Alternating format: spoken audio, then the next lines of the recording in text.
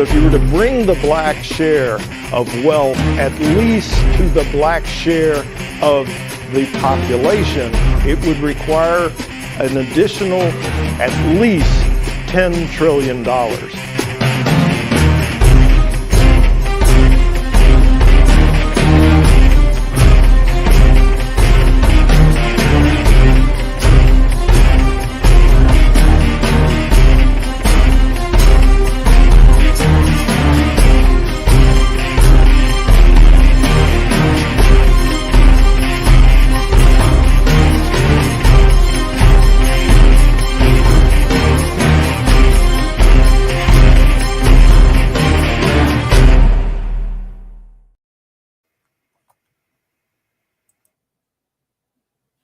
Even the mass media group is almost there. We're trying to get to 1,000 subscribers. ETM Media Group covers reparations, political news, and community issues impacting Black American descendants. It's free and costs you $0. So go ahead, like, share, support, and definitely subscribe. Smash that bell, fam, to get information critical to the culture. Help us get to 1K today. Thanks in advance for your continued support.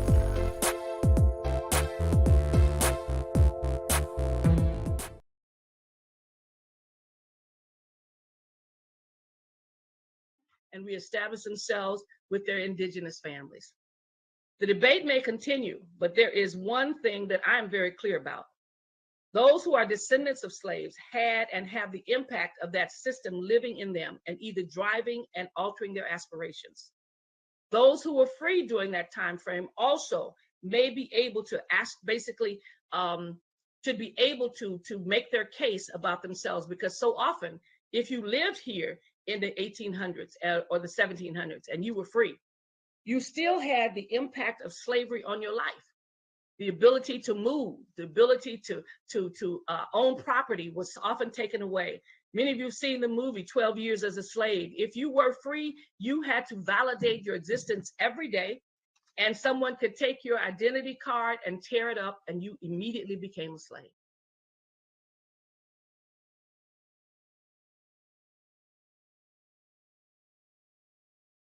Sorry, go ahead. Okay.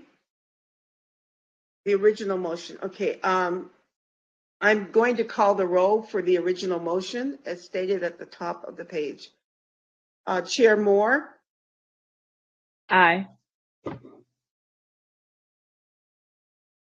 Vice Chair Brown. Aye. Member Bradford. Aye. Member Grills. No. Member Holder. No. I'm sorry. No. I'm sorry. Member Holder voted yes. Aye. No. She voted. Can you repeat? No. Thank you. Member Holder voted no. Nay. Member Jones Sawyer.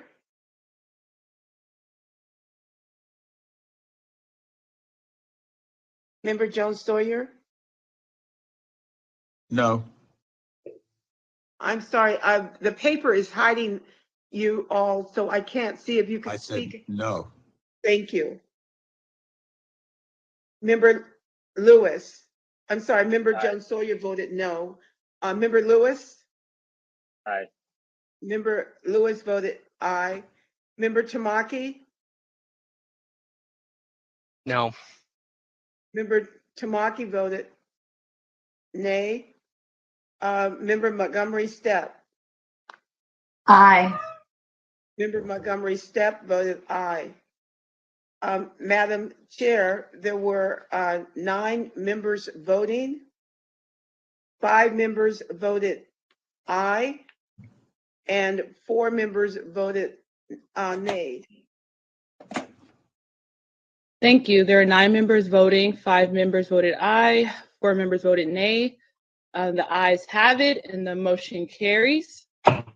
So the community of eligibility will be based on lineage determined by an individual being an African American descendant of a chattel enslaved person or the descendant of a free Black person living in the United States prior to the end of the 19th century and we will use this community of eligibility standard to instruct the economic consultant team with next steps.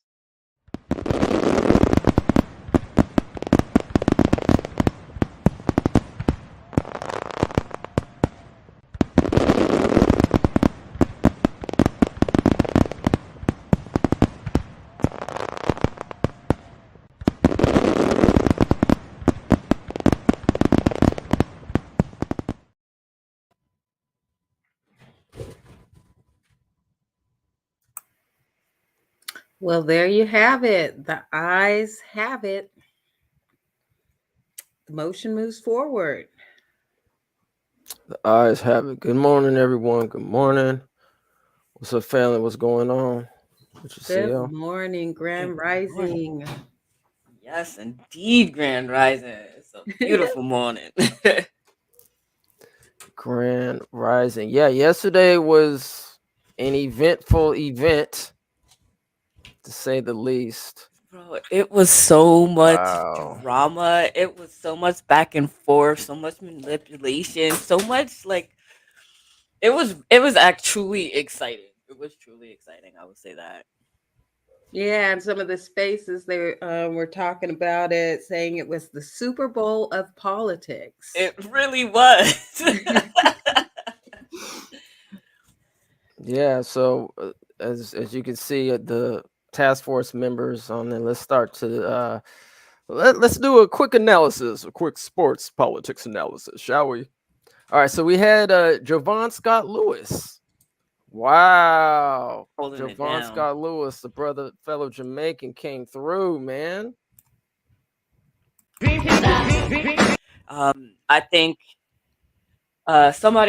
one of our fellow colleagues made a comment about how he didn't have a dog in his fight, but he knew it was his fight, or something like that. Like he was hired to do a job, and he saw it through. He was clear and concise. He was focused on listening to what the people requested, what was written in the bill. He did a great job of trying his best to articulate and keep the rest of the task force on task for what was meant to be done and moving forward. And he came through in the end for me. Yeah, for sure. And then we had Don Tamaki, which I think for those who have been rooting for Don Tamaki, I'm sure we were all quite disappointed in Don, unfortunately. Not for nothing, I low-key saw that coming. Really? I did. I thought he was gonna, come through in the end. So I guess good thing we didn't need his vote.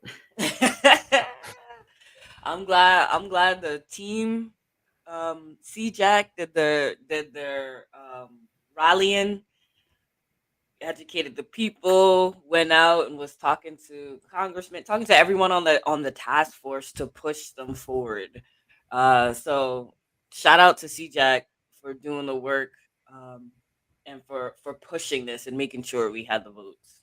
Yeah, because I mean, especially Don Tamaki being of Japanese descent, I thought he would understand about specificity and those who specifically got harmed, right, on a lineage base. So right. Anyway, and he's come to our listening sessions and spoken with us. So I really thought that in the end he would understand the specificity and vote accordingly. So I was a little taken back by that. Yeah, shout out to everyone in the chat. Peace to y'all. Thanks for coming through. Shout out to Crystal coming through yesterday with, I believe she made some fabulous comment yesterday. So shout out to everybody. Yeah, everybody made fabulous comments yesterday. Everybody. So okay, so let's start getting into it because we got about 2 minutes. So I'm gonna try to see if we can kind of go through this a little bit quicker, so we can get the family going. Stephen Bradford, wow, came through in the clutch. swing hit. Right. Yeah, that one I was surprised about though. And then we have Lisa Holder. Oh, no surprises there. I think Yeah, we we all knew what knew. that was. Dr. Grills. Dr. Grills. Yeah, she was Whew. definitely holding out. And we have Monica Montgomery Stepp, came through in the clutch. Yeah, she came through clutch. Yeah. And what can we say about, Chair Camila Moore in the building? Yeah. Give her all the flowers. All the flowers. Of the flowers. She did an amazing job. Just, stood her ground, and they were really, throwing daggers at her. She was getting daggers the whole meeting. There was a lot of attitude being thrown around. But I'm just glad that we got it settled before the in-person meeting coming up in April. Mm-hmm. That would have been something else. And then we have Assembly Member Joan Sawyer. Crickets. And then we have Dr. Amos Brown in the building. Shout out to our elder, man, Dr. Amos Brown, man, holding it down. So let's quickly go over the agenda, and then I'm pretty sure they're going to be starting soon. So let's pull up the agenda real quick. All right, so March 30th, the welcome at 9:05. We have the witness panel. As you can see, the individuals, I think we went over this before, at 10:05, ending at 12:15, going to lunch. Witness and panel this is 2. going to be on the criminal justice system, what we're going to be hearing today. Now, yeah. And then lunch from 12:15 to 1:15. We have the panel 2, 1:15 to 2:45, or anti-Black bias, hate crimes. Then a break, 2:45 to 3, witness panel, again, number 3, history of policing and war on drugs. Then the next action item is agenda and witnesses for the next meeting, from 4:15 to 4:45, and then another potential action item, unfinished business, at 5, and then they're going to wrap it up and adjourn at 5 o'clock. So it's going to be a busy day, family. So get your popcorn. A busy day. And are they? It was my understanding that they were going to try to reschedule some of the expert witnesses that were scheduled, planned for yesterday, because they had to, take the extra time in the afternoon to discuss the eligibility, because Camilla gave her presentation. Now, I did not think her presentation was 45 minutes long. I'll say that first of all. So that was a little bit of we spent 45 minutes, talking about it. We really did. Yeah, well, what were they saying? Was somebody saying her presentation was 45 minutes, or? Yeah. Okay. Joan Sawyer. Joan Sawyer, came in and said, "Oh, this is an unexpected presentation. It went on for 45 minutes. Everybody should be given equal time to give a presentation." And everybody's like, "Well, where's your presentation at?" And he didn't have no presentation. He was talking about he still had to go make a PowerPoint. It's like, no, we don't have time for that. Yeah. It was. Sorry, go ahead. No. Well, I was just going to say real quick, I was actually quite not surprised about Lisa Holder and that 2.6 million figure that she put out. And I think she said 200,000 were of dissent. So I don't know. I guess, I didn't have time to fact check it. I don't know if anybody else has time to fact check that, but I thought that was a little crazy, but and insignificant. Yeah, I have no idea how many descendants are in California versus overall Black people, because we don't have disaggregated data. How does anybody know? That fact.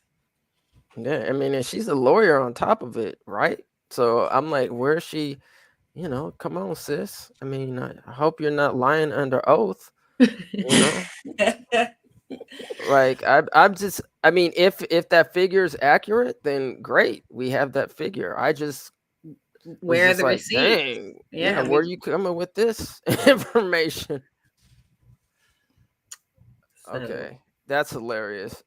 Shannon said she claimed to get it from The Economist. It made no sense. yeah, So she was pulling at straws yesterday. One of the arguments was, oh, we can't keep putting the descendants through this trauma of researching their history and digging into their past to find out who they are. And it's like, no, it's an honor to be doing this work. And it looks like, speaking of the work, looks like the task force is starting. So let's get to it. Yes.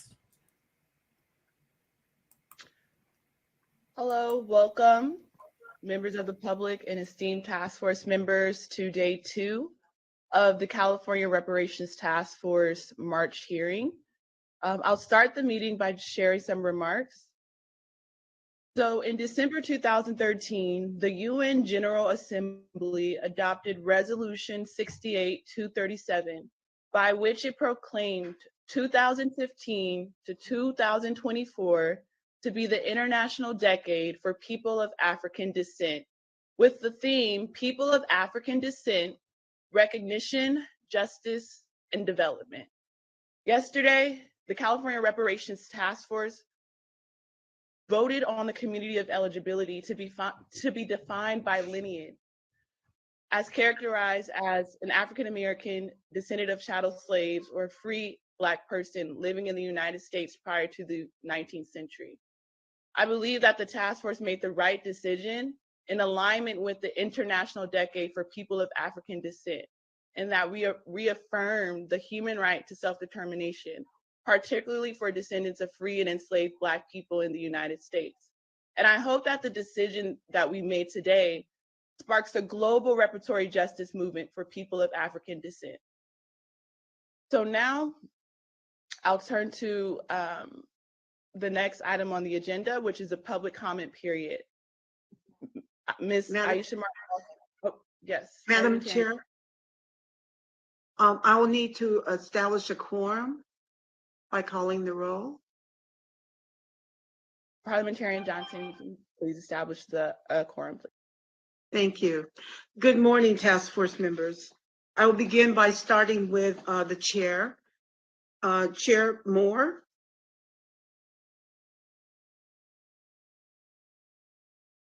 Present. Vice Chair Brown. Present. Member Bradford. Here. Member Grills. Present. Member Holder. Present. Member Jones Sawyer. Member Lewis. Here. Member Tamaki. Here. Member Montgomery Stepp. Here. Thank Here. Joan Sawyer's here. Thank you, members Jones Sawyer. Madam Chair, there are 9 members of the AB 3121 task force. 5 members are necessary to establish a quorum, and there are 9 members present. A quorum is established. Thank you, Parliamentarian Johnson.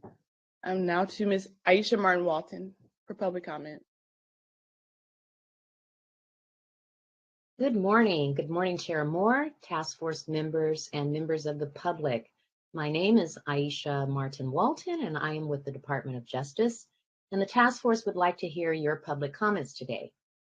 The public comment period will be for 1 hour, and each person will have 3 minutes. Please be advised that in fairness to everyone, at the 3-minute mark, you may be politely interrupted and your microphone turned off. However, please know that there is a public comment period during each meeting, and the task force encourages everyone to participate. You may also submit written comments to the task force members at any time via email at reparationstaskforce@doj.ca.gov. To participate in public comment this morning, please use the raise hand function. Locate the button in the upper right-hand side of the screen. On the sidebar, you will see the shape of a hand. Click on the hand to prompt the raised hand feature. On our end, we will accept your raised hand. Then you will see a notification at the top of your screen to continue. You'll have to click the continue button. You will then be elevated into the meeting as a presenter and automatically muted until it is your turn to speak. Note that there's a 20-second delay between the attendee and presenter mode, so keep that in mind as you're being promoted. At the conclusion of your comments, you will be muted and again returned back to the attendee level. We will accept the raise hand feature as they come in. And once the person in front of you is done, Trini Hurtado, who is also with DOJ, will say your name and prompt that you may begin speaking. At that point, you may also have the option to turn on your camera. So with that, good morning, and Trini, let's have our first commenter. Good morning, everyone. The first commenter this morning will be Raphael. Raphael, you've been unmuted. You now have 3 minutes to speak.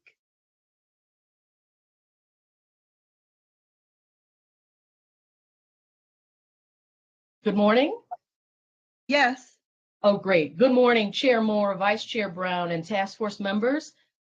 I thank you for your vote on community eligibility yesterday. My husband, Joe, and I were on with you for the entire day. Joe was able to speak, but unfortunately, I was never promoted to share my prepared speech. I'd like to share those words with you today and hope that they help your body with future deliberations. I am Raphael, daughter of Hetty, granddaughter of Hilda, great-granddaughter of Lavinia. That's as far back as I can trace. We are descendants of enslaved Black people in America. While traveling to Ghana with the NAACP on the 400th anniversary of the 1619 arrival of the first enslaved people, I learned through African ancestry that my lineage is with the Tikar people of Cameroon. Despite this revelation, I appreciate that my experiences and memories are with my people from Chicago, Illinois, via the Great Migration from Greenville, Mississippi. We are Black Americans. As Secretary Weber shared, I too can visit African nations, Ghana, Benin, Togo, and soon Cameroon, but I visit as a tourist. My home and that of my forebears is the US. I take my citizenship and my right to vote seriously. I was birthed from a Black womb, born in the Negro ward at Cook County Hospital in Chicago. Yes, my original birth certificate says Negro, where subsequent copies have removed the title. I am the first in my family to be born with the full rights of citizenship and the ability as a Black woman to vote. I vote every time, for president, midterms, or for a local traffic light. I thank you for your vote for lineage-based reparations, and I ask that you consider my comments as you make further deliberations. I am not a person of color. My experience with racism and those of my forebears differ wildly from others in this newly created category. My people did not come here voluntarily or undocumented. They were violently attacked, kidnapped, documented on manifests as cargo, and forced into bondage, peonage, sharecropping, and existed under Jim Crow. They lived through horrors that are not accurately named or acknowledged. All Black people likely deal with the systemic vestiges of racism in the US, but descendants do not have a country to return to. The US is home. The data on Black people should be disaggregated. Freedmen are uniquely burdened with the traumatic memories and legacy of chattel slavery, suffer with voids of familial information, and have little hope for parity. Reparations are necessary for these ills to be repaired, and I am enormously grateful that we are on the path towards repair. Cases of US reparations have used specific designations. For the Japanese that were interned, Asians was not used, despite the fact that Chinese and Koreans may have experienced racism. I believe these efforts towards reparations will address much of the racism and inequity that we face as Black Americans, and thereby all Americans. My ancestors, Hetty, Hilda, and Lavinia, are with me today, along with my children and my grandchildren, and we thank you for your future efforts. Thank you, Ms. Raphael, for your comments this morning. Trini, Our next speaker is Angela Nirvana. You've been unmuted. You now have 3 minutes to speak. Thank you. I never dreamed our first fight for reparations would be against our own people. It is exhausting given the heinous chattel slavery our ancestors endured building the US economy, a Holocaust we are still enduring, compliments of our government at every branch.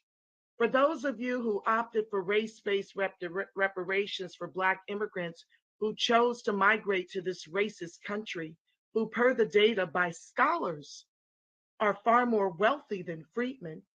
I didn't just make those numbers up, Dr. Grills.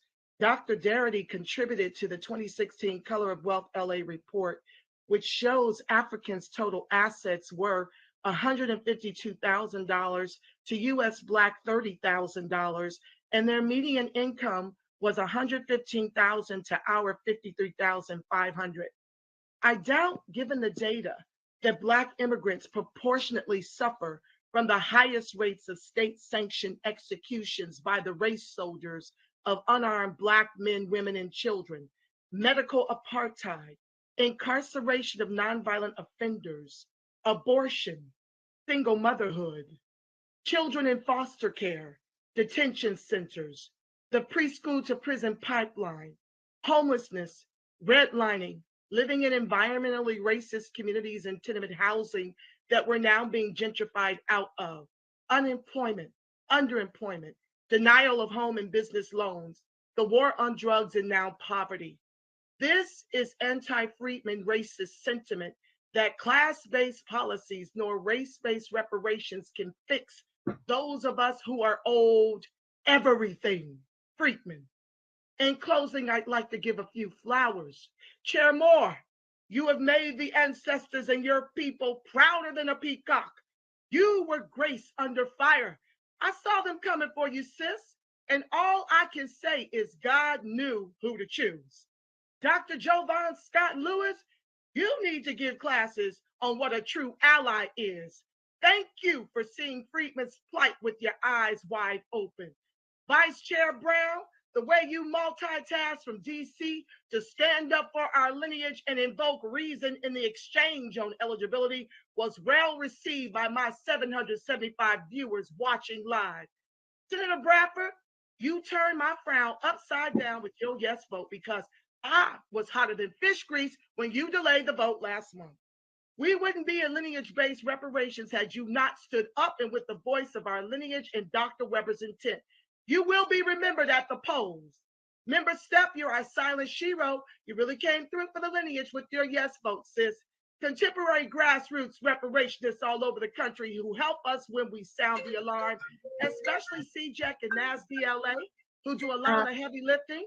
We've come this far because of our collective love for freedmen. I thank God for each and every. So sorry. Thank you so much for the comments this morning. All right, next speaker. Our next speaker is Jonathan Burgess. Mr. Burgess, you've been unmuted. You now have 3 minutes to speak. Great. Can everybody hear me okay? Yes, sir. Okay, awesome. Well, members of the task force, I want to thank you for your discord, hard work, and diligence in such a sensitive topic. Senator Bradford, Tamaki, Assembly Member Reggie Jones-Sawyer, you guys know what happened in California. And I'm living proof of what California family, foundational families, the systemic national racism that exists. And I was fearful yesterday, almost thinking this was going to go the wrong way. But thanks to Chair Moore, Joanne Scott Lewis, and Reverend Brown, as well as Monica Stepp, for your diligence and understanding what our ancestors needed. I realize that we live in a racist world. And I said this yesterday, we're not going to change racism. We're not. The only way we change is with education. And when we have organizations like the NAACP, because they made a comment, come out and talk about a national movement for everybody, I'm not opposed to it because we all suffer it. But the NAACP did harm to the foundational Black families of California. And it's time that we begin to look and peel the layers back. All these organizations that were involved, and then only then can we repair and fix the systematic structural racism. This was a win for descendants. This was a win for those foundational people, but it was a win for all America and all Black people. I've said this before, if my family and the Monroe family and those other families had been left alone up in those hills, The manufacturing and distribution of foundational Black families helps all Black families, and this world would look different altogether. Grills, you know, and Holder, you both know that contracts given by this state to Black families or foundational Blacks is less than 1%. And for you to think about doing education, which is a fundamental need, that's a slap in the face to our ancestors. And what I will say is this, is when we repair the land that was taken from all the Black families across the United States with the help of the NAACP, we'll make a difference for all of Black America, including our brothers and sisters from the diaspora. I land my plane. Thank you all. Now the work really starts. I appreciate you. Burgess. Trini, our next speaker. The next speaker is going to be Marjorie L Melvin. You've been unmuted. You now have 3 minutes to speak. Good morning, Reparations Task Force. I want to say thank you to Chair Camila Moore, to Chair Member Javon Scott Lewis, Chair Member Senator Stephen Bradford, Chair Member Montgomery Stepp, and of course, the renowned and amazing Reverend Amos Brown. Thank you for what you did on yesterday for your vote in favor of lineage-based reparation. I am a resident of the state of California. I am in the 55th district. My assembly person is Philip Chin. My senator is Josh Newman. I know this because I engage with them.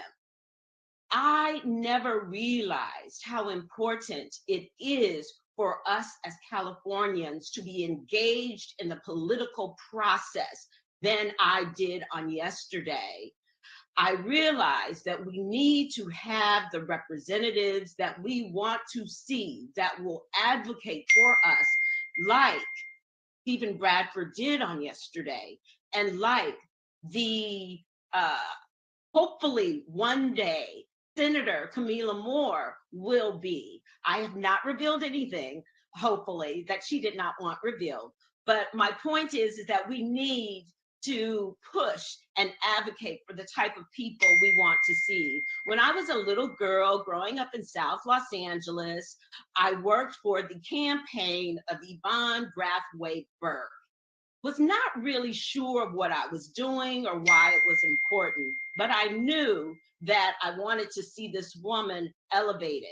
And then when I was in my early 20s, I had the opportunity to intern for Congresswoman Maxine Waters in Washington, D.C. But, you know, my parents, despite mom being a teacher in Compton Unified and dad being a cost estimator for Boeing, Rockwell at that time, I couldn't afford it. And that speaks to sometimes the limitations financially that we as Black Americans of US chattel slavery experience. We have the aspirations, but we don't have the financial wherewithal to accomplish what we would like to accomplish.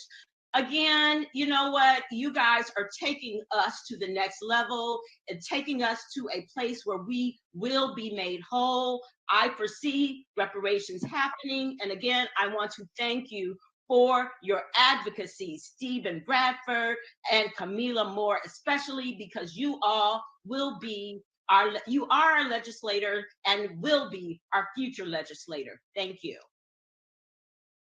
Thank you. Right. Trini, we're ready. Our next speaker is Jesse Paris. You've been unmuted. You now have. Go ahead. Yes, my name is Jesse Paris, and I am a foundational Black American, and I am urging you to vote in favor of lineage-based reparations. We built this country. We are the first stocks and bonds that were sold on Wall Street. We are the foundation of the United States of America. There would be no United States of America without our blood, sweat, and toil. So with that being said, We have a reparations claim here with the United States government, and it's time the government pay what they owe. This is a debt that's owed. This is not a handout. This is something that is owed, and it's time that they pay it in full. All these other groups, all these other Black groups that are trying to have their hand in our reparations claim, you need to sue your colonizer. So if you were colonized by the British, you need to sue the British. If you were colonized by the Spanish, you need to sue the Spanish. If you were colonized by any of these European nations, you need to sue your colonizer and stay out of our reparations claim. This is our reparations claim. No other group deserves these reparations but foundational Black Americans, American descendants of slavery, the people that built this country. I trace my lineage back to the killing fields of South Carolina. My great grandmother was a sharecropper. So I can trace my lineage back. So it's not that hard to trace one's lineage back to the South, to the killing fields of the South. And it's time that this government pay what they owe. The Biden administration needs to come off with the tangibles. They're giving tangibles to all these other groups, all these immigrant groups, and we aren't getting nothing in return but a slap in the face and some crack pipes. So I urge this council tonight to, or this committee, this board, whatever it is, to pass lineage-based reparations. This is foundational Black Americans reparations claim and nobody else's claim. Thank you for allowing me to speak this morning, and y'all have a blessed rest of the day. Thank you, Mr. Paris. The next speaker is Connie Collins. Ms. Collins, you've been unmuted. You now have 3 minutes to speak.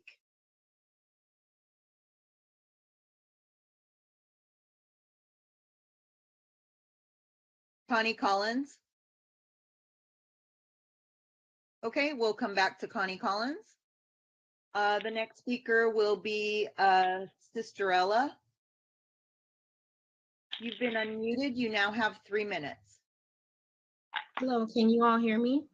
Yes. Thank you. Thank you for the invitation to speak. I want to say, as a born Californian, born in Linwood, California, and raised in Inglewood, California, yesterday was both a roller coaster and very rewarding at the same time. I want to thank Chair Moore. I want to also thank Montgomery Stepp, Dr. Lewis, and Stephen Bradford, which our family does know. Speaking to my father, Roosevelt Tatum, today, I let him know of what was going on as he watched on yesterday. And I want to represent the Swearington family, the Howard family today, and say that those of us who were forced to possibly move away for education, but also family who is still in Los Angeles County, understands the detriment that this task force has to pass based on lineage, as well as representing Californians who are Native and who have had to move away for better education. It was very disheartening to see those who actually moved away from recognizing the ills of American descendants who still face traumatization of immigration, as well as not having our repair. Growing up in a family as large as mine, over 187 members counted today on Ancestry, back to the fields of James Madison, I understand how much more this committee has to do the work in California, because so goes California, the rest of the state. And I appreciate Bradford finally coming to his senses. And I also appreciate the work that you all did yesterday. Even those who possibly voted against the bill, you are still operating in God's will. And I want to say that right now, this work means so much to us and my family. We are watching, and that we hope that you continue the good work that is meant for American descendants of freedmen and the refugees of free Blacks. Thank you so much. The next speaker is Robert Kaelin Reed. You've been unmuted. You now have 3 minutes. Hello, can you hear me? Yes, sir. Okay. So after the debacle we experienced yesterday, I wish I could say I'm in a celebratory mood, but I do not have any confidence in the ability of this task force to accomplish the mission set out by Secretary Weber. From secretive rewrites of the bill right before it was signed into legislation to the hesitance to state who the beneficiary class is, I feel like there is subversive action afoot, and I don't trust that there will not be future retaliation along the way. I call for the DOJ to remove Cheryl Grills and Lisa Holder from the task force and install UCLA-trained attorney and co-founder of ADOS, Antonio Moore, who seems to be much more aligned to the stated goal of the task force. He's a tweet away at Tone Talks Online. From the ambiguity of the term African American to the numeric 2.6 million, which was a sly way to try and include non-ADOS, I don't understand why the bill simply cannot reflect the language Americans who are descendants of persons enslaved in the US. This is simple and clean, non-ambiguous, and the lineage-based program we wanted. That was the reason why grassroots organizers supported the bill in the first place. It includes all descendants of those who were sold into slavery by African slave traders, brought to America as import, but may have received freedom at different points throughout American history. Since the vote has already been made and one towards lineage specificity, I think going back to the second draft version of the bill should be easy, especially since it already exists. I also want to quell this notion that reparations is just a check. Repair is but one aspect of reparations, but a full agenda with policies should run parallel to make repair complete. ADOS must become a protected class to guard against further predation by hostile actors. This includes policy in healthcare, education, government contracting, which is why Holder's plan was insufficient, and even those I can't think of right now. The task force should be thinking of an omnibus bill that addresses multiple facets of ADOS life. To close, if Grills and Holder wants to fight a global reparations fight, I'm not saying they shouldn't. However, this is the wrong platform for such a fight. The fight you want takes cooperation of multiple governments, and the work must be done to build those alliances. ADOS stands in full support of Jamaicans demanding reparations from Britain, Haiti from France, Congo and Burundi from Belgium. Let's unite while not infringing on each other's rights to exist. Thank you. Thank you for your comments. Our next speaker is Joanne Cook. You've been unmuted. You now have 3 minutes. Thank you, and good morning, Chair Moore and the rest of the task force members. I am a native of Berkeley, California, 4 generations in Berkeley, California, which is extremely rare. But like most of the natives that I know and that were in my generation, we had to move out to explore opportunities in education. I'm a first generation college student, and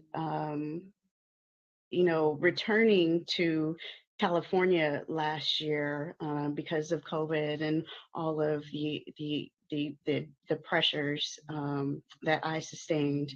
I was really disheartened because my grandmother's home sold for $1.4 million. Now, even though education does change circumstances, it does not guarantee a sustainable living. And now that I have returned home, so much has changed. My lineage, I can touch. I've experienced here in the Bay Area 4 generations of entrepreneurs, of business owners, and also in doing the research of my family, came across eminent domain who targeted our successful communities and our business owners. So in addition, what I would like now as a returning resident of California and a strong social justice advocate, is a housing right for people of color here, Black people specifically. When I return to my neighborhoods, it's not the community that I grew up with, which was a viable community, one where we helped one another out. For me, returning to Berkeley, I was anxious to try and secure a home. in my native ground. And what I would like the council to consider, the task force to consider, is, ways to compensate for the damages, for the redlining, for the businesses that have been taken, for, all of the people who are suffering. Not, housing is a right. Housing is a right for all of the people who have built this country. And, like I said, I have a postgraduate education, but that education does not guarantee me a sustainable living in my hometown. Ms. Cook, I'm so sorry to interrupt you in the middle of your sentence. Thank you so much for your valuable comments this morning. Our next speaker, I'm going to go ahead and go back to Connie Collins. Okay. Ms. Collins, you've been unmuted. You now have 3 minutes.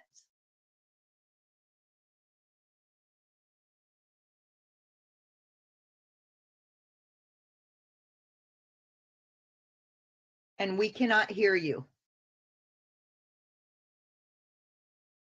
Okay. I am going to the next speaker. The next speaker will be Jonathan. Jonathan, you've been unmuted. You now have 3 minutes to speak. Good morning, everyone. Can you hear me? Yes, sir. Yes, indeed. My name is Rev Jonathan Whitfield, calling out of Atlanta, Georgia. I just want to speak on behalf of my family that is in California, and I want to first thank you guys for voting on a lineage-based reparations claim. That really does mean a lot to the descendants of enslaved people here in this country. That's a very important thing because many of us are speaking out, and many of us across the country are watching this. And as y'all know, the saying goes, as California goes, the rest of the country goes. So this is going to set a nice precedent for the rest of the country. And it means a lot to us, those who are descendants of enslaved people here in this country, that guys continue to do the right thing. And I would really encourage you to really listen at what the people are saying. If really listen to what the people are saying, those who are descendants of that, because that's what's most important. That's what this is about. That is what this is, right or wrong, that was done to a certain group of people. As you voted yesterday, and as you continue to move forward in these things, it's important to get this right. It's important to keep the language right. It's important to keep everything on track, because this group of people have been doing wrong for so long and not been compensated. So I really want to encourage you guys to really, really take into account what the people are saying, and do not try to write the people off as just being over emotional or uneducated, because these people have been dealing with this for centuries in this country, and it's really important to them. And, if California can do this, and then every other state can do this. And you guys are tasked with a great task of really the feelings and the aspiration of millions of Black Americans who are descendants, because you have a lot of weight on your shoulders, and it's important that you really listen to the people, get this right. But I do want to thank the panel for doing this, voting for a lineage-based reparation. That's all it's about. It's about the people who are descendants of those enslaved people here in America. Thank you for your time. Thank you, Reverend. Our next speaker will be Carry That Weight. You've been unmuted. You now have 3 minutes to speak. Hey, can you hear me? Yes. Lovely. Good morning, guys, gals, and my non-binary pals. I want to first shout out to the ETM media for streaming all the task force meetings. So there's folks here in Blue Jean, there's folks on ETM, go check them out on YouTube. But special shout outs to Chair Moore, Vice Chair Dr. Brown, Senator Bradford, Councilwoman Montgomery Stepp, Dr. Lewis. Oh, you did your thing yesterday. Thank you for voting for lineage-based reparations. Yesterday was action-packed. There were so many twists and turns, betrayals, side eyes. It was definitely the Super Bowl of legislation, let me tell you that.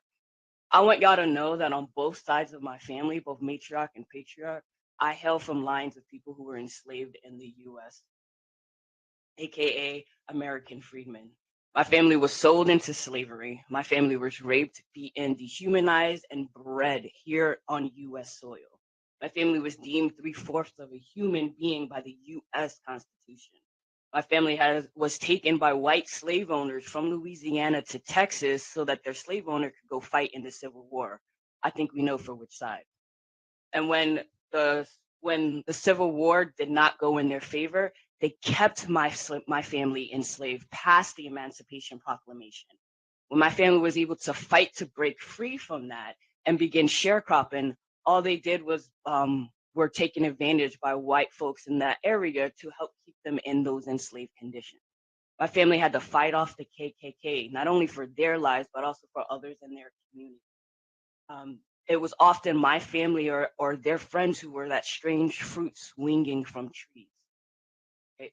We have had a specific heritage here in this country, and I think I applaud everyone who voted in favor of addressing those issues and addressing that reparations that needs to be given to those folks here. And I agree with everyone else. It is not the only reparations claim that needs to happen, but this one specifically is for us, and I will encourage and support others who bring their claims forward. But I'm happy that y'all have done this today, or excuse me, yesterday. Now it's time to get to the proposal work. That took up way too much time, way too much meetings. It's time to get back to work. Let's get it. Thank you. Thank you. Thank you, Mr. Wade. Next speaker is Marcus Champion. Mr. Champion, you've been unmuted. You now have 3 minutes to speak. All right, can you guys hear me? Yes, sir. Good morning to everyone. First of all, I want to thank the task force members who stood tall in the face of obstruction, maintained the statute as it reads, and voted for a lineage standard. Thank you, Senator Bradford, Councilwoman Stepp. Thank you for your steadfastness and fire, Dr. Scott Lewis. Thank you for your always present wisdom, Vice Chair Brown. And thank you for being the utmost professional and leader we need in this moment, Madam Chair Moore. The issue I want to raise today is with the communications firms and their activities so far. I too was perplexed by the sudden last-minute meeting labeled as urgent in all capital letters. It was also curious to me why in the RSVP form, a question was asked regarding eligibility, and this seemed like an out-of-order move. During this meeting, AV Partners and Young Communications proceeded to give out bad information, misrepresenting the number of listening sessions that have happened so far, how long the task force has been meeting, saying you have been meeting for 2 years when it hasn't been a year yet, and as also stated by Chair Moore, not only gave out an email address when asked for the DLJ task force website, but the wrong email at that. The meeting ended after 15 minutes, a frivolous meeting and a complete waste of time in the middle of a workday. I think a progress report of benchmarks achieved so far being good practice, as well as transparency to the public of what metrics the communications firms are tasked to hit for the duration of this task force. As I see it so far, we as citizens have been doing more to advertise and spread the word for this monumental reparations action, and none of us are being paid to do so. Transparency with the communications firms can foster trust, and they are obligated to provide us that as stakeholders. Finally, Assemblyman Joan Sawyer, the last 2 hearings we have witnessed you endeavor to obstruct the lineage standard clearly identified in this legislation that I can claim actual authorship on. We will remember this come election time. Thank you. Thank you, Mr. Champion. Our next speaker is Chantel Bacon, I'm sorry. Chantel Bacon, you've been unmuted. You now have 3 minutes to speak. Thank you. I know sometime today we're going to speak on anti-Black, and so I just wanted to bring up a couple of things regarding that. So California becoming California after the Spanish-American War, and it was going to be a free state. But part of that, because the rest of the country in the South had already had 3/5 compromise, which is the clearest expression of constitutional structural racism, they had to prevent Black people from coming to their state. So the decades during that time, they forcibly removed Native Californians, which some were Black, and removed them from their lands, or also made them go into indentured servitude and forced them back to slavery somewhere else outside of California. And this can be this can be verified. Governor Pete Burnett at the time in 1851, he wanted to exterminate, but he could not exterminate the Blacks because technically we were citizens. So he forcibly removed them. And anyone that he could not remove, then he exterminated them under the Indian Removal Act. Even though California was founded as a free state, there were efforts, the California leaders and before its founders, to ban Black people from moving to California or living in the state.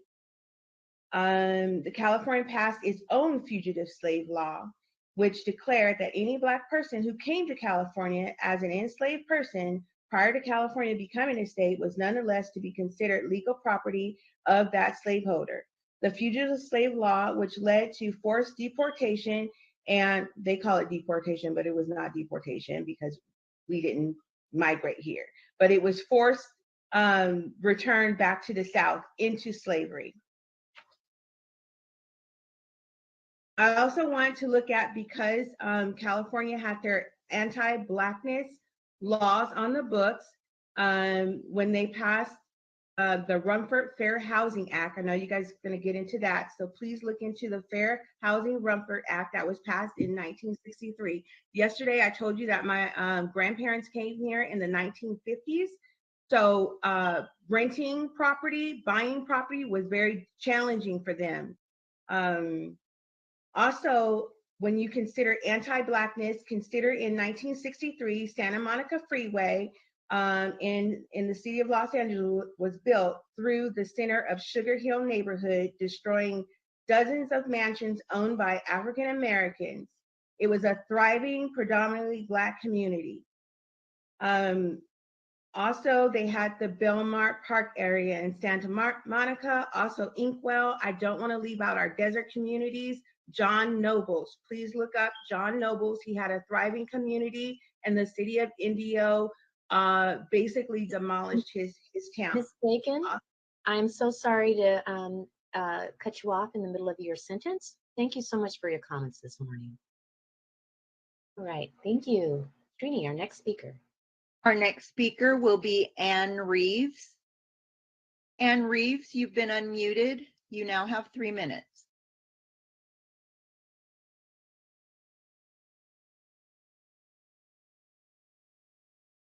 Ann Reeves. Okay, we will move on to the next one for right now. Next speaker will be TAC. TAC, you have been unmuted. You now have 3 minutes to speak. Thank you. Can you hear me? Yes, we can hear you. Thank you very much. Good morning, Task Force. My name is Dr. Tish Crawford. I want to thank you, and I'm a member of the California Black Lineage Society. I want to thank you once again, Chairman Moore and Vice President Chairman Brown, those members of the task force who voted for lineage-based reparation. Once again, Chairwoman Moore, Mr. Brown, Councilwoman Montgomery Stepp, Dr. Jovan Scott Lewis, and Senator Bradford, I want to thank you. I'm married into a Ghanaian family, and my challenge has always been with my Ghanaian family was not to be erased. My enslaved ancestors died on the killing field, and one of the things that I always say to them, I'm going to quote you, Booker T. Washington, my family cast their bucket here in the United States, and this is where we lay, and this is where we will die. I want to let you know that I want to thank you once again for not erasing my ancestors. Representation is so important, and those who voted for lineage-based reparations know that. I want to thank Dr. Jovan Scott Lewis. You truly articulated yesterday so well. You are truly an ally that was not and has not been weaponized against the descendants of the enslaved. It's sad to say, but there's this old quote, just because you're skin folk don't make you kin folk. And I want to truly say thank you, Jovan Scott Lewis. You are definitely kinfolk. I want to thank you and for your clarity, your logic, along with Chairman Moore and her steadfastness to truly keep the task force on task and the purity of what the bill is and the purpose of the task force. I also want to let you guys know, as you move forward, the most important task now is to ensure those who are unable to locate their ancestors have the means, the money, and accessibility paid by the state of California to make sure that they're able to get those documents to get what they deserve. I want to thank you once again for not erasing me. And I'm going to say that. And I want to thank you. Thank you. Thank you. Thank you.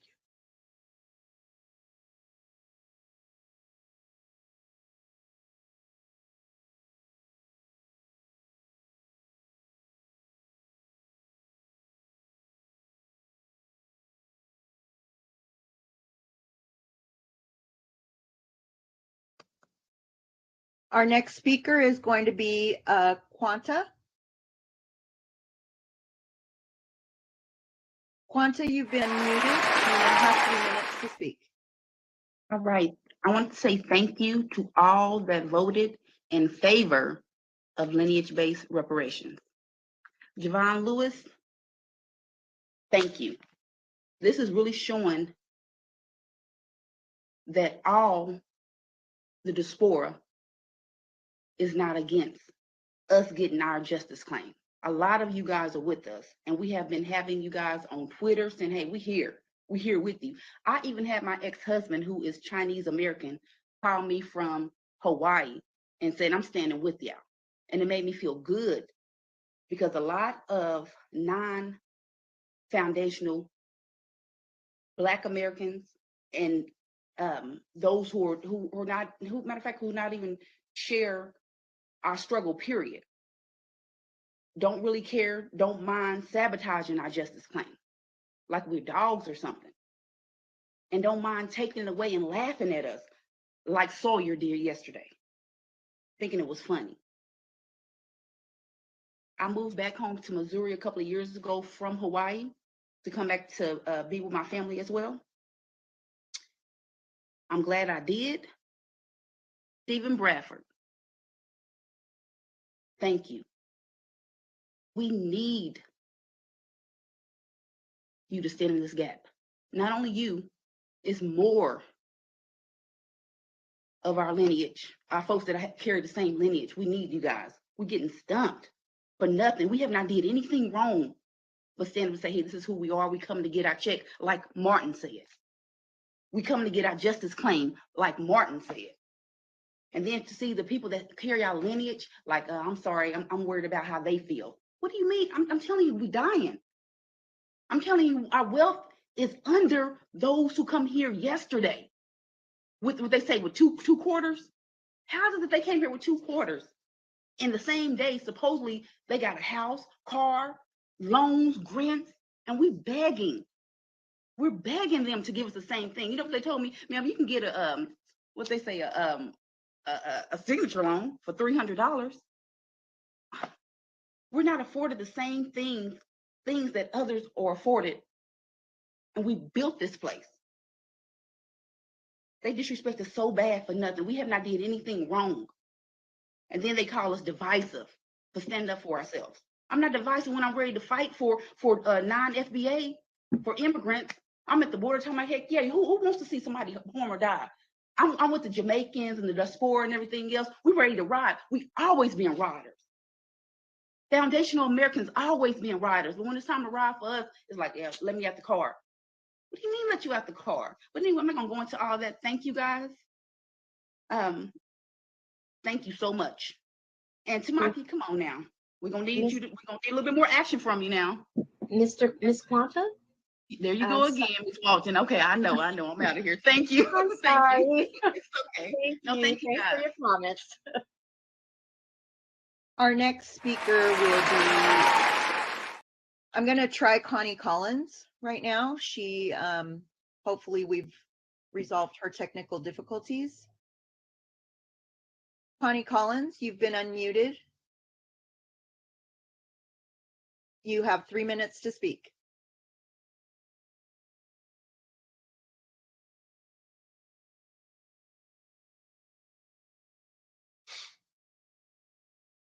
Ms. Collins? Okay. The next speaker will be Cleve Mollett. You've been unmuted. You now have 3 minutes to speak. Okay, thank you for hearing me today. I'll be brief, and I ask that you bear with me because of past meetings.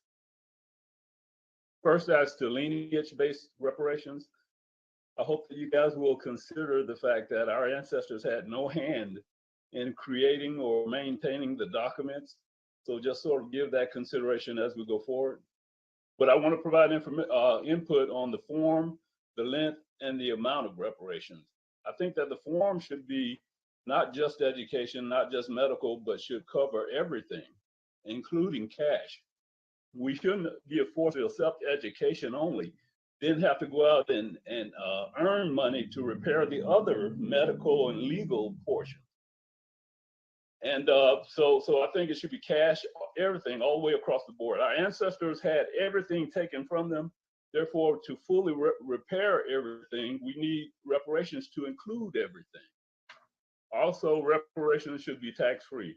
Our ancestors did not have representation, and there's no taxation without representation. Therefore, reparations should be tax-free. And I also ask that you protect reparations from current day liabilities, like, back rent from COVID-19 and that sort of thing. So just sort of consider that. Next, I want to talk about the length. You can't repair hundreds of years of disenfranchisement with 4 years of anything. So I think that reparations must continue for each person. And just like it happened for white people, when their benefits were passed down, their money was passed down to their children.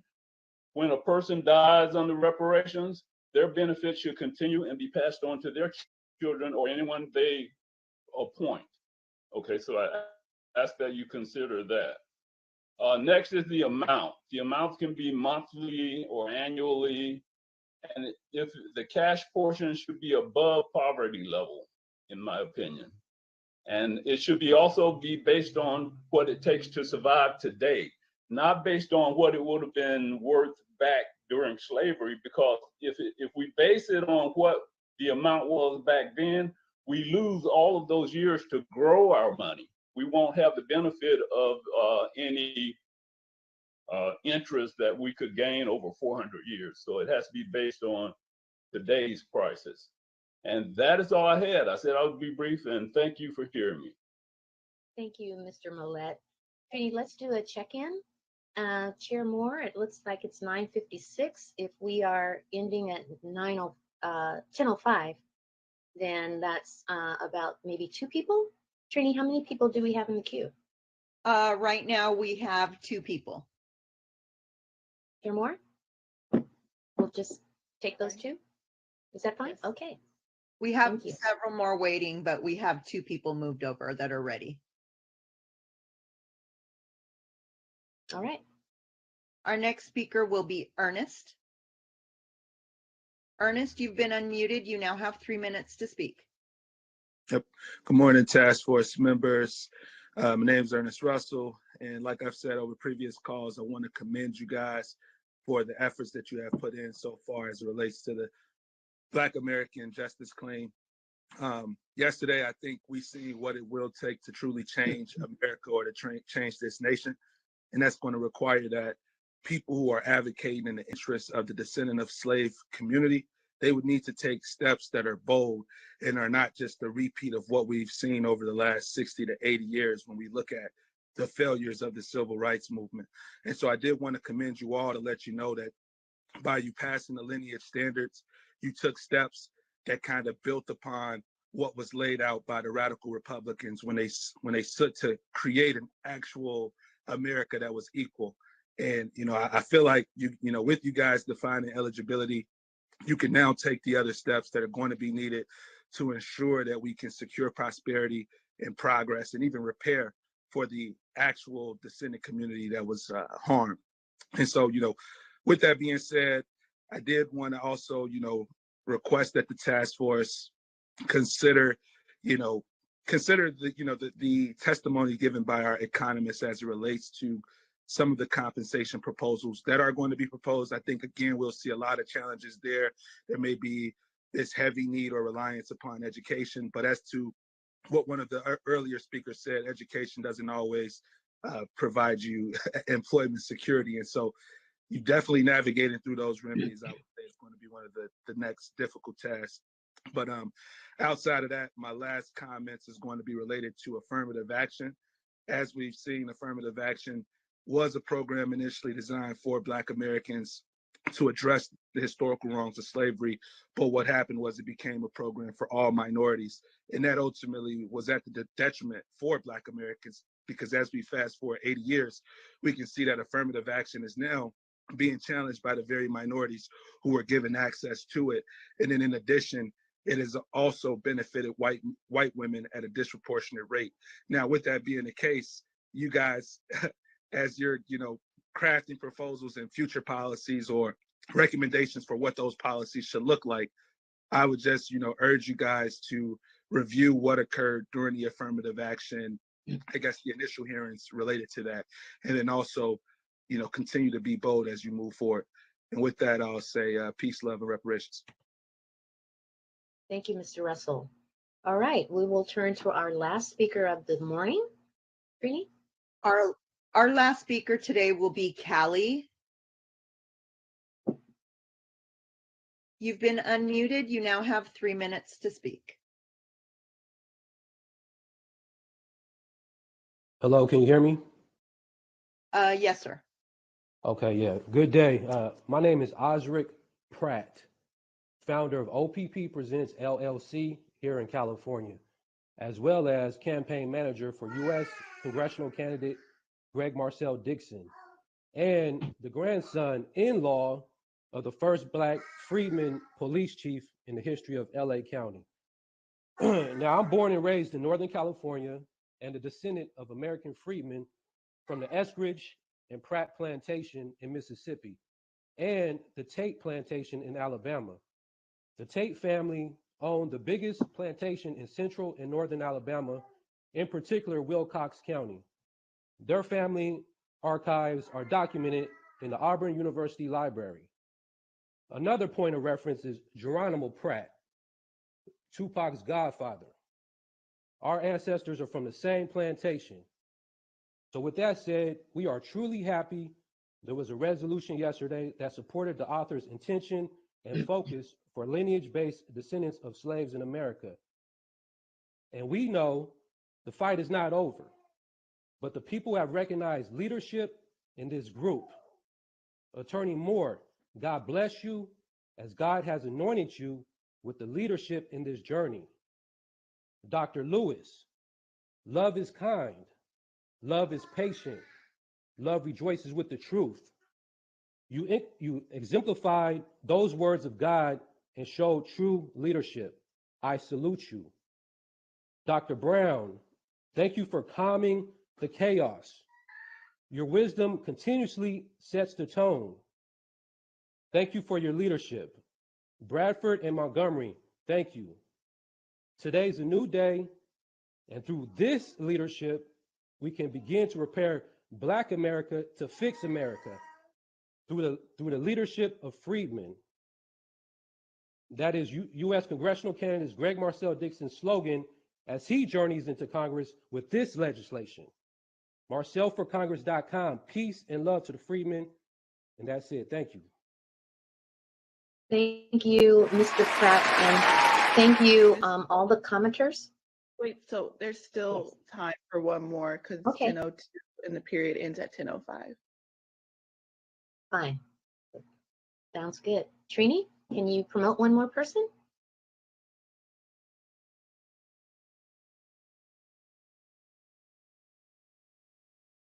Let's hear.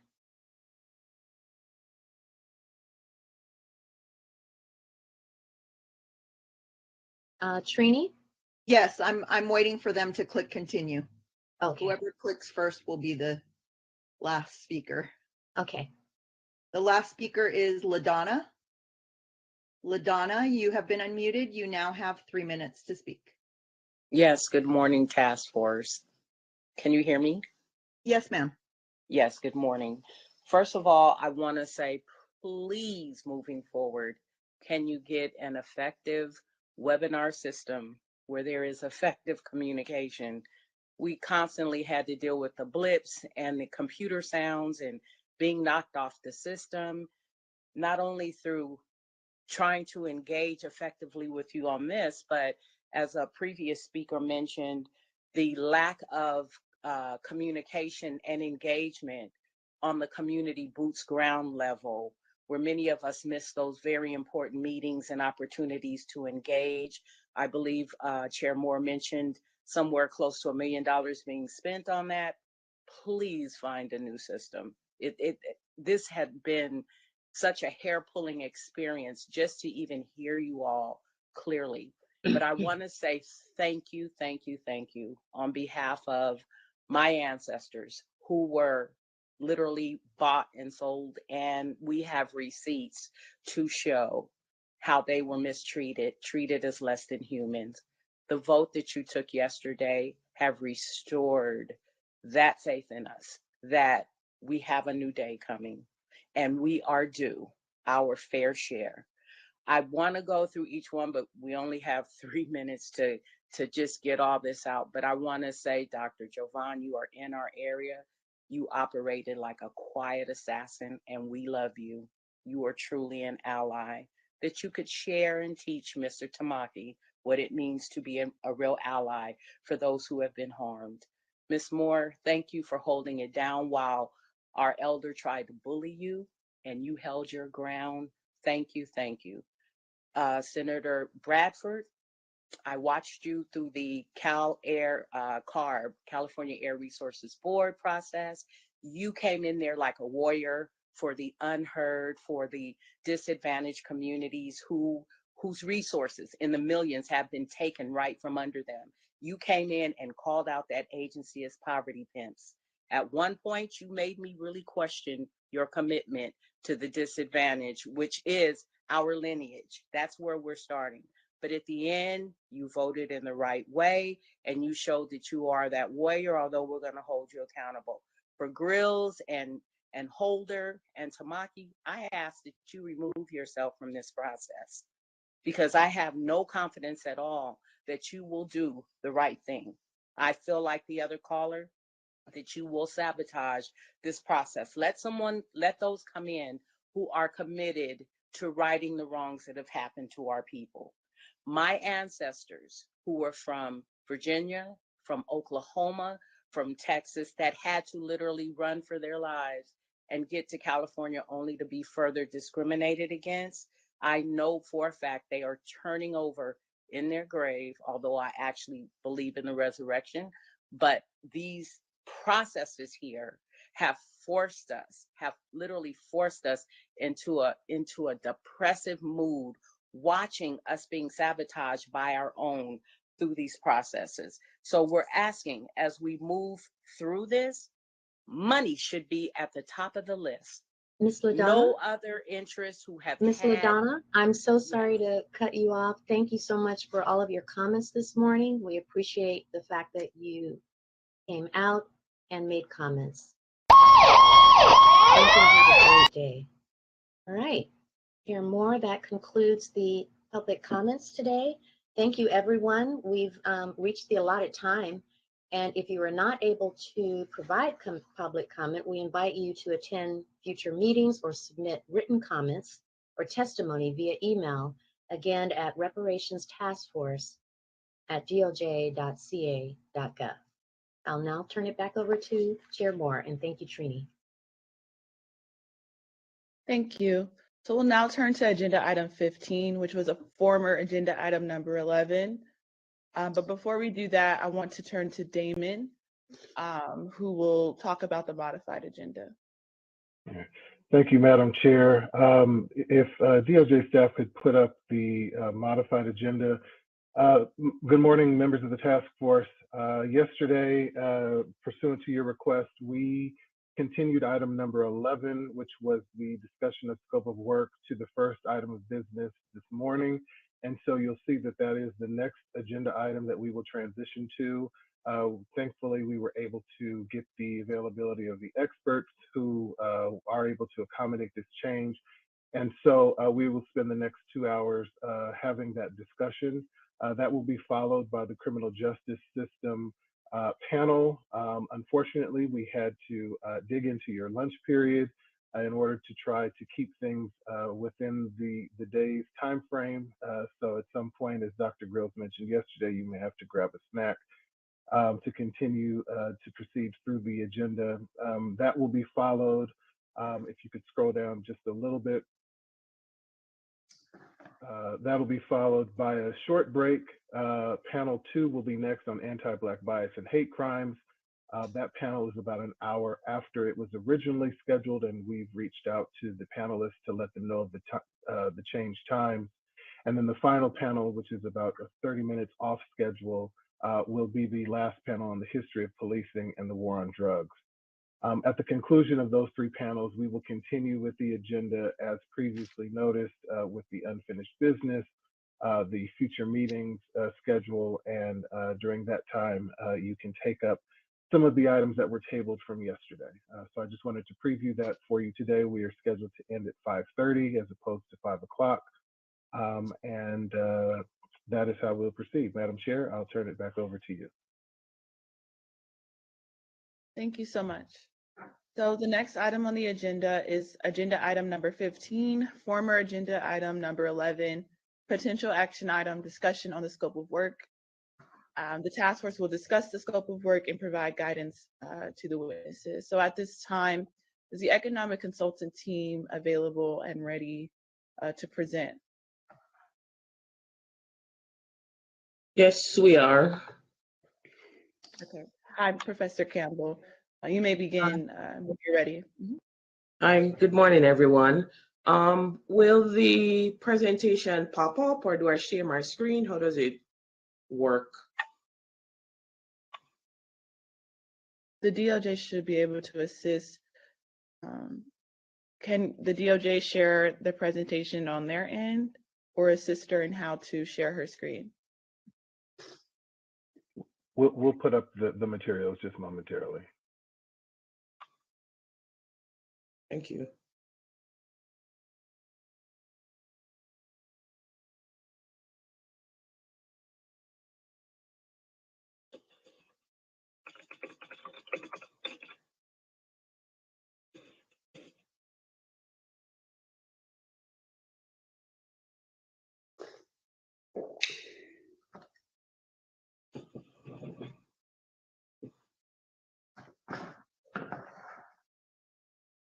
Even the mass media group is almost there. We're trying. My apologies, but I do not have a presentation for this panel.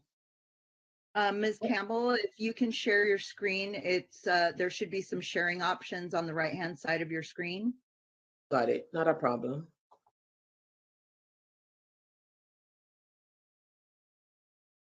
Okay.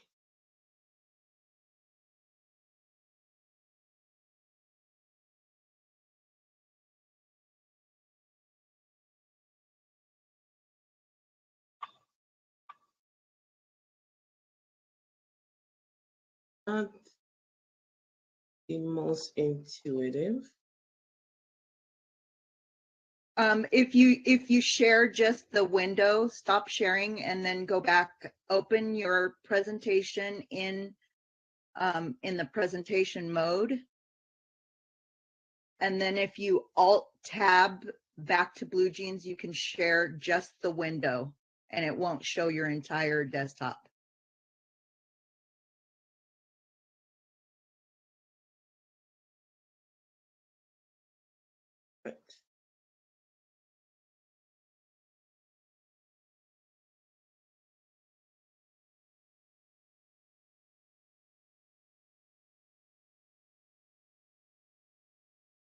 Is everybody seeing the presentation? Yes, ma'am. Okay, perfect. Thank you for helping with I'm trying to unzoom Yeah. myself. Okay. All right. Again, we want to thank the task force for allowing this group to be able to present some of the findings and to kind of give a framework so that we can begin a discussion on what exactly is required for the scope of work.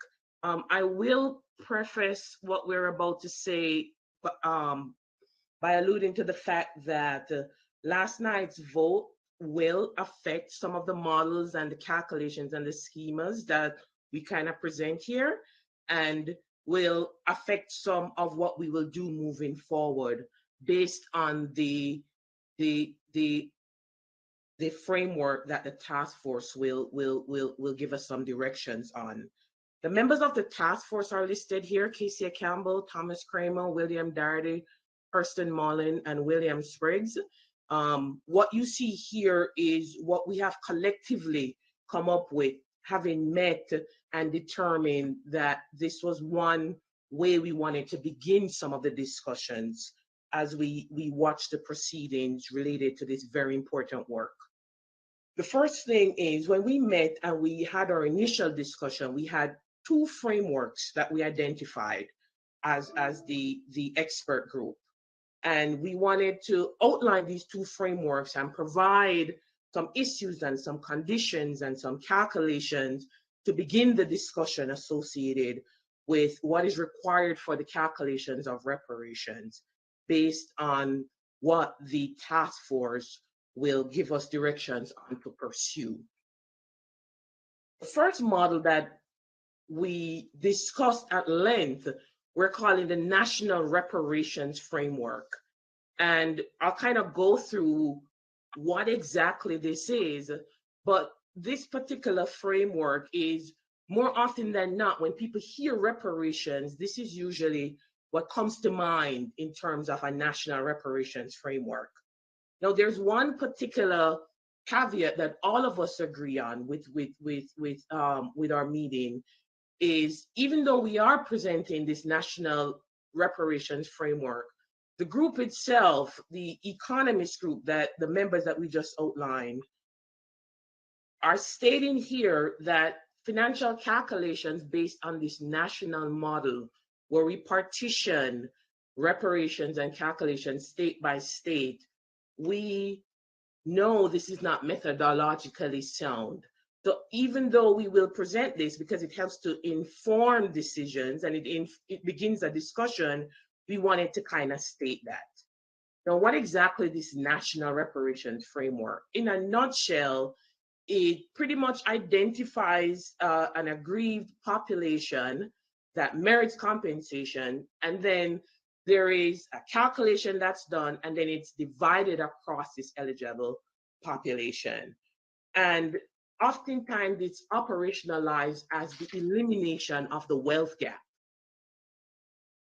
What we have done here is a rough estimate based on the latest data to give you an idea of, on a very broad, big framework, what this would look like in terms of operational elements. The elimination of the wage gap, you see it stated here: household wealth for white families and is $983,400. For Black families, it's $142,500, which is producing a gap of almost $850,000. That's what we calculate as the gap. And this is really a snapshot in time of the disparity in wealth across these groups.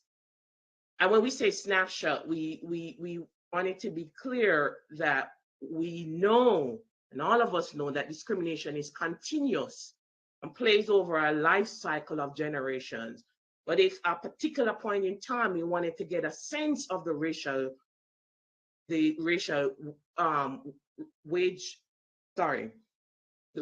wealth gap, this is what we would do to operationalize that. Now, the national frameworks model, if we were to go on this calculation, the idea is, given this wealth gap, this racial wealth gap, the difference between them based on Black and white household sits at approximately $336,000 based on the calculations of what we know to be the persons in a white household and the person in a black household. So, snapshot in time, racial wealth gap is sitting at $336,000 based on the recent numbers. And this is what's operationalized in terms of an elimination of the racial wealth gap. I don't know if any of the other economist group want to chime in or add anything. Feel free to do so as I kind of go through any of this. Yeah, so this is a national estimate of the disparity in wealth between Black and white American individuals. And so that estimate is in the vicinity of $350,000 or so. And in the calculation that we generate for the minimal amount of a reparations plan at the national level, we multiply that $350,000 figure by the population that's eligible to receive it to come up with a total. And I believe in a moment, Dr. Campbell will show that I think that the threshold minimum estimate at the national level will be $14 trillion. What we're attempting to do is to indicate why that is not a figure that can be met at the state level or the local level or all states and localities combined, in large part because their budgets won't facilitate it. I think we estimate that the total budgets for all state and local governments throughout the United States is approximately $3.5 trillion, which is far less than the $14 trillion minimum that would be required. And so I just want to insert that into the conversation. Dr. Campbell. Thank you. But to be clear, it's not an issue simply of the feasibility, because of course we're talking about wealth, and the state could transfer wealth for that amount. So the budgets are different than the state's capability of granting wealth, depending on how you want it, reparations. But this is based on the fact that because of anti-miscegenation laws, roughly speaking, you have a very well-defined population at 1865. We know the wealth gap from then to whatever year you want to choose, 2020, 2022. And we can presume that the totality of all actions of omission and commission that prevented an equal accumulation of income that then would turn into an equal accumulation of wealth, that is what this is measuring. And it's not possible petition this to individual states because the model is saying, given that Black people moved in many different states and lived in many different states during parts of their lives, this is an average spread across all African Americans from 1865 forward, despite all the different states they live in. To petition it by state becomes impossible because we don't have a model that can incorporate movements of people and understanding what actions, inactions, what commissions of sins can be petitioned and how we would trace those. And further to the point, there isn't a way for us to come up with calculations at a state level for the wealth gap because of this movement of people. So even if we said, what was the wealth of Black people in California in 1855 when it became a state? What is the wealth of Black people today, that those clearly aren't the same people. And so we don't have a way of tracing the wealth of those people present in 1855 to those who are in California today, or for any individual state for that matter. Just briefly, I think Dr. Spriggs means 1850. 1850 when it was a state. Perfect. To kind of help with some of the calculations that have been outlined there, some of those figures in terms of roughly 336, 350 racial wealth gap. If we take the Black population in California of 2.6 million, we're looking at times the 336, we see a bill for reparations using this model would close the gap at 873.6 billion if we use the 2.6. And if we take a conservative estimate of about 2 million, where we're focusing on ancestors who were enslaved, then we see that estimate sitting at 672 billion. Just to contextualize what these calculations would mean within this particular framework, which is what we kind of wanted to highlight here, along with the migration issue that Professor Spriggs just kind of outlined.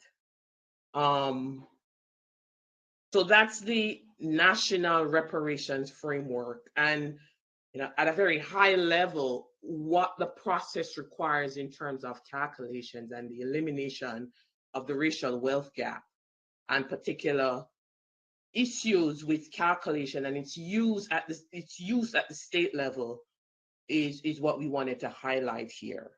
We wanted to also kind of highlight what I said before earlier, that the estimate so far is only up to a specific time with this particular model. And even though the model itself captures opportunities or losses linked to enslavement, so we talk about an individual stripped of their resources that could be productive within society, stripped of their labor, stripped of their ability to accumulate wealth through rent and capital and profits.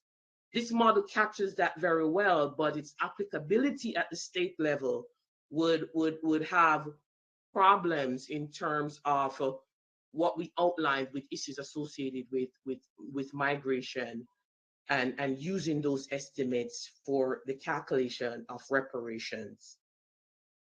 There are two points that are related to this. The first is that the national strategy of attempting to eliminate the racial wealth gap is something that is not replicable at the state level, given the resources that the state of California currently possesses. And so that's the first issue, and that's an issue of incapacity to meet the bill. The second issue is the one that Dr. Spriggs raised, which is the conditions of racial wealth inequality in the state of California today are not exclusively a consequence of a chain of events that took place solely in the state of California. And this is one of the big issues that we've had to struggle with, which is the question of what are the relevant range of atrocities that are specific to the state of California that need to be addressed in any process of atonement or compensation.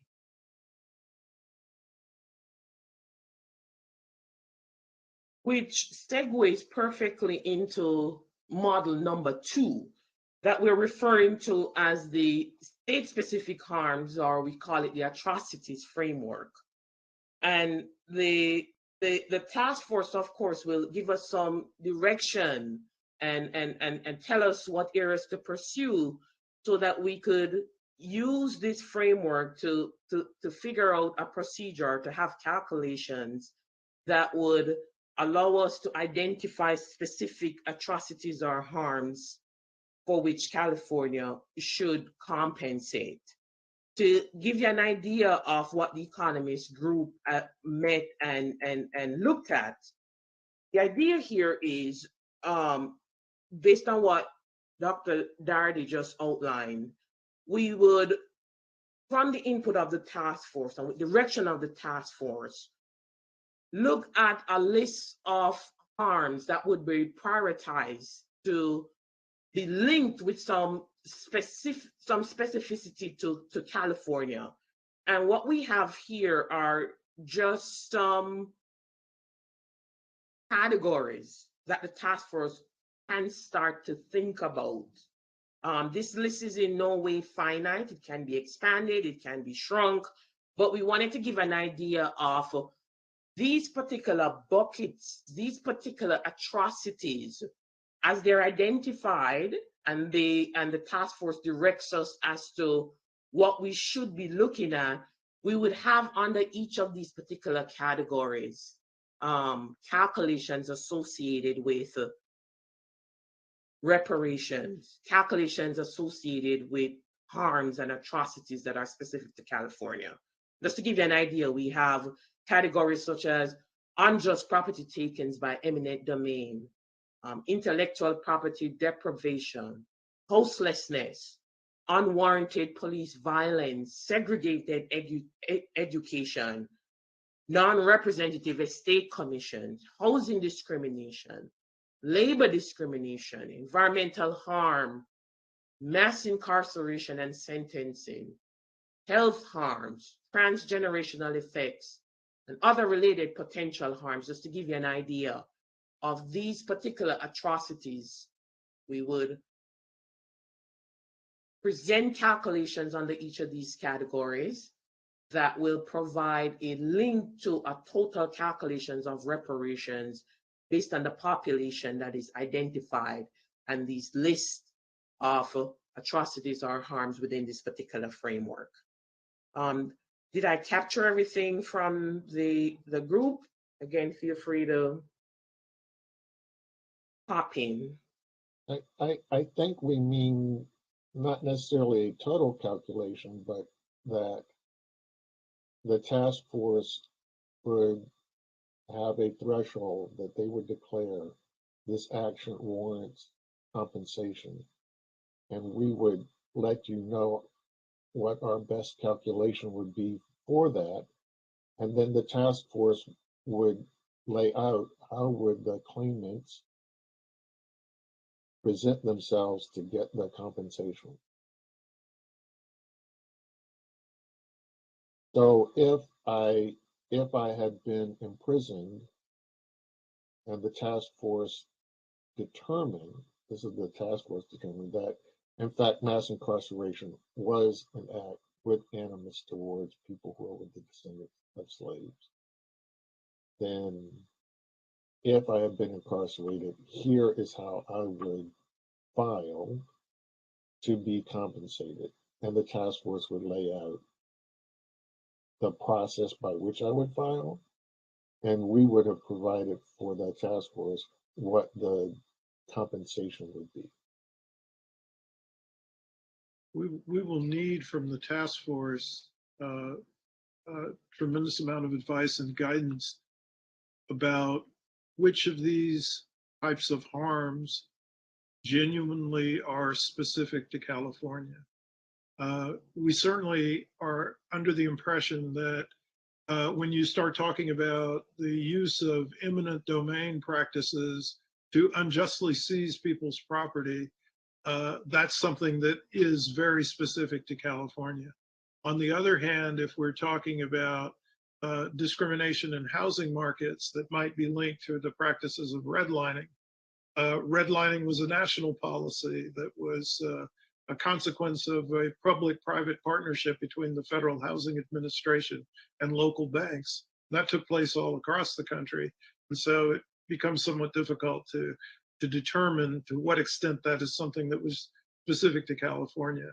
And then, of course, we don't actually say much about slavery and enslavement. Our focus is on the period after slavery ends, in large measure because the practice of slavery took place on a national scale and on a more extensive scale in many states, particularly in the southern part of the United States, than it took place in California. And so, again, the issue of the specificity of the harm to California is really critical from our perspective in pursuing this second approach. And remember, people who were enslaved in California were enslaved by first Spain and then by Mexico. And you'd have to clarify your terms, because currently you're saying that people only get compensated for being enslaved by the United States, which means from 1789, when our Constitution was ratified.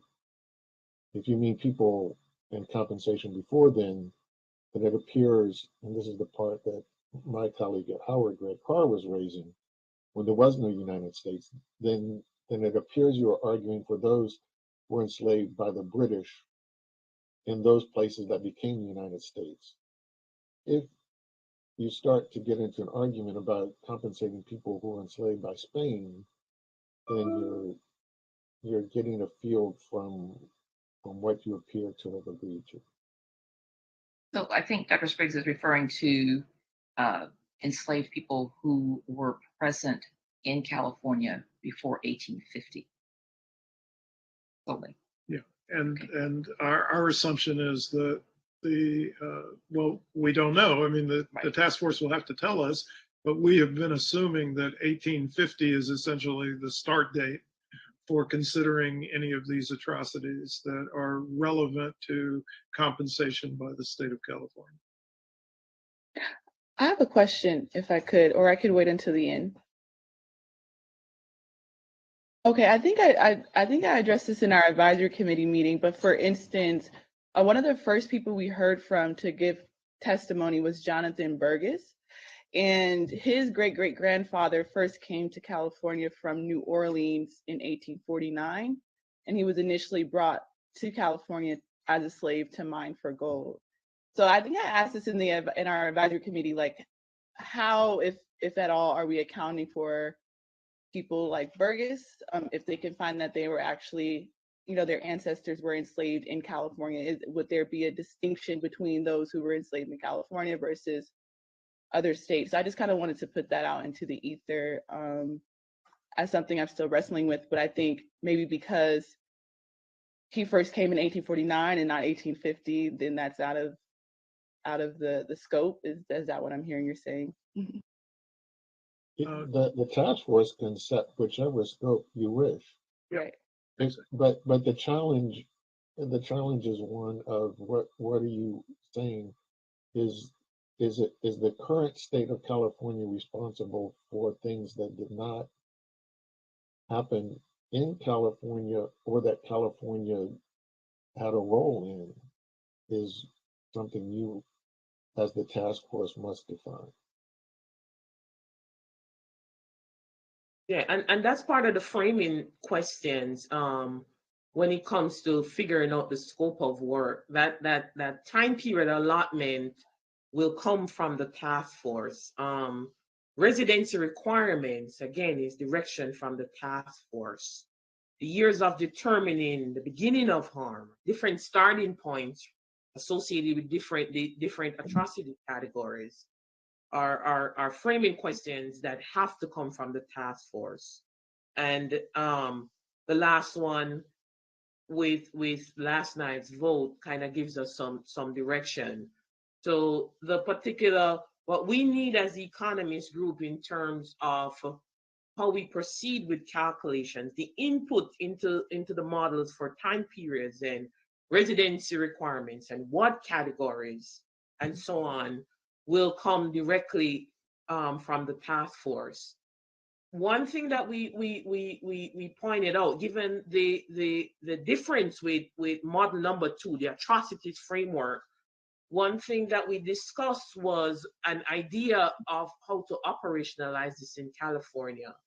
And one approach that we talked about was having a reparations tribunal. And I heard some of the testimony yesterday that kind of hinted at some sort of office or entity that helps to individuals to identify claims and claimants. There are individuals who might not know they have a right to a claim or might not know how to, or to even notify claimants of a right to a claim based on harms or atrocities, or provide research and advice and paperwork, and to give timelines and approval and requirements so that the process can be operationalized was something that we kind of discussed in our meetings initially.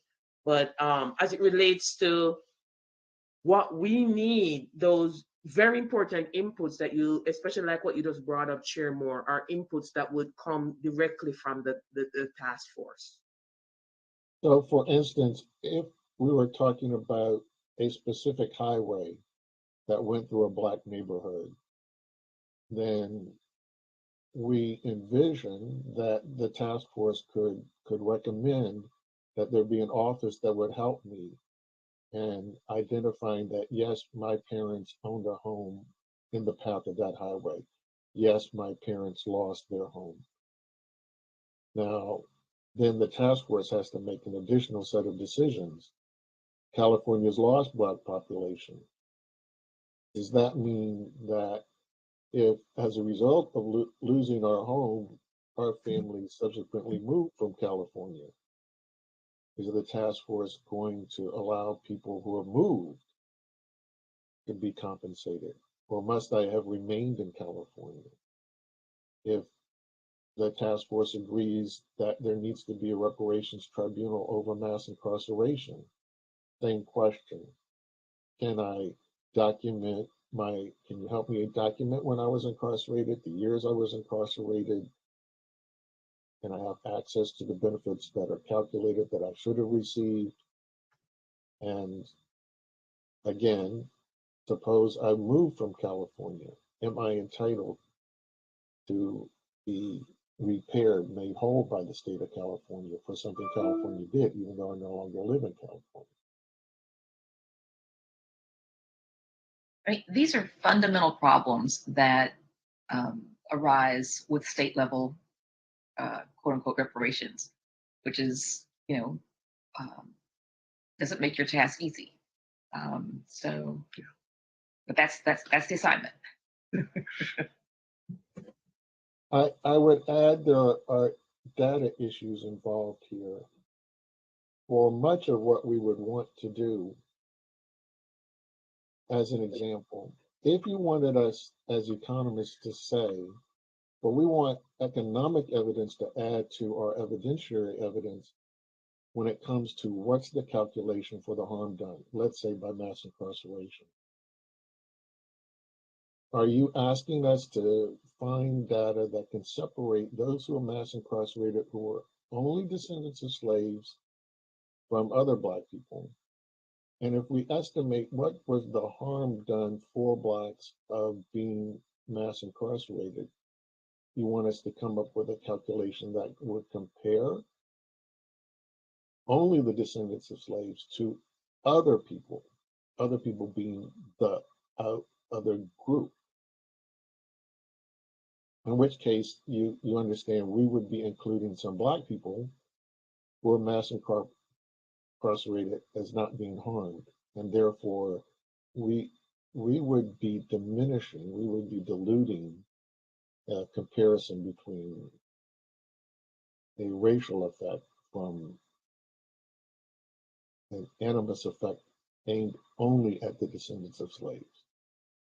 These are the kind of things you have to tell us how we would calculate it. And the availability of data by ancestry is not something that is common. It is easy for us to get information on the income of Black people. It is easy for us to get information on the income of Black people on the basis of whether they're immigrants, but that's separate from the second generation is going to show up as having been born in America. So that's separate from the ancestry issue. There are going to be a lot of people who will show up as being Black in the data that we have access to, but we won't be able to identify them. Is a problem.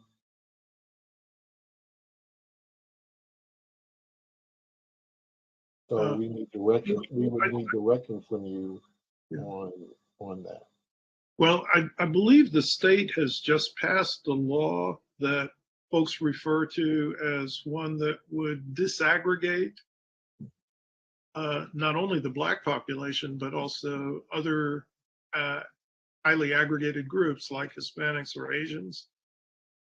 So it may be part and parcel of the process here to have the state administer additional surveys or a new survey that would provide the kind of information that you're saying we don't currently have. Right. So the task force needs to understand there would be need for additional data. As far as I know, Professor Garrity's data he did on wealth differences for one city in California is the only one where we can do that. If we were to pursue an issue of wealth inequality generated by all of the acts of discrimination or commission or omission, but you'd have to commission another more complete survey, which we don't have access to, in order to come up with a justifiable methodology for that gap. Yeah, you mentioned the state, the disaggregation. That's among racial groups. So whether you're Chinese, Korean, Vietnamese, Southeast Asian, that's much simpler to do than trying to figure out, I don't want to call it a job, but whether or not you were on a slave plantation. And I don't think the state, it's much easier for the state to disaggregate that data on ethnicity than it is for what we're asking for, which I think was mentioned yesterday, just the challenges of that. And so my question is more of, do we need to figure that out or figure out how to implement that before we can even talk to you, because you need specific numbers, or is this going to be problematic, or is this something we can work on and then maybe make some changes later on to further get you to a place where the committee is comfortable? But it's almost like, which comes first, the chicken or the egg? I mean, what do you, what would you need? Can you just start your work with the limited? Yes, it means more work for us. Made an assumption that only, again, don't hold me to this, that only out of the 2.6 million, only 30% are descendants of slaves. And then you could start with that. And if it grows over time, as we get more information, you could expand it. Is that one way to do it? So or actually, the numbers we're using have 70% of Black Californians as descendants of persons enslaved in the US. We can do an analysis. It means more work for us. We can do an analysis where we generate a set of numbers that are contingent on different criteria for whom is eligible. And so we could give you numbers that are associated with different totals of the eligible population. That's something that we can potentially do. It's more work for us. But from the standpoint of getting the information, we already have survey instruments that are well designed that permit us to get information about individuals' ancestry and about the number of years that they have been in the United States, whether or not their parents were immigrants to the United States. This is something that we could potentially learn depending upon whether or not this is something that the task force recommends to the assembly. But remember, I mean, and we have the current census results, which have that kind of information, but this depends on what your model is, what you're asking us to do. If you take the approach that the task force will come up with, at the end of the day, either a procedure by which there would be a tribunal, and the task force wants to set a bar. So let's say that you spend the rest of your time saying, we're going to establish a set of rules. If an act of California created an X% gap in Black, white wealth, then we will have a study, we will have a reparations tribunal, and people who suffered that injustice will come before the tribunal to get compensated. If that's the approach you take, then we can estimate a model to try and understand, for instance, what effect did redlining have on Black-white differences in home ownership. As I mentioned, we could differentiate that, but understand that the potential pollution, that if we said we're only going to look at the disparity for descendants compared to everybody else, then everybody else includes some people who may have been harmed equally, because the animus may not have been against being the descendant of slaves, but against being Black. So if there were banks that were practicing discrimination in lending, if there were realtors who were practicing discrimination and selling homes, and we estimate what we believe to be the impact of redlining to people today on their wealth, then, you know, again, we need your direction. Do you want this smaller estimate because it will include people who may have been the subject of racial animus, opposed to simple animus against the descendants of slaves? And whether you take our advice that we not be asked to try and do the national reparations model, that will be equally as important. The national model, meaning, take a point in time, 1865. We know that because of anti-miscegenation laws, there's very little overlap. There is overlap, but very little overlap between the Black and white population. We know what the wealth is of white people at the end. We know what the wealth of Black people is at the end. Black people moved all around, white people moved all around, but all within the same confines of the United States. And we can do a calculation nationally. We're saying to you, we don't believe that would be a good approach, because it's not possible to disentangle that model by state, to petition the argument, the underlying argument of that model, to decompose it by state, because it just doesn't decompose. I wish we had had this conversation yesterday before we had that inane conversation we had yesterday, because this puts a whole nother light on all of this. I mean, you put a financial light on this that is, that gives us more to do as a committee. So I thank you for that. It gives us more to think about. And I think the more information we get, the complexity of this becomes truly difficult. So I want to thank the economists, because now I got another set of things, another set of tools we can do to make sure we can do our best at mitigating the harm, which is what we're all striving to do. Dr. Kramer, did you have any comments? I haven't heard from you. Yeah, earlier I meant to jump in when you mentioned the redlining discrimination as a federal policy, which is true, it was, but the federal law was designed on purpose to be to give very great discretion to the states. So in fact, the redlining did become a state responsibility.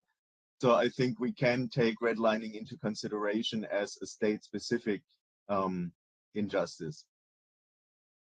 And I also think we can calculate both models, the national one and the state-specific one, and give our recommendation which one is more methodologically sound. But this could also give California an incentive to set some money aside for lobbying for federal reparations, because ultimately this is what slavery reparations definitely would require a federal policy. Thank you. I actually agree with you, Professor Kramer, on the redlining piece and on the piece about the federal reparations effort, because that's in the statute as well that was written in by grassroots activists, that whatever comes out of the state reparations task force does not preclude federal responsibility for a national effort. So that's definitely in alignment with the statute. I just wanted to clarify, I'm glad that Professor Spriggs brought up the 2020 census, because that's the first census in history which allowed people to write in who or how they want to identify. So, you know, I know that's probably limited in its efficacy, but it's definitely better than past practices. And then I just wanted to clarify in terms of the data disaggregation bills in California. I think the bill that Dr. Darity was referring to was AB 1604. In AB 1604, it hasn't passed the state legislature, but it did pass the Judiciary Committee. And the sponsor of that is Chris Holden, Assemblymember Chris Holden. And it really applies to state boards and commissions, but it eventually will probably be extrapolated, I think is the theory. And in AB 1604, it requires the disaggregation of data amongst Black and African racial groups. So it'll be disaggregated amongst, you know, African Americans who descend from chattel slavery in the United States, West Indians and Caribbeans, and then you know, West Africans, East Africans. So there's a bill already going through the California legislature, just passed the Judiciary Committee, that would disaggregate the data, particularly amongst Black and African racial groups, sponsored by Assemblymember Chris Holden. And so maybe that is something that as a task force we could support, because it seems like that type of data would help us in this effort. Thank you. Member Jones Sawyer. So I point of clarification, I will ask Assemblymember Chris Holden, because I do believe it does not disaggregate by descendants of slaves. If it doesn't, maybe we can suggest that we put that in there so that we can maybe even start getting or having the states start to get that information. So I will personally have a one-on-one conversation with the author of the disaggregation bill so that he can maybe help us with our efforts.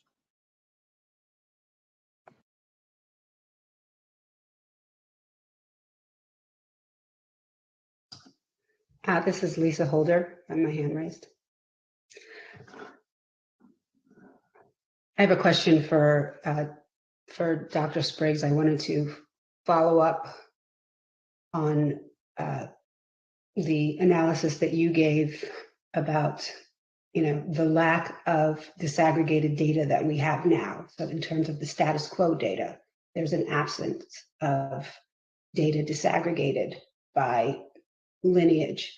My question for you then is, I was trying to unpack what you were saying, using what the analytical frameworks that you have available as a regression analysis or whatever you use, is there a methodologically sound means for disaggregating between just a harm-based and a lineage-based? when we're talking about atrocities, like, like the atrocities that we see in housing, et cetera? Is there a methodologically sound way to do that analysis? We could take that 2020 census and look at issues of home ownership between people who are descendants of slaves on the basis of, did they identify in the question mark about their national lineage, which was separate from the race question. And we could treat the Black descendants of slaves compared to everyone else as the pattern of redlining comport with differences we see today in home ownership rates. And the issue would be, you could then test, okay, does my measure differ between the Black descendant of slaves and between Black people, whether they're descendants of slaves or not? You could test that hypothesis. Are those significantly different? There are going to be issues because you're making the sample size much smaller, because the non-descendants of slaves will be a smaller population. You may have issues that arise because we won't be able to measure that with precision because the sample size will be smaller. And we may end up concluding that we can't say with certainty that there's a difference for those people only because their sample size is small. We could say that the sign is in the right direction, the magnitude looks similar. We could end up with, we get greater precision because the sample size is going to be much bigger, right? Now if you tell me just do Black people, stop with dividing, just do Black people, it's a bigger sample size. And I may measure the gap with greater precision. When I do this, though, right, remember that I would be comparing the experience of African descendants of slaves to everybody else.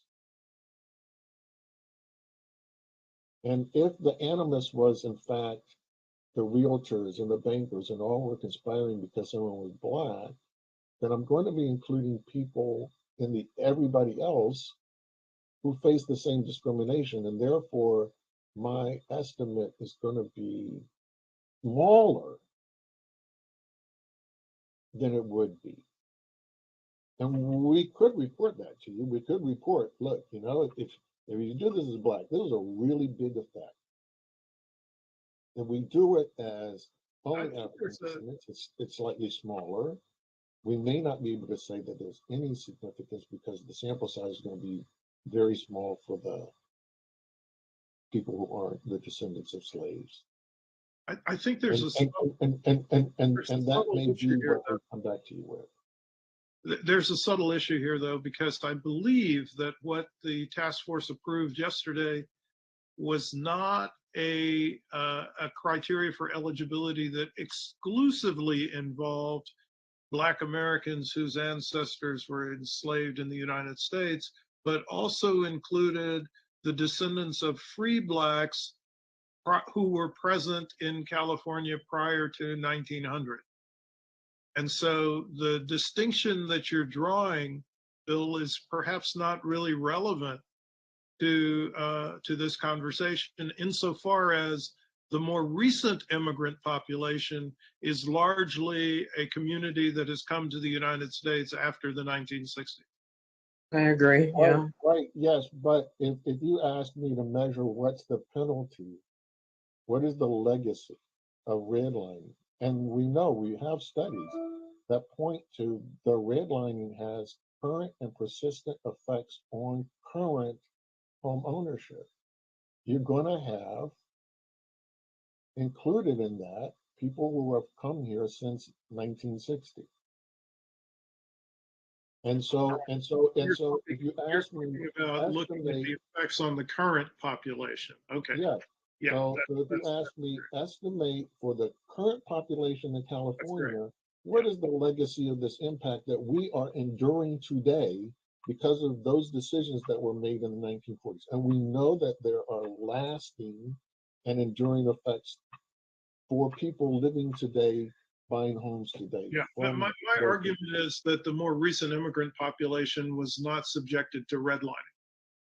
Well, they weren't, but what I'm saying is we know that the reason they are present today is because the legacy of that redlining is still present in the patterns of housing discrimination we see. The patterns of residential housing segregation we know are informed by those redlines from before. Well, I don't know. I mean, that's a tricky question concerning the whole processes of generation of wealth for individuals whose families Yes, have yes, versus individuals whose families are more recent immigrants to the United States. So, but what I'm saying I to you, think that's sir, is we have research that has been done that documents that today there is this gap that is rooted in those red lines, that it shows up in the data of today. Now, we could be told by the task force, we don't care about that. We only want the more narrow. Show me that you were here in California in 1940 when the redlining went into effect, and document that you were here, and then we can do it that narrow too, if that's what you Yeah, that would be possible. task force wants us to do. It's simply say, come up with a map that identifies people who were here in 1940, though remember the population of Black people in California in 1940 is significantly smaller than the current Black population in California, significantly smaller, because the bulk of the people in California who are Black came with the World War II ammunitions built up in the war industry. I have a quick question that I just for clarification that I would like to ask. Would it be possible to calculate the wealth gap stemming from housing discrimination in 1965 rather than today, to get an estimate that that excludes recent immigration?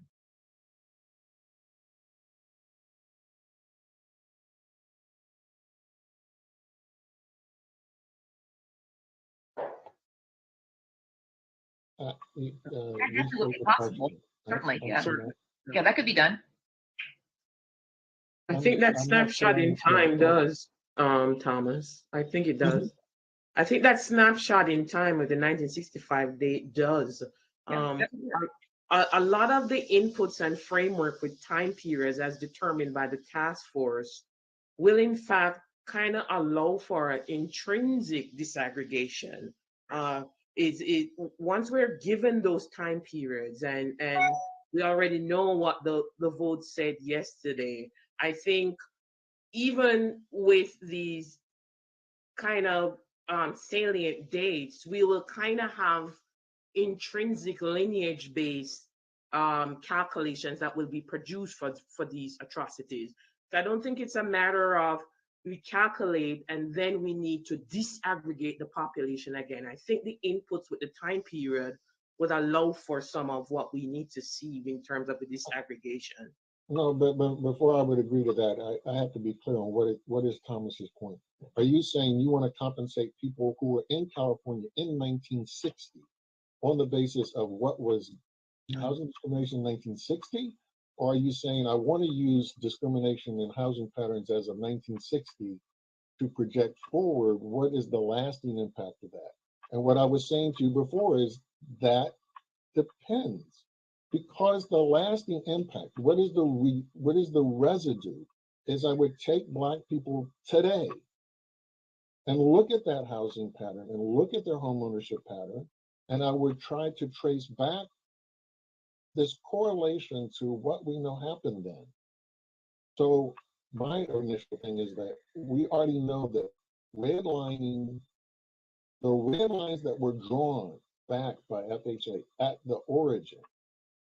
This is before there was mass immigration of Black people from somewhere else, has lasting impacts on Black homeownership and Black housing patterns, Black residential segregation today. But if you disaggregate, right, you're asking me calculate an amount. What do I get compensated for that? What is my compensation? What is the value of the harm done to me? If I then disaggregate, I would be saying, okay, I'm going to take Black people who were descendants of slaves. I'm going to give you an estimate based on that, but that's compared to what? Compared to what everybody happened for everybody else. But the everybody else in that comparison is going to include some people who may have also been discriminated against because they were Black. So I'm going to dilute. I'm going to give you a smaller estimate of the harm done to the descendants of slaves. I don't quite understand why it's everybody else. Why not compared to whites? Because these policies benefited whites. It was defined in the policy that they could only get government insured mortgages if they lived in white only neighborhoods with restrictive covenants. So it should be compared descendants of African American descendants of the enslaved compared to white Americans or white Californians. Yeah, and as an adjunct to that comment, I believe you were proposing that the cost of discrimination in housing be measured in 1965, but then once that calculation is made, we could compound it to the present. Compound it to the present, and right? That would dictate what the amount of compensation should be for people who are presently living in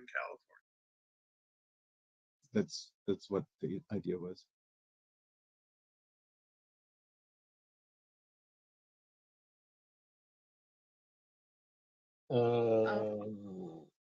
That would still be tricky, but the task force would then also have to tell us, are you going to not compensate someone who was here in 1960 but now lives in Las Vegas?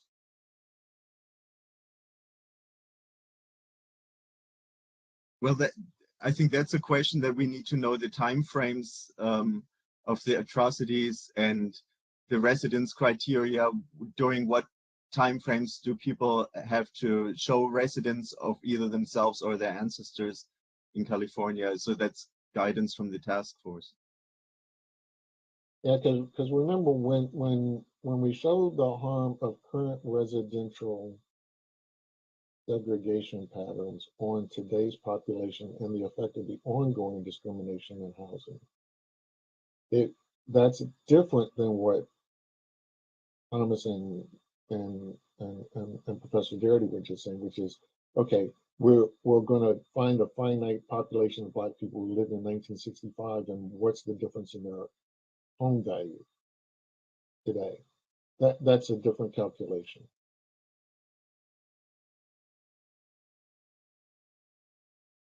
I was going to quickly comment in terms of the residency requirements. That's in part, I'm glad that we kind of settled the question yesterday around the broader scope of the community of eligibility so that we can then address more granular questions around eligibility, like residency requirements. You know, does you have to be a current resident of California? Would a California birth certificate suffice for people who have moved across state lines, you know, due to them being pushed out of the state? I know Secretary Weber, I asked her this question in January, and she had her own opinion and stated that, you know, she thinks that it should be defined to people who currently live in California. Ultimately, I know it's up to the task force to decide, but I'm glad that Kramer and Spriggs brought that issue up, because that's something that we're also going to have to resolve soon. I want to go to Member Scott Lewis. Do you have any comments or thoughts as an advisory committee member on what we've been hearing so far? Sure. So at the beginning of our conversation, I wrote down on my pad here, time frame by harm by community of eligibility, right? And I think this is what we're discussing, or at least have come to. And so it does sound that we've kind of arrived at something that is at least the beginning of a workable model. As I think finally put by Dr. Kramer. The question is, as you put it, Chair Moore, one of, the further refinement of eligibility. I recall when you asked the question to Dr. Weber when she visited, and she basically said, contemporary California residents. So I think, as a starting point for the group, we could start there. That to me is where we are, right? Because the hope of this conversation is to actually give you some workable parameters where you can go away today and start doing that. So, at the moment we are talking about starting with California residents who are currently here. My sense is that this question, even amongst the grassroots organizations who've been working on these questions of eligibility in their respective domains, they don't also have a clear sense as to where they stand on that issue. So right now, we have Secretary Weber's comments at the previous meeting, which says to focus on contemporary California residents. It does sound as if there is possibility for us to, open up the scope, as numbers come in and as we get clarification with increased data. So that's where I am right now. And I think, as Dr. Campbell has put forward, I mean, really the conversation so far has seemed to be fairly consistent. I think the idea of looking at various timeframes, looking at the harms that occurred within those timeframes, as then further refined or operationalized by the community of eligibility that we defined yesterday, that should be the starting point.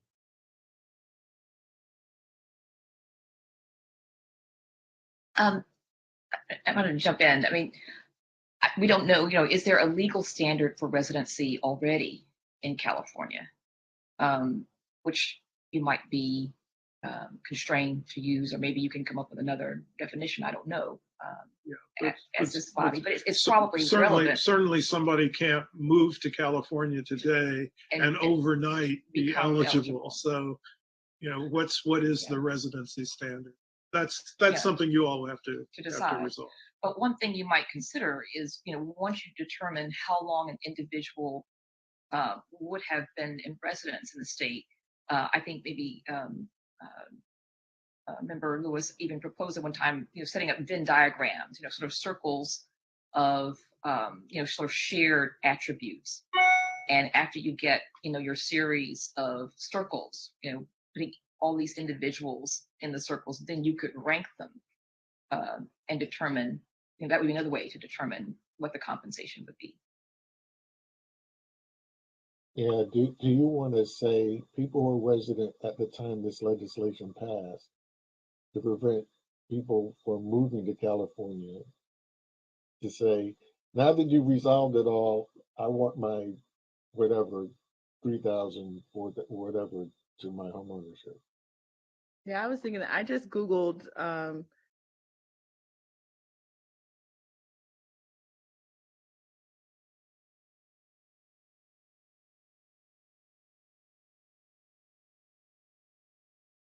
What I can say is, as a person who moved to California, I remember the only instruction I received was that I needed to update my driver's license within 10 days of arriving.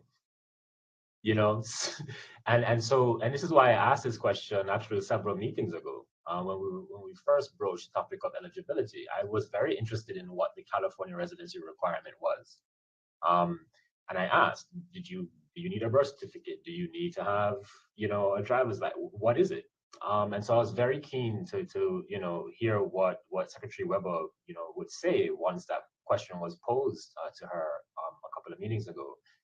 And I think it's still left to whatever the normative expectations or standards for California residency are. I think Chair Moore was about to provide us with the official statement. Member Grills, perhaps. Yeah, I was going to say, I don't know what she may have found, but the only thing I know, because I moved here from out of state to go to graduate school, and at that point in time, the UC system established a standard, which you had to be here 3 years before you could actually get the resident rate for tuition. So I don't know if that's still in play, but while the state may not, some of the institutions within the state may provide us with some potential examples to follow. I would say that 3-year criteria is pretty standard.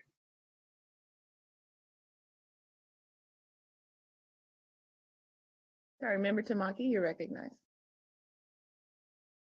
Have to unmute. So this is more of a, maybe it's a dumb question, it's sort of a filtering question.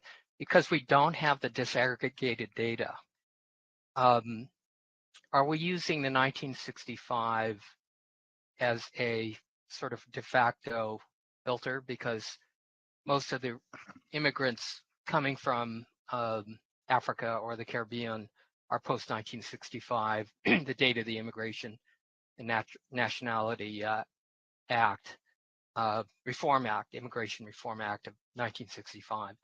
And if that's the sort of mechanism, which makes sense to me, is it applicable to the other categories? So we've been talking about redlining and housing, but if the task force talks about other harms that you've listed, is that a methodology that could be used as a starting point to separate and lift up and focus on the targeted beneficiary class?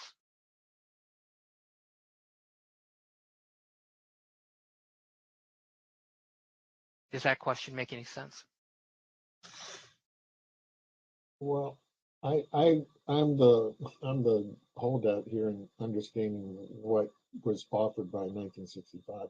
We don't have longitudinal data. We do not have a way of saying you were a homeowner in 1965. What happened to your home ownership?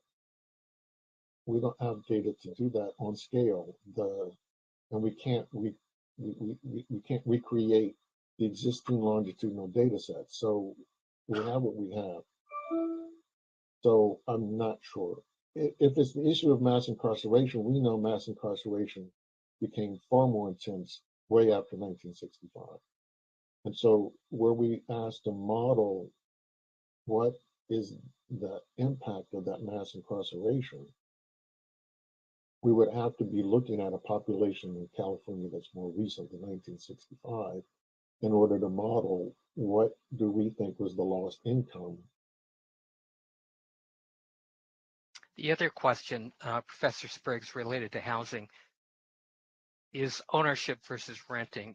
Because of redlining and racial covenants, people couldn't own homes or they were precluded. They had to rent. And it was a damage caused by redlining. So when you do the calculations, how does that net out for people who, and let's take the figure of 1965, for whatever reason, that they were here as of 1965, but redlining precluded them from home ownership, but clearly damaged by the policy.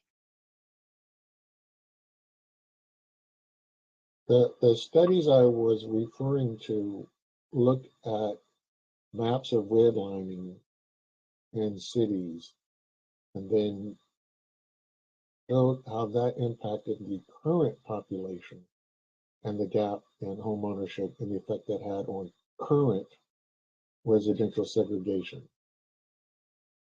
You could do something different. You could say, I want to look at the current population, benchmark it to 1965, and make some sort of estimate of what I think is a difference. That's a different approach than what some people have done before.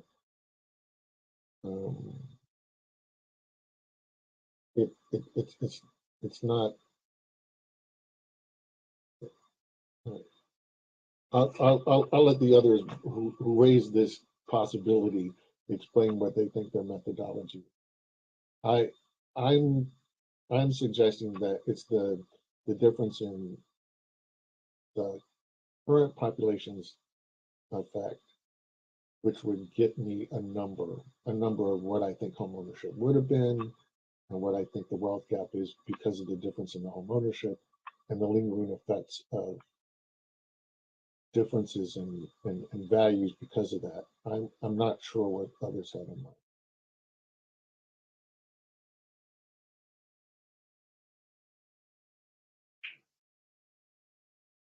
Well, yeah, my understanding is the question how do renting instead of owning play into it. This is a bit out of my water, but wouldn't that be reflected in the differential home ownership rates and therefore in the differential household wealth due to home ownership? Because one group of people pays rent every month and that goes away, whereas the other group pays their mortgages and they acquire equity. So I think that's how I believe that rents are included in the model. Please, other economists, correct me if I'm wrong. Well, yes, that's how it would be included. Yeah. You'd be estimating that effect, but if you're doing it on the current population, that's not that doesn't get back to, in 1965, that base period did or did not include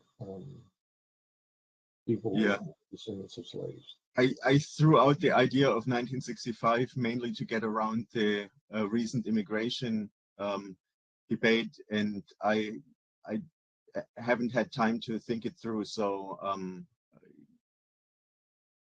I think this was just one idea of how a rough estimate could be produced, rather than tying individuals to the harm. So this may or may not be appropriate.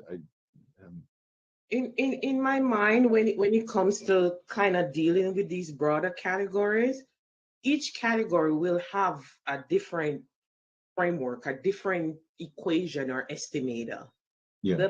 So if we're dealing with houselessness or we're dealing with another atrocity or harm, different dates can signify different things so that we can internalize what the task force has kind of given us as instructions based on those parameters.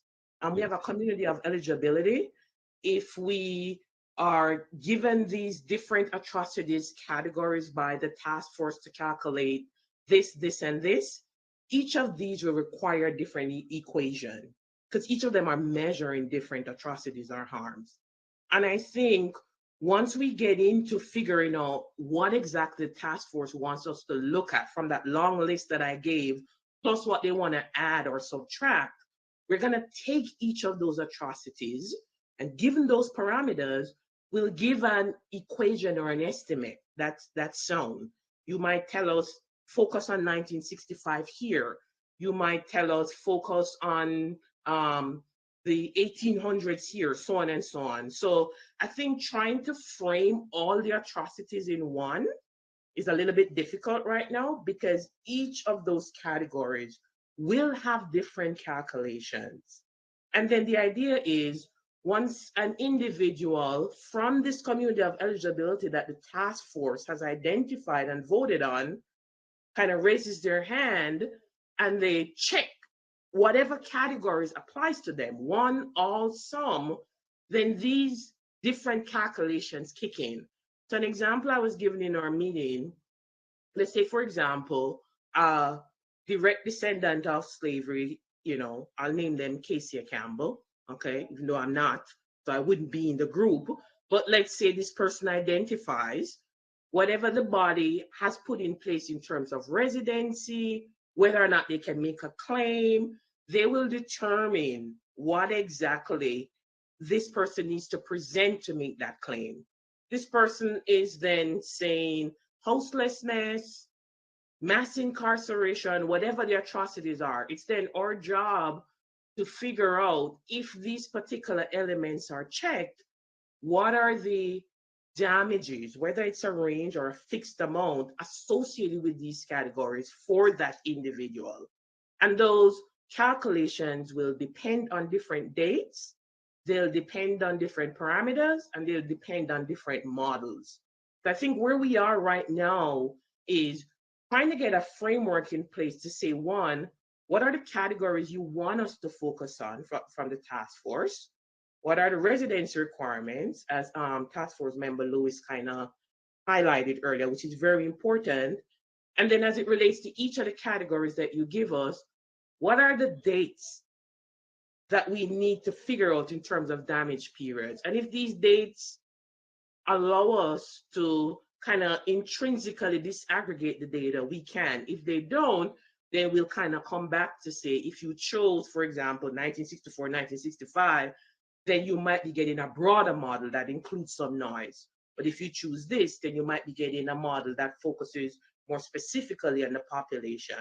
So I think each of these categories will require a microscopic view of inputs that will come from the task force before we can start giving you broad dates or guidelines. I think each atrocity, each harm is very different. I have a follow-up question to that, and it's really a clarifying question. So at yesterday's task force meeting, the task force decided to define the community of eligibility based on lineage determined by an individual being an African American descendant of a chattel enslaved person or the descendant of a free Black person living in the United States prior to the end of the 19th century. So I guess my clarifying question is, how does that lineage standard that we decided on yesterday, along with the potential to, limit redress to present California residents or contemporary residents, where does the dates come in to that? If, let's say, it's that lineage standard plus contemporary resident. Well, the atrocity and redlining would be, we know when redlining occurred. And so it would be estimating what are the lingering effects of redlining.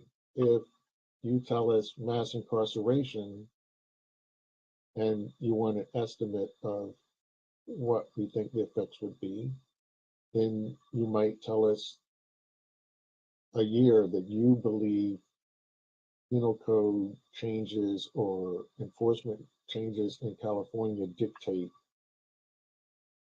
the creation of a sufficient disparity that anyone incarcerated after 1980 or anyone incarcerated after 1985. That's what Professor Campbell was getting at when she was saying, that's where the years would come from. You would identify what's the atrocity you are trying to correct for, and that's when you would tell us what's the year. And that would help us to estimate what we think the effect would be, how we would get the data to try and make the estimate of how much, during a period in which race seems to have been the dominant factor in disparities in who got incarcerated, during that period, what's the cost? What's our estimate? What's our best estimate for the cost to those who were incarcerated? In terms of the lineage question, remember there will be a challenge because unfortunately, a lot of people who are incarcerated may have been in foster care or may have had broken relationships that make their connection to their relative more difficult to establish. They may not always know the links that could let them trace their lineage. So you should just be aware that that may be a population that faces a bigger challenge than for some of these others.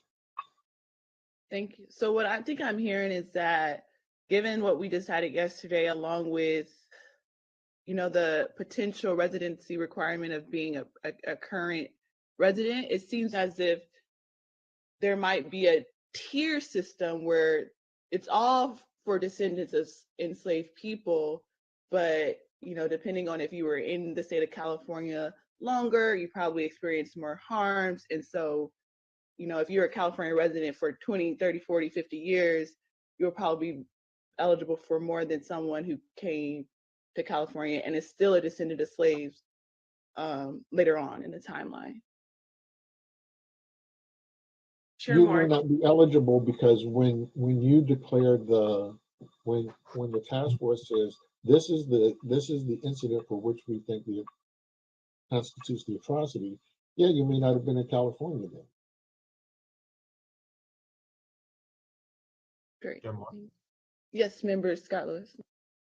So I want to go back to what Dr. Campbell was proposing earlier, where she was stating basically, you know, you would have this further process of selection, right? And it might even be self-selection.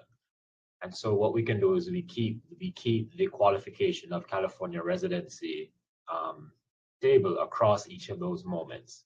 So if you are in fact, say, claiming harm from redlining, what you would need to do is establish California residency, right? At that time, or provide some evidence of California residency at that time. If you are claiming harm for the period that we identify as incorporating or including the period of mass incarceration. So this is response to Dr. Spriggs' earlier comment about, are we going to go chase and trace down people? Well, no, right? I mean, you understand that the harms might induce, right, mobility. African American history is about harms inducing mobility and migration, right? This is why, you know, Black folks are where they are in this country. The point is that if you can provide evidence to having California residency in a period of time, that will then help, right, establish the point. So this is why community of eligibility, harm, and time period is the framework that I'm trying to recommend. And as Dr. Campbell put it, you would then have to, you know, we would then determine or allow for the determination of eligibility, further eligibility, I should say, right, within the parameters of each of those areas. So I think what Dr. Campbell and the group wants from us as a task force is right now to look at the 13 or so, the dozen areas that were proposed, and to decide which of those we want to prioritize a privilege. And then they could go away and start actually figuring these things out based upon these parameters. Oh, this is Lisa Holder again. Yes, member Holder, you're recognized. Sorry. So I understand that some of the most important parameters, as you said, are the dates, the atrocities, and residency. Is it another important parameter that you're going to need guidance on from us is valuation of the atrocity? So some atrocities are more inherently quantitative, right? So when you're talking about housing, you can use metrics having to do with building equity and all that stuff, and that's your bailiwick as economists, right? Thinking quantitatively. But certain other atrocities are more qualitative. And so in terms of the qualitative atrocities and harms, you know, lawyers and panel juries do give evaluation for qualitative harms. Do you want us to give you the valuation for the qualitative harms? You know, and let me be more specific. It's right now it's a little heady and theoretical, but so if you're talking about mental health, for instance, right? You know, because of discrimination in mental health, there have been certain impacts on physiological and mental health. That seems to me like a qualitative valuation. And will you want us to provide you with the index for that? Or are you coming up with that? I think you have to come up with that. I think the thing about the national model that Dr. Garrity has done is it is incorporated the extent to which Black people live shorter lives has a lot to do with issues of accumulation that you can build up for inheritance, as an example. The fact that you may have suffered trauma is built into either your ability to work or or or or your effort to make earnings. So in his national model, all of that gets incorporated because all of those are the differences that create the disparity between the wealth that gets accumulated. But as we said, it's to disaggregate that because people move about and we can't set a specific beginning and ending date because the populations aren't the same. So you'd have to tell us what you wanted as the value of those things because it wouldn't be incorporated in this approach. Member Gross? Yeah, I had a similar question because I noted that in your slides, you mentioned that your model would take into account emotional and physical health consequences. And I was not clear how you would do that. I mean, I'm in the middle of a 5-year study for the state of California on communities, 5 different priority populations in the state, all racial groups except one. And we're having to use a Bayesian model to try to calculate issues related to being unserved, underserved, and inappropriately served, and the mental health consequences of that. And we have to then go into state and national databases to build a model. I don't see us as task force members being able to do that level of complexity. So, and I do think that it's important, as you note in your model, that the emotional and physical health consequences be taken into account. But I'm not sure that we would have the capability to give you a metric or method for how to incorporate that. I think the inclusion of that was specifically, we know that there are these adverse emotional and psychological harm. And as economists, we are equipped with tools to calculate harm from a quantitative standpoint. So we specifically included that statement so that we could start thinking about how exactly we could get an estimate, because one, it cannot be neglected and it cannot be omitted. The process of including that, again, as Member Holder is saying, this move from qualitative to quantitative, given this type of category, will require input from the task force first and foremost. And of course, some guidance from us as economists in terms of what might be appropriate tools for calculations.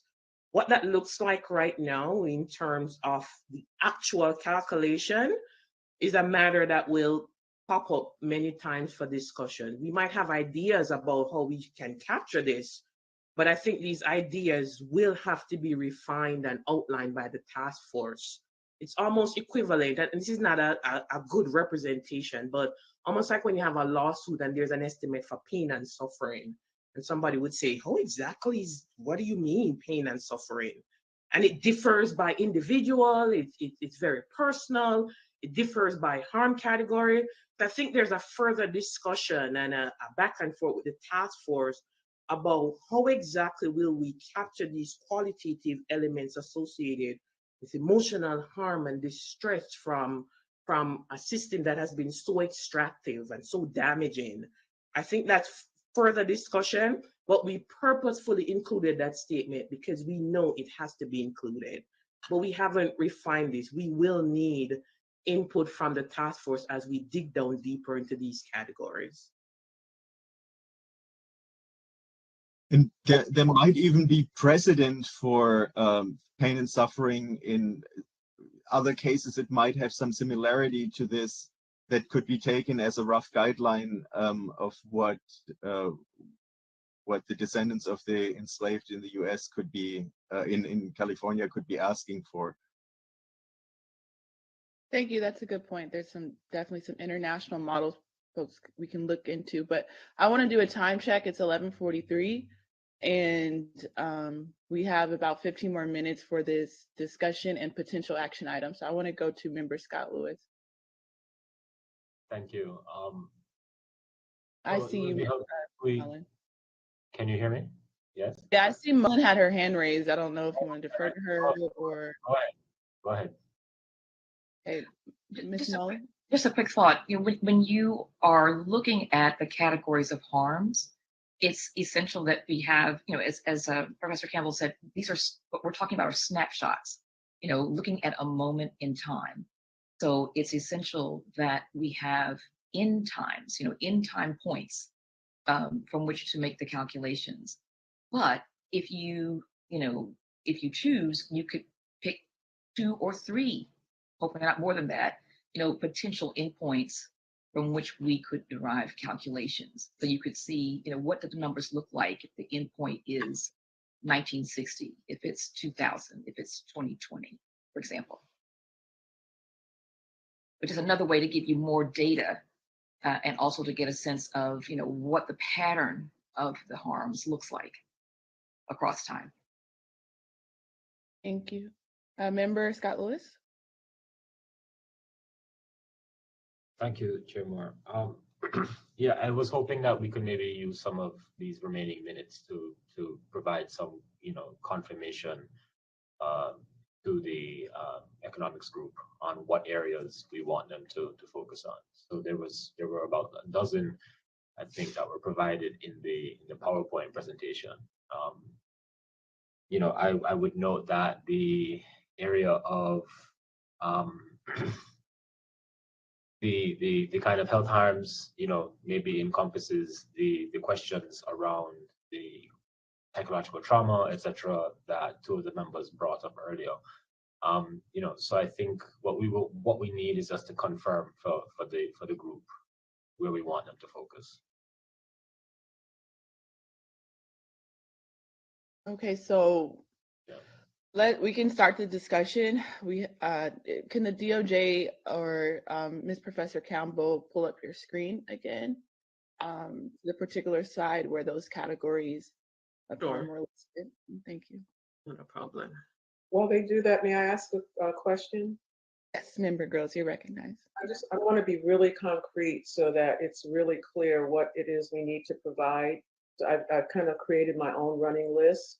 And so correct me if I'm wrong or if I've left anything out, but the concrete list of parameters that we need to articulate for the economists include the who, which we know is lineage-based, and we need to define whether or not it will be direct victims only and or their descendants. Secondly, residency requirements. Third, the categories of harm, which harms that are California specific. And they could be 2 or 3 endpoints to derive your calculations. For what time frame for each category of harm. And sometimes that involves a start and end date, and perhaps, but if I'm understanding right, you want the snapshots that require end time points, which would be a start and end point. And 5th, do we want the economists to provide us with economic evidence to accompany our other forms of harm, evidence of harm? And then 6th, I'm understanding that you would apply those parameters to model 1 and or model 2, probably to both. Am I missing? And then we still need to provide input on how to categorize or how to quantify the emotional and physical health consequences. Is that a complete list? Well, we were asking you to agree with us that model 1 isn't. I'm sorry, say that again. You were a little muffled. We have been asking that you agree with us that Model 1 is not workable. Oh, The framework of the national model is not workable at a state level. It isn't possible to have a solid methodology for disentangling a state. okay. For Model 2 only. And I got it right for everything else? Yes, ma'am. And Yeah. I didn't miss anything. Okay, thank you. I'm wondering, member girls, if you could put that comprehensive list in the chat. Maybe DOJ can transcribe it so we can use that as a framework for this discussion. Okay. And the task force has had deep testimony on various of these items on the list. That's why we were suggesting them. If the task force thought, after hearing the testimony on these items, you felt, yes, the evidence is overwhelming, we want you to give us estimates of how much harm each of those translates to. Is this the correct slide? I'm not sure it's the correct slide. It's still on Yeah, Model that's what I'm trying to. I'm sharing the screen. I'm sorry, this is Trini. If you could just let me know what slide I can forward through. Oh, it's okay. slide I six. got number 6. Yeah. Slide 6. Wondered if my computer got possessed. Is this the one? Yes. So. Thank Yeah. you.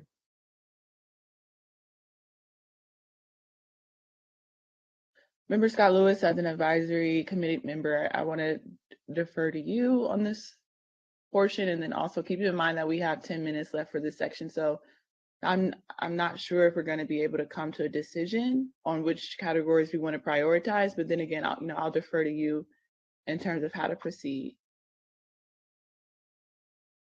Well, I don't think we're being asked to prioritize the existing list here. I think we're just being asked to agree or to add or remove.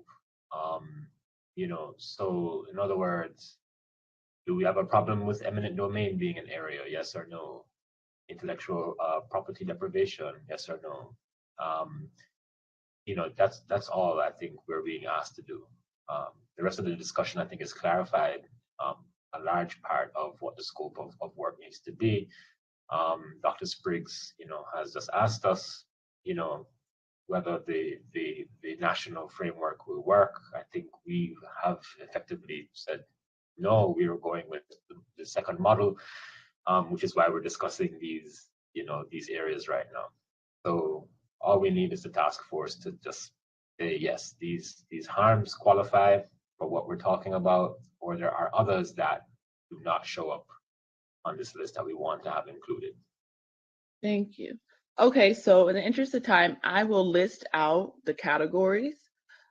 Number 1, unjust property takings by eminent domain. Number 2, intellectual property deprivations. Number 3, houselessness. 4, unwarranted police violence. 5, segregated education. 6, non-representative estate commissions. 7, housing discrimination. 8, labor discrimination. 9, environmental harm. 10, mass incarceration and sentencing. 11, health harms. 12, transgenerational effects. 13, other potential harms. So essentially, as the chair, I guess I can say I entertain a motion to, adopt all of these, or add some, or reduce some, just to structure the rest of the discussion for the next 10 minutes. I'm proposing there's some motion to be entertained, and then we can have a discussion as to whether we include all of these or other steps.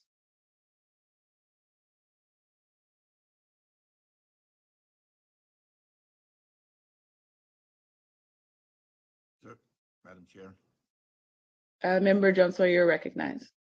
I would like to make a motion that we include all 13 of state-specific armed atrocities framework plan. Thank you. So it has been properly moved and seconded that Oh, sorry, is there a second? Second.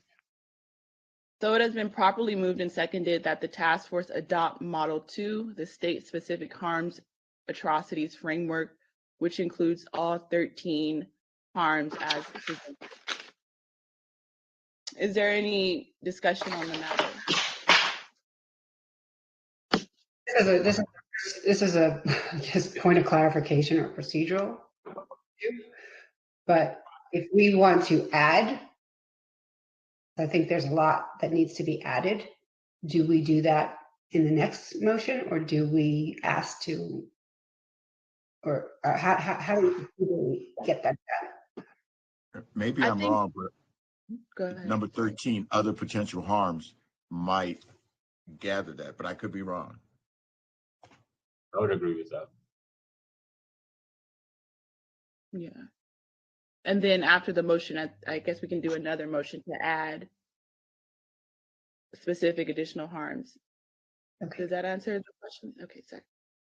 Okay, so is there any discussion on the matter on the floor right now? Chair Moore? Yes, Member Scott Lewis, you're recognized. I would just ask that the number 5, segregated education, actually include through tertiary education, so at the university level as well. I think that is an issue that, you know, helps, I think, open up the time scope actually of the question of educational discrimination. So we aren't just talking about the period of actual, you know, legal segregation in education previous to, you know, to Brown, but the ongoing kind of issue of discrimination in higher education, especially in the California systems.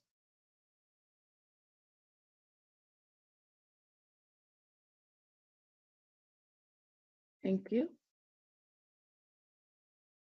So is there any other discussion?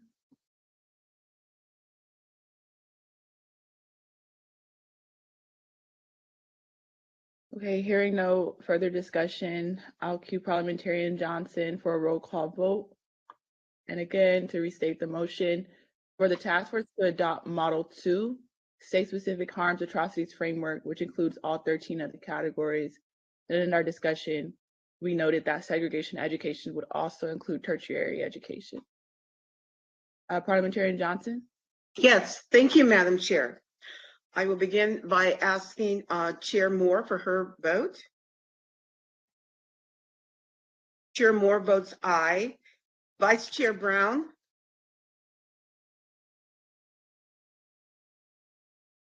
Member Bradford? Aye. Member Bradford votes aye. Member Grills? Aye.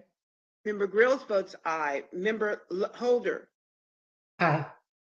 Member Holder votes aye. Member Jones Sawyer? Aye. Member Jones Sawyer votes aye. Member Lewis? Aye. Member Lewis votes aye. Member Tamaki? Aye. Member Tamaki votes aye. Member Montgomery Stepp? Aye. Member Montgomery Stepp votes aye. Madam Chair, there were 8 members voting,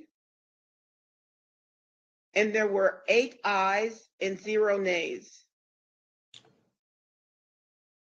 There are 8 ayes and 0 nays, so the ayes have it and the motion carries. The task force has adopted Model 2, state-specific harms, atrocities, and frameworks. And now I would like to turn to Member Holder in the event that you would also like to introduce a motion. Yeah, let me just think for a second how to craft this. I would introduce a motion that the Yeah, so I'm also interested in oh, sorry, go ahead, Member Holder. Yeah, I would introduce a motion that the task force do take the time now to do an analysis of what should be included in other potential harms. Marco Gonzalez.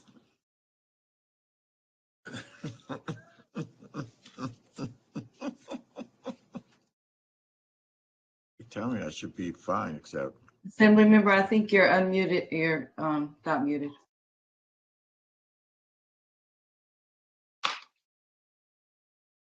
May I ask a clarifying question?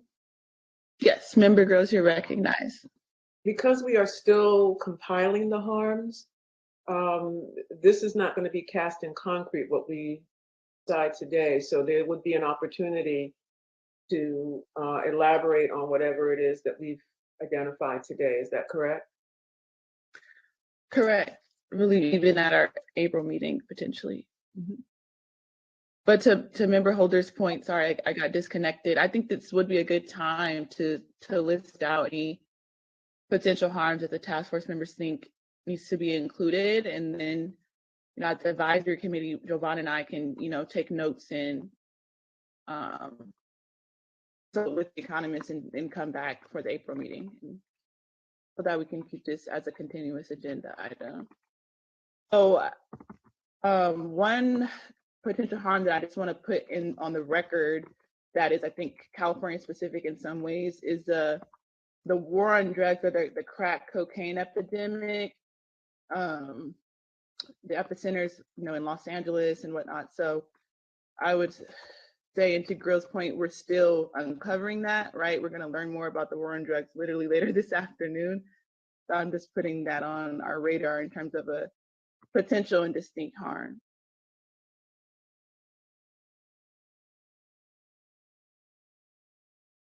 Is there anyone else?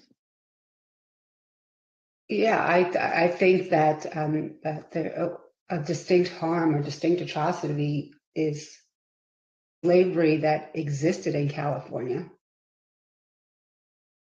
for that limited period between 1860 and 1865. Yes. And also the Black exclusion policies during that period.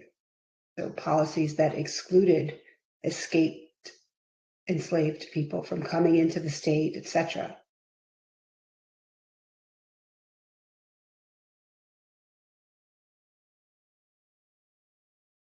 Thank you. I know there's also a potential harm in terms of like family welfare, or child welfare, like in the 60s and 70s in California, where, you know, the state would, you know, go into homes of welfare recipients who are African American, and if there was, you know, a father in the home, you would get rescinded your benefits.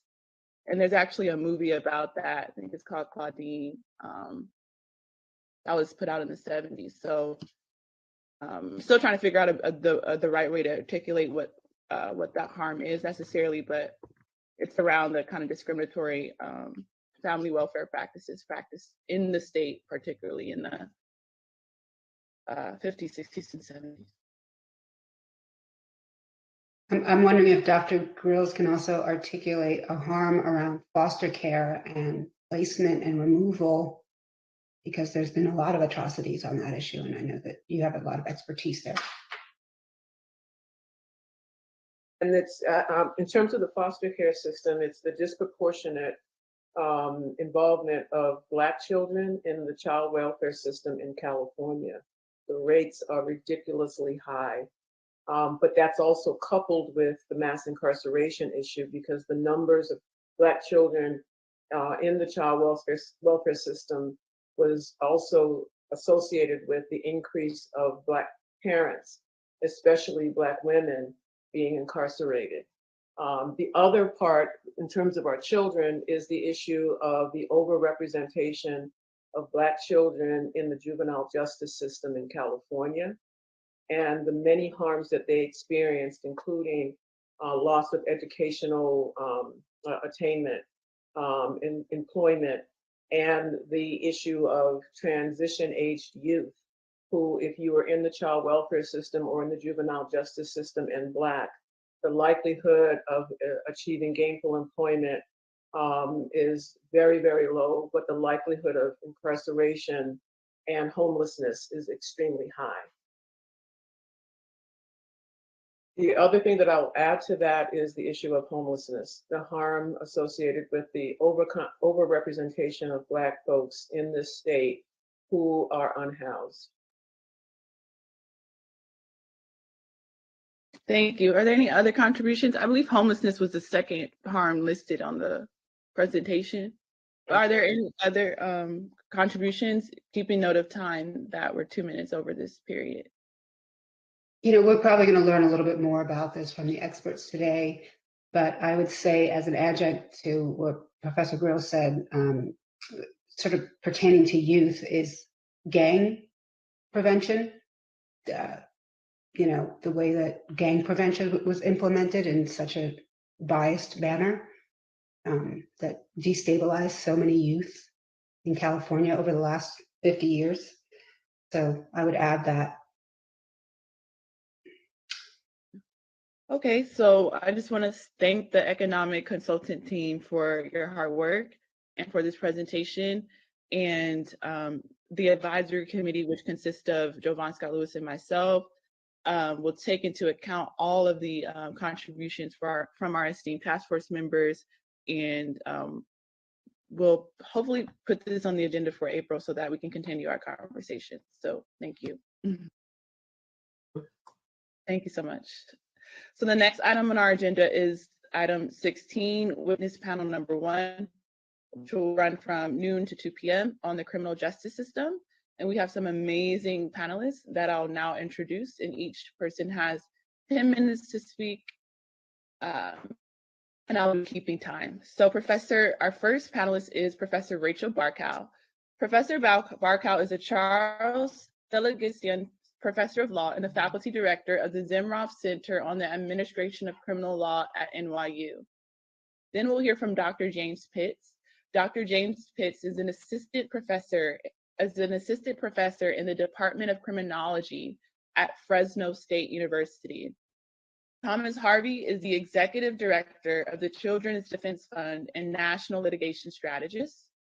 Kika Keith is the founder of Life Development Group, co-founder of the Social Equity Owners Workers Association, and is now a social equity cannabis retail license owner, and is in fact the first Black American woman or African American woman to own a cannabis dispensary in Los Angeles. Then we'll hear from Cerise Castle. Castle is a Los Angeles-based journalist specializing in arts and culture, civil rights, crime, and human interest stories. We'll also hear from Tasha Henneman. Tasha Henneman oversees PRC's public policy and government affairs, as well as communications functions. We'll also hear from Nicole Porter.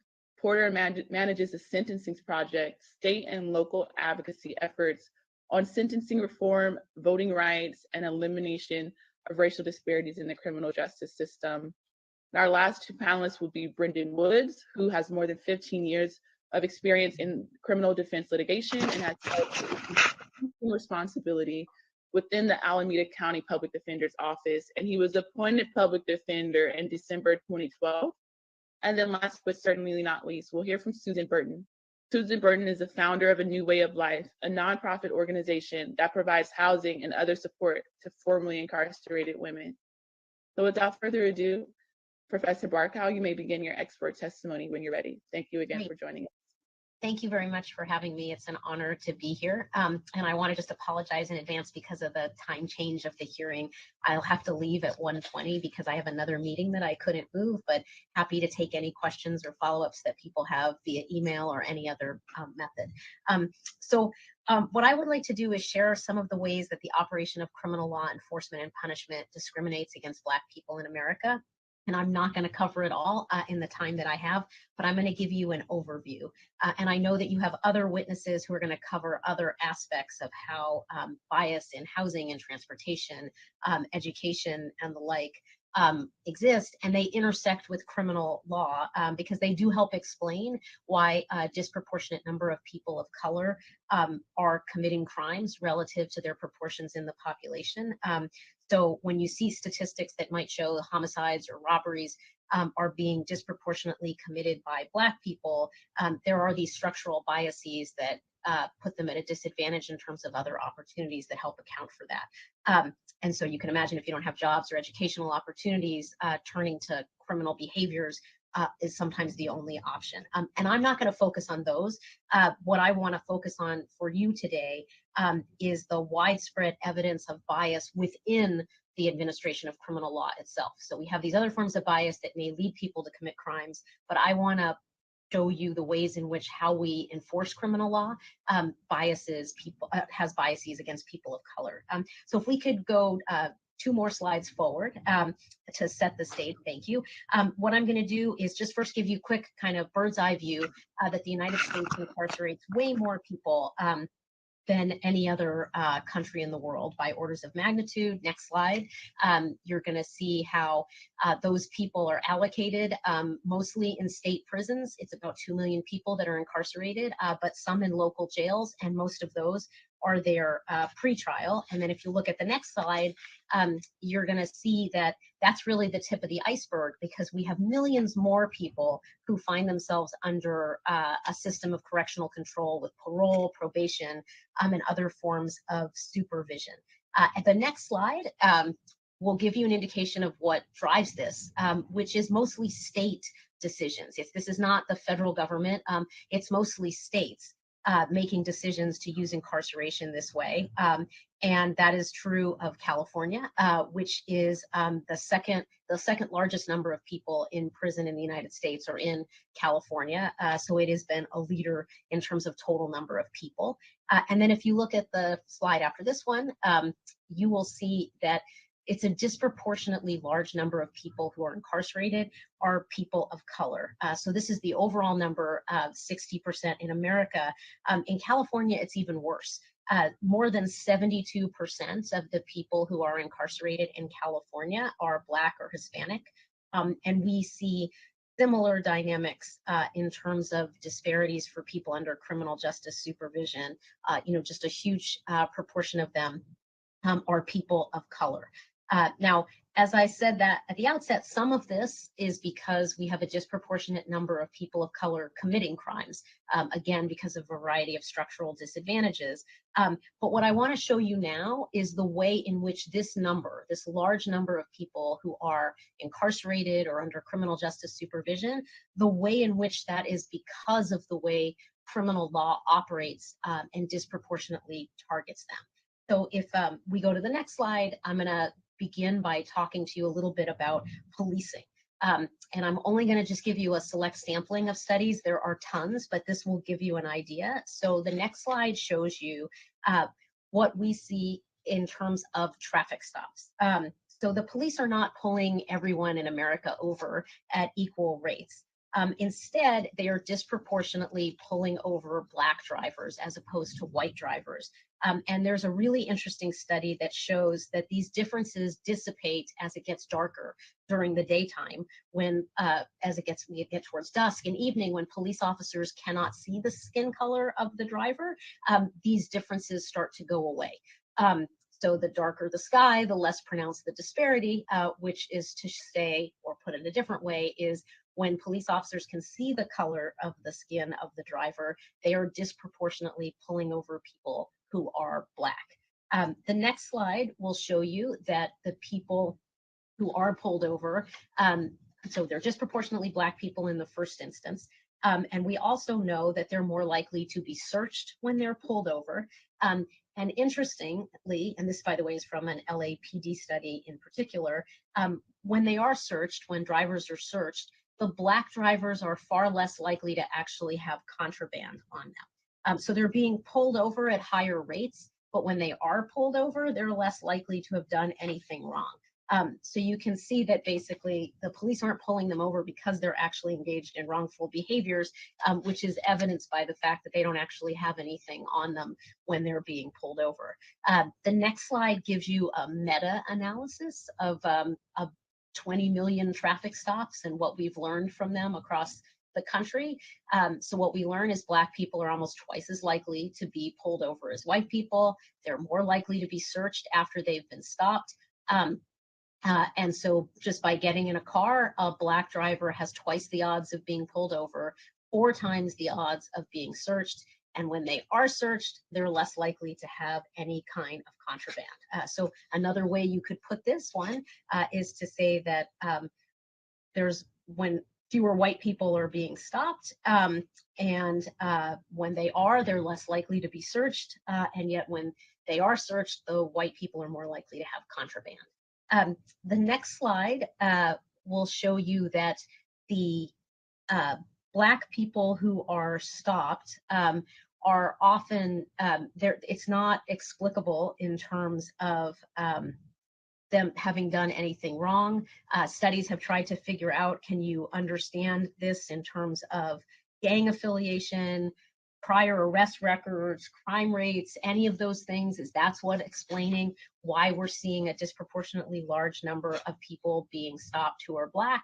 And when studies have sought to look into all of those things, they find none of them explain it. That in fact, it looks like the only thing that's left over to explain these stops is merely race. That is why people are being pulled over. If you look at the next slide, you'll see that police officers are often pulling Black drivers over for pretextual reasons, saying things like they had mechanical issues, there was something, an equipment problem with their car, whereas when white drivers are being pulled over, it's usually for much more serious things, more serious driving violations, things like speeding. So again, just giving you a sense of what law enforcement officers are doing when they're exercising their discretion to pull drivers over.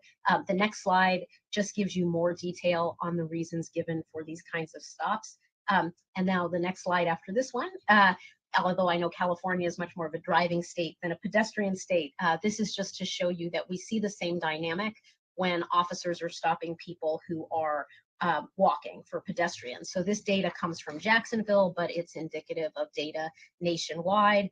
Again, you're just far more likely to be stopped if you are a Black person, and the rates are much higher. So I think it's important to think about how much discretion police officers have in deciding who it is they're going to have interactions with and who they're going to stop. This isn't like situations where there's an identifiable crime with a victim. These are crimes where there's just way more people than could ever be addressed, stopped. So police are making choices, and the way they're making those choices is to target Black people without any link to crime or misbehavior. It's just using the discretion to do that. The next slide will show you that we see a similar pattern in terms of arrest rates for various kinds of low-level crimes that, again, police have choices. We see lots of people loitering, people who could potentially be charged for trespass, but they're using their discretion to target these kinds of arrests to communities of color. The next slide will show you this is also true when it comes to drug offenses. So we know that drug use and drug trafficking, those are comparable by race, that pretty much we're seeing people, white people, Black people, they are using and selling in proportion to their percentages in the population. But drug arrests are disproportionately targeted against Black people, even though the usage rates for white people and Black people are the same and the sales rates are the same. The police are using their discretion to disproportionately target people who are Black.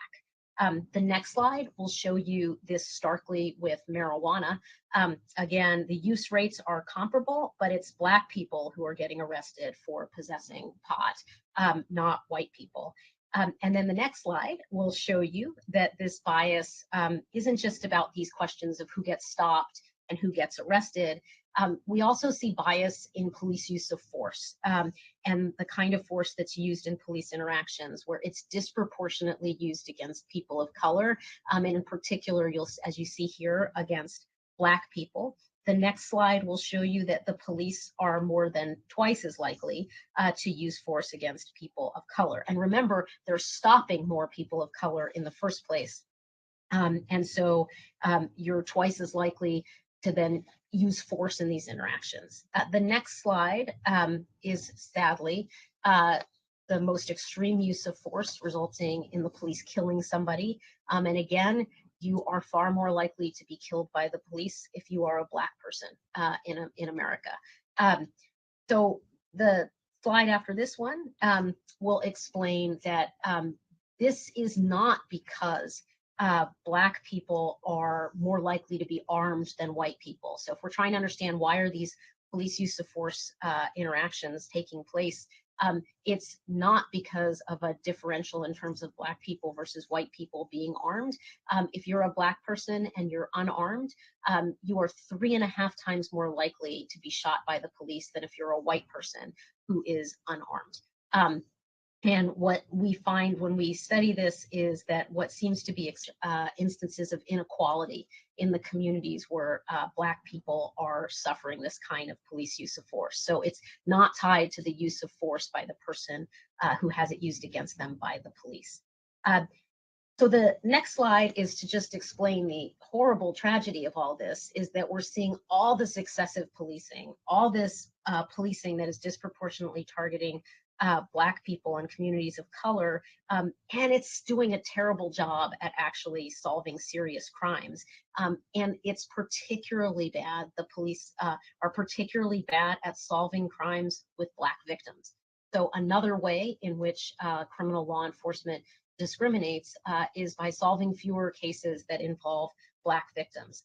And I should say that I think one reason why this happens is because there is not as much cooperation in those cases, precisely because communities of color have such a distrust of the police because of all those biased stops and the use of force against them. It really creates a vicious circle with a lot of distrust, lack of cooperation, and therefore more ineffective policing in solving these cases with Black victims. So I could occupy tons of time on this. I know I've gone super quickly, but I hope this gives you at least an indication of that kind of bias. The next slide is going to introduce you to other forms of bias in the system, and I'd like to start just by talking about what happens in prosecution. So the next slide will just tell you about those people that I mentioned who are detained before their trial. They haven't been found convicted of anything. It's about 500,000 people who find themselves in this situation. You are way more likely to get detained pretrial in America if you are Black than if you are white, and it has nothing to do with the crimes that you were charged with. If you hold all that constant, you look at the crimes charged, what you find is just Black people are getting detained more pretrial. Their bail amounts, where there is bail, are set at much higher rates than white people. Again, controlling for everything you control. We look at the type of crime, criminal record, and there's still this inexplicable difference that looks to be based on nothing other than race. The next slide shows you that we see the same bias in charging decisions, where if you're a white defendant, you're far more likely to have a serious charge dismissed against you than a Black defendant. And again, that's all controlling for the kind of crime you committed and your previous record. And if it's a misdemeanor kind of a case, a less serious one, if you're a white defendant, you're 75% more likely than a Black defendant to have those charges dismissed or reduced. Again, the next slide will show you that when you are a white defendant, you're offered better deals than Black defendants. So I previously mentioned those dismissals, but it's also true that if you are a Black defendant, you're more likely to get prison time, whereas white defendants are more likely to be offered things like community service and fines. The next slide will show you that we see the same kind of bias in terms of who gets charged with mandatory minimums, habitual offender laws like California's 3 strikes laws. You're far more likely to be charged with those if you're a Black defendant than if you are a white defendant.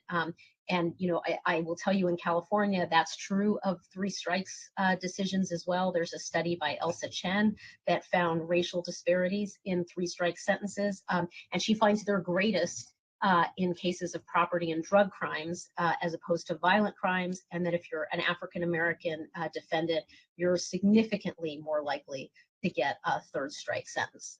So again, this kind of bias exists with all kinds of charging, including these sorts of laws. And then the next slide will show you that this happens at sentencing as well. The next slide is an example from the federal system where you can see that people who are Black are getting sentences 19% longer than people who are white, controlling again for type of crime and criminal background. And the next slide shows you from a study in Georgia that same kind of variation. And here, what's even more disturbing is that it varied based on the shade of somebody's skin. So the darker skinned Black people got sentences even longer than medium skinned Black people, and then as compared to lighter skinned Black people. So the sentence got increasingly longer the darker your skin tone, with all Black people getting sentences significantly longer than people who are white. Again, controlling for everything else. It's just a question of the color of somebody's skin. In the next slide, I can show you that we see this kind of disparity when it comes to the treatment of people who are kids, juveniles. If you're Black, you're far more likely to get transferred to adult court or to be suspended. The next slide will show you that we see the same kind of discrimination when we're talking about whether people get their parole revoked. People who are Black get their parole revoked at much higher rates. And again, these are usually discretionary decisions that an official will have. And just like we saw with the police and we saw with prosecutors, and judges at sentencing, these parole officials are exercising their discretion in ways that are disproportionately negatively affecting Black people.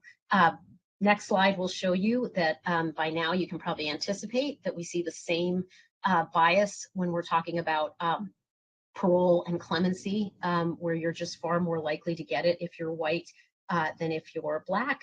And then finally, I will just add in the next slide that your treatment while you're incarcerated is worse if you're Black than white. You're more likely, for example, to be held in solitary confinement. So it's everywhere you look in the administration of criminal law and punishment.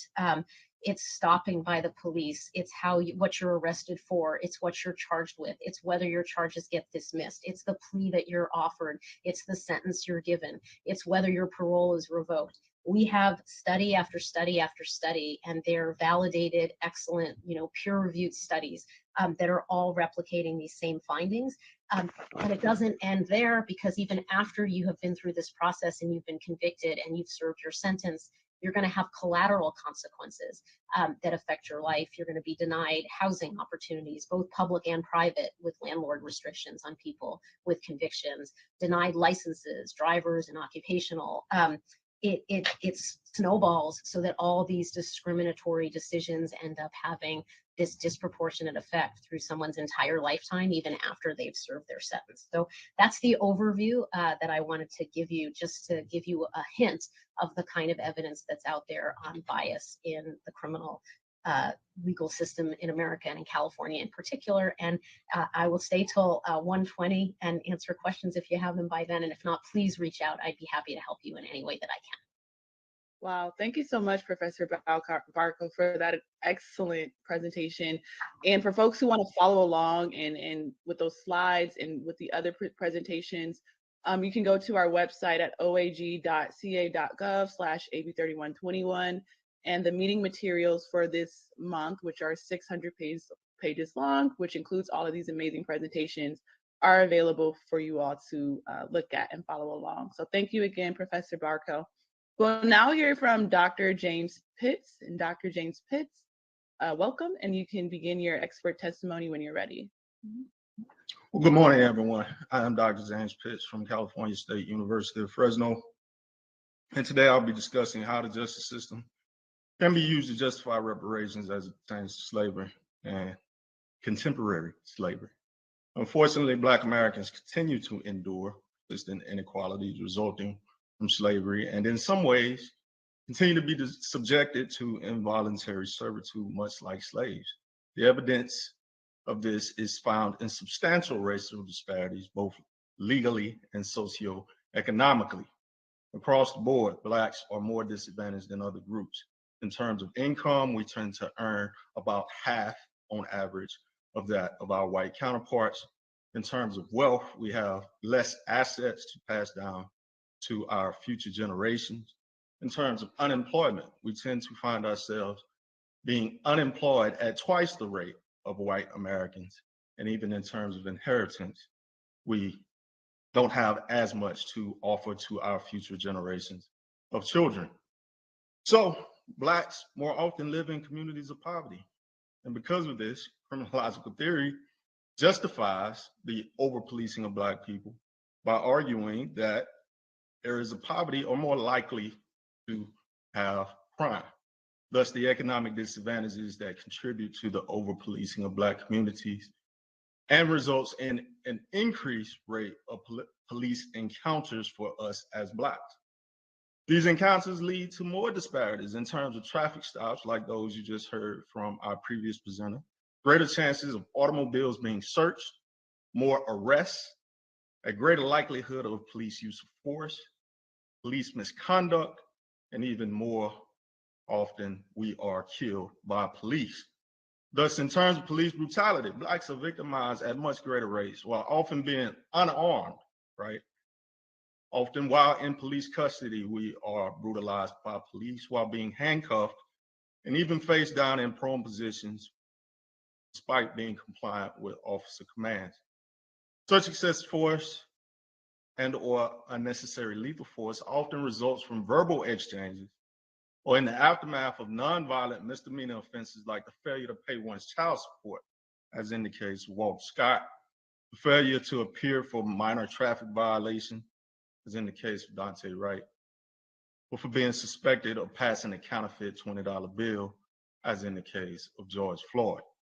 You know, it's no wonder we have strained relationships in our communities with police. Historically, police have, one might argue, have been the mechanism by which a system of racial and socioeconomic inequality has been perpetuated in America. Strangely, nowadays, we embark on the practice of community policing intended to improve relationships between police and citizens without even acknowledging the harm that has been done by a system of injustice. What we must consider is that without acknowledgement, reconciliation becomes much less likely. You might ask, well, how is it that this mechanism that I refer to as police has contributed to this racial and socioeconomic equality? Many of the points made by the previous researcher or professor are very accurate, so I won't continue with as many stats. Nonetheless, when we consider policies that are often race neutral on their face, but applied in a very discriminatory manner, this is the method by which we find ourselves victims of substantial disparities at the hands of our criminal justice system. Things like stop and frisk in New York State, which was recently declared unconstitutional by the United States Supreme Court. Stop and frisk was based on the policy of reasonable suspicion, a much lower standard than probable cause, which gave police the authority to round up on anybody they felt like was suspicious, even though there was no evidence of the individual committing a crime. While this policy was neutral on its face, it was applied primarily to Blacks and other minority communities.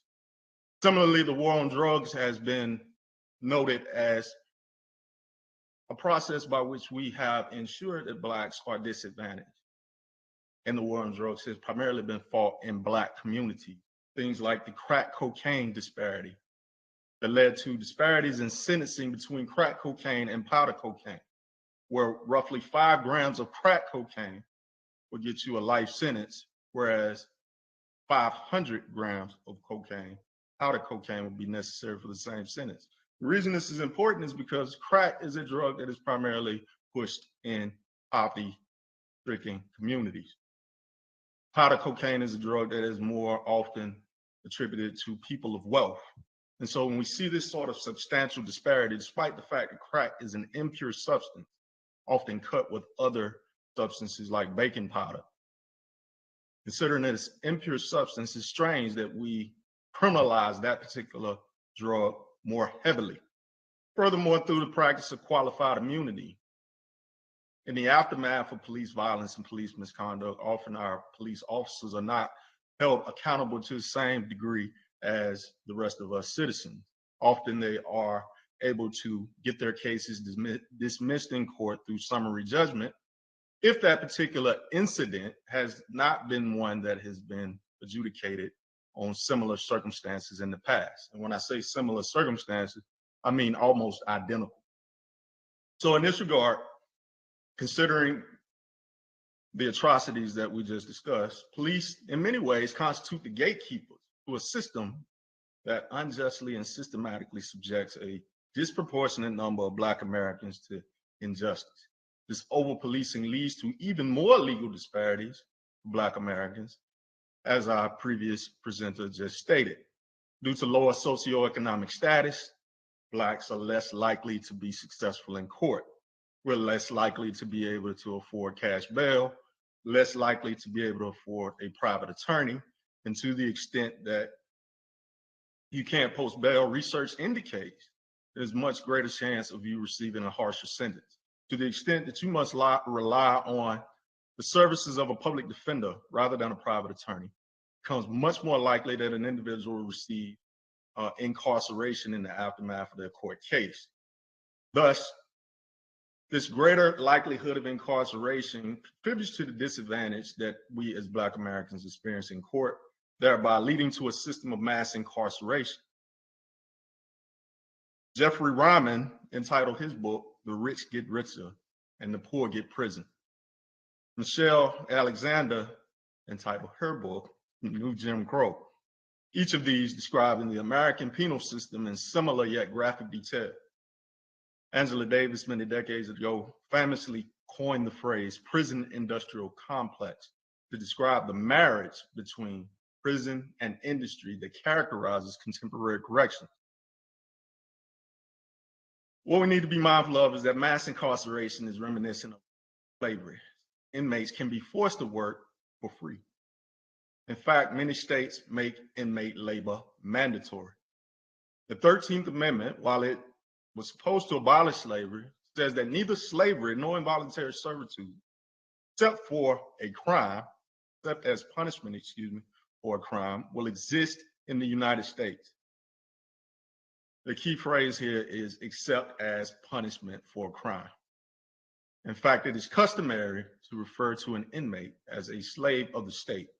Thus, the criminal justice system can and has been used to perpetuate the inequalities resulting from slavery, while also maintaining an underclass of people known as criminals, ex-convicts, and inmates. In short, the 13th Amendment only abolished slavery in terms of private ownership of another individual.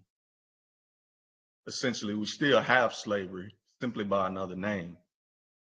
The government can own as many slaves as they would like. Is this not simply slavery by another name, you might ask? Where minorities account for more than 65% of the prison population. Well, 1 in 3 Blacks will be in jail or in prison at some point in their life. But Blacks account for 35% of the prison population, but only 13% of the general population.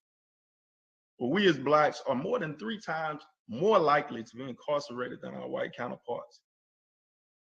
Well, white Americans account for 62% of the population, but only 34% of the prison population. Is this not slavery by another name?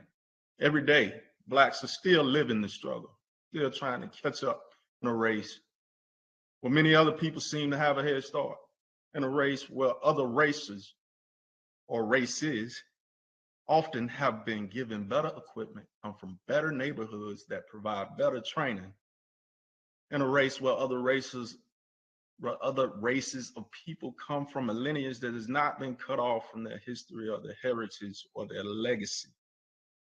In a race where our Black Americans are delayed at the starting line, often tripped before the finish line, and tried to use mechanisms to make it impossible to finish the race, such that we never establish generational wealth, such that we more often come from broken homes and single-parent families due to mass incarceration and poverty, such that we always experience the hopelessness and helplessness of a society that continues to blame us for our own oppression, repression, and resulting disadvantages.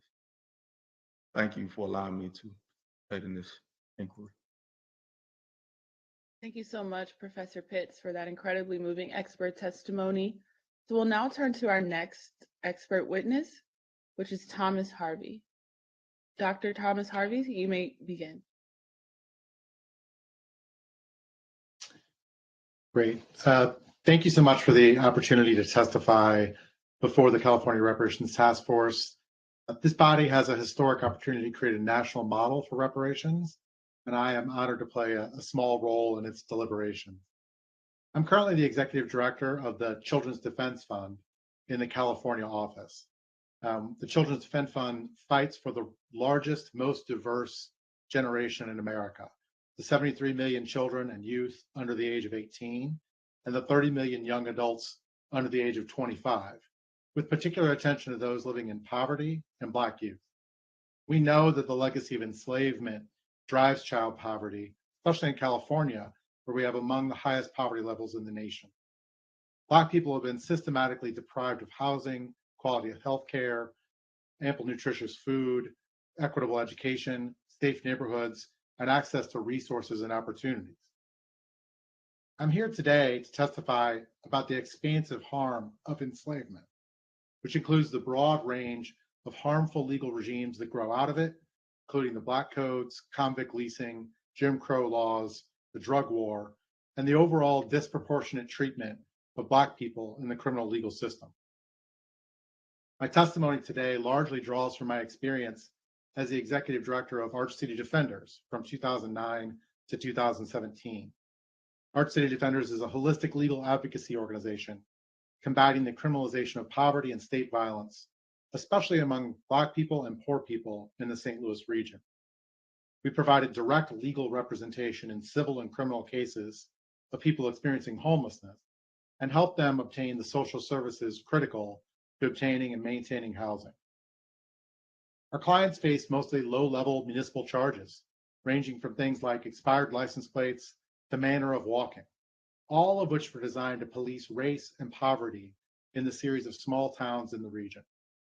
The most famous of these apartheid-like legal regimes is, of course, Ferguson, Missouri, which operated in relative obscurity until the murder of Mike Brown on August 9th, 2014, and the subsequent Ferguson uprising.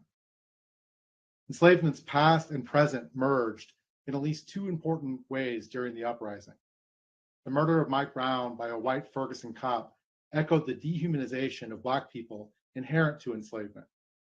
And St. Louis's racist, predatory legal regime reflected the long history of white supremacy enforced through a modern-day manifestation of debt peonage, Jim Crow, and Black Codes. Let's start with the current picture that Dr. Barco has given, but I'm going to reiterate some of it here, of the U.S. mass system of human caging. The United States has 1,566 state prisons, 102 federal prisons, 2,850 jails, 1,510 child caging facilities, 186 immigration caging centers, and 82 Indian country jails. We currently incarcerate 1.9 million people, 615,000 of whom are locked in a cage right now because of poverty and race, who have not been convicted of a crime. Because jail contributes so profoundly to the perpetuation of poverty, the cost associated with this level of jailing are estimated to be as high as $140 billion per year. If you add in probation and parole, the total number of human beings under carceral control in the United States is nearly 6 million. We are far and away the world's leader in human caging, imprisoning our citizens significantly more than countries like China, Russia, and Iran. 1 in 3 Black men will be incarcerated during their lifetime. Black Americans are incarcerated in state prisons at rates nearly 5 times that of white Americans. 1 in 81 Black adults is serving prison time right now. In California, the disparity between imprisonment of Black people and white people is 9-to-1. Overall, the United States incarcerates Black men at a rate 6 times that of South Africa at the height of apartheid. Ferguson itself is emblematic of the outgrowth of enslavement, although it was initially described as a microcosm of the modern inequality and injustice in the United States. While the population of the city of Ferguson was 67% Black, 85% of all vehicle stops, 93% of all arrests, 88% of all use of force cases, and 92% of all warrant issues involved Black people.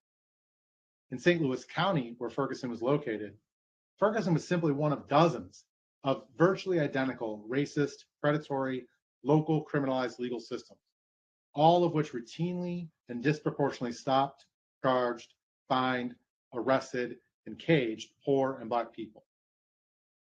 St. Louis's Kafkaesque debtors prison network resulted in an astonishing but banal reality on the day Mike Brown was murdered. There were 700,000 active warrants for arrest in the St. Louis region, which only has 1.2 million people.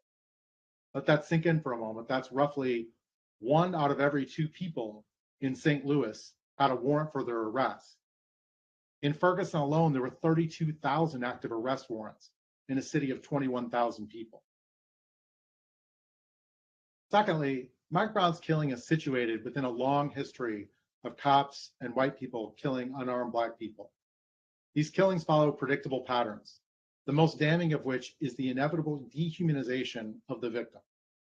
Depicting Black people as inhuman was a central premise justifying enslavement and the white supremacist fear-mongering that followed Reconstruction. The fear of free Black people gaining economic and political power quickly translated into the depictions we've seen ever since. Black men were depicted as brutes, stock figure of white supremacist rhetoric in the lynching era. They were described as beasts that could withstand the worst kinds of punishment. You remember the images from headlines, stories of super predators, wilding, fear-mongering concerns about Willie Horton. But these stories are never so prominent as when cops brutalize Black people.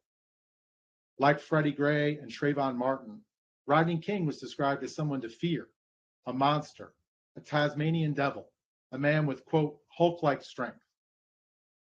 When Darren Wilson called Mike Brown a demon, he drew on this history. He called Mike Brown a person with superhuman strength who somehow grew stronger as Wilson tried to kill him. Wilson, like so many murderers of Black people, justified his actions by directly treading on the dehumanizing stereotypes emerging from enslavement. When people took to the streets after Mike Brown's murder during the longest sustained protests in U.S. history, they weren't simply protesting police violence against unarmed Black people. They were protesting a system. 91 cities with 81 courts and 67 police departments policing Black life and generating a collective $50 million from their oppression. They protested being locked in a cage because they were too poor to make a payment. They didn't have access to medication. Black women with children protested being stolen from their children because they didn't have $350 to buy their freedom. Tens of thousands of people were jailed because of their race and poverty, all while being asked to believe that this was actually about public safety instead of race and social control. These practices in Ferguson and throughout the country represent the largely uninterrupted collaboration between cops, courts, and local governments, not only to oppress Black people and poor people, but also to profit from that collaboration. Starting with legalized slavery that built the United States of America, continuing on to the Black codes, followed by the debt peonage that replaced it, and the further criminalization of Black life and poverty. Whether it is the creation and selective enforcement of trespassing, vagrancy, panhandling laws, or the disparities in traffic stops and mandatory sentencing for drug cases, a legal system has reflected the most pernicious strains of American racism. And this system exists throughout the country. According to the Children's Defense Fund's 2021 report on the state of children in the US, a disproportionate number of Black children are incarcerated in the juvenile justice and or adult criminal legal systems, placing them at risk of physical and psychological harm. 530,000 children were arrested in the US, and a child or teen was arrested every 59 seconds. Black children were 2.4 times more likely to be arrested than white children. Black youth represented less than 15% of the total youth population, but 52% of youth incarcerated in adult criminal facilities. Black youth are 9 times more likely than white youth to receive an adult prison sentence. In California, the story is similar. According to CDF's 2018 report, Unhidden Figures, Black youth are disproportionately enrolled in LA County schools that serve the students who are in the juvenile halls and probation camps. Although Black students are less likely to misbehave at school when compared to white students, they are 2 times as likely to receive school-based discipline. As a result of these systems, Black youth are significantly more likely to be homeless, to be jailed in the future, and to never achieve employment. Studies of traffic stops in California show a disturbingly similar pattern to those in Ferguson. While only 5% of white people who are searched during traffic stops, 24% of Black drivers and their passengers are searched, even though police are more likely to find drugs, weapons, or other contraband on white people than they are on anyone else. Driving home these connections in California, student Susan Burton's A New Way of Life published a study called Not Just a Ferguson Problem, How Traffic Courts Drive Inequality in California. This comprehensive report showed that 4 million people in California had their licenses suspended for similar reasons as we saw in Ferguson. The prosecution of these suspensions generated $10 billion in fines. As in Ferguson, these policies disproportionately impacted people of color, beginning with who gets pulled over in the first place. Data from San Diego and Sacramento showed that Black people were 2 to 4 times more likely to be pulled over for a traffic stop than white people. In San Francisco, over 70% of people seeking legal assistance for driver's license suspensions were African American, although African Americans make up only 6% of the city as a whole. 1 minute. Data around police killings showed the same patterns. According to the Washington Post, police shot and killed at least 1,055 people nationwide last year. That's more than the 1,021 shootings in 2020 and 999 in 2019. Black people, who account for 13% of the population, accounted for 27% of those fatally shot and killed by police in 2021. In LA County alone, cops have killed 959 people since 2001, 233 of whom were Black. Although Black people make up less than 10% of LA County's population, they represented 24% of law enforcement killings. Conversely, white people, who make up more than a quarter of the population, are killed in 19% of the incidents. In summary, the legacy of enslavement is visible every day in our criminal legal system, throughout the country and in California. The harms of enslavement are not limited to the extraction of life and labor in the pre-Civil War period, but rather persist in ways that continue to today.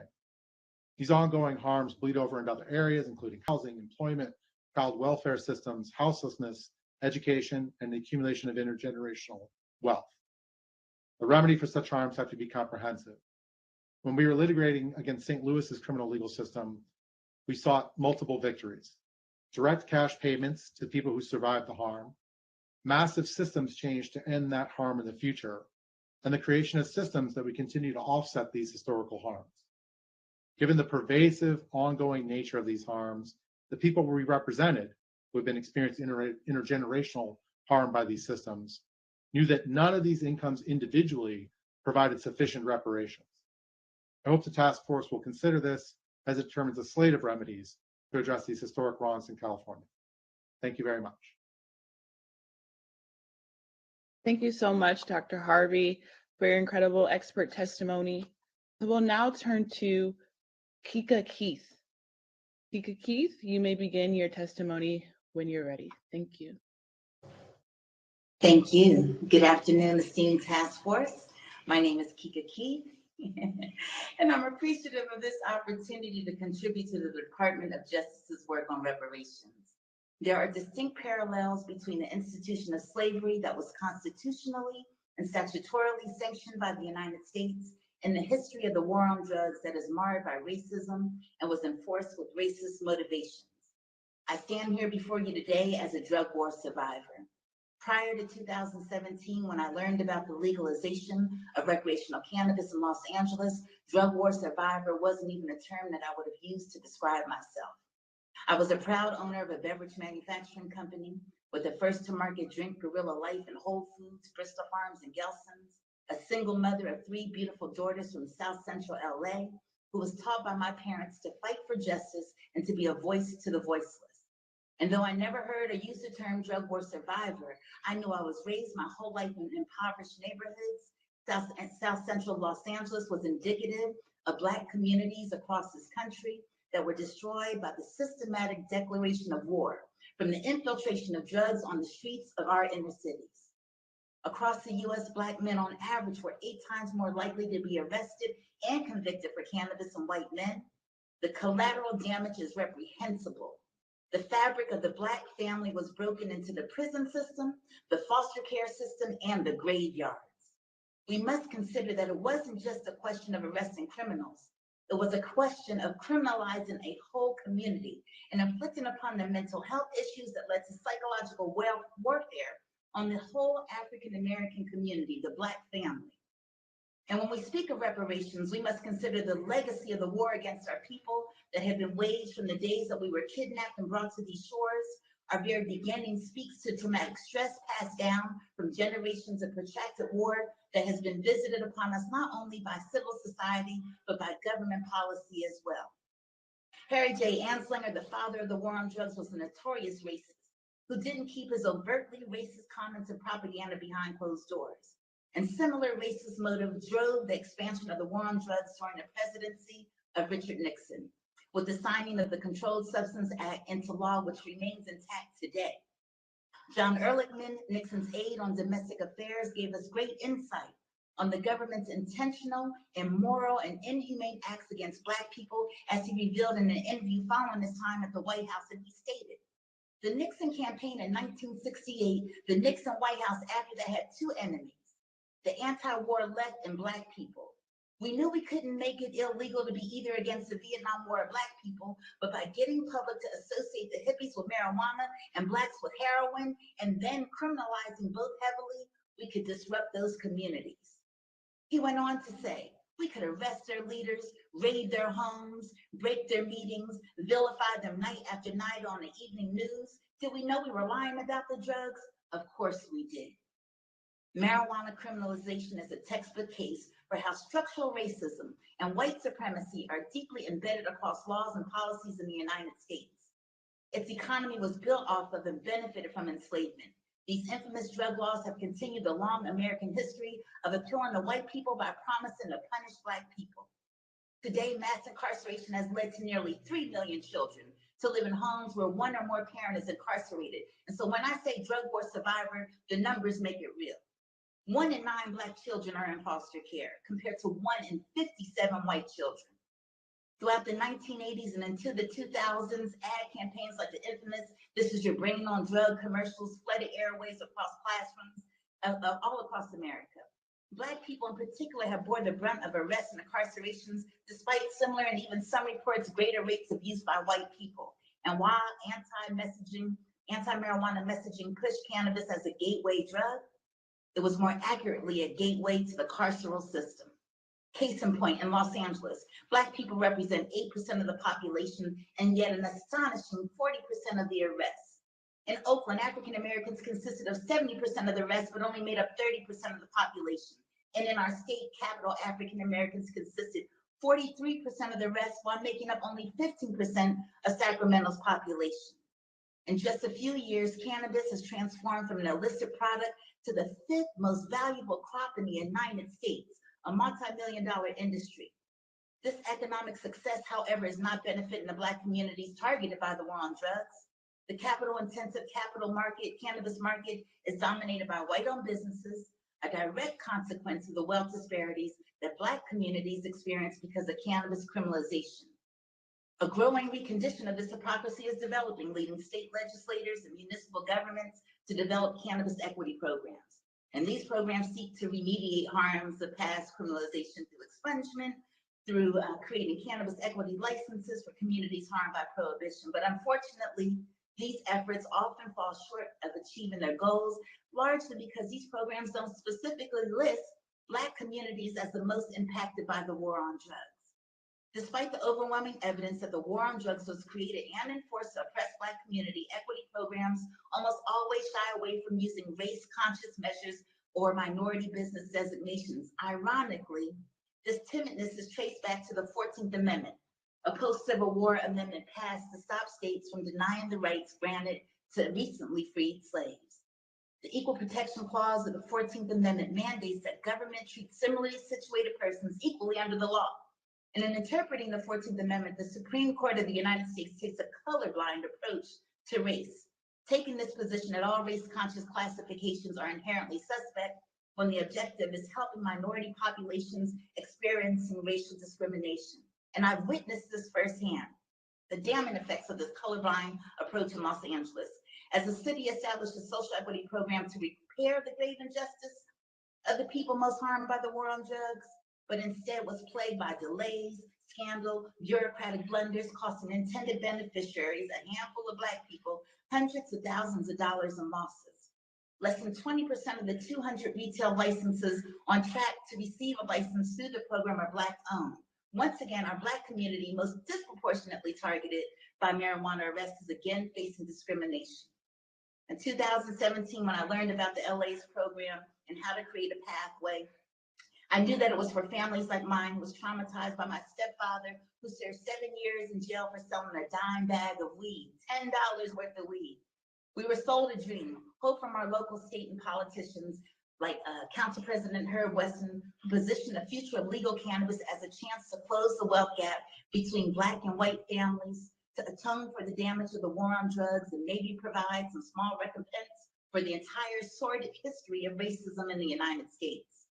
And as a Black woman, this resonated to my core as I understood the industrial history of this country that would not allow Black people to have significant ownership opportunities in the cotton industry, the tobacco industry, automobile and alcohol industry, to name a few.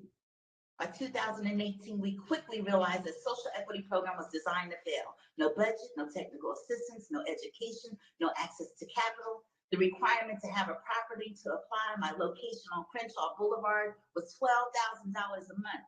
Once again, Black people were set up for predatory investments with sharecropper agreements. Once again, it's obvious that even with legislation in place for repair to justice, the true intent of the social equity program was being dismantled in front of our very eyes. After 3 years of grassroots educating and lobbying, we formed the Social Equity Owners and Workers Association to organize our people, unionize our efforts, and cooperatively raise money for a legal fund. We filed a lawsuit against the city of LA and later settled for 100 additional social equity retail licenses. 1,340 days later, I opened the first Black woman-owned dispensary in Los Angeles, Gorilla RX Wellness Co., or as we call it, the house that the people built. And while states repeal mandatory sentences, they continue to profit off the forced labor of incarcerated people. State lawmakers must do the necessary work of determining what reparations are owed to Black community for the damage it has inflicted. True repair to justice will mean that not only cash payments to be made for past economic theft from Black communities, but also the acknowledgement and the intentional dismantling of systems that perpetuate discrimination today. And as the task force studies the ongoing effects of the institution of slavery and its legacy of persistent systemic structures of discrimination on living African Americans, I assert that marijuana legalization offers an opportunity for a blueprint for how to begin rooting out the white supremacy enmeshed in U.S. laws. This begins with challenging the 14th Amendment to use race-conscious classifications in defining social equity program beneficiaries of the trauma and injustice bestowed on Black African Americans, and to develop models like the Chicago suburb of Evanston that has become the first U.S. city to use tax money from the sale of recreational marijuana to make reparations available to its Black residents for past discrimination and the lingering effects of slavery. Thanks again for this opportunity to testify, and I would like to give special thanks to Senator Bradford and Assemblymember Joan Sawyer, who have been champions of cannabis equity for Black people in the state of California. Blessings. Thank you so much, Kika Keith, for your excellent expert testimony. So we'll now turn to Cerise Castle. Cerise Castle, you may begin when you're ready. Good afternoon, and thank you to the panel for having me. I stand before you as a descendant of Isaac Wingfield, who was bought and sold on the Wingfield plantation, and of General William Tecumseh Sherman, who issued Special Field Order Number 15 for 40 acres and a mule, the first attempted act of reparations. I am joining you on unceded Tongva land and want to acknowledge the land. The aim of my presentation is to discuss with you the culture inside of LASD, which has allowed gangs to come to be and continues to allow them to grow and multiply. Deputy gangs are a symptom of a broken system. We are discussing things under the lens of deputy gangs, but these issues exist outside of the deputy gang structure too. Next slide, please. Let's start off by defining what a deputy gang is. These are not cliques or subgroups. The California Penal Code describes a gang as, next slide, any organization or group that has 3 or more people that have a common name or identifying sign or symbol, next slide, as one of its primary activities, the commission of one of a long list of California criminal offenses, and finally, next slide, a group whose members have engaged in a pattern of criminal gang activity, either alone or together. Crimes in the case of deputy gangs include murder, rape, kidnapping, money laundering, falsifying police reports. Next slide, please. The movie Mean Girls is a classic example of a clique. It tells the story of a group of high school girls who bully each other and other students. Next slide. These deputy gangs are not cliques. They are criminal. They engage in illegal activity against community members. They have the same tattoos and they use hand signs. Next slide. My main findings are there are at least 18 gangs in the Los Angeles County Sheriff's Department. The first gang was discovered after the 1970 Chicano moratorium called the Little Devils. Law enforcement gangs are not unique to the Los Angeles area, but we are home to the first known ones. Deputy gangs are responsible for the deaths of at least 19 civilians, all of whom were men of color. 4 were in the midst of a mental health crisis. Next slide. LA County also keeps a list of litigation related to deputy gangs. I created a database at Knock LA of deputies alleged to be associates and tattooed members of the gangs. I was inspired to create this by systems like CalGang, which is widely used by law enforcement here in Los Angeles County. The bar to get into CalGang is incredibly low. It classifies gang members based on family members, where someone may live, or who they're friends with. If you are arrested, it comes with enhancements and more jail time. The deputy gang database acknowledges deputies and upper level personnel who were present or oversaw illegal activities as associates, and those who have been identified in court cases through self-admissions and tattoos are categorized as members. Tattoos are given at so-called 998 parties, named after the police code for officer-involved shooting. It's alleged that in order to enter some of the gangs, a deputy must kill a civilian. Litigation related to deputy gangs has cost LA County at least $100 million, all funded by taxpayers. Next slide. Government agencies such as the Los Angeles County Board of Supervisors, Offices of Independent Review, all the way up to the federal level have known about deputy gangs for decades, but no action has been taken. Next slide. There have been no meaningful internal investigations, no significant policy changes to address the issue. Next slide. Patterns of deputy gang violence against community members. Next slide. Raids, illegal detainments and arrests, physical assaults, planting and manipulation of evidence. Next slide. Harassment of victims' family members and members of the press, such as myself, and of course, killings of civilians. Next slide. I want to show you how the culture metastasizes throughout the department.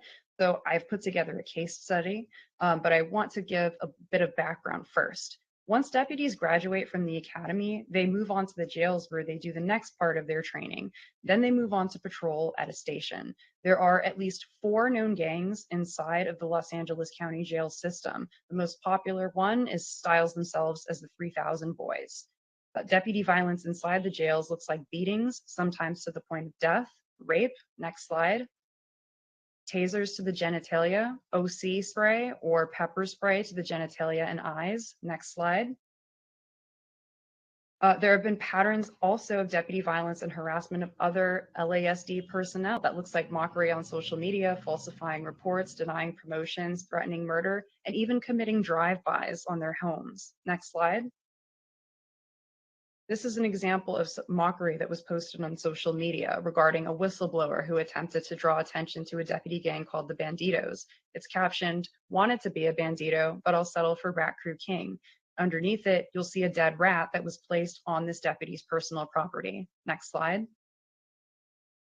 Now let's get into the case study. In 2010, Christopher Lee Wilder's jaw is broken by Deputy Jay Brown inside of Men's Central Jail. On December 11, 2011, Deputy Samuel Aldama beats Alquan Jackson, who was incarcerated inside MCJ.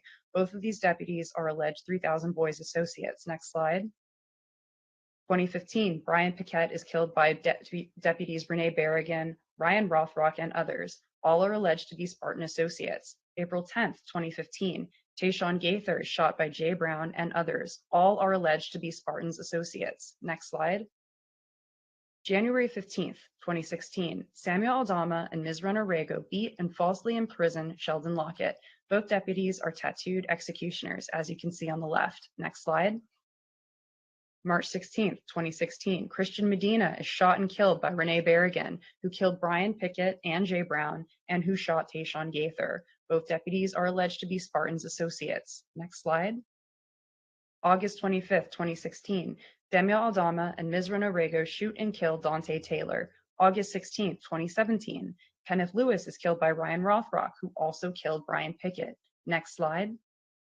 November 2nd, 2017, Ricardo Sendejas Jr. is killed after he is seen by Deputy Samuel Aldama and others holding a gun at his home.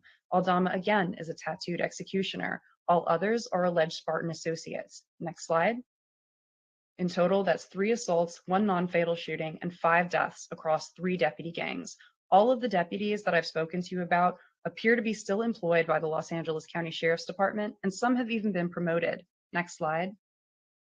We're talking about this stuff as it relates to gangs, but again, it emulates throughout the culture in the Sheriff's Department. Gangs are a symptom of the culture. In cities like Compton, contracts are given to LASD by city for law enforcement services, and they're unfulfilled. One way we see that is that cars will be marked as out on patrol, when in reality, they are stationary and parked. The city is still charged for that patrol. Emily Elena Dugdale at KPCC LAist found that LASD deputies present in Antelope Valley schools stop and question Black teens up to 4 times as often as their peers. At least one incident where a deputy physically assaulted a child was circulated on social media. Next slide. Deputies also use a practice called hunting, where they look for someone to arrest to get a statistic. Deputy Angel Reynosa described it to me as utilizing the traffic code to stop people of color for minor violations. Deputies will also take advantage of people who do not know their rights. Next slide. Deputy Gregory Van Hosen killed 16-year-old AJ Weber in February of 2018. That case was settled for over $3 million. Now, I'll also mention that deputies are rarely financially liable for this because of qualified immunity. 18 months later, Van Hosen killed 22-year-old Jamal Simpson. It's unclear if Van Hosen was ever disciplined for either of those killings, and he is still employed by the Los Angeles County Sheriff's Department. Next slide. LASD continues to avoid accountability, and we see this in multiple ways, from Sheriff Villanueva asking the county to ban the use of the term deputy gangs, all the way up to refusing to comply with subpoenas and evading California Public Records Act requests. Next slide. We've also seen cosmetic fixes like banning some logos, such as the Fort Apache logo, which was actually placed in the floor of the East Los Angeles station. It was brought back in 2018 by current Sheriff Alex Villanueva. The firing and hiring of deputies is not public, and there are currently no tools to effectively combat deputy gangs. Current policies only target new recruits and do nothing about existing gang members. Next slide. We've of course seen doublespeak from Sheriff Alex Villanueva. He has consistently said that there are no deputy gang members in the department, but also that these groups exist in every police department. That, of course, is impossible. Next slide. Let's forward again one more time, please. Oh, okay. Well, I'll just finish off by saying that LASD structure promotes deputy gangs. Classic example is seen under Sheriff Lee Baca, who promoted Paul Tanaka, a tattooed member of the white supremacist Vikings gang, who was his undersheriff. Cecil Rambo, who was friends with Mr. Tanaka for years and is alleged to be associated with deputy gangs himself, is currently running for sheriff. Current Sheriff Alex Villanueva reinstated Deputy Karen Mandoyan, who was fired for domestic violence. Deputies throughout the department routinely disregard policies and mandates. And another big threat to public safety is media coverage. Next slide, please. Now, since my reporting was published, we are seeing the term deputy gangs widely used in media and local government, as you can see in this GIF. Next slide, please. But there still remains a lot of work to do. My conclusions, widely stated, are these are deputy gangs, these are criminal, problematic personnel are retained and promoted, and finally, deputy gangs are a symptom of a larger corrupt culture. For more information on this, I encourage you all to visit lasdgangs.com, where you can view my reporting in depth, as well as the database, which lists all deputy gang members and associates. I thank the task force so much for their time today. Thank you so much, Cerise Castle, for your expert testimony and the work that you're doing on this effort. So we'll now turn to Tasha Henneman. Tasha Henneman, you may begin your expert testimony. Thank you. Thank you very much, Chair Moore and esteemed members of the AB 3121 Task Force. I'm Dr. Tasha Henneman, and I'm honored to be here to share my research regarding preschool expulsions and suspensions and the impacts on young Black boys and their families, and how exclusionary and harsh discipline in early childhood can lead to the preschool to prison pipeline. Next slide, please. In 2015, Walter Gilliam from Yale University conducted a nationwide study of preschool expulsions and found that preschoolers are expelled at rates 3 times more frequent than their K-12 students. Additionally, research later determined that there was disproportionality with the 3 Bs. You can go to the next slide, please. The 3 Bs being boys who are Black, who are bigger in stature and physical size. Next slide, please. I want to just take a quick moment to define expulsions and suspensions. When I refer to expulsions, this is the permanent removal of a child from an early childhood setting. We're talking about 2, 3, 4, or 5-year-olds in this case. A soft expulsion, or as I refer to in my research, is a push out. And this is when an early child care program constantly is communicating with a family about the child and complaining about the child's behavior. And so then the family and child begin to feel unwelcome. And usually the family ends up leaving or feels like they have to leave because they're getting ready to the child is getting ready to get kicked out. We have in-school suspensions. These occur when a child is sent out of the classroom, usually to a director's office, for example. And then out-of-school suspensions. And this is when families or caregivers get called to pick up their child early because of behavioral problems like biting, hitting, or not following directions. Next slide, please. So more data from Gilliam's research found that 4-year-olds were 50% more likely to be expelled than 3-year-olds. Boys represent 54% of preschoolers, but 78% of the suspensions. And Black preschoolers are 3.6 times more likely to be suspended than their white peers, and 5 times more likely, to be expelled, and 5 times more likely to be expelled than their Asian peers. And this research really garnered the attention of the U.S. Department of Education's Office of Civil Rights Data Collection back in 2011 and 2012, who compiled data from 97,000 public schools and 16,500 districts representing 49 million students nationwide. And their 2014 report found that Black children represent 19% of preschoolers, but 47% of the suspensions. Next slide, please. So how frequently is this phenomenon of preschool expulsions or suspensions happening daily? I encourage any of you to take a guess. Next slide, please. The answer is really too many, 250 national daily average preschool expulsions and suspensions. So next slide, please. Our current system of early childhood educational services falls short in various ways. It is characterized by lack of integration of services and systems that support the whole child. And given that preschool expulsions are a systems issue, I examined factors that perpetuate the problem, in my opinion, specifically these identified in my conceptual framework, which I viewed through a critical race theory lens. So you have the high stakes accountability movement, and this really refers to the standardized testing in the K-12 system that is used to measure student achievement, student ratings, administer rewards or consequences and discipline, formulated from the No Child Left Behind Act of 2001. But the spiral effects of the high stakes accountability movement is translated as school readiness in early childhood, raising the expectations of behavior and learning for 2 to 5-year-olds to be more academically prepared, really impacting the loss and importance of play in learning. And we know that systems of teaching to the test not only disrupt organic forms of learning, but can also create bias in teachers' perceptions of students, further widening the gap between affluent children and low-income or minority children in the areas of achievement, graduation rates, levels of suspensions and expulsions, and also alters student-teacher relationships, which are so important in early childhood. Advances in brain development research have revealed the importance of young children experiencing regular stimulation and interaction with parents, caregivers, and their environments to optimize their social emotional development. And further, exposure to trauma or chronic stress, such caused by harsh discipline, can make children more prone to emotional disturbances and less able to learn because they have overactive neural pathways that control the fear response, causing their brains to be organized primarily for survival.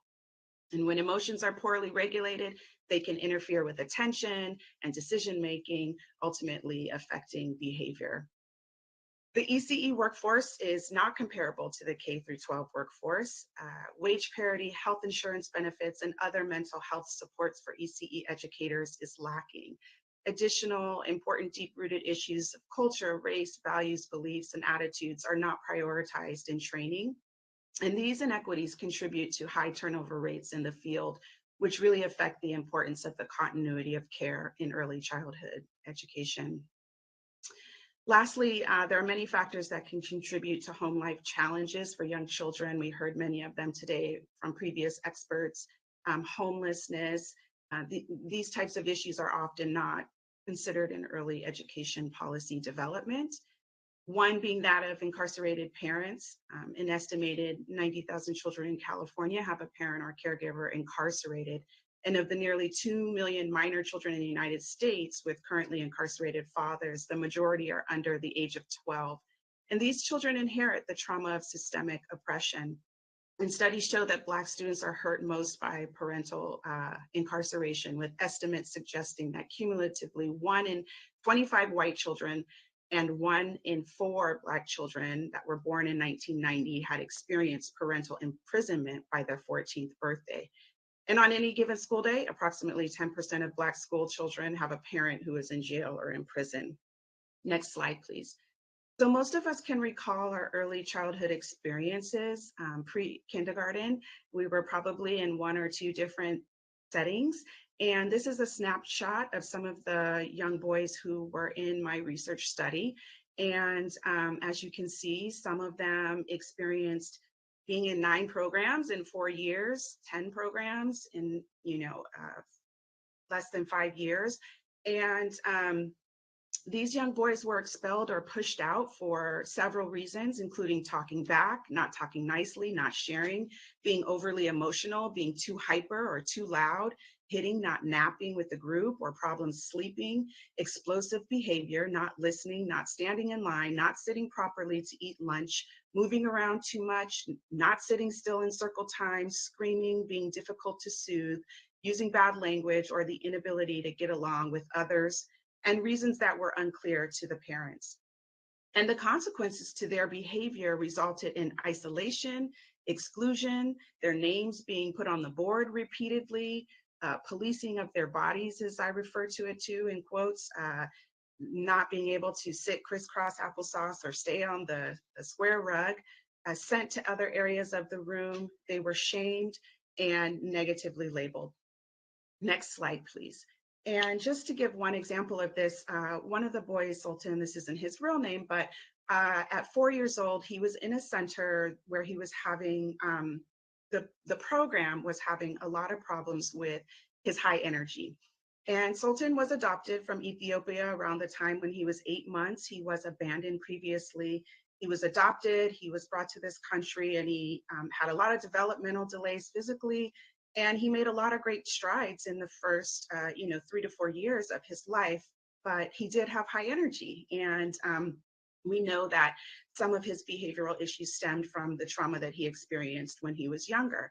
Well, the mother, Sultan's mother, was having multiple calls, disrupting her work from the program. So she decided to show up to the preschool center unannounced, and it happened to be nap time. All the kids were napping in the room. Sultan's mom walks in, she looks on the floor and she's like, okay, I don't see Sultan, where's my son? And the teacher's like, oh, come here, he's over here, let me show you. She opens a door, a closet door, which was a cubby, where the cubbies were, where they keep their backpacks and their items. And Sultan pops up and is like, mommy, it's dark in here, I'm by myself, I'm scared. And the mother was like, why is my son put in a closet with the door closed and not napping with the rest of the students? And the teacher said, well, the director is going to cut the door in half. Essentially, this was their solution to Sultan not napping with the other children, which is completely irrespective of his trauma in the past, developmentally appropriate that some kids just stop napping at 3-4 years old. Next slide, please. So this chart indicates the vicious cyclical process that children and families went to based on harsh discipline tactics. I won't go through everyone for the sake of time, but on the next slide, please. This one leads us to the preschool to prison pipeline. So a report by the Equal Justice Society explains that students removed from the school environment fall behind academically, are at higher risk of getting in trouble, feel stigmatized when they return to school, and are more likely to drop out, never obtaining high school diplomas. This is why they are easily led down the path of criminal justice system. When daily occurrences of isolation and labeling begin in early life at such a crucial formative time, these experiences can have such long-term effects, not only perpetuating negative self-images of the child, but negative images by their peers and by their adult educators.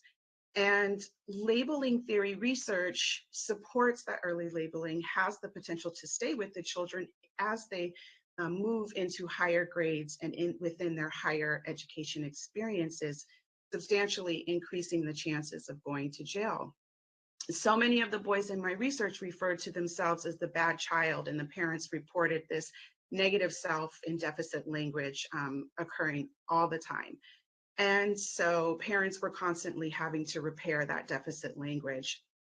Parents also reported that their children's emotional and developmental regression started to occur, such as acting like a baby all the time, or many of the kids had regressions with potty training due to the issues in their early learning environments.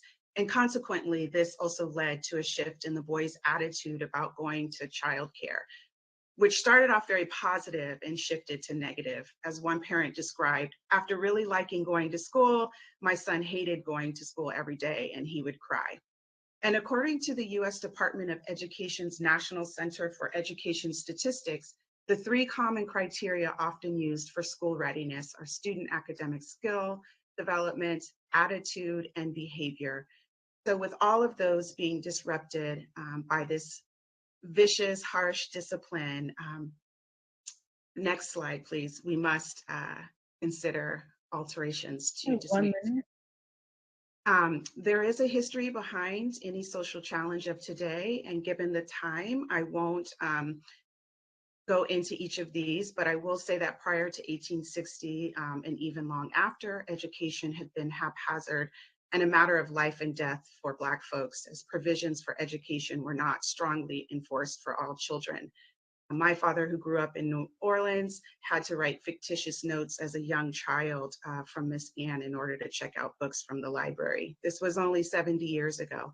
And one day when he was walking home with books in hand as a young boy, he was approached by three men and had his front teeth knocked out. He was told he wasn't allowed to read books. Again, that was 70 years ago. Next slide, please.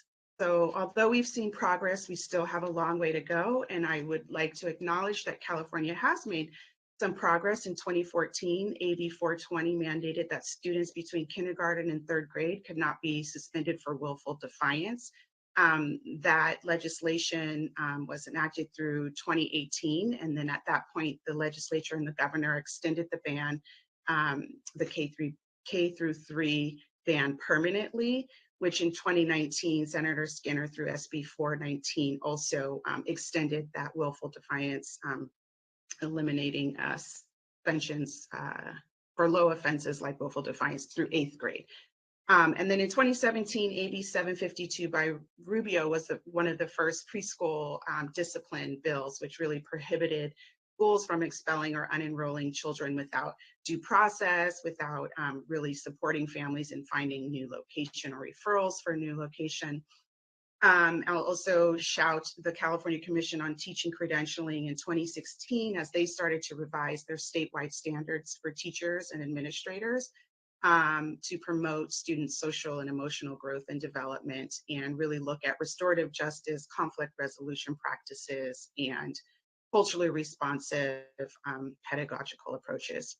And lastly, at the California Department of Education, Superintendent Thurman has created an African American Student Achievement Task Force. He's urged the governor to fund 10,000 mental health consultants, and also has supported ECE curriculum to support more equitable early childhood environments for boys of color. Next slide. So I'll just leave you with these sets of recommendations. We must invest in early childhood education. The National Forum on Early Childhood Policy and Programs has found that high quality early childhood programs can yield a $4 to $9 return on or per every $1 invested. And previous studies have even said that there is an estimated return to society of about $7 to $12 for each $1 invested in early childhood. There are crime effects by 2050, the savings to government and savings to society from reductions in criminality due to investments in ECE programs with total $422 billion. Next slide, please. Additionally, we need to collect data on ECE expulsions and update our dashboards to include suspensions and expulsions from early childhood programs. We need to eliminate zero tolerance policies and harsh discipline tactics and require more training, as mentioned earlier. Next slide, please. We need to eliminate law enforcement on school campuses. As you see, things that happen on K through 12 campuses have an effect in early childhood environments. We need to involve more fathers, recruit and retain more diverse ECE workforce. Next slide. And my last set of recommendations, partner with families and deploy family engagement strategies, mandate lower teacher-student ratios in early childhood preschool programs. Next slide, please. So to conclude, disciplinary practices in early childhood settings that result in expulsions or suspensions is an adult issue. It perpetuates an inequity that has the potential to shatter the self-esteem and development of young Black children, hindering their chances for positive social, emotional, and academic experiences in later schooling in life, thus building the initial groundwork leading to the preschool to prison pipeline. Instead of treating our youngest learners like criminals, early care systems need to develop more positive practices to help reconstruct the way that Black children learn, are viewed, and are treated.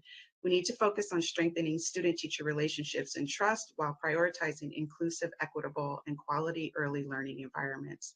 Thank you so much for your time, and I'm happy to answer any questions. Thank you so much, Dr. Henneman, for your informative expert testimony. We'll now turn to Nicole Porter. Nicole Porter, you may begin when you're ready with your expert testimony. Hi, good afternoon, and thank you so much for inviting me to testify before the task force. I am the Senior Director of Advocacy at the Sentencing Project, a national research and advocacy organization based in Washington, D.C. So it's an honor to participate in this conversation. The Sentencing Project has been doing work since the mid-'80s to call out the racial disparities that are exacerbated by criminal legal practices that lead to the overrepresentation of Black residents in the prison system and among arrest and other parts of the criminal justice system. And addressing racial disparities, and through this conversation, the reparative justice that might be possible is a part of a growing coalition of interests in this country. And it's encouraging to be able to be a part of a conversation that has the potential to pioneer similar discussions in other states across the nation.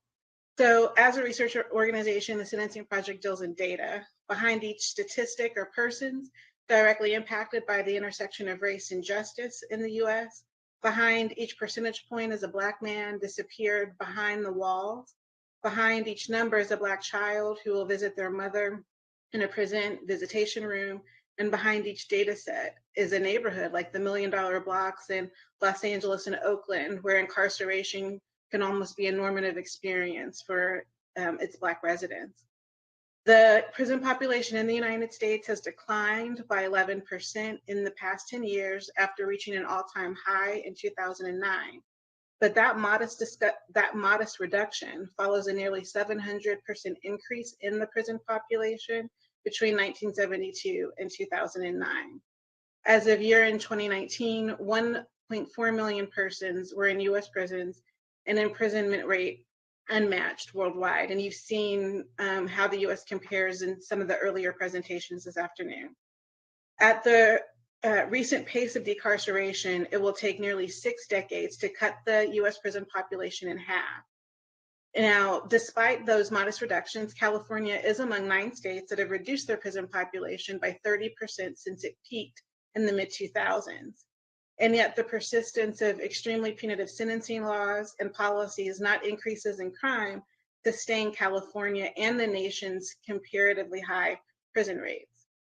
California is uniquely positioned to address the harms of mass incarceration, this conversation being a start to that, and also by continuing the sentencing reforms that have helped reduce the prison population over the last 15 to 16 years.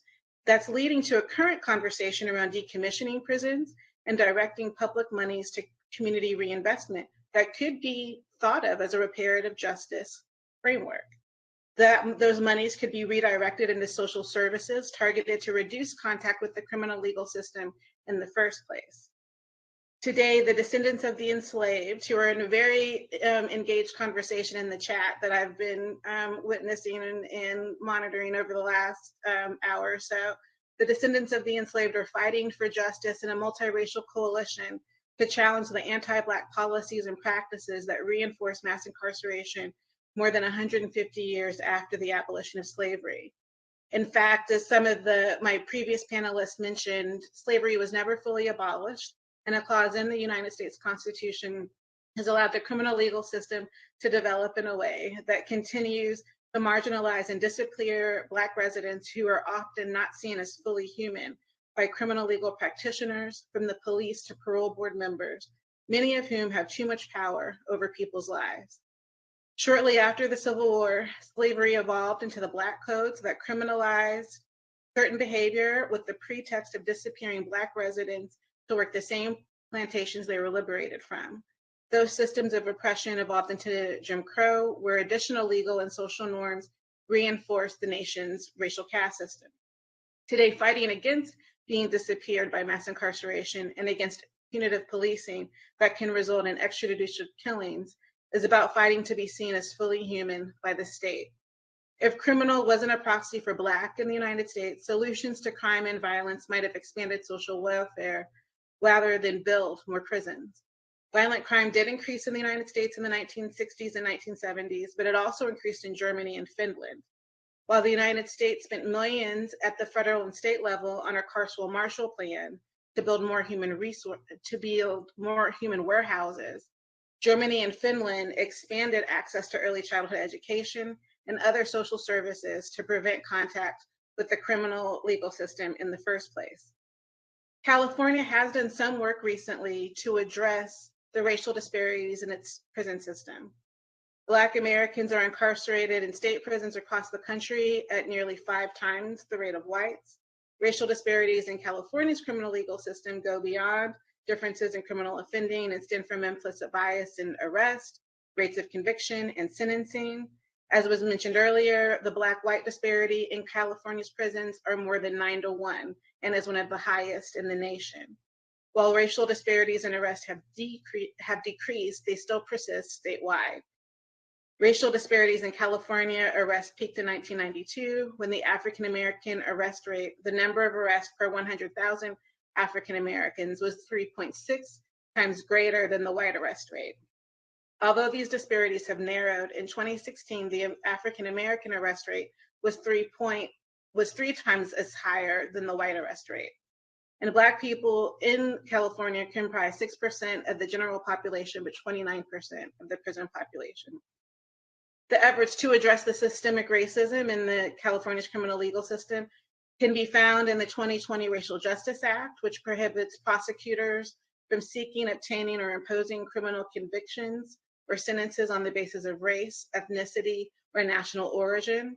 The law gives defendants an opportunity to challenge a range of discriminatory trial practices, including racial bias in jury selection, evidence that a judge, attorney, law enforcement officer, expert witness, or jury used racially discriminatory language or otherwise exhibited bias or animus towards the defendant at trial could establish a violation under this act. And the RJA allows defendants to prove that their conviction or sentences were racially motivated by presenting evidence that other people of color were more frequently charged with more serious offenses or received more severe sentences than white residents. That law builds on other decarceration reforms that have passed in recent years. In 2021, the state passed several sentencing reforms including efforts to limit the use of sentencing enhancements that allege gang crimes and codifies practices around patterns of criminal gang activity used to lengthen prison terms. Also, legislation to scale back the more than 150 sentencing enhancements that trigger certain factors, including prior convictions and gun possession during the commission of an underlying offense that may exacerbate and lengthen the time for the defendant in prison.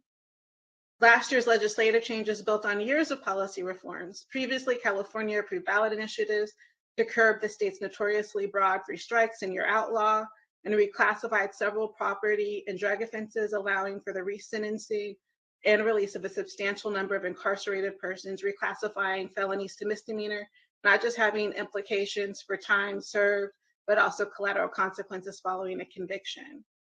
So there has been an effort to decarcerate and address sentencing practices in the state.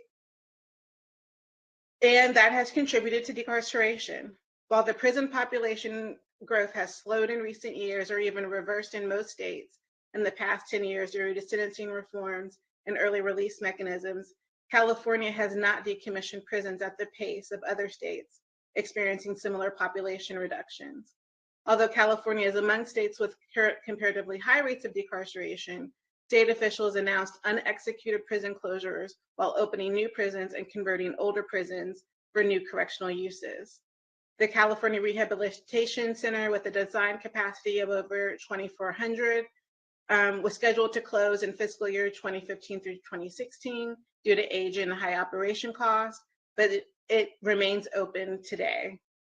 Last year, I'm sorry, 1 minute? I'm sorry. Yes. Okay. Last year, the Dual Vocational Institute, California's sixth oldest prison, closed in 2021. And although officials have recently announced the deactivation of the California Correctional Center in Susanville, it remains open, although it is scheduled to close this year, according to reports. And Governor Newsom has announced the decommissioning of several youth prisons. So because of time, I just want to say that other states like New York and Tennessee and Texas have actually moved to decommission prisons in their wake of prison closures. And California should follow suit, and savings or the freeing up of resources associated with maintaining those prisons can help be redirected into a reparative justice strategy. Decommissioned prisons in Tennessee have been reused as a whiskey distillery and event venue by private developers. A decommissioned prison in Texas is being reused as a public good, as a part of a park conservatory, and the closed prison warehouse will be reused for community space and is being redeveloped by local community members who have been directly impacted by mass incarceration. And I'll just wrap up my comments with, if money is reprioritized, is saved as a result of these prison closures, it frees up resources as a part of a reparatory justice framework.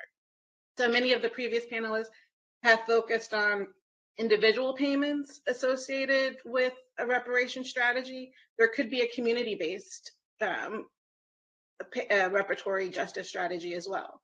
Rather than focusing resources within the criminal justice system, resources could be prioritized towards early childhood education to support mothers and single mothers in nurse-family partnership programs, support their child care and parenting needs in the first year of their child's birth. Other interventions could be directed towards at-risk youth in therapeutic interventions under evidence-based programs that not just serve the youth, but also their family members to help strengthen family connections and family supports. And lastly, under a reparatory justice framework, resources could be directed at the community level to prevent crime in the neighborhoods where people have been disappeared from over the last 30 to 40 years during the mass incarceration era. Addressing a community level perspective would acknowledge that federal, state, and local government policies not directly concerned with crime, but strengthen the communities and help prevent crime in contact with the legal system in the first place. So I'll stop there, and I thank you so much for including me in the conversation this afternoon, and hope to continue to be a resource to the task force as you all move forward.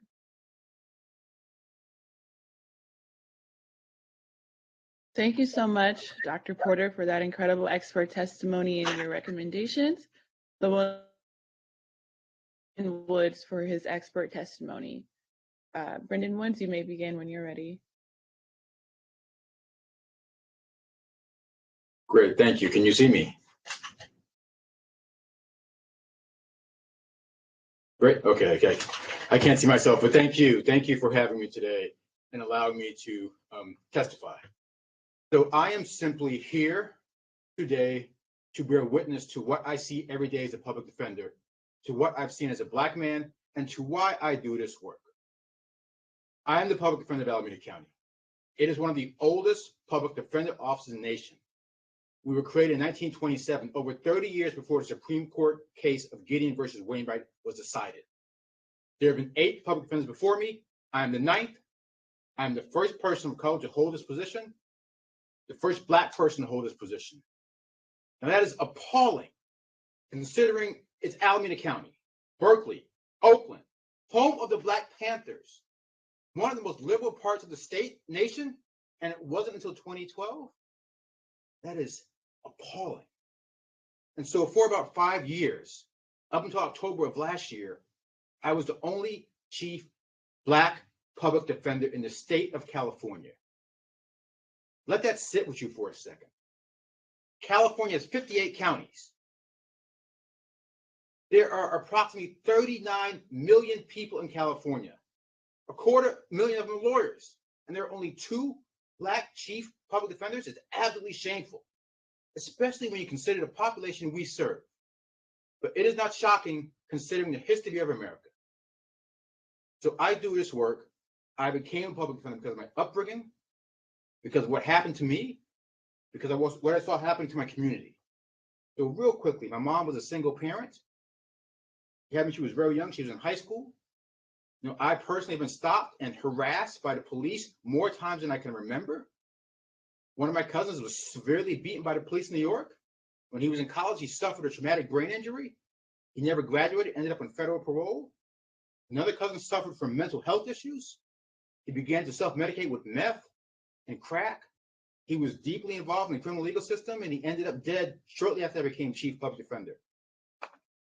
One of my uncles, to help raise me, was sentenced to 27 years in prison for armed bank robbery. I was a sophomore in college. So that's why I do this work. And the thing is, my story is not particularly unique. Like so many Black people in America, I've been proximate to the harm. I've been close to the harm. I've touched the harm that this criminal legal system does. The system is a testament to the legacy of slavery in this country. And I begin most of my talks with that introduction. But it seems so much more appropriate for today, considering the topic around reparations and the criminal legal system. This system has had impact on every Black person, from getting the talk when you're a young child, from having those personal contacts with law enforcement, to having family members that have been harmed and removed from your life and community. This is what happens to Black people in the United States and in California. And with that being said, we have a complete lack of representation in jobs, make decisions about what is happening to our own people in this system. So many have said that slavery is not an aberration in American history. It is at the heart of our history. It is a main event. It is a central foundational story. And that is so true. It is so true. But if we stick with that only narrative, we sell ourselves short. Because slavery is not a thing of the past, it is present. The criminal legal system is another form of control, another system of terror, and another system of slavery. The 13th Amendment tells us that, right? Neither slavery nor involuntary servitude except as punishment for crime. It did not make slavery illegal, it just gave it a different title. So I remember my very first day as a law clerk with our office and going to North County Jail to do interviews, to talk to our in-custody clients, and going through a locked door and a locked door and another locked door, and then seeing what was called a holding tank. And on the other side of this glass, in the size of what would be a large living room, except without anything comfortable, cement blocks and metal chairs, there was just a sea, and I mean a sea of Black faces. About 30 to 40 Black men. Everyone was Black. I remember being a younger deputy public defender and going to a massive criminal courthouse and the department and seeing Black person after Black person after Black person come out from their custody holding cell to make their appearances. In that very same courtroom, you hear deputies say to the judge, "Your Honor, the bodies are here now." Or a judge would say, "Can you bring the bodies down to court?" Bodies. Now, I remember sitting in a courtroom after losing a trial and listening to a judge sentence my young Black client to 41 years to life for breaking into someone's house and stealing CDs.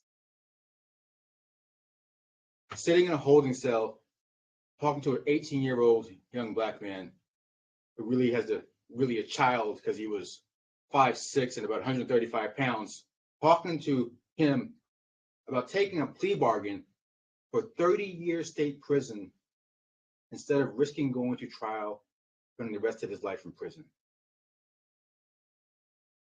Talking to someone in custody about the fact that his lawyer is the only person he can have a private conversation with on the phone. Because every time he makes a phone call and tells his kids goodnight, or tells his wife he loves them, or gets news about his mom passing away, or wants to tell someone that he's scared about what might happen, every single conversation will be recorded and turned over to the prosecutor. That means he can't talk to anyone on the phone about the facts of his case, about what to do, to get advice about what he should plea bargain and go to trial, because every single one is recorded. And we have to remember, this person has not even been convicted of a crime.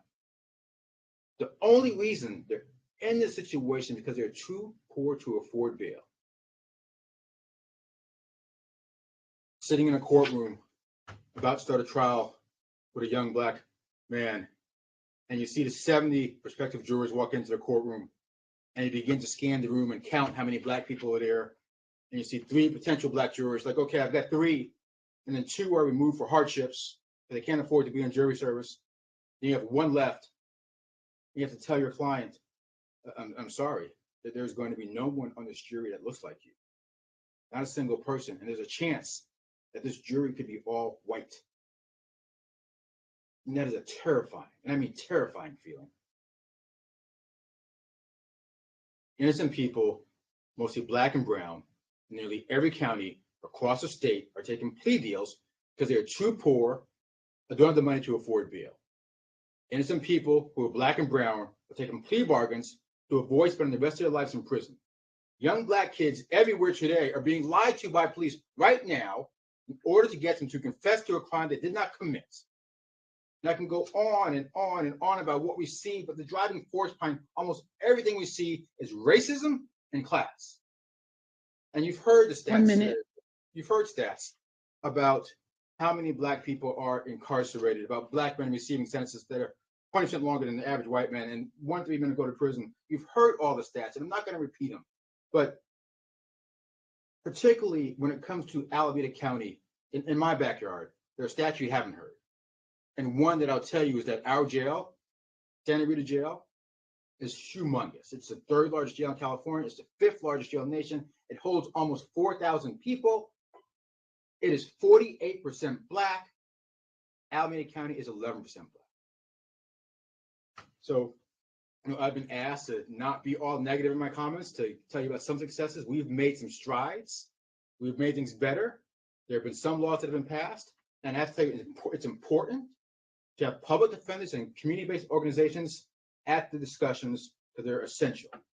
We've been at the table, we've been able to pass laws like SB 310 to allow people with felony convictions to serve as jurors. We've been able to pass AB 3070 that this allows excuses often used by prosecutors to remove Black people from juries.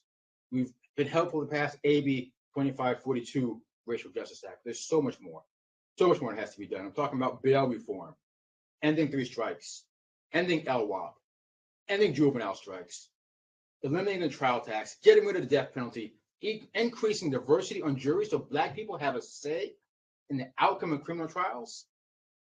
increasing mental health services in the community, we have created a system, and we put money, billions of dollars towards policing, prosecution, probation, and parole, all systems of control, and we spend very little money on the group, the organization built to fight mass incarceration, to protect people's rights, the right guaranteed in the Constitution, the right to counsel. We do not fund offenders, and that by itself creates systemic unfairness.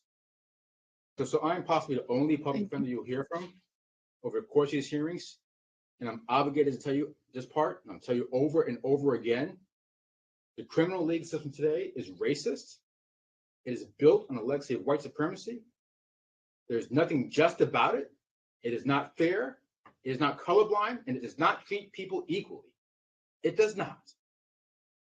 So, it's not just a system, of course. Most crime has its roots in economic inequality, racism.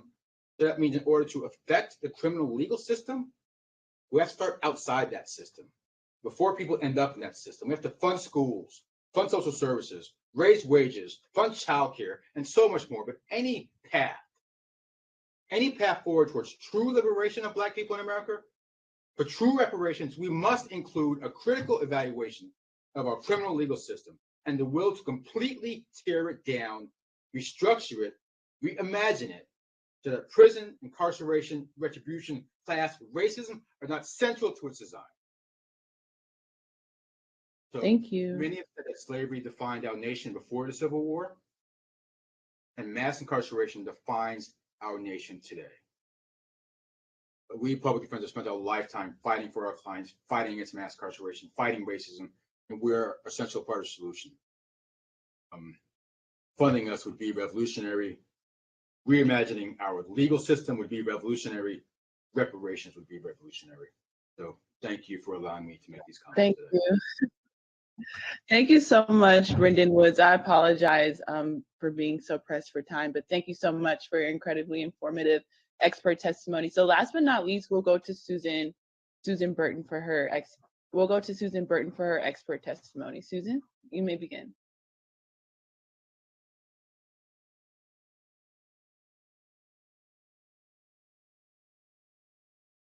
For allowing me. Oh, my microphone is muted. We can hear you and we can see you You now can as hear well. me. Okay, all right. I want to thank the task force for holding these hearing sessions, collecting the testimony. What I can say, it's numbing. It's numbing for me to sit here and listen to it all, and having lived through it. So I am Susan Burton, founder of a New Way of Life Reentry Project. And the next slide is a photograph of my son. His name is KK. We called him KK. His name was Marquet. And he was hit and killed by a police car when he was 5 years old. Overwhelmed with grief, I began to drink and use drugs just to cope. The police car killed him. The police never got out of the car. And the police station never ever sent me a Miss Burton, I'm sorry, no type of acknowledgement. So I was filled with rage. Over the next 15 years, I was arrested over 6 times for the use of a controlled substance, and was stayed under the auspice of the authority of the criminal justice system for over 20 years. And what I want to say is I was a grieving mother and I needed help. I did not need punishment. Next slide.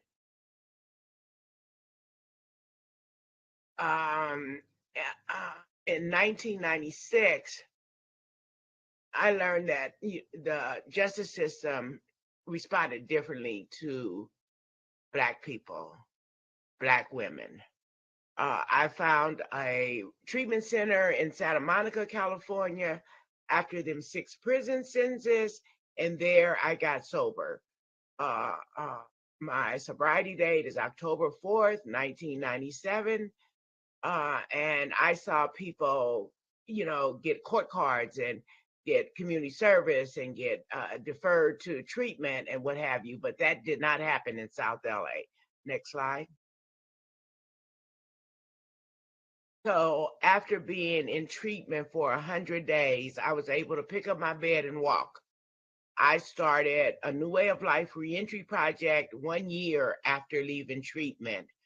And my vision was to build a home in South LA that could help women like me transition out of prisons and jails and have the space to heal and build power and opportunity.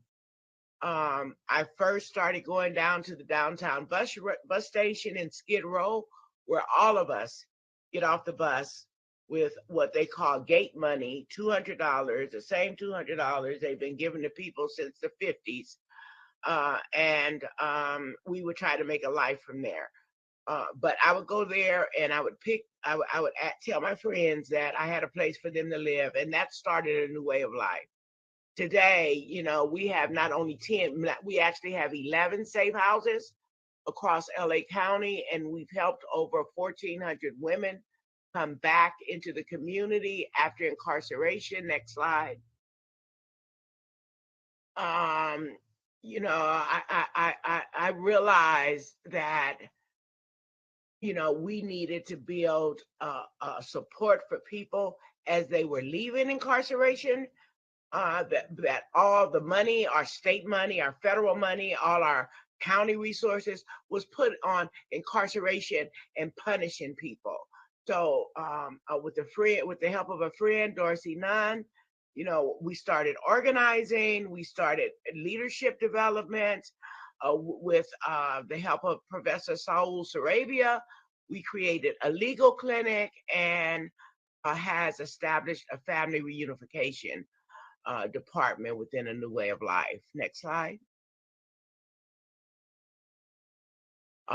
We now have the 11 safe houses across LA County, and we're able to house about 73 women at a time. Last year, we provided about 94 reentry services for women. And what we do is we have a holistic approach.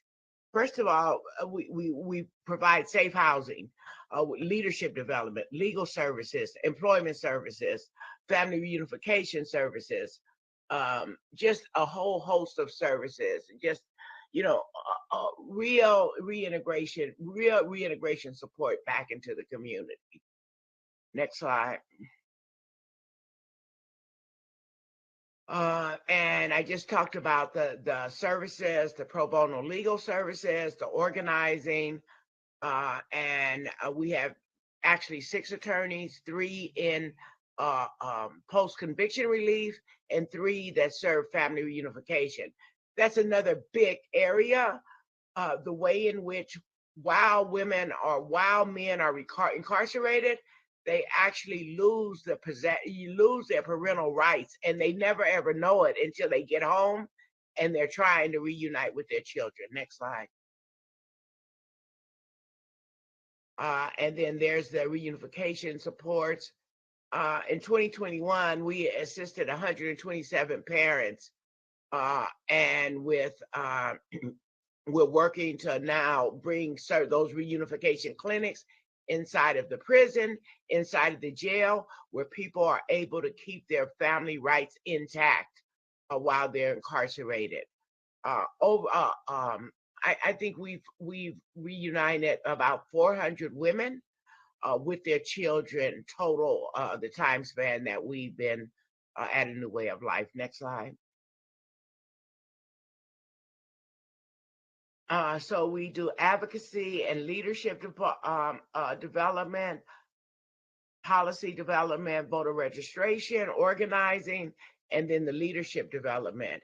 In 2021, we held a Peace and Justice Summit that we organized to shine a light on the disruption of family rights and to promote the restoration of families. And we also held a rally in Sacramento to bring this to the attention of our legislators.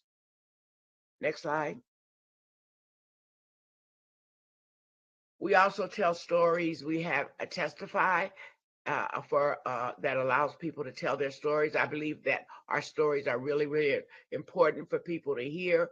I've heard so much today that, I mean, it's just numbing and chilling. And I think, how does this keep going on?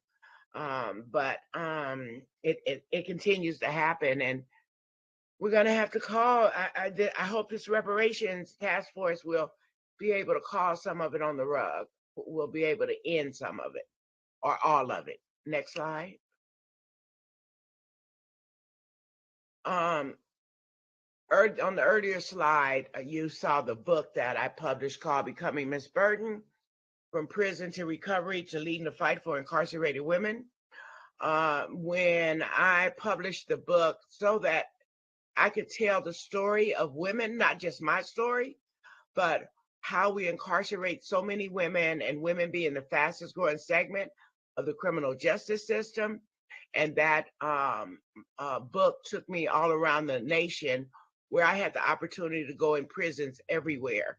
And what I heard overwhelmingly is, Miss Burden, will you bring a house to my state, to my city, to my county?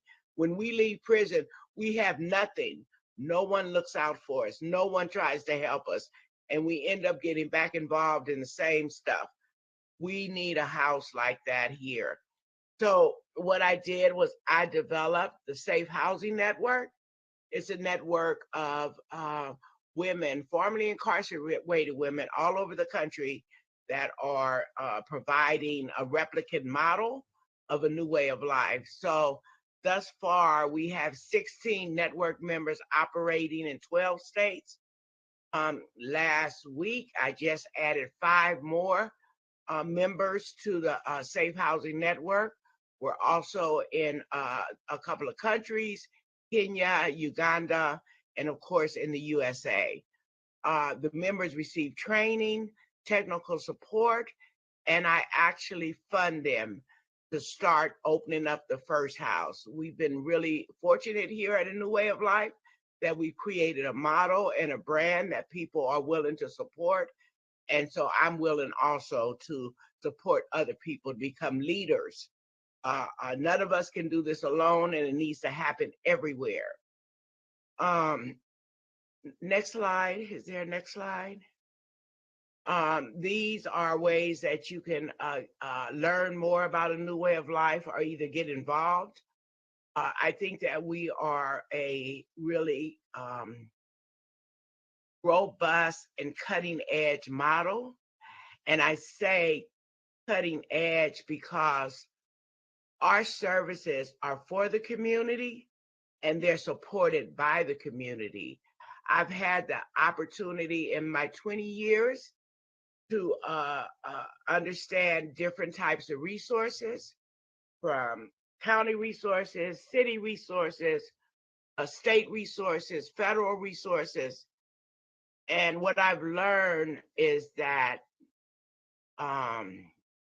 those government resources perpetrate the same harms on community members as the justice system does on its folks. So I've elected not to engage in state funding, federal funding, city and county funding. I have a little bit of it, but it's really problematic. But I don't have so much of it that I feel like a slave again. I know what it feels like to work for 8 cents an hour when what I needed was a place to heal. It's almost like the lashes on your back. And if you don't go to work for 8 cents an hour, another day is added on to your sentence. So it is a system of slavery, and there could be so much more we need to be doing.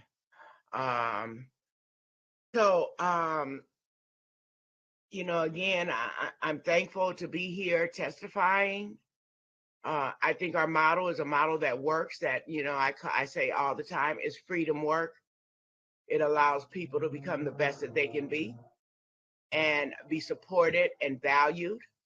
not moved as a body from one place to another, but supported to know their strengths, supported to know that they have something to contribute, and supported to find that contribution and give it to the world, give it to the nation, give it to the children, give it to the community. So that's my presentation. I hope that it adds some hope to what's possible, because I mean, it's been hard. It's been numbing listening to what has happened to us over 400 years. All right, thank you. Oh, and one other area that I'd like to add to before I take off, before I finish here. One of the things that I've recognized for folks that are incarcerated, Black folks that are incarcerated, in addition to being, tortured and incarcerated and punished, the opportunities that do exist, the few and far in between opportunities that do exist behind the walls, Black folks are not allowed to engage in them. For instance, I have an employment. So for instance, when I was in prison, I never ever got to do drug treatment or go to the training class or they wanted me to cut the line. And I had to cut the line for 8 cents an hour or spend another day in jail. But right now I'm delivering an employment readiness program inside one of the local jails. And as a Black woman in the lead of an organization, I want to see Black women participating in that employment program. But the selection for the employment program is done by the deputies, and Black women are 8% of the people that have the opportunity to participate in that employment readiness program. And the employment readiness program gives you access to housing, clothing when you're released, $2,700, just a whole host of stuff that they get. But there's a problem with what Black people have access to even while they're incarcerated. So I'm going to end there, and I hope what I add something to the panel. Thank you. Oh, yes, absolutely. Thank you so much, Ms. Burton, for your incredible personal and expert testimony. Again, I want to thank the panelists. I understand we're low on time, and so we may not be able to have enough time to have a robust discussion and questions and comments from the task force. But I think it's absolutely important that your testimonies are a part of the official public record. And so thank you all for your incredibly moving expert and personal testimony. At this time, do any task force members have any questions for the? Do the task force members have any questions for the members? Sorry, Member Bradford, go ahead. I don't have a question. I just want to thank Ms. Burton for all the work that she's done. And I think with all the presenters, we see a clear nexus of the remnants of slavery and how it's impacted our criminal justice system, how we incarcerate people, our days in courts, all of those, from drug treatment, and it's just really telling. And I'm just moved by what I've heard today. But at the same time, I just want to give a bit of caution, because clear these sheriff gangs do exist. But I would just add one bit of caution when the young lady, I think Ms. Casso, identified Cecil Rambo as a sheriff gang member. I grew up with Cecil Rambo. He wasn't a gang member as a kid in junior high school and high school. I know him very well. He doesn't have an identifiable tattoo on his body as a gang member. So I would just want to put that word of caution out there, that just like we don't want our Black and brown boys to be identified just by association. Yes, he worked for Paul Tanaka. I too grew up with Paul Tanaka. I served 10 years on council with Paul Tanaka. Paul was an unapologetic Viking member. Why are we doing this? I just want to just put that out there. Okay, thank you. Member Grills? I just want to thank all of the panelists. Your information was invaluable. And I just want to raise or lift up something that Susan Burton said toward the end of her comments. And she was cautioning us that some of the very services or programs or strategies that are offered by the system, in fact, create or cause more harm. And so I wanted to just caution us all, because I heard a few of the presenters talk about evidence-based practices and encouraging the use of evidence-based practices. But those very evidence-based practices were designed with evidence primarily for white people, middle-class people, and they in fact don't provide the kind of supportive services that Black folk need. They're culturally bankrupt, and they're not contextually grounded, and they don't recognize the history of racial trauma.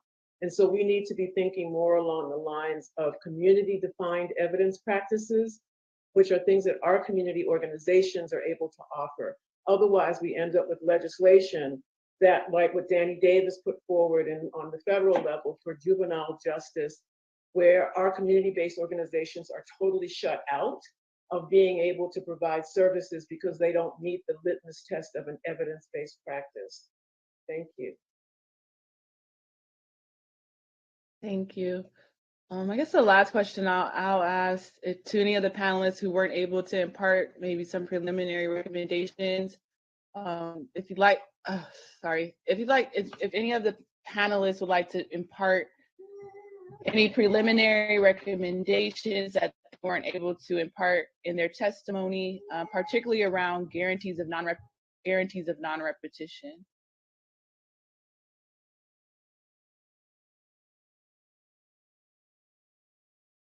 Okay. Sorry, I'm facing some technical difficulties. Every time I unmic, it mutes me for some reason. So anyways, thank you all to the panelists for this excellent conversation. And this is just the beginning of conversations around the criminal legal system. So I want to thank all of the panelists who came, and I'm sure we'll continue being in connection with you all as we move this work forward. So thank you to the panelists. Good seeing you, Kika. Thank you. Blessings. Thank y'all. Blessings, always. Thank you. So in the interest of time, we're going to move forward. Every time I unmute myself, it mutes me again. So this is kind of weird, but okay. So can DOJ introduce the speakers, because every time that I unmute myself, it mutes me. Something is going on.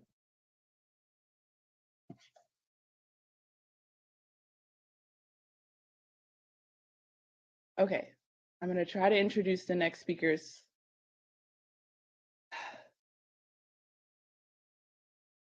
Can the DOJ introduce the next speakers? I'm facing some technical difficulties. Every time I unmute myself, the computer mutes me back.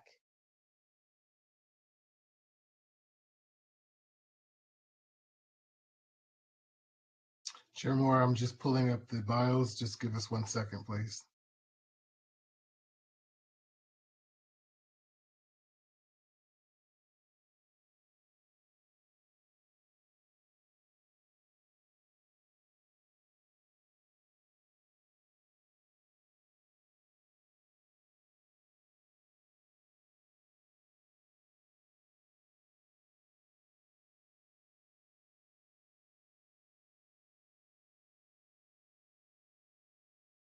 Okay, let me try again. Let's see. Okay, I think we're good. Okay, so the next, yeah, I think so. Sorry about that. No problem. Okay, so the next panel is on anti-Black or African-American hate crimes. And the first witness is David Price. So David Price he serves rather, as the Director of Racial Equity for the Civil and Human Rights and Equity Department for the City of Los Angeles. We'll then hear from Derek Young. Young is the Impact Manager of African Americans and Pacific Islanders at the Bay Area Regional Health Equities Initiative. Then we'll hear from Cynthia Roseberry, who is the Deputy Director of Policy in the Justice Division of the ACLU. Then we'll hear from Catherine Hubbard, who is an attorney whose work focuses on litigation, challenging the criminalization of poverty, particularly debtor prisons and wealth-based pretrial detention, and coordinates civil rights courts bail reform efforts in several states across the country. And then lastly, we'll hear from Max Markham. Max Markham serves as the Vice President of Policy and Community Engagement at the Center for Policing Equity, leading the organization's campaign strategy and government affairs work while developing grassroots policy advocacy in partnership with communities all over the country. So now, without further ado, I'll turn to David Price for his expert testimony, and you have 10 minutes. Thank you.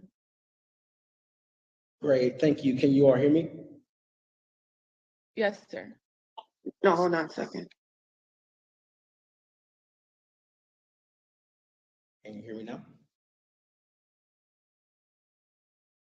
Okay, fantastic. Good afternoon, Madam Chair and esteemed members of the task force. Thank you for the opportunity to participate in today's discussion. Unfortunately, because of the time change, I will not be able to stay over for the question and answers, but I'm happy to share my testimony here and now. My name is David Price, and again, I serve as the Director of Racial Equity for the Los Angeles Civil Human Rights and Equity Department, where Capri Maddox is the Executive Director.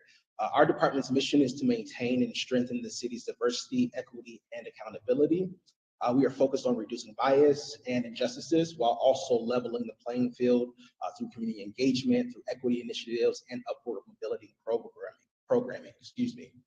Prior to joining the LA Civil Rights Department, I served as the Senior Field Representative for LA Mayor Eric Garcetti. I oversaw the Mayor's Interfaith Collective as well as the Mayor's Youth Council, and I organized and delivered city resources to many underserved communities. I worked directly with community leaders and community-based organizations to create a more equitable and inclusive LA. I am a native of South Central LA, and I hold a bachelor's degree in government with minors in African American Studies and Theology from Georgetown University. I also received a Master of Divinity with a concentration in religion, ethics, and politics from Harvard University. And in my testimony today, I will first discuss biases and the impact that it has had on Black Angelenos. Then I will focus on the contextual factors that contribute to the Black community being overrepresented each year as victims of racial hate incidents and hate crimes. And then finally, I will highlight the work that the LA Civil Rights Department has pursued in collaboration with community partners to eliminate hate and bias in the city. As many of you know, Los Angeles is one of the most diverse cities on earth. We have a population of over 4 million people from more than 140 countries. They speak 224 different identified languages. And as such, race biases in the city have historically been overt, they have been intentional, highly visible, and unfortunately, we still see these disparities in every sector today in Los Angeles. According to Timothy Wilson, he's a professor of psychology at the University of Virginia, we are confronted as people with about 11 million pieces of information at any given moment. However, our brains can only process about 40 pieces of information at one time. And so in order to compensate for this discrepancy, or rather this discrepancy, our brains compress the decision-making process, which basically means that we make under-informed choices based on imperfect information. And over time, the result is bias. And while bias is a necessary survival trait, it's also ingrained in our interactions with each other, which, as we know, can quickly lead to a lack of diversity, single-minded thinking, discrimination, and hate crime.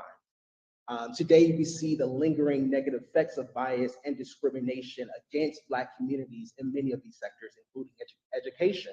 The graduation equity gap for students of color has grown to 12.4%. Meanwhile, 17 historically Black colleges and universities face bomb threats.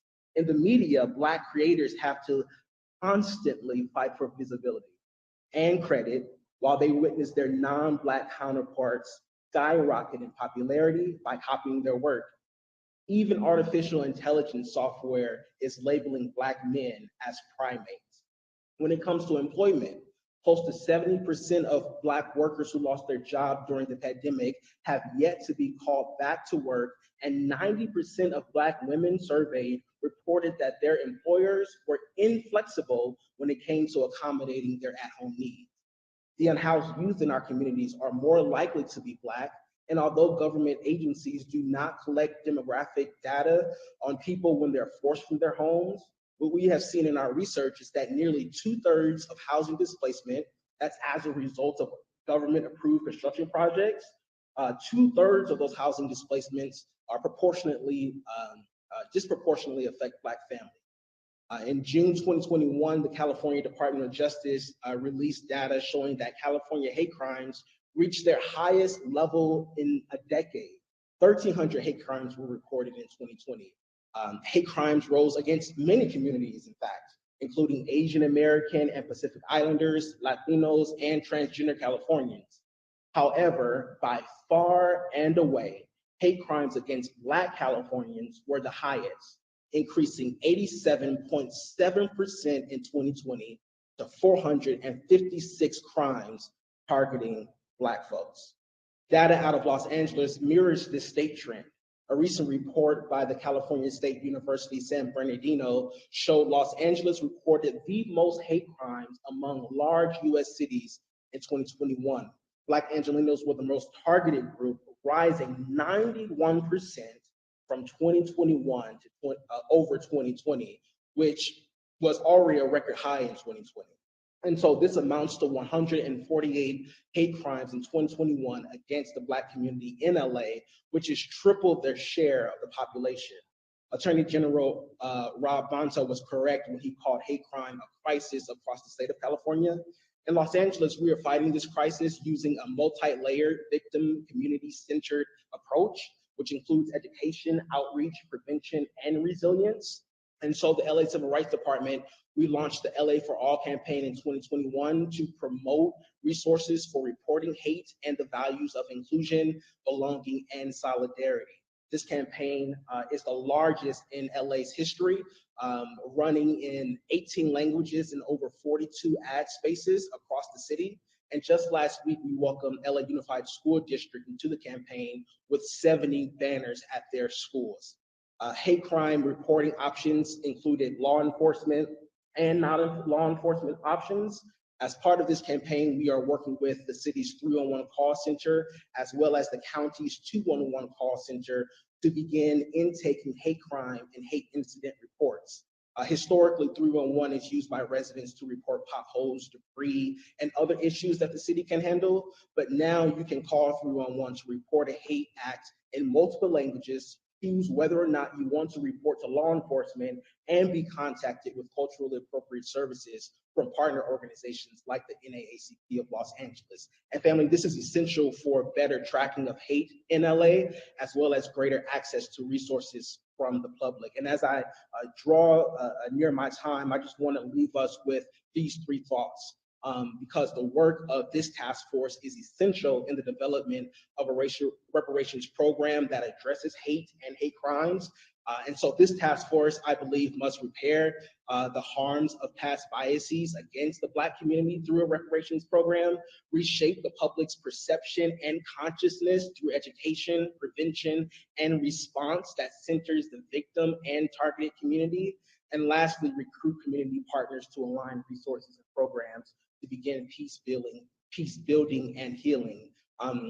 It is essential in LA and in California to make it clear that Black communities are the victims of hate far more than we are the perpetrators, and that this hate has a common thread in racism, othering, and xenophobia. And therefore, responding to hate, it requires solidarity, it requires mutual support and resiliency, not just within communities, but among communities, if we are to build an empowered, multicultural, and multi-ethnic society that everyone can call home. And the remainder of my comments can be found online. Thank you.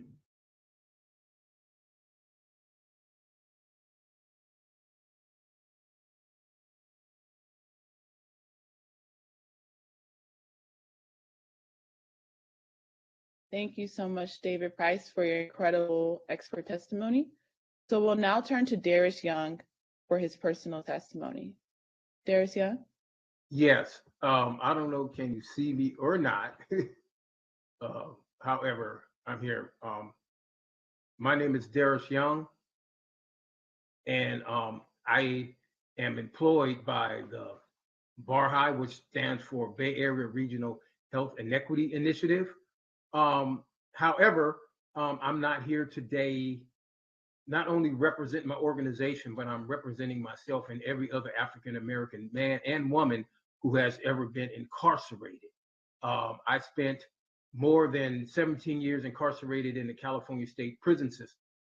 And upon getting released in 2012, I began working in advocacy.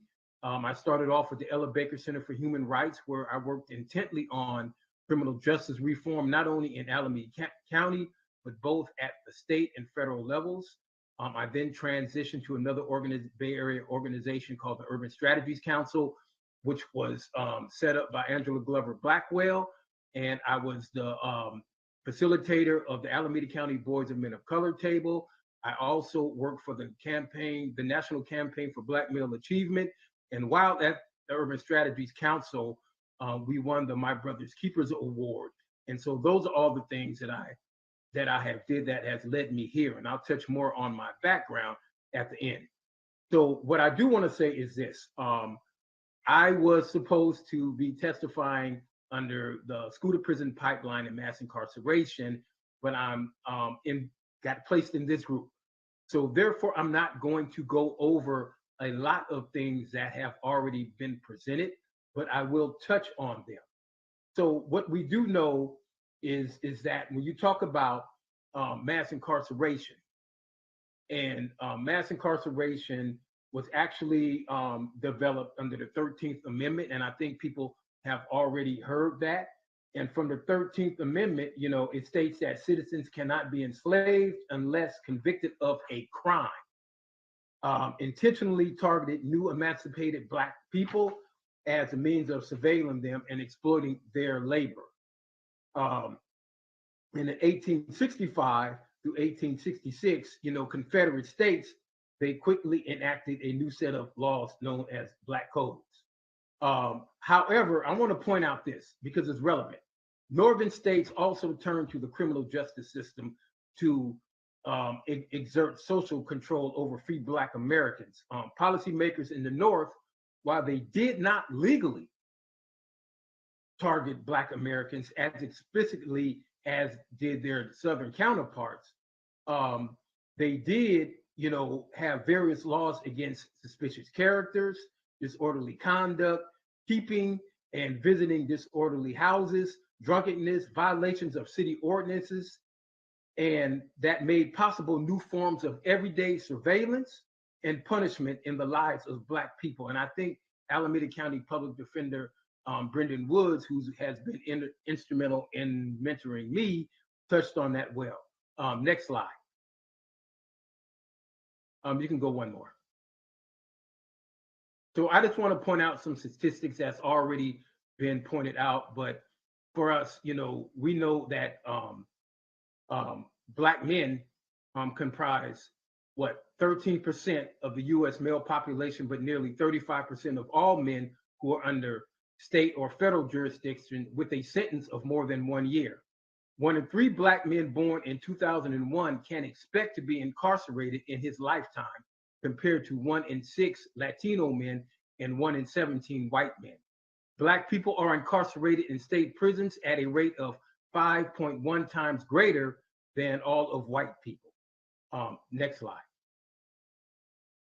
And we know it's not just confined to Black men. We know that 1 in 18 Black women born in 2001 will be incarcerated sometime in her lifetime, compared to 1 in 45 Latinx women and 1 in 111 white men. We know that 4% of incarcerated women are Black, although Black women make up 13% of the female population. So where does this all begin? Next slide. Where does it all begin? Well, it starts with the school to prison pipeline, which refers to practices and policies that disproportionately place students of color into the criminal justice system. What are some of these practices? Zero tolerance policies, the effect of zero tolerance policies. The fact is that 2.7 million K through 12 students received one or more out of school suspensions during 2015 and 16 school year. Next slide. So one of the things that we do know is out of school suspensions disproportionately impacted Black African American students. We know that only 8% of male students are Black African American, but these students represent 25% of out of school suspensions. We also know that only 8% of female students were Black or African American, but these students represented 14% of out of school suspensions. And so we also know that in comparison, white students receive out of school suspensions at a rate lower than their involvement. And so what we are looking at is these these disproportionate based upon the color of people's skin. Next slide.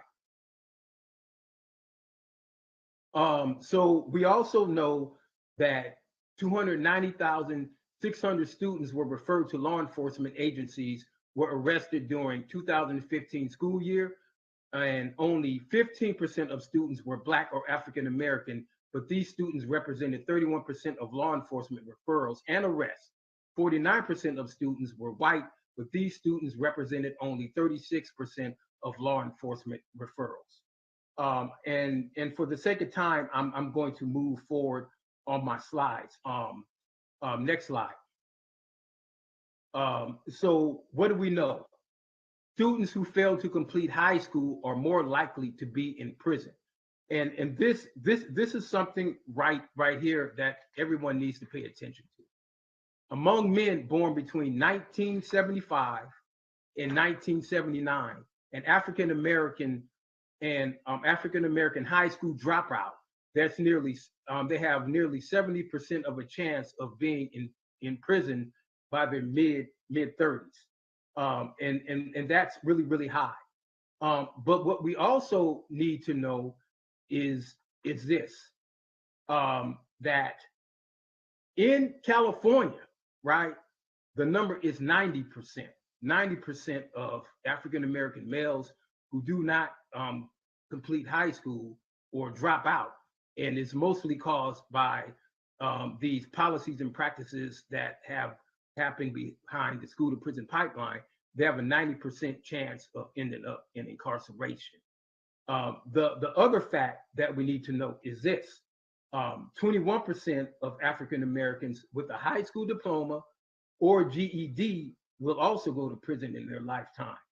I myself fall into that category. Next slide. So what needs to be stated in this is that Black women, they do bear the burden of mass incarceration. And it was a gentleman by the name of Arnold Chandler who created the life course framework for improving the lives of boys and men of color. It was pointed out that according to a survey in 2018 conducted by NORC at the University of Chicago that looked at what percentages of African Americans have ever had a family member incarcerated, it was found that 40% of African American women surveyed said that they currently have a family member incarcerated. The rate for Black men was only 32%. The rate for white women was 12%, and the rate for white men was 6%. And so what we're seeing is that African American women are touched by incarceration more than any other group in American society. And I want to point out something else. I put here 1.5 million missing Black men. Now, this was conducted in a study by the New York Times, and it came out in 2012. And what that study looked at was a specific age group called the prime working age, which is 25 to 54. That study asked a very simple question: how many Black men are either dead or incarcerated for every 100 Black women between the ages of 25 and 54 for the country as a whole. What they found was very extraordinary, is that only 83 Black men who are not dead or incarcerated between the ages of 25 and 54 for every 100 women. Once again, they found 83 Black men who are not dead or incarcerated between the ages of 25 and 54 for 100 women. So naturally, there are 17 missing Black men for every 100 Black women. When they look further at places like Ferguson, Missouri, for example, the ratio was 60 to 100. And so that equaled out to there are about 40 missing Black men for every 100 women between the ages of 25 and 54.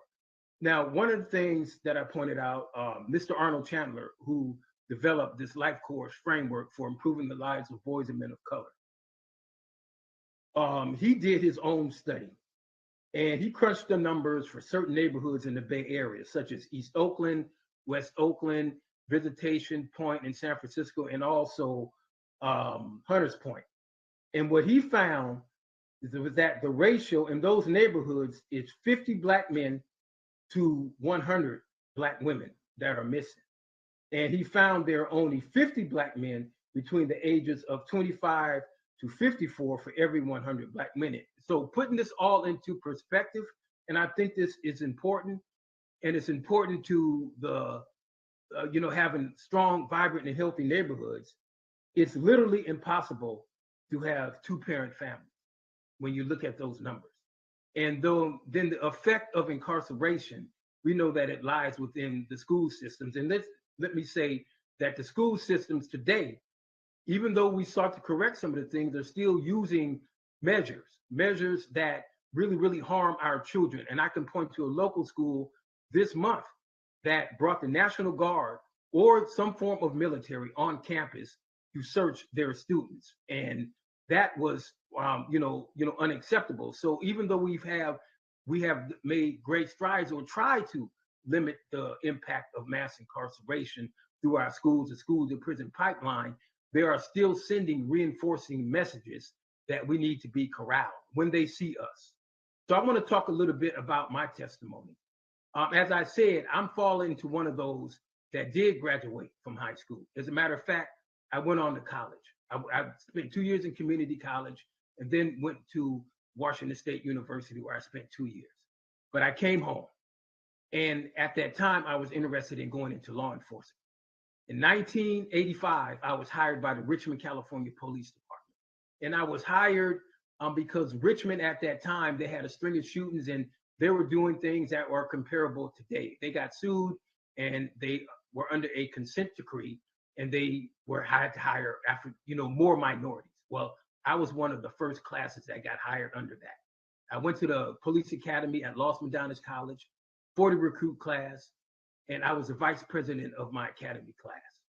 Upon graduation, I started field training. I was in field training for 6 weeks before I was brought up on unfounded charges by my field training officer, who just happened to be a part of the Richmond Cowboys, the group that the police department was sued for. And I had no IA investigation or anything like that. I was terminated, but not for anything that I did wrong. It was just that they said I didn't have what it takes to be a police officer, even though I had weeks of field training left to prove that. My life took me up north to Seattle, Washington. And at that time, I was 25 years old. I walked into the federal government's building and I looked at employment, what was on the wall. And what appealed to me was, wow, forest ranger. I can do this. I have a degree in criminal justice. I graduated from the police academy. I grew up in the outdoors. I was exposed to the outdoors. And I said, I would love to do this. I went over to the forestry building to apply for the job. And when I walked in, it was a white man. He looked at me and he says, "May I help you?" I says, "Yes, I'm here to apply for the forest ranger's position." And he looked at me and says, "Well, I don't know if you qualify." "Oh, I do meet the requirements." it says that you have to have an AA degree and have graduated from a post-approved academy. At that time, I carried around my diplomas with me in my knapsack. I pulled them out, and he looked at me, and he says, assuming I don't know what these things are, but we'll check them out. And that hit me because to him, they weren't diplomas, they weren't degrees, they were things. And at that point in my life, I started thinking of myself as a thing. I was eventually convicted of a 3 strikes crime in 1995 in Alameda County. I was sentenced to 36 years to life by a Alameda County judge, African-American man by the name of Carl Morris. And then 120 days later, he recalled my sentence with the blessings of the Alameda County District Attorney's Office. And he said, you know, Mr. Young, I believe that you can correct your life, so I'm going to strike a prior. You're going to spend a long time in prison, but you will get out. And on that sentence, I spent 17 years, 4 days, 2 hours, and 20 minutes. And I paroled in 2012. And from that point in time, I haven't looked back. But I say all this to say that, you know, people end up in the system. Fortunately, I was able to rebound because I was still raised in a community.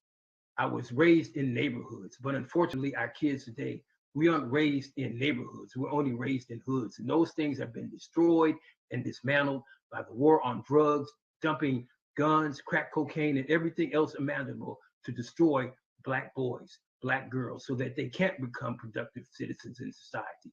And I would say that the only way to overturn all of this, to help this, because it goes back from the beginning, from Black codes when we were left out, locked out, our ancestors, that we must have reparations. We must have reparations to correct the wrongs and start the healing process that is so necessary for us as Black people and the country as a whole, if we're ever going to get and live up to our values. So I do thank you, and I thank you for allowing me to give this testimony.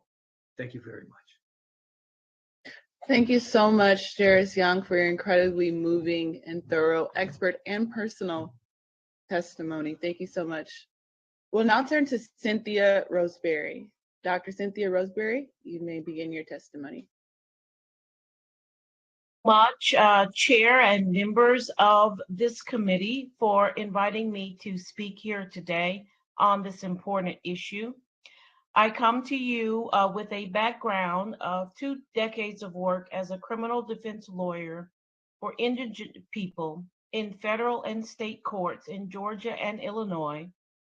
After having taught a misdemeanor and co-taught a death penalty clinic at DePaul University, after having spent 5 years as the head of the Federal Public Defender Office, so Mr. Woods is not the only public defender you'll hear from today. After having spent a number of years during the Obama administration as the executive director of Clemency Project 2014, and from my current position as deputy director of policy in the Justice Division at the ACLU. My comments are my own and not ascribed to my employer.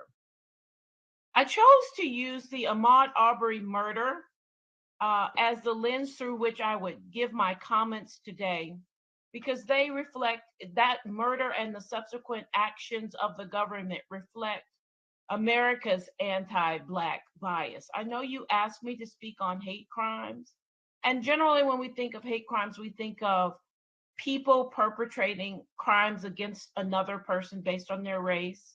But I submit to you that there is an unbroken line of hate crimes from the treatment of first enslaved persons by America to today. The first space where we see that is this idea that there are spaces designated for Black people. Historically, we saw that with enslaved ancestors through, of course, Jim Crow, that mandated separation. But recently, we've seen that in the body of Trayvon Martin being seen to be in the wrong place, Ahmaud Arbery being seen to be in the wrong place, Sandra Bland, Philando Castro, George Floyd. I could continue to name spaces where America continues to be segregated and continues to hold the idea that there are spaces Black people don't belong. The segregation includes housing, It is no coincidence that we have the south side of Los Angeles, that we have the south side of Chicago, that we have Harlem, that we have Detroit. These conclaves of African Americans, and chiefly, although now being gentrified, in poverty-ridden areas, are a result of the redlining that you've heard my colleagues talk about, and other means of directing African Americans to particular places.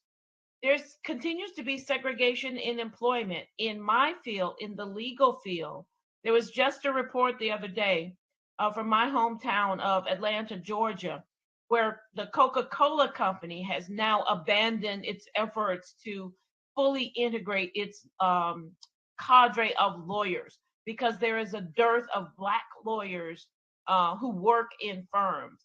We've seen it in labor-intensive markets, and what that leads to is an inability to move generational wealth forward.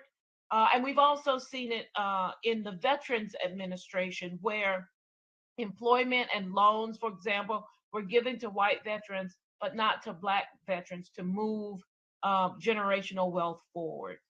We see it in education with legacy admissions, with anti-Black bias testing results. And we've seen, as we've heard today, the school to prison pipeline. We see it in health, and the COVID pandemic showed us with great clarity the disparity in health. We've seen it in health in the prison healthcare system, where healthcare is abysmal. The next place where we see this anti-Black bias play out is in the Black body itself. If it is not deemed as valuable or profitable, it is not deemed as worthy. When it has been deemed, the Black body has been deemed valuable in the carceral system, for example, the modern day slavery that so many have talked about, then it's used to profit from private prisons, not unlike our enslaved ancestors' bodies were used for profit before so-called emancipation. And I know that California is called a free state. However, California participated in those fugitive slave laws. California allowed the holders of enslaved people to bring enslaved Africans into California to work during the gold rush. So despite being described as a free state, it has not been. Black bodies have only been seen valuable for research. The Tuskegee experiment tells us this. There was COVID vaccine testing in Africa. And as a practitioner, I can tell you, as a legal practitioner, I can tell you that there's testing of new medical procedures in our carceral system as well. Also, Black bodies have been silenced. The Black codes have said that we were not allowed to testify in court, as if we are not to be believed. And in fact, in modern day society, even in the face of our complaints about mistreatment by police officers and by governments, and even in the face of video evidence, we still find it difficult to achieve some modicum of justice.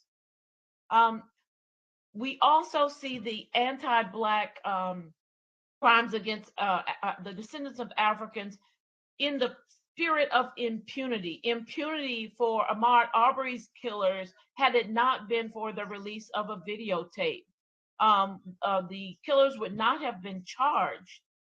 Police officers who enjoy qualified immunity. On Tuesday of this week, we just saw the signing of an anti-lynching bill. And we know that between 1882 and 1968, we know of almost 3,500 Black people having been lynched. And so years later, we are just seeing the first bill that would address anti-lynching. And as an aside, in my death penalty work, I can tell you that in America, as lynchings went down, as the counting of lynchings went down, there was an increase of the death penalty use against Black people in America. So our criminal legal system substituted itself in that vigilante justice that we know as lynching. hate crimes that are investigated by the FBI, while at the same time the FBI having been infiltrated by the hate groups themselves. The Brennan Center reported on the pervasive infiltration among the ranks of law enforcement officers, and particularly in the FBI. This anti-Black bias shows up in the face of overwhelming evidence to the contrary.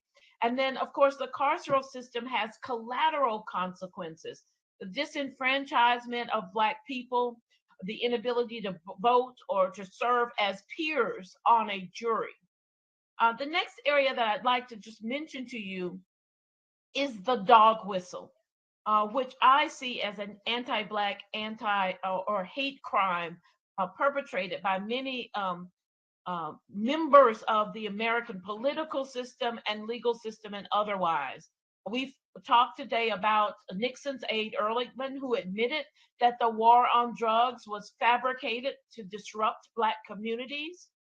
We know that the omnibus crime bill that was championed by current president and former President Clinton was dangerous to Black people and has led to the highest number of incarcerated people in the world. We heard former Secretary of State Hillary Clinton call young Black men super predators, and I'm talking about dog whistle here. So while the actual word Black men wasn't uttered, we all know what that meant. And then the use of Willie Horton during a presidential campaign that tanked Massachusetts governor's run for president was a part of the dog whistle. But we see dog whistle also in laws that are passed or reform that is stopped in part due to sort of this rhetoric about rising crime rates. And I would caution you when you think about that rhetoric, because if crime rates can be attributed to the stops that police officers make, and if we know that police officers are more frequently in Black communities, and as you've heard earlier, more frequently arrest people, then the crime rate is being driven by those stops of police officers. And just tangentially, the idea of violent crime, we've seen this idea that violent crime is on the rise as a way to stop reform of our criminal laws. Violent crime, too, is discerned by police officers. A theft, for example, can either be labeled an assault or a theft. If it is labeled an assault, it is a violent crime, and therefore a violent crime is up. So I would caution you to think about that sort of dog whistle when you think about the need for reparation for Black people. In California, the governor has the power to grant clemency in this carceral system. It is a power that he has exercised before, but the executive in California can provide some remedy in the reparations scheme, although I would submit to you that clemency is not something that we should get in reparation. We should get that otherwise. It should be outside of reparation. So in this modern era, we know that Ketanji Brown Jackson, for example, when she was being questioned by the Senate and critical race theory came up, I see that as an anti-Black bias by members of the Senate against her. And so we don't just merely see it in the space of hate crimes that are on the books. Hate crimes abide and abound throughout the systems and have an impact on descendants of African Americans. And those impacts are lasting. You may ask why I'm talking about this when we're talking about the carceral system. And it is because the carceral system is the center of that spoke, of all of the spokes: education, finance, wealth, housing, that have been talked about earlier. So this lasting impact shows up as broken families in our community. You saw some mention of the New York Times study about the ages of people who are mostly in our carceral system. I would submit to you that those folks are not just in the carceral system at the time when they should be working or would otherwise be working. They are there at the time when they would otherwise be procreating and bearing other Black children. So it has an impact, in fact, on whether or not Black people exist or continue to exist. Our communities are under surveillance, and particularly in California, that's how we get so-called high crime areas. This is a lasting impact.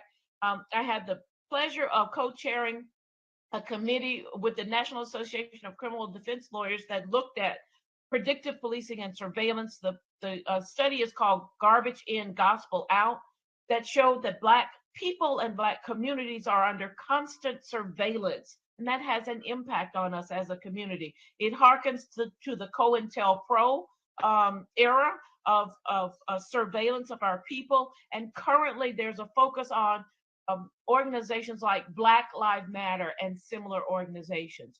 It continues to show up in health disparity, in mental health, the trauma that's associated with racism, the transgenerational trauma that's associated with racism. And I don't know about you, but I know my rights. But if I'm pulled over by a police officer, I am traumatized. And I wonder whether I'm going to leave that situation with my life. The physical health is also a lasting impact of structural and systemic inequities in healthcare and health coverage due to not being able to get good jobs that get health coverage, due to doctors not believing our ailments when we report them, or not taking them seriously, or not taking our health seriously. There are some studies that show that there are disparities in health and healthcare among Black people. There are studies that show that there's disparities in finances, in financial literacy and wellness and generational wealth, all lasting impacts for which reparation is needed. We've mentioned education, school readiness, teacher-student ratios, legacy enrollment in colleges, the school-to-prison pipeline. I don't have to tell you that in some schools, if there's a shooting, for example, in school, every healthcare professional in the surrounding area is called to help some students. However, our students can walk through shootings and trauma-induced communities on their way to school, and there's a very different response to their trauma response. And in the political arena, we have currently no Black governors across our nation. This is a lasting impact of systemic racism and anti-Black bias. We've only had 3 Black senators in our federal system, and until 2013, we never had 2 Black senators at the same time. And then lastly, I'll offer to you that our culture continues to suffer with the plunder of African artifacts, the erasure of African achievement, and the forbidding of the practice of African culture. We continue to suffer as we are flung across the diaspora. I thank you for the ability to comment today, and I welcome any questions you have. Thank you so much, Dr. Roseberry, for your expert testimony. We'll now hear from Catherine Hubbard. Catherine Hubbard, you can begin your testimony now.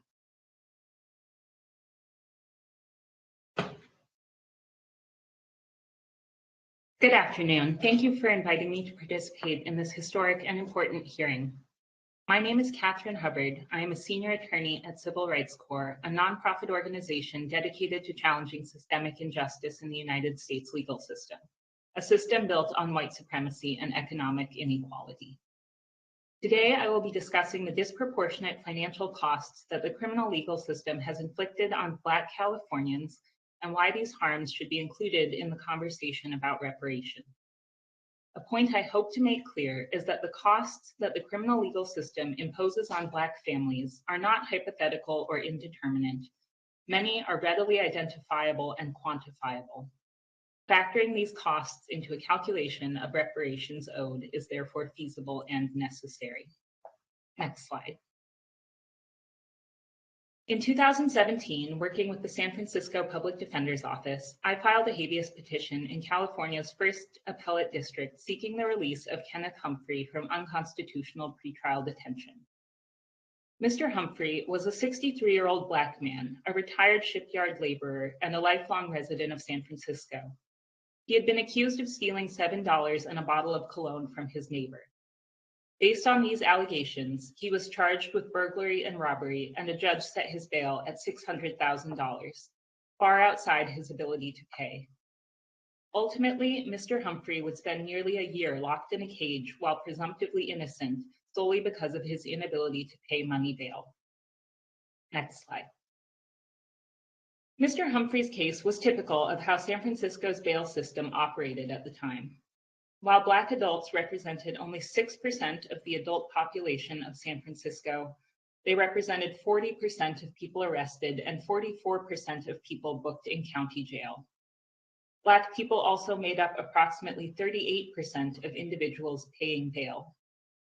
Over 99% of people who posted bail used a commercial surety bond, meaning that Black arrestees and their families paid up to $5.7 million annually in non-refundable fees to bail agents. Next slide.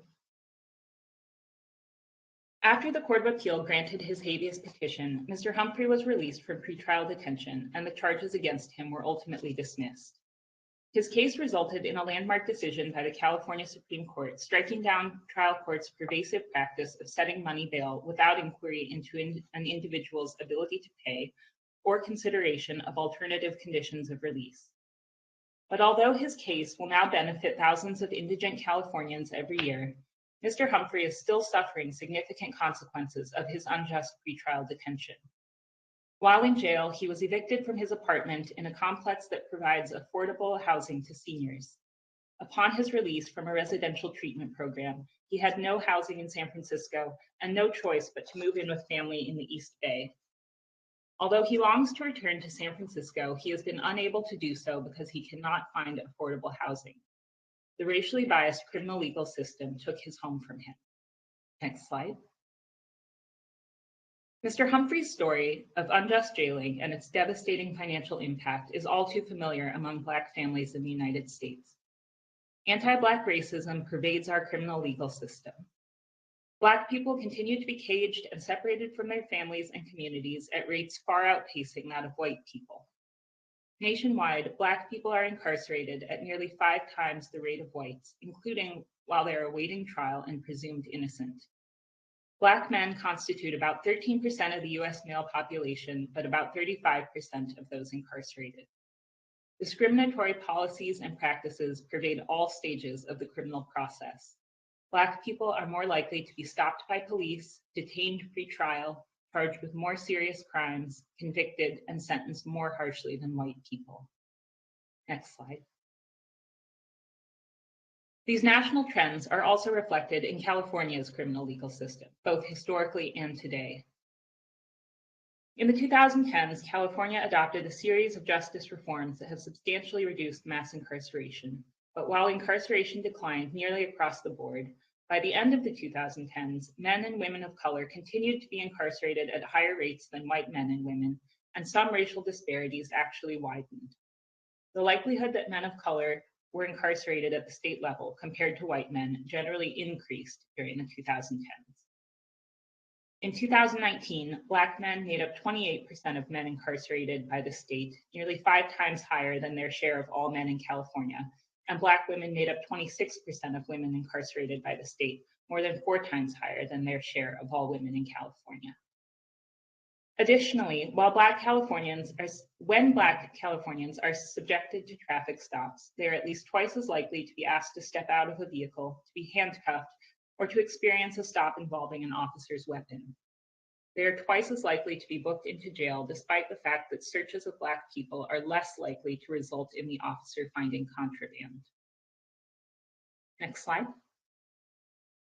Because of the well-documented overrepresentation of Black people in the criminal legal system, the economic cost that system imposes fall disproportionately on Black people. These costs begin shortly after arrest with the requirement to pay money bail. Whether the person pays bail, almost always by paying a non-refundable fee to a bail agent, or whether the person remains in jail awaiting trial, they and their family experience enormous costs. Next slide.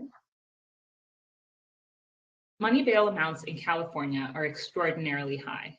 The median bail amount in California, $50,000, is more than 5 times the median bail amount in the rest of the country. Because money bail in California has historically been so expensive, the vast majority of people cannot afford to pay the full amount, of refundable bail to the court. They therefore are forced to avail themselves of the non-refundable fees and predatory practices of the bail bond industry. Next slide. Commercial bail bond companies in California require people to pay non-refundable premiums of 10% of the full bond bail amount. Companies keep these premiums regardless of case outcome, even when formal charges are never filed in court, charges are dismissed, or the arrestee appears in court for all required hearings. Those who purchase or co-sign a bail bond, usually the family or friends of the arrestee, typically sign a legal contract obligating them to pay the full bail amount if a court date is missed. Occasionally, the bail agent requires the arrestee or family or friends to collateralize the full bail amount with real or personal property. If bail is forfeited, the agent may require payment of the full bail amount, in addition to other costs associated with the failure to appear and bond forfeiture proceedings. If neither the arrestee nor the cosigner is able to satisfy these costs with cash, the bail agent may seize and liquidate any collateral, often the home or personal property of the arrestee's family or friends. Next slide. Although paying non-refundable fees to bail agents can be ruinously expensive, the economic consequences of not paying money bail and remaining in pretrial detention are often as bad or even worse. When people are jailed, even just for a few days, they are at risk of losing their job, their income, and their housing. This sets off a cycle of jailing and poverty that can be nearly impossible to get out of. Not only do people held in pretrial detention often lose their jobs, but pretrial detention also has long-term effects on an individual's employment. A recent study found that 3 to 4 years after a bail hearing, people arrested who are not released are 9.4% less likely to be formally employed.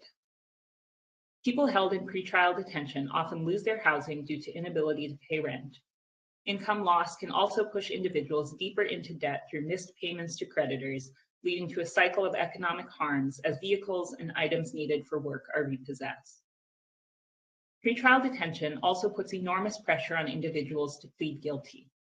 By cutting people off from family, friends, jobs, and communities, and subjecting them to the miserable conditions in jails, the criminal system puts arrestees in a position where they face huge incentives to plead guilty in order to end or minimize their pretrial detention. Numerous studies show that people who are detained pretrial are more likely to be convicted, more likely to receive a sentence of incarceration, receive longer sentences, and pay higher court fees. These negative case outcomes prolong separation from families and inability to make any significant amounts of money. Next slide.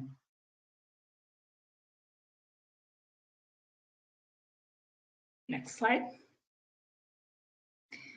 The disproportionate number of Black people arrested and charged, the higher bail amounts required of Black arrestees, and the wealth gap for Black families combined to put a disproportionate number of Black people in pretrial detention, suffering the negative consequences discussed previously. One study found that Black men received money bail that is 35% higher on average when controlling for the seriousness of the offense. It also found that money bail amounts for Black people are on average $7,000 higher for violent crimes and $13,000 higher for drug crimes. Another study revealed that Black arrestees were 66% more likely than white arrestees to be jailed pre-trial. Looking at similarly situated arrestees, Black arrestees were twice as likely as white arrestees to receive bond amounts they could not afford. Compounding the issue of higher bail amounts is the fact that Black families are less likely to be able to pay any amount of bail because of the wealth gap. The average wealth for white families is 7 to 10 times higher than average wealth for Black families. More than 1 in 4 Black households have zero or negative net worth. This gap represents the accumulated effects of centuries of institutionalized and economic racism. Next slide. And next slide. Bail or pretrial detention are only the beginning of the many costs that the criminal legal system disproportionately inflicts on Black people. Another direct cost of the system are fines imposed as punishment following convictions and fees which are charged to raise revenue for the court system. The majority of California's fees date back to the 1990s on the heels of the super predator myth, a racist and debunked theory that predicted an increase in violent crime due to a generation of Black youth who were supposedly prone to violence. As part of an effort to stave off the so-called super predators, the California legislature enacted numerous fines and fees, many that are still in use today. In recent years, California has become a leader nationwide in eliminating certain court fees and forgiving debts. But the laws do not go far enough. They have left in place county-level criminal fines, state and local criminal fees, and non-criminal fines and fees imposed by the state as well as local governments. They also did not reform or eliminate the state's fees for traffic tickets, which are among the highest in the country and disproportionately affect Black people. Black adults in California remain up to 10 times more likely than white adults to be cited for a low-level infraction. One. Next slide. Thank you. The incarceration of a loved one often has a profoundly destabilizing economic impact on immediate family members. Family members absorb financial costs of jailing, such as attorney's fees, phone calls, travel expenses, and commissary bills. These costs begin to stack up at the same time the family is losing the financial support of their loved one. A 1998 study of the female partners of incarcerated Black men in a California state prison found that on average, women were spending $292 a month on visits, phone calls, and packages, equivalent to more than $450 today. Families also bear opportunity costs. People with incarcerated loved ones report that the incarceration has required them to work more hours, get a different job, or turn down an educational opportunity. The costs place strain on key familial relationships and communities. Prisoners speak of their reluctance to call family while in prison because of the monetary burden prison phone calls place on their loved ones. This strain on family relationships is starkly counterproductive to the goal of rehabilitation, as studies have shown that the most important factor in a prisoner's successful reentry is a strong family relationship. Next slide. While California has made efforts to lower its incarceration rate and reduce racial disparities in the criminal legal system, decades of mass incarceration and racist laws and practices mean that significant generational damage has already been done. When a parent is incarcerated, family income drops significantly, and extended family members may have to share custody of children and take on additional caretaking labor. Families often obtain little to no increase in financial or material support when assuming childcare roles. This lack of support and loss of resources creates a burden for family members across generations and pushes both older adults and children deeper into poverty. Once they have been released, justice-involved people face thousands of legal sanctions that can prevent them from getting a job, obtaining a license, attaining and maintaining housing, qualifying for public assistance, pursuing higher education, and changing immigration status. People with criminal records also face discrimination in hiring decisions. These impacts lead to higher rates of homelessness and unemployment, lower cumulative earnings, and difficulties pursuing educational opportunities. The consequences of having a criminal record have direct and substantial impacts on families, particularly minor children. The barriers undermine the family's well-being in terms of income, savings, and assets, education, housing, and stability, and in turn negatively affect family cohesion. As a result, people with records lose access to opportunities, driving and keeping their families in poverty across generations. Next slide. As I hope this testimony has made clear, the disproportionate costs that the racially biased criminal legal system imposes on Black families are readily identifiable and quantifiable. These costs have harmed generations of Black Californians and continue to cause immense suffering to this day. It is crucial that an accounting of the debts owed to Black Californians as a result of the state's racist policies and practices include the costs of the criminal legal system. Thank you. Thank you so much, Catherine Hubbard, for your expert testimony. It was incredibly informative. So we'll now go to our last panelist for this particular panel, which is Max Markham. Max Markham, you can begin your expert testimony when you're ready. Good afternoon to the members of the task force, and thank you for having me speak today. Thank you, Chair Moore, for your recognition. And I have to say, on a personal note, I'm very honored to join such distinguished panelists, many of whom whose books I have on the bookshelf behind me. My name is Max Markham. I am the Vice President of Policy and Community Engagement at the Center for Policing Equity, which is a research and action organization focused on equity in policing that uses science to identify and reduce the causes of racial disparities in police interactions and advocate for large-scale and meaningful changes in public safety. I join you today on behalf of CPE in order to discuss the history of anti-Black racism in policing and to address the ways that reimagining public safety and investing in Black communities can serve as a positive step forward towards needed reconciliation and healing in this country. The Center for Policing Equity maintains the National Science Foundation funded National Justice Database, which we understand to be the largest collection of police behavioral data in the world. Our work focuses on combining police behavioral data, psychological survey data, and data from the United States Census to estimate racial disparities in police outcomes such as stops and use of force, and additionally, the portion of those disparities for which law enforcement is responsible and can do something about. We use the National Justice Database in turn to support the Justice Navigator, which is an interactive tool containing targeted analyses of police data and a range of resources to help drive changes to public safety. At CPE, we recognize that communities should be the architects of their own solutions, plain and simple. With that in mind, my team at CPE ensures that our work centers community voices and perspectives throughout our products, analyses, and policy recommendations. It is our goal to capture the community's sentiment regarding public safety and highlight experiences while addressing community needs. To do this, my team conducts detailed interviews with community members as part of a comprehensive qualitative data collection effort that informs policy recommendations to police and local government partners. My team also ensures that communities can easily access and understand our organization's analytic reports, such as Justice Navigator assessments, which ensures accessibility and transparency. Likewise, our public safety redesign work in cities such as Berkeley, Ithaca, and St. Louis seeks to empower communities to express their needs directly and allows and supports them in crafting redesign recommendations and policy changes.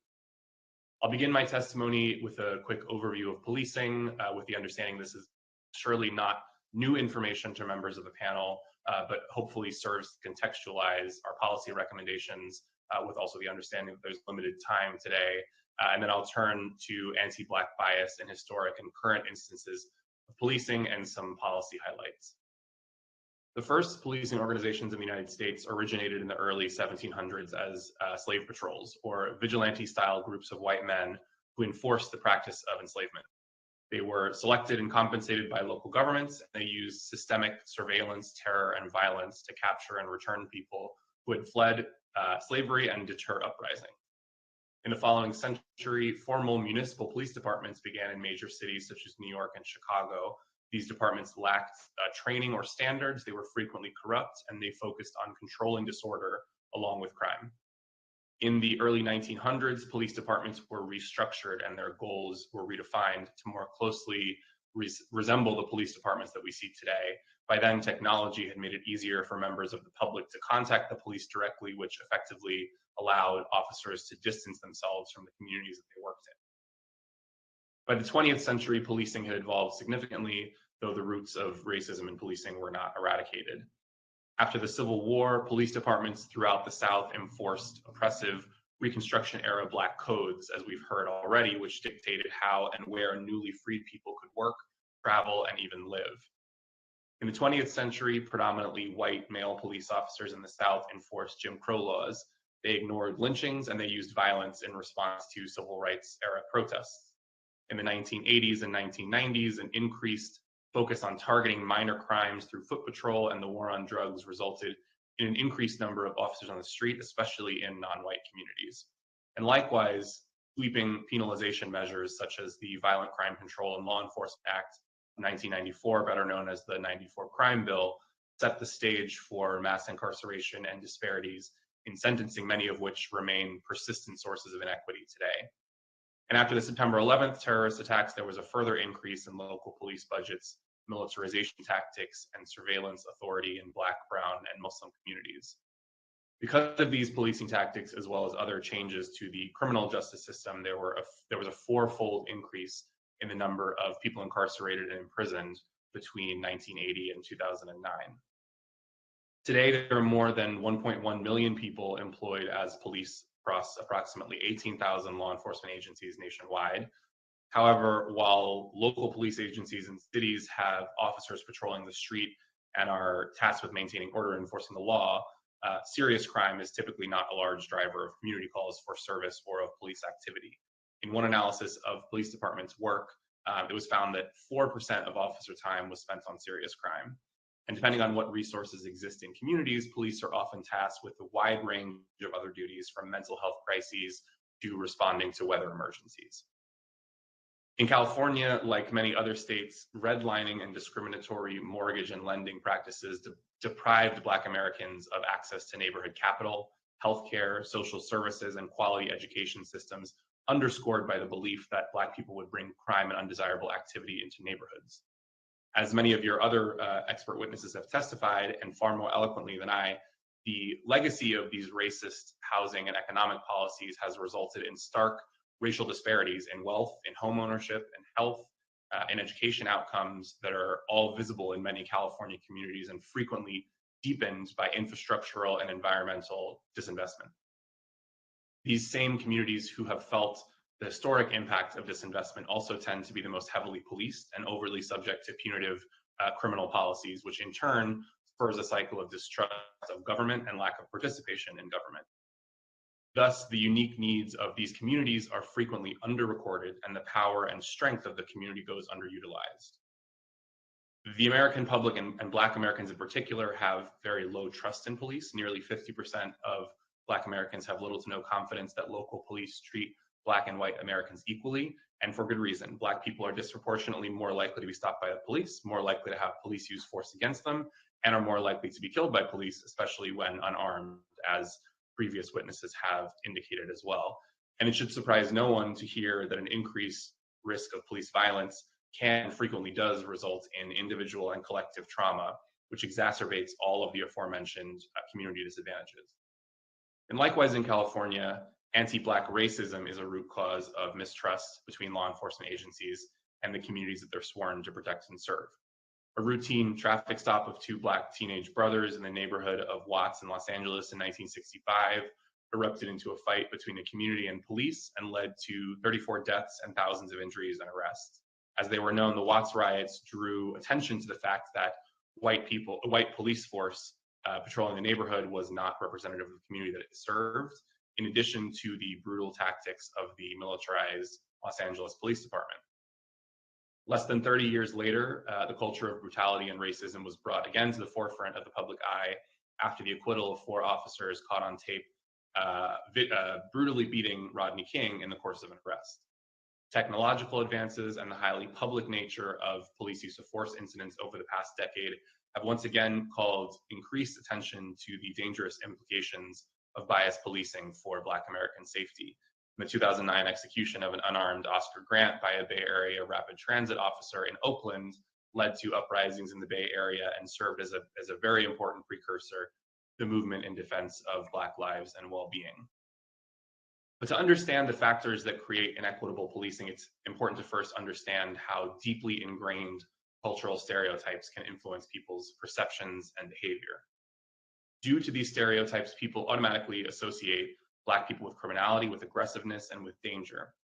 People perceive neighborhoods' crime problem to be worse when more Black people, particularly young Black men, live in it, even after accounting for differences in actual crime rate.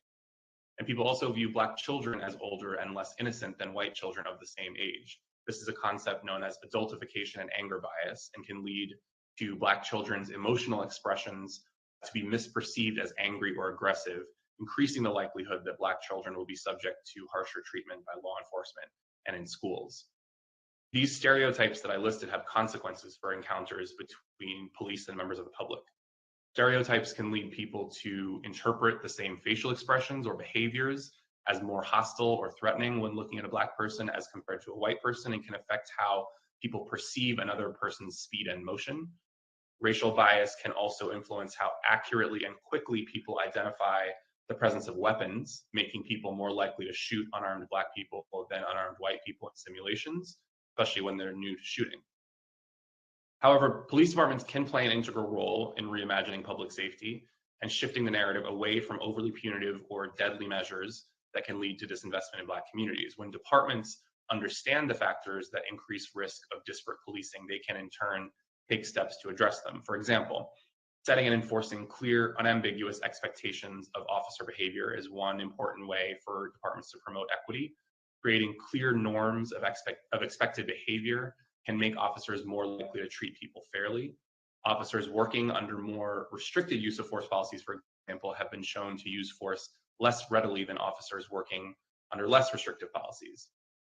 Norms and rules, obviously, however, can only go so far, and effective accountability mechanisms are a crucial pairing.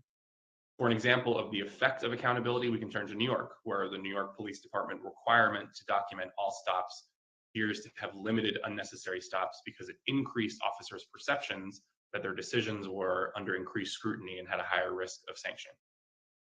Likewise, there are cultural changes that can be made to a department that can reduce the risk of disparate behavior. Can strengthen procedural justice or the fairness within departments, which may help improve officers' well-being and their endorsement of democratic forms of policing.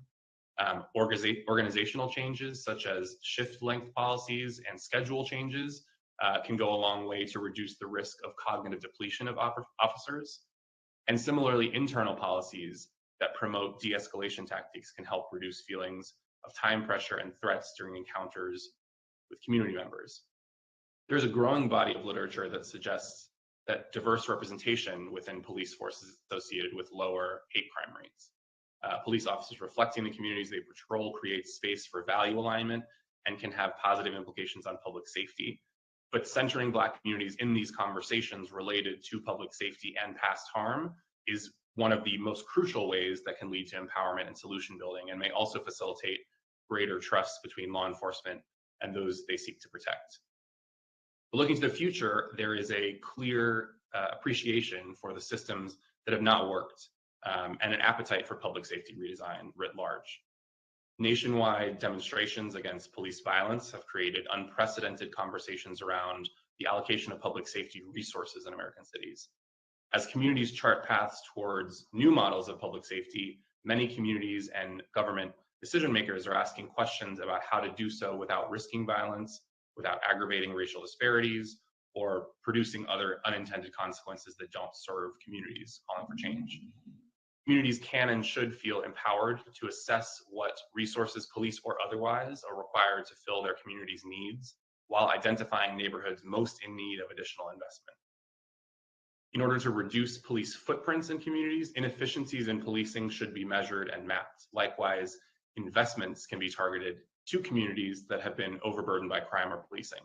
Policymakers can and should create stronger social safety nets in these neighborhoods by delivering more social services to residents, including cash subsidies, hospitals, mental health treatment centers, and substance abuse facilities. Policymakers can also invest in and provide credit to local businesses such as grocery stores that enhance community well-being.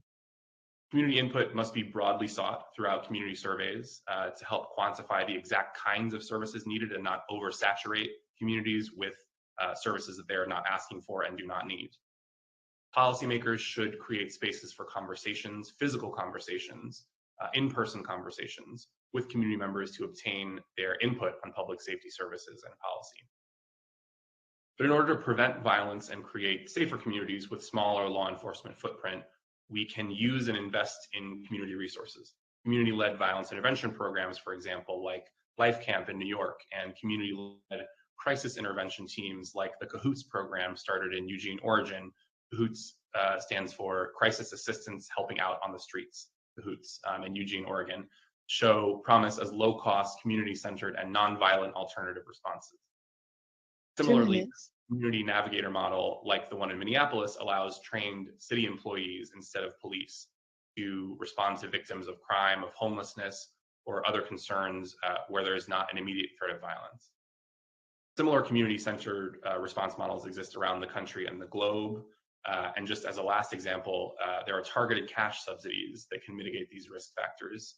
Basic income programs like the SEED program in Stockton, California have shown a lot of promise in improving the wellness, financial stability, employment, and mental health of the participants, and may in turn help to reduce violence and crime in communities. Only police departments that understand the factors that cause disparate outcomes can help build equity. This is a necessary acknowledgement, and it provides that a path towards healing is possible through a reimagined public safety system that does not criminalize Black people and create disparate outcomes, but instead centers community and takes a holistic and historically informed approach to public safety. Again, on a personal note, I want to thank the task force members and members of the public for your time today. I appreciate the depth and breadth of expert and personal testimony that this body has thought over such a prolonged period of time to truly address meaningful and structural opportunities for healing in the country. And I look forward to further discussions and collaboration. Thank you very much.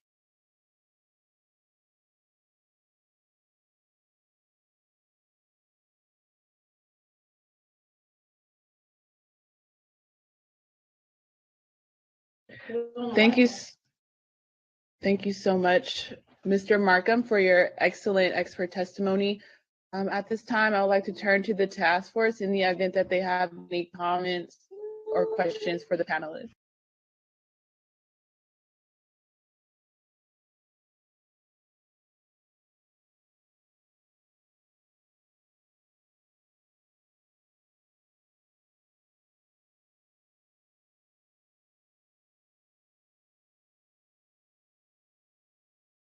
Mila, I just want to thank the panelists. Thought the testimony was excellent. Thank you so much.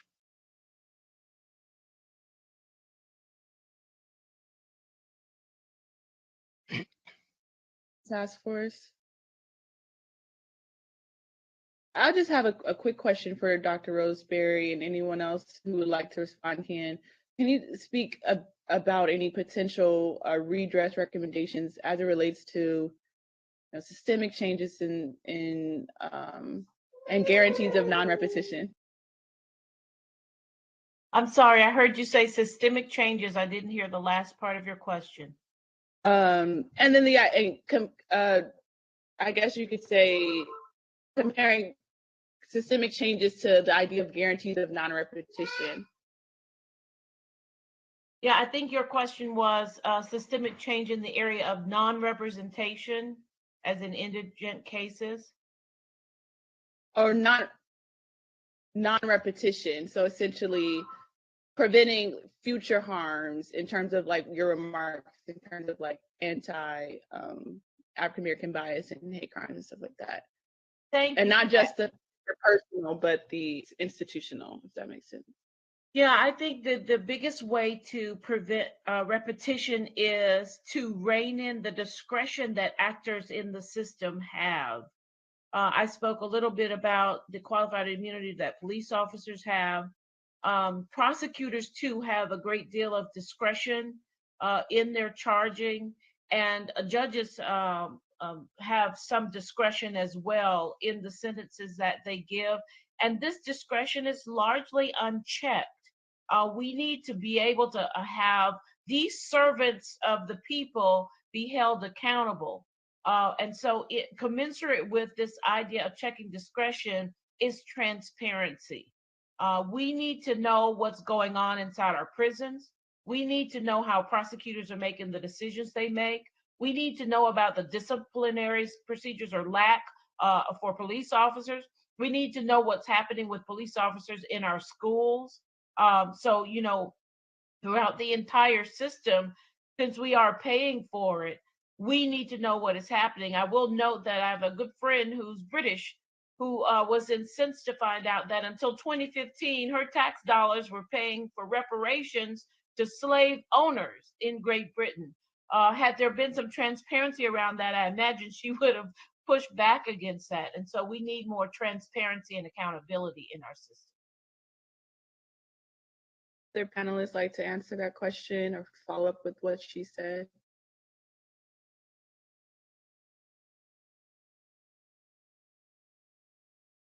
Any other task force members have any last comments? Not, thank you so much to our esteemed panelists for providing personal expertise. I have my hand up. I'm sorry, I didn't see you. Member Girls, you're recognized. Thank you.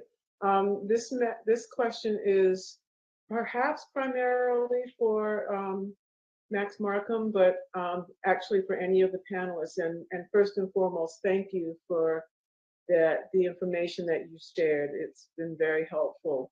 My question really goes to the issue of prevention and what role you see prevention playing in addressing some of these examples of anti-Black racism. And not only just prevention, but prevention that centers the community in the efforts. For example, like in Los Angeles, you know, the use of GRID, where you have community members who are central to you know, efforts at violence prevention. And then also perhaps the role of community organizers helping to bring the community to the table to have input on prevention strategies, as opposed to some academic coming up with something based on their theoretical understanding of what prevention is about. Yeah, absolutely. And thank you for that question. I think the answer is not, there is no one size fits all answer, right? And I think you hit the nail on the head when you articulated the need to involve, I hope and think that my testimony touched on this as well, the need to involve community at every step of the way, and not in a way that is you know, actors building solutions for communities and then giving them to the communities, but ensuring that communities can be architects of their own solutions, right? So there's a number, to the question of prevention, there are a number of short, medium, and long-term steps that should be taken on, you know, norms and rules internally, speaking this is specifically to policing, norms and rules, mechanisms for accountability. The norms and rules are intended to address prevention. The measures of accountability are in place should prevention not succeed, for there to be accountability, but also they increase the likelihood that you know, use of force and bias will be discouraged in the first place because of the existence of that accountability. So that's one piece of it, but I think that speaks more to your point of, you know, policymakers and academics setting standards and policies, as opposed to allowing the actual community and supporting the community in dictating what it needs and what it wants. And that's where programs like, you know, violence intervention programs like Life Camp, right? We have them all throughout New York City. They exist in a number of states, you know, some that follow the Cure Violence model, hospital-based violence interventions, where people are able to, you know, there is violence that has occurred, or there is violence that has historically occurred, but instead of turning directly to law enforcement to mitigate potential, you know, revenge killings or additional violence, we turn to community members who have, you know, who are commonly referred to as credible messengers, people who understand their community, understand the population that lives in that community, and can seek to mitigate those kinds of harms through conversations, through programming, through mentorship, through job training. Those are the kinds of programs that are highly deserving of investment and have not been funded by policymakers historically because of the exact same comment that you made, Chairwoman Grill, or a member Grills, that they're not necessarily based on evidence, right? In that same way that we are used to being able to call on.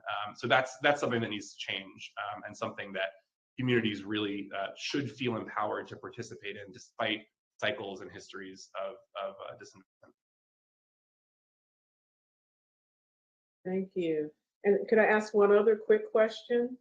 The other issue is that, you know, we're talking about anti-Black bias, and oftentimes what that invokes in people's minds is black and white. But the truth of the matter is that we've got this white adjacent pecking order that all racial groups are trying to get as close to white adjacent as possible and as far away from Black as possible, which means that everybody ends up drinking some of the Kool-Aid of white supremacy. And in that regard, one of the things that we're facing in the LA county jails is, particularly in the women's jail, is the issue of anti-Blackness directed against the Black women incarcerated. And it's not coming from the white officers as much as it is from the Latinx officers or, sheriff staff. And so do you see any role for, and any potential effectiveness for training around anti-Blackness? Do you think that's going to move the needle, or should we just stay closer to policies? I'd like to answer that. So, Darius Young, one of the things that I would say is this, right? First of all, you need to continue to have training, but I would also say this: you can't out-train somebody out to be unbiased or have these racist attitudes, because we have to understand, right?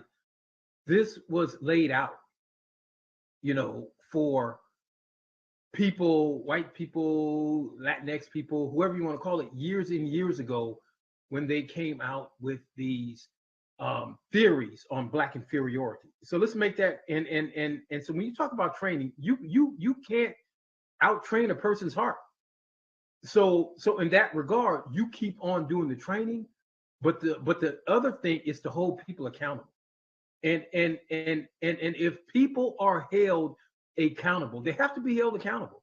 And I do think that within this system of oppression, people do not get held accountable, especially in the criminal justice system. It gets passed along because sometimes, well, most of the time, when you're dealing with the state prisons and county jails, it's kind of like operating behind the Iron Curtain, because people get away with more than what they're held accountable for and what gets reported, because people just aren't looking, because it's a thought, well, we're not violating anybody really, because all they are just like products, shipments, cargo or whatever.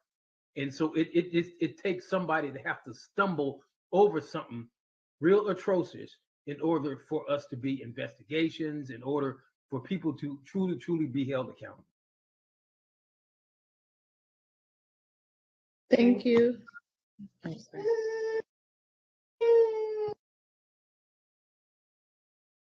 Thank you so much to the panelists. Thank you again for your time. We'll move on to our next agenda item, which is panel number 3, agenda item 19, History of Policing and War on Drugs. So our speakers are as follows.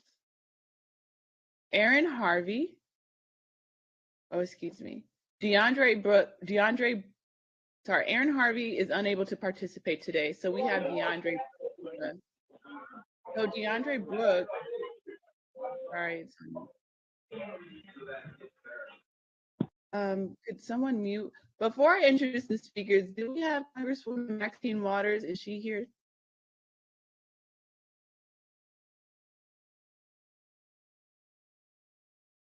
Okay, she was listed as to be determined, but I don't think she's here today. So we have DeAndre Brooks, because Aaron Harvey was unable to participate today. Brooks spent his young adult years incarcerated, but decided to take control of his future and manifesting a new life for himself. He is now pursuing a Master's of Public Administration from San Diego, where he received his bachelor's degree. He is a member of San Diego Commission on Gang Prevention and Intervention and a Juvenile Justice Program Associate at the Children's Initiative in San Diego. We'll also hear from Genevieve Jones-Wright. Jones-Wright was a San Diego County, worked as a San Diego County Public Defender from 2006 to 2019. She co-founded and serves as the executive director of an impact litigation nonprofit, Community Advocates for Just and Moral Governance, which works to achieve racial and social justice and holds government accountable to all people, especially those who are marginalized. We'll also hear from Dave Minchell. Dave Minchell is a criminal defense attorney and a president of Vital Projects Fund, a charitable foundation that seeks to end mass incarceration with a focus on curtailing cruel and excessive sentences, holding police and prosecutors accountable, ameliorating barbaric prison conditions, and reaffirming the humanity of incarcerated people. And then last, we'll hear from Charles Ramsey, who's a former Washington, D.C. Chief of Police, Philadelphia Police Commissioner, and co-chair of President Obama's Task Force on 21st Century Policing. So without further ado, DeAndre Brooks may begin your testimony.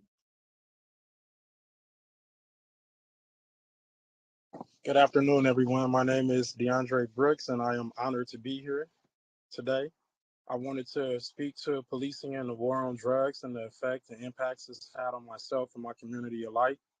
And I just want to say that it created a lot of fatherless homes, single parent homes, which caused individuals like myself and my friends to kind of gravitate toward the street life and to join gangs.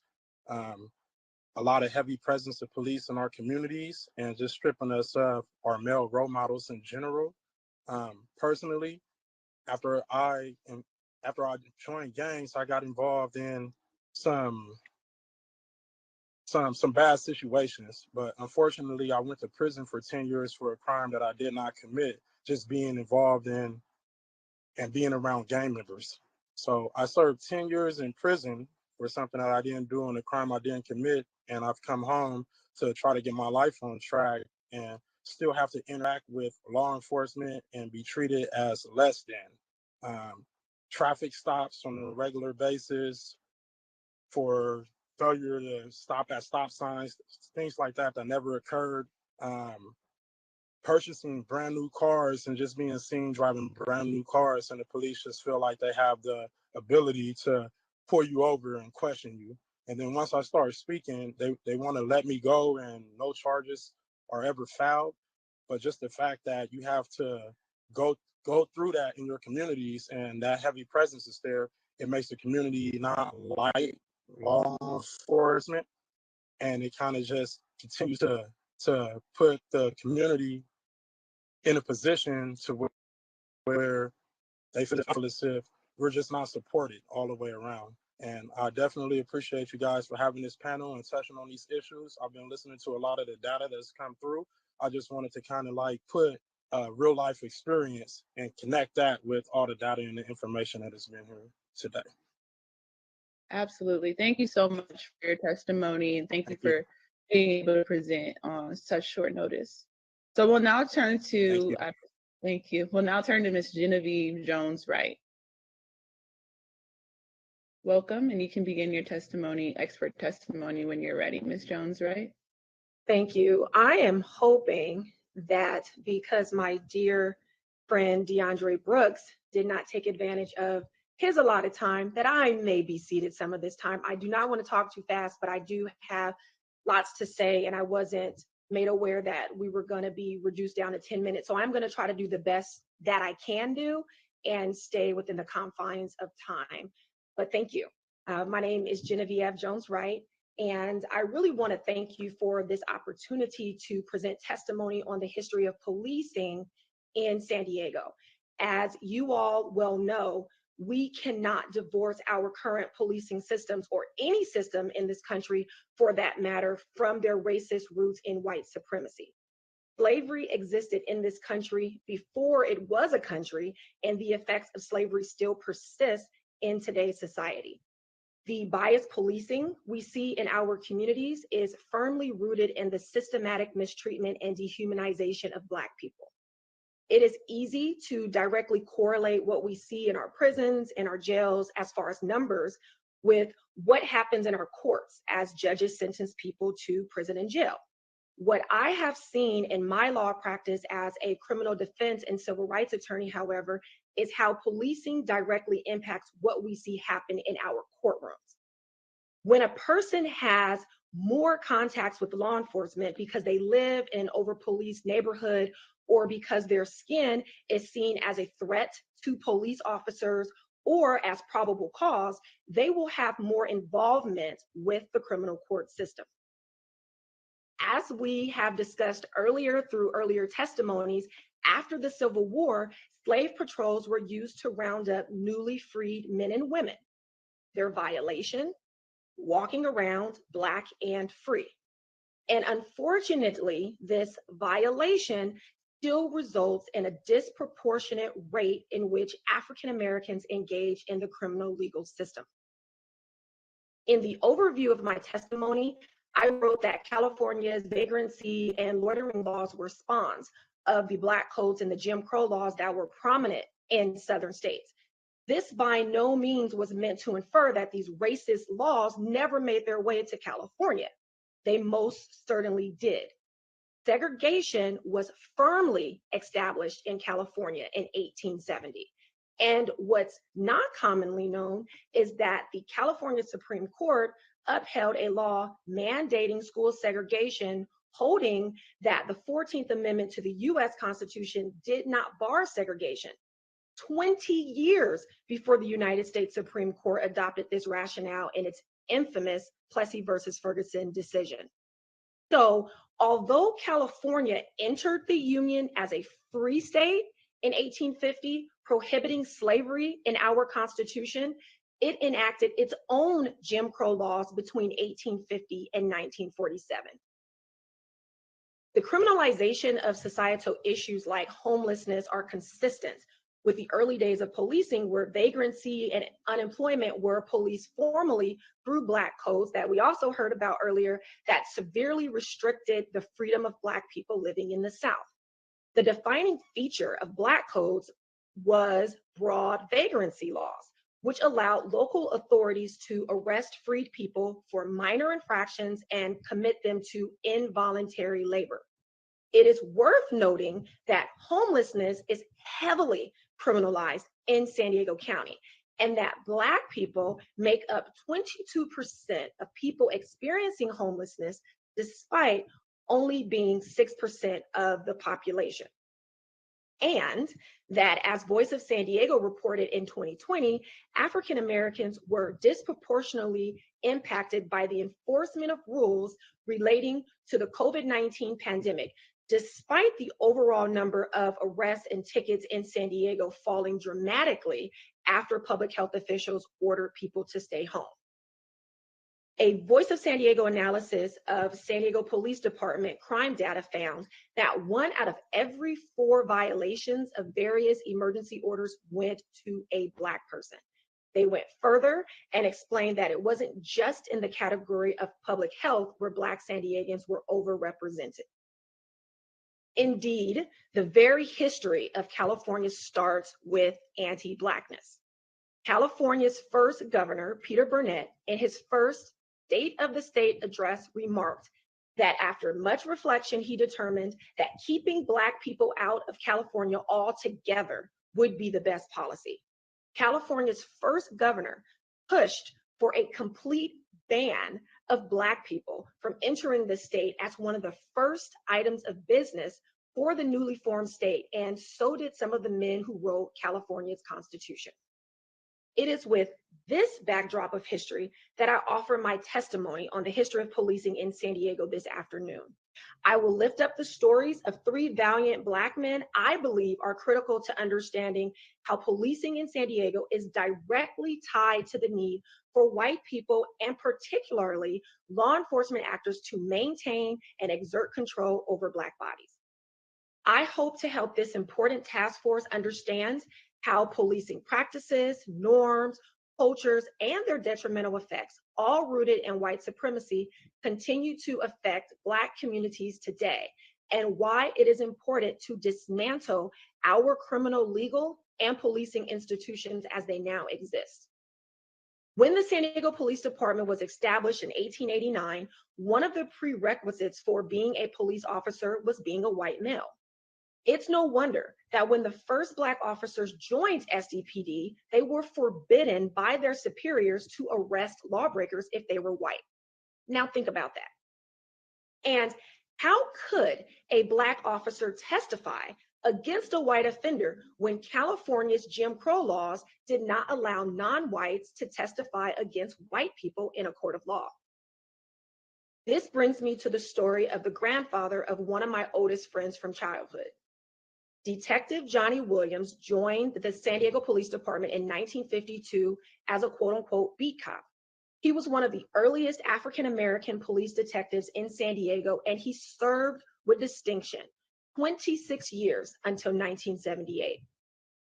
During his tenure, he was known for his exceptional investigative and interrogation abilities, notably carried out with fairness and determination to do the right thing. His skills were so remarkable that some of his interrogations were used as models statewide in recruit training. As outstanding as he was assigned to work only with other African-American officers and only in cases that involved African-Americans for many years on the force. And as a matter of policy, he was expressly prohibited from arresting white offenders. Being the honorable man he was, he took his oath seriously, and Detective Williams did not comply with that prohibition. These were the stories that he told his children and grandchildren. And these stories of discriminatory practices within SDPD were later confirmed in an interview published in 1996 through the words of Detective William Ritchie, who joined the San Diego Police Department in 1935 before Detective Williams. I share with you about Detective Williams to illustrate how profoundly policing is rooted in white supremacy. If a Black officer was not worthy enough to confront or arrest a white man who was breaking the law, how will a Black man or woman be seen as worthy of respect and human dignity when encountered by a white cop on his beat? What prevents the actors within police institutions from treating every Black person they see as a criminal or as a threat or a gang member who needs to be neutralized? Which brings me to the story of Sagon Penn. On May 31st, 1985, Sagon Penn, a 23-year-old Black man, was driving his car in the Encanto neighborhood of Southeast San Diego, where I live, when he and his passengers were racially profiled as gang members by two San Diego police officers, Donovan Jacobs and Tom Riggs, despite none of them being involved in gangs or having a history of doing so. Upon being stopped, Penn, a beloved member of the community and a prolific martial artist, was met with what was intended to be offensive and provocative gang language before he was asked for his ID. What ensued was a beat down by Riggs and Jacobs, who began to kick, punch, and beat Penn with a baton. Despite Penn being on the ground with an officer on top of him holding him down and him yelling, "I give up, you've got me now," the officers continued to beat him. Penn defended himself as he had every right to do, managed to block some of the officers' blows, and gained possession of Jacobs' revolver, killing Jacobs and injuring Riggs and their ride-along passenger. Penn was also wounded during this episode of gratuitous police violence. Notably, a fellow officer testified in support of Penn and testified that Officer Jacobs was a quote-unquote racist hothead. The San Diego Police Department and its chief, never ones to engage in self-reflection in any meaningful way, criticized the DA for not seeking the death penalty and denied any wrongdoing on the parts of the officers. After 2 trials, Penn was acquitted of the murder, attempted murder, and manslaughter charges. Not only was the Black community outraged about the police abuse that unfolded during Penn's traffic stop, but so was the judge who presided over the trials. Law enforcement's flagrant abuse of Penn that night was not unique to Penn's situation. It was emblematic of the day-to-day interactions between members of San Diego's law enforcement and the residents of southeastern part of San Diego, which houses the greatest concentration of Black residents in the city of San Diego to this day, as DeAndre Brooks just spoke about. This particular incident of police violence and abuse, however, was a catalyzing force that brought about San Diego's first review board on police practices, which was supposed to be a check on police misconduct. This type of police abuse is not the only mistreatment Black San Diegans were and are still subjected to. African Americans in San Diego are victims of over-policing and arbitrary and selective enforcement of our laws, which stem from bias in policing, which is rooted in white supremacy. Emblematic of the harassment that Black San Diegans are subjected to is the U.S. Supreme Court case Collender versus Lawson.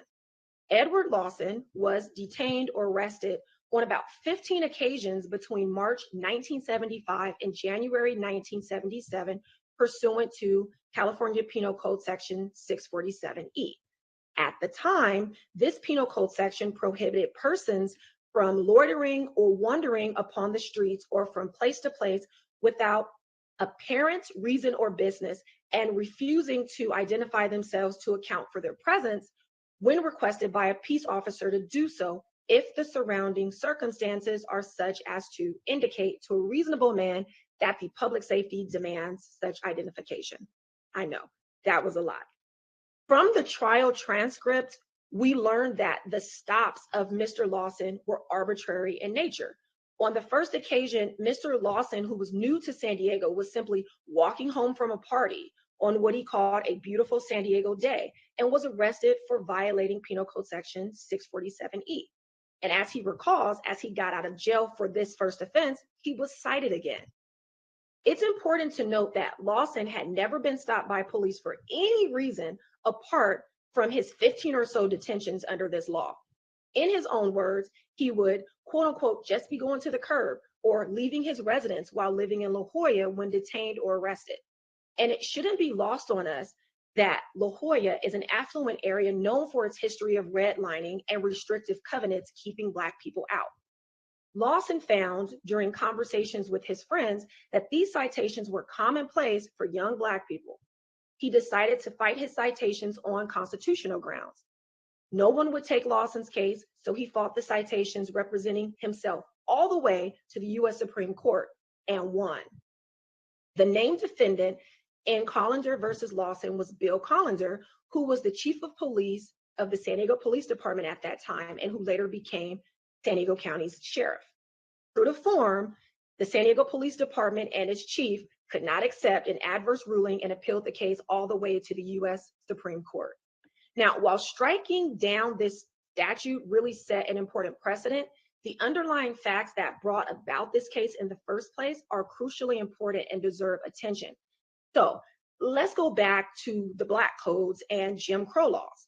This California statute was being arbitrarily enforced against Black people as a means by which law enforcement could and did monitor and control the actions of Black people in San Diego. And this was not lost on Mr. Edward Lawson, who likened his experience and the experience of other people like him who were being harassed by law enforcement by way of this statute to the past laws in South Africa during apartheid. The past laws of 1952 required Black South Africans over the age of 16 to carry a passbook everywhere and at all times.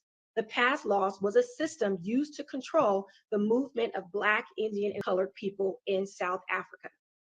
I share these stories because each of these men stood up and fought against the system that was determined to subjugate them, and in some cases commit violence against them and change some aspect of policing in standing up.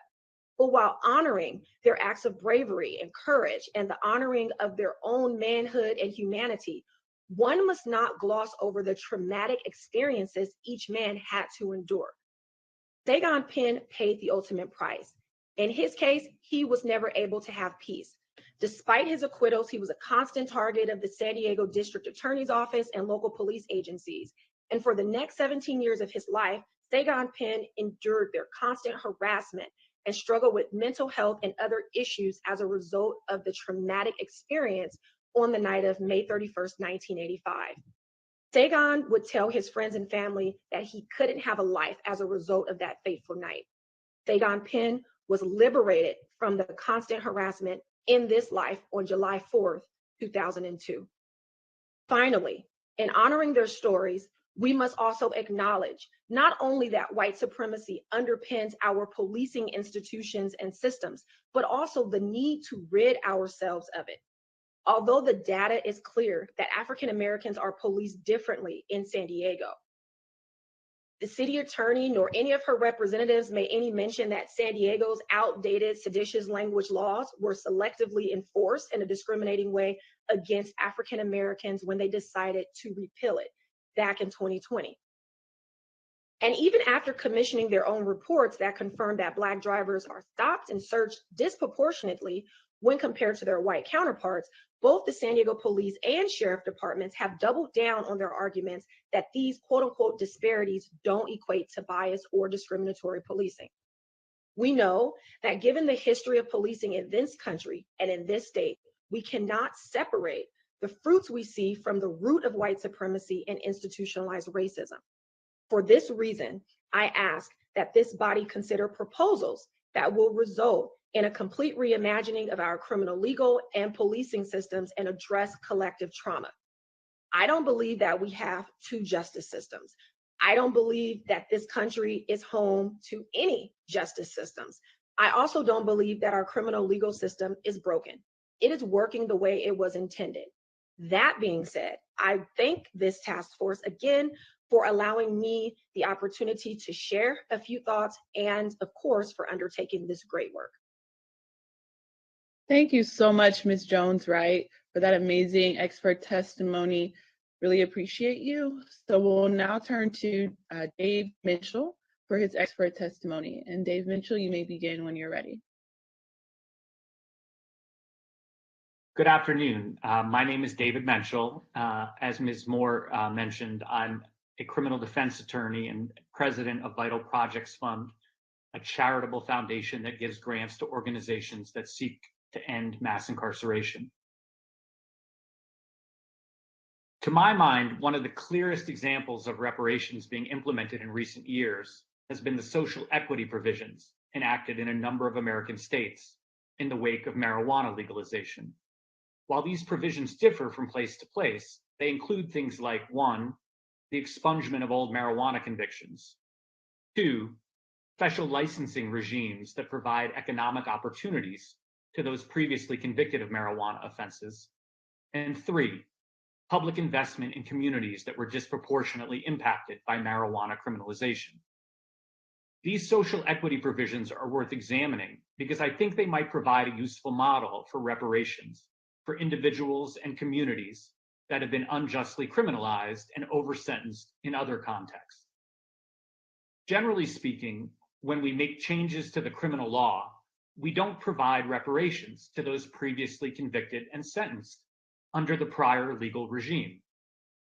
I think the fact that many jurisdictions have chosen to provide reparations in the wake of marijuana legalization is in part because we have an intuition that our prior marijuana laws were not merely imperfect, deficient, or warranting improvement, but rather because the laws were immoral, unjust, and enforced in a racially disparate manner. In other words, I think these reparation provisions reflect the fact that our culture has had a moral awakening with regard to marijuana criminalization. An awakening perhaps not unlike the moral awakening that accompanied the abolition of slavery and the end of Jim Crow.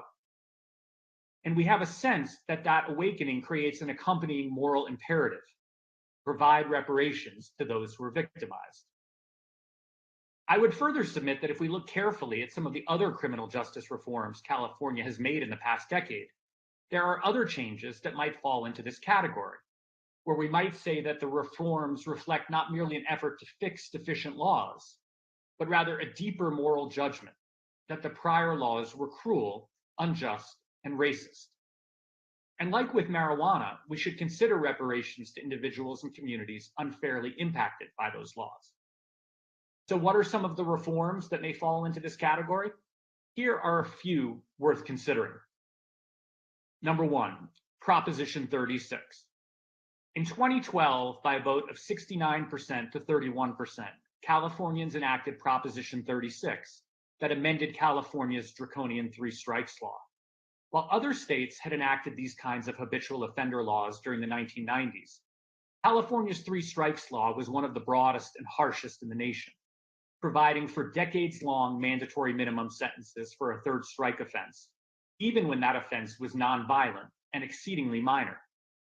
Individuals convicted of petty thefts, like stealing a slice of pizza, a pair of white tube socks, or a pair of baby shoes, ended up with exorbitant decades-long sentences.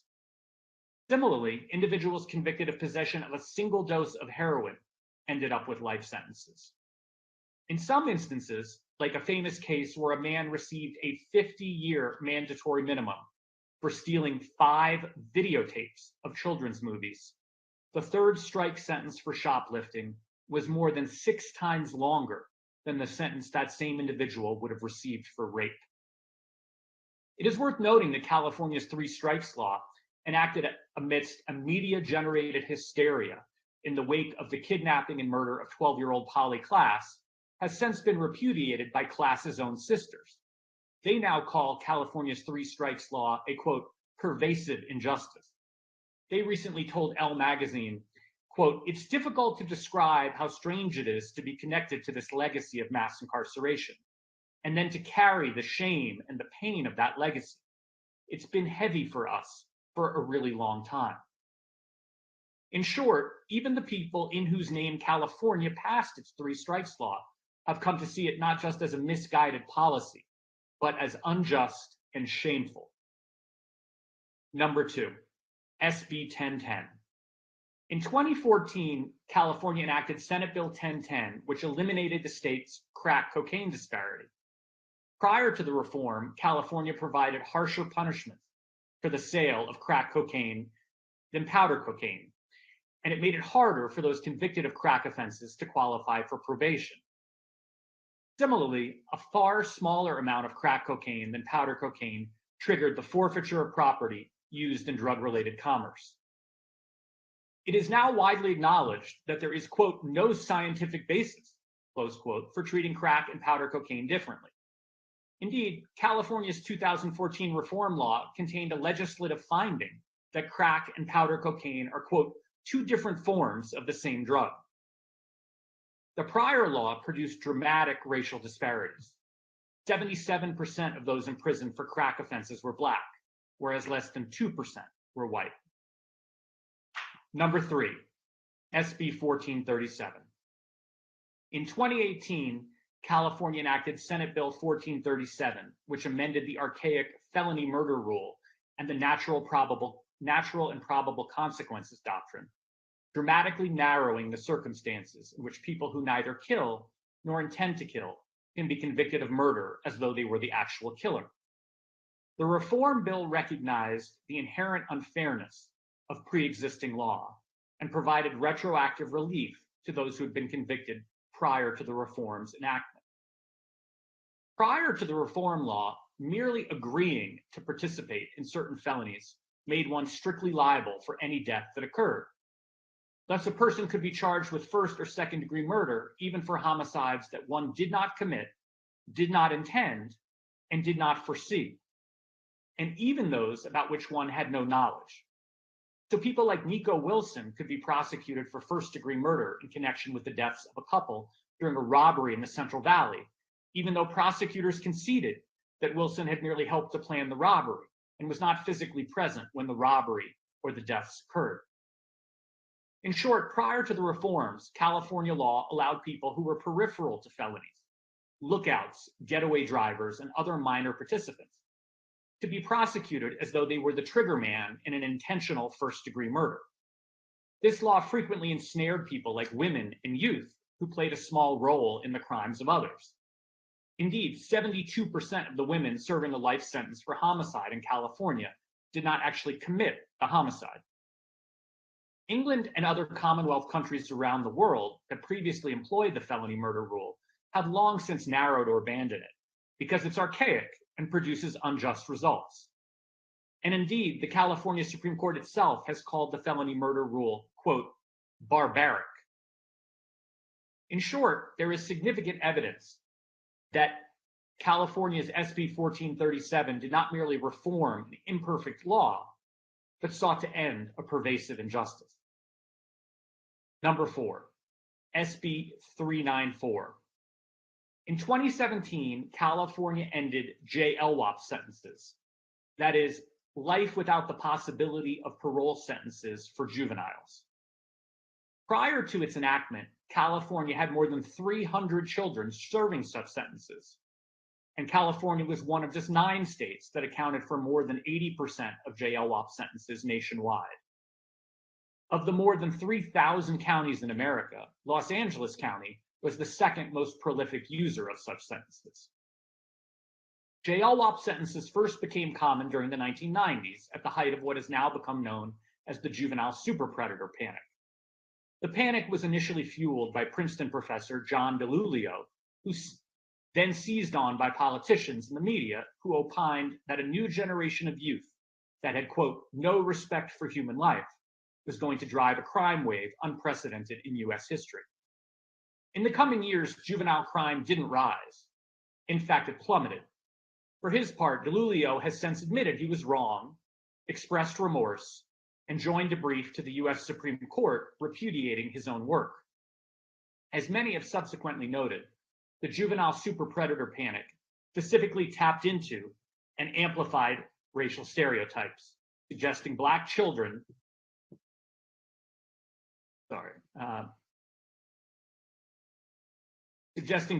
were predatory and prone to criminality.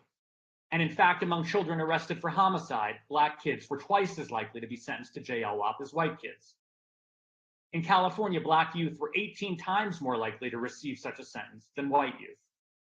As the US Supreme Court has pointed out, the differences between adult and adolescent brains make adolescents less morally culpable than adults and render adolescents more capable of rehabilitation, making the irrevocability of a JLWOP sentence inappropriate. Indeed, brain science shows that adolescents are more susceptible to impulsivity, risk-taking behavior, and peer pressure, and less likely to weigh the consequences of their actions than adults, because their brains are still developing. In California, more than half of the children who received the sentence did so as part of a crime with an adult, and in many cases, the child played a peripheral role. For these reasons, in recent years, more than 30 US states have abandoned the practice of sentencing children to JLWOP in law and in practice, and the US remains the only nation in the world that allows JLWOP at all. In short, California's SB 394 that eliminated such sentences might reasonably be seen as a moral awakening, not merely a practical change in the law. In conclusion, the 4 changes to the law that I've discussed are merely illustrative of a broader point, that as we look at the era of mass incarceration and begin to make reforms to the criminal law, some portion of these reforms will reflect an intuition that the laws being changed were not merely deficient or warranting improvement, but were barbaric, immoral, and unjust. And when a law falls into that second category, when we have a moral awakening, we have a moral responsibility to repair the harm we've done through reparations, like giving special economic benefits to people who were victimized and special economic investments into communities that suffer disproportionate enforcement. Thank you. Your excellent expert testimony. Our last panelist for this particular panel is Charles Ramsey. So without further ado, Mr. Ramsey, you may begin your expert testimony. Thank you. Okay, well, thank you very much and good afternoon. It is still afternoon in California. I'm in Philadelphia, so a little different time zone. But thank you so much for inviting me to participate on this panel. I'll try to keep my comments as brief as I can to allow for time for questions. Having served on a commission, I know what it's like when you have the panel testimony and you're anxious to ask a question or two and you have to kind of wait till the end. So I'll do the best I can in trying to keep it short. My name is Chuck Ramsey. My background is in policing. I started my policing career. I'm a native Chicagoan. I began my policing career in Chicago in 1968 as a police cadet. I spent 30 years as a member of the Chicago Police Department. I left in 1998 to become police chief in Washington, D.C., where I served for nearly 9 years, retired very briefly, and then took on Philadelphia, where I served as police commissioner for 8 years. It was mentioned early on during the introductions that in 2015, I had the honor of serving as co-chair of President Obama's task force on 21st century policing, which came about in the aftermath of Ferguson, Missouri, Michael Brown and Eric Gardner in New York. President Obama at the time wanted to have a in-depth review of policing with solid concrete recommendations. And we did produce a document with some 92 action steps, 61 recommendations, which many departments are using to this day. But to focus on narcotics, if I may, drugs, I do have a background in drug enforcement. When I served in the Chicago Police Department as a sergeant, I was a member of the narcotics section from roughly 1978 to 1984. So about 6 years I served in that capacity. I returned to that unit and was reassigned there in 1991 or so as the commander of Organized Crime Division Narcotics Section. So most of my street experience with narcotics comes from my time in the Chicago Police Department, although obviously Philadelphia and DC had more than a share of issues surrounding crime. So this so-called war on drugs, I was one of the people that actually was assigned to narcotics during that period of time. Obviously, the so-called war failed. It failed on a lot of different levels. But primarily, in my opinion, it failed because there was nothing really provided for treatment and prevention. Everything was geared toward enforcement. And that was pretty much the mandate, you know, get the drugs off the street. When crack cocaine hit in the early 90s, late 80s, early 90s in Chicago, there was a great deal of violence that was associated with open air drug trafficking. And so that just amped things up a bit in terms of enforcement activity. But again, there was very little done in the area of treatment or prevention. I also think that this whole, the legislation that was passed, and again, I'm not familiar with California law. I can only address laws in the cities where I worked. But that disparity in crack cocaine versus powdered cocaine, at the time they did it, many of us in narcotics didn't understand why. I mean, it's all cocaine. It's just a different form of cocaine. And we didn't understand the need to pass that kind of legislation, but it was passed, and it did lead to a disproportionate number and lengthy incarceration of primarily people of color. So again, there were a lot of things that went wrong. There's absolutely no question about that during that period of time. And fortunately, I think there are some things that are being done to try at least to correct some of that. When I served as co-chair of the task force, we addressed 6 specific areas, and we limited it to 6 because the president, you know, he wanted a report on his desk within a relatively short period of time. We had some 45 days or so in order to actually sit down and actually work on the report. We had, by the way, it wasn't just a law enforcement project. We had civil rights attorneys. We had people that had just come off the protest lines in both Ferguson and New York that were part of this. We did have law enforcement. We had constitutional lawyers. We had a variety of people, 11 in total, that made up the task force. We were able to reach consensus on every single recommendation that you'll find in that report. Despite our varied backgrounds, we were able to come up with the recommendations in which we all agreed were needed in order to improve policing.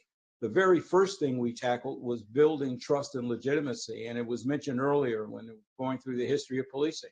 And policing has a very, very bad history, especially as it relates to people of color. There's no question about that.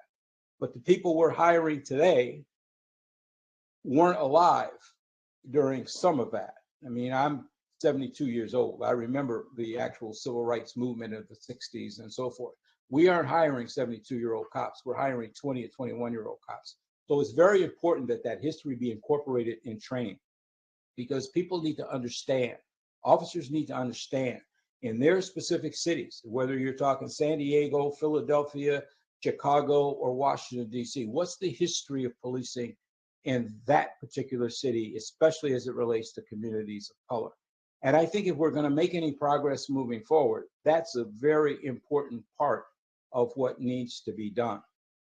Certainly, there have been some changes in terms of legislation and sentencing and those kinds of things, but not enough is being done, because we do need to focus on reentry. We do need to focus on treatment and prevention. We do need to focus on housing and substance abuse, addiction, and all those kinds of things if we really want to turn the situation we have around in terms of crime on the streets of our city, some of which is drug driven, but a lot of it isn't drug driven.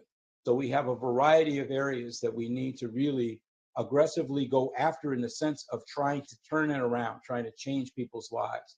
And everything doesn't have to be with arrest and incarceration. We need alternatives to incarceration. They need to be fully funded so that there is options available other than just jail, because many people do not belong in jail. But there does need to be some kind of consequence for their action, but it doesn't have to be incarceration. There are, of course, others that commit more serious crimes that do need to be incarcerated, in my opinion. But that's not the majority. The majority of people, I think we can find alternatives. But they have to get serious about the funding that's needed if we're ever going to get beyond this cycle of having discussions around these issues. And then, 2 or 3 years later, we have a discussion pretty much like the one we had before, because nothing really changes. And it's not going to change unless we make it change. So I'm going to end there, because I think it's important, and I'm sure there's some questions, not only for me, but other panelists as well. But thanks again for inviting me, and any questions you have, I'm more than happy to answer. Thank you again, Mr. Ramsey, for your expert testimony. So we'll now turn to our esteemed task force members in the event they have any questions or comments related to the panel's testimonies. At this point, would any task force member like to be recognized? If so, feel free to speak. Senator Bradford, you're recognized. Thank you. And once again, I think we had compelling testimony. And as a chair of public safety, along with Mr. Jones Sawyer on the assembly side, much of what we heard today is not new. And that's the real tragedy here. But I think if it's a connective tissue that continues to tie us to slavery, I think it's policing and how folks have been mass incarcerated and all kind of just horrible things that was described today. And one of the things, again, it seems like all roads lead to Dr. Weber. 4 years ago, we passed AB 392, ending the use of deadly force here in California. But if we knew the history, deadly force was imposed in California. When I asked people what year, many people say, oh, 1940, 1950. No, in 1872. What was different in California from 1850 to 1872, 22 years later? African Americans were free. And the right to kill Black folks is why we implemented the use of deadly force here in California. And it was a fight to get it changed. And we talked about marijuana earlier today too. Marijuana was put on a Schedule 1 in their 30s, again, to incarcerate African Americans. Watch the movie Reefer Madness. It showed that if you smoke marijuana, you're going to act like a cannibal and act like some savage beast and all that. So I say all that. It's clear we have to really look at this area. I think it's impacting folks daily. And that's why much of the legislation I've done since I've been here is in the area of police reform last year with SB2, allowing us to get rid of these bad cops who continue to violate the law, abuse population. Again, the majority of people, African American. I'll just stop on this. As they were talking about cannabis as well, 8 years ago, I did a bill after doing research. The majority of African Americans who were arrested or cited for the possession of marijuana got an additional charge that white folks never got. Now it's transporting. Even if you had a $10 bag and you were on a bike, a skateboard, or in a car, they gave you the additional charge of transporting. Where we had white folks flying down Sunset Boulevard or Pacific Coast Highway in Malibu with an ounce of cocaine, and all they got was a possession charge. So this is an area that we really need to look at, because there is a clear nexus. Slavery and what we see today, this is an extension of it. So I'll just stop there. But thank you for all the testimony. And, we got a lot of work to do. Thank you, Senator Bradford. Thanks for your work on decertification. Assemblymember Reggie Jones, you're recognized. And one of the scariest things for law enforcement and for white people who want to continue slavery is the fact that in California, the chairs of both the Senate and Assembly Public Safety are two brothers. We are like right now the gatekeepers. We're now in a fight right now to stop this school to prison pipeline.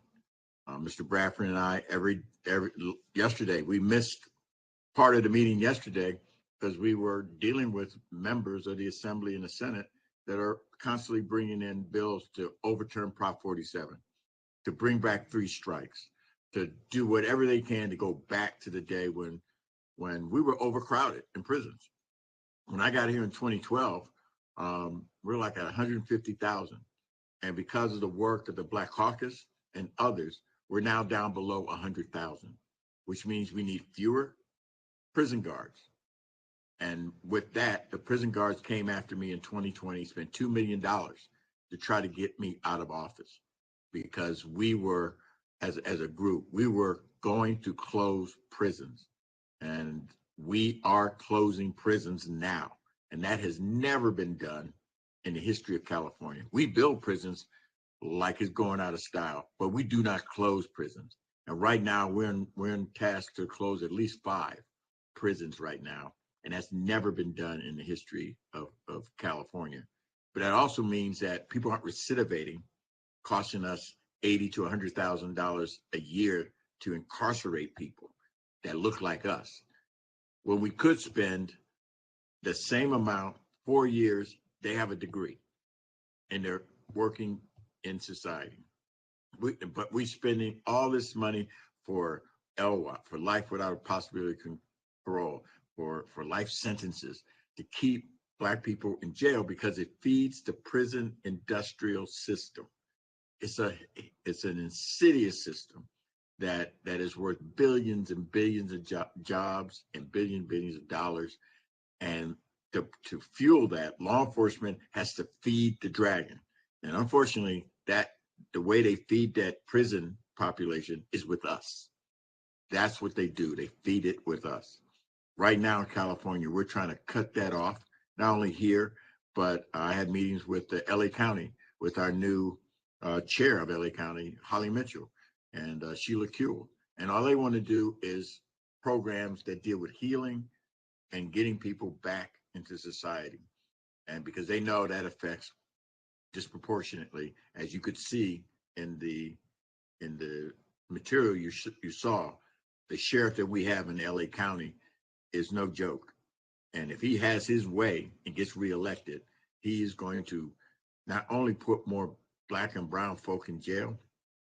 I worry about the ones that survive an encounter with the LA sheriff over those years. And so we're now working to hopefully get someone in there that's the exact opposite, and that is going to work with us to make sure that harm that you've all heard today, that Mr. Bradford and I have known and have been dealing with for several years. When he says we should make this at the top of our concern, because this is a direct damage that you can link directly back to slavery. And the last thing I would leave you with, I have a board in my office, and it has badges of all of the early slave hunters. They used to have badges. And if you look at those badges, they look exactly like a sheriff badge. Exactly like a sheriff badge. And the policies, procedures, and the way they trap and ensnare slaves back then are still being used today. And so we're trying to unravel that. We're getting rid of the chokeholds and things of that nature. But you need to understand law enforcement's investment in keeping us imprisoned is their business model. And we've got to do what we need to do to reverse that, stop it. And as I said before, stop this river of racism that's just rolling into our communities. Thank you. I did have a question for Chief Ramsey real quick, if you don't mind. And I wish you would just expound on really quick the whole movement on menthol too and its impacts on the African American community, the ban on menthol cigarettes. I don't, first of all, I'm a former smoker and I smoked menthol cigarettes when I did smoke.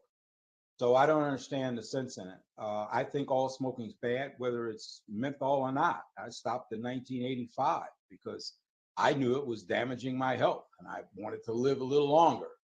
That's why I stopped, but I preferred menthol cigarettes to the regular cigarettes. I don't know if that was an addiction issue or not. I have no idea, but I don't understand why. I think all smoking is bad, period, but I don't think it needs to be criminalized. It's a health issue and it ought to be treated as a health issue. And that's part of the problem, even with drugs, especially when I'm talking about the users, not the dealers, but the users. It's a health issue. And if you deal with it as a health issue, because again, treatment, prevention, you always need a prevention component because you got to stop the next generation from starting to start using themselves. And so that to me is how you deal with issues like that. But I heard that on the news and I just shook my head because I had no clue as to what the heck that was supposed to do in terms of making the streets any safer or communities stronger. I have zero idea. Just gave police more opportunities and reasons to stop Black folks again and arrest us because we're the biggest users of menthol cigarettes. Well, it's a public health issue and it needs to be handled as a public health issue. And the other side of the coin of that is you put officers in jeopardy too, because the more times you have to stop individuals and the more things you interactions, number one, we never get past this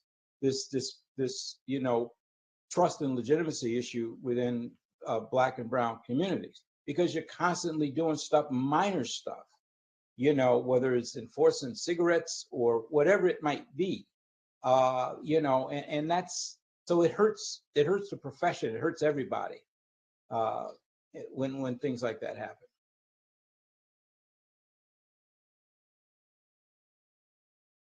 Member Grills, you are recognized. Thank you. My question is for Mr. Menschel, but actually this could go to any of the presenters, and thank you so much for your testimony today. Mr. Menschel mentioned in your testimony that you said the laws being changed were not merely deficient or warranting improvement, but were barbaric, immoral, and unjust. And you go on to talk about that this second category kind of falls into a moral awakening. And I'm not so sure about the moral awakening because morality really hasn't been an imperative in how America has dealt with us. Neither has fairness and this notion of blind justice. So I'm wondering whether or not, if we think about ways to promote non-repetition, would something like a policy practice similar to what's done in environmental policy be helpful? Specifically, they do things like either an environmental assessment or an environmental impact assessment.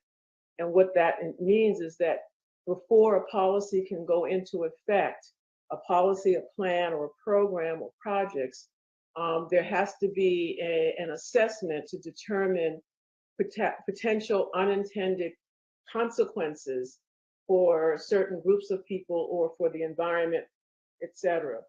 Do you think instituting something like that might help us to avoid laws like the ones that we've seen in the past that were clearly to the disadvantage of Black people? Would that be something that would be helpful? I think it might be. I mean, I think having the legislature consider the racial impacts of laws that it's passing and being forced to confront those, it would be helpful. I mean, to be honest though, I think a lot of these laws, one of the most interesting things about the current moment, I think, is that we're seeing legislatures confront a stronger criminal justice reform movement than has existed. Like, back in the 90s, people could kind of put their head in the sand and claim, oh, well, we didn't know that when we passed this 3 strikes law, it was going to have this effect. But it strikes me that the criminal justice reform movement is much more powerful now than it was back then, and has really forced legislators to look at the disproportionate racial impacts of virtually every aspect of the criminal justice system. I mean, I don't think you could find a single provision of law that isn't, disproportionately enforced against Black people and other people of color. And, whether they care or not, I think is a different matter. I mean, but forcing them to say, like, look, you know that this is going to produce dramatic racial disparities, and you're passing it anyway. I mean, unfortunately, I think that may be where we are in America, that there's a very powerful criminal justice reform movement that is capable of proving these things, and that the typical Republican and Democrat in state legislatures couldn't care, really just doesn't care at all. They're happy to lock up Black people, not a big deal. Can I just add something real quickly? I don't know about California, but in the places where I've worked, and when they talk about criminal justice reform, it tends to be limited to just police reform. Now, that's not to say that police don't need reform. Police do need reform. There's no question about that. But if you don't address the rest of the criminal justice system, nothing's going to really change. You have to deal with the entire system and understand that changes you make one place has a ripple effect on the system somewhere else. And you don't know that if you don't sit down and really think it through. So we need to look at police. We need to look at prosecution. We need to look at defense, because defense attorneys need to be adequately paid. They get quality defense. You need to look at corrections. You need to look at reentry. You need to look at all these kinds of things, because they all are connected. And what I see happening, at least in the places where I have been, it tends to get stuck in one place and doesn't go any further. And I think that's a mistake personally. There needs to be criminal justice reform. The last comprehensive look at the entire criminal justice system was when LBJ was president of the United States. And some of you weren't even born when Lyndon Baines Johnson was president. Now, I think a lot has changed since LBJ was president. It's time we took another look.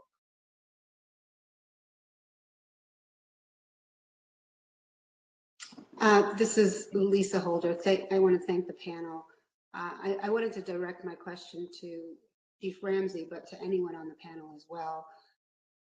Just sort of following up on your comments about public health. And about how so many of these issues that we are seeing being criminalized are really public health issues. Mm-hmm. Now, because for the last 50 years, we have criminalized everything, that has been the panacea. Send them to jail, send Black people to jail specifically.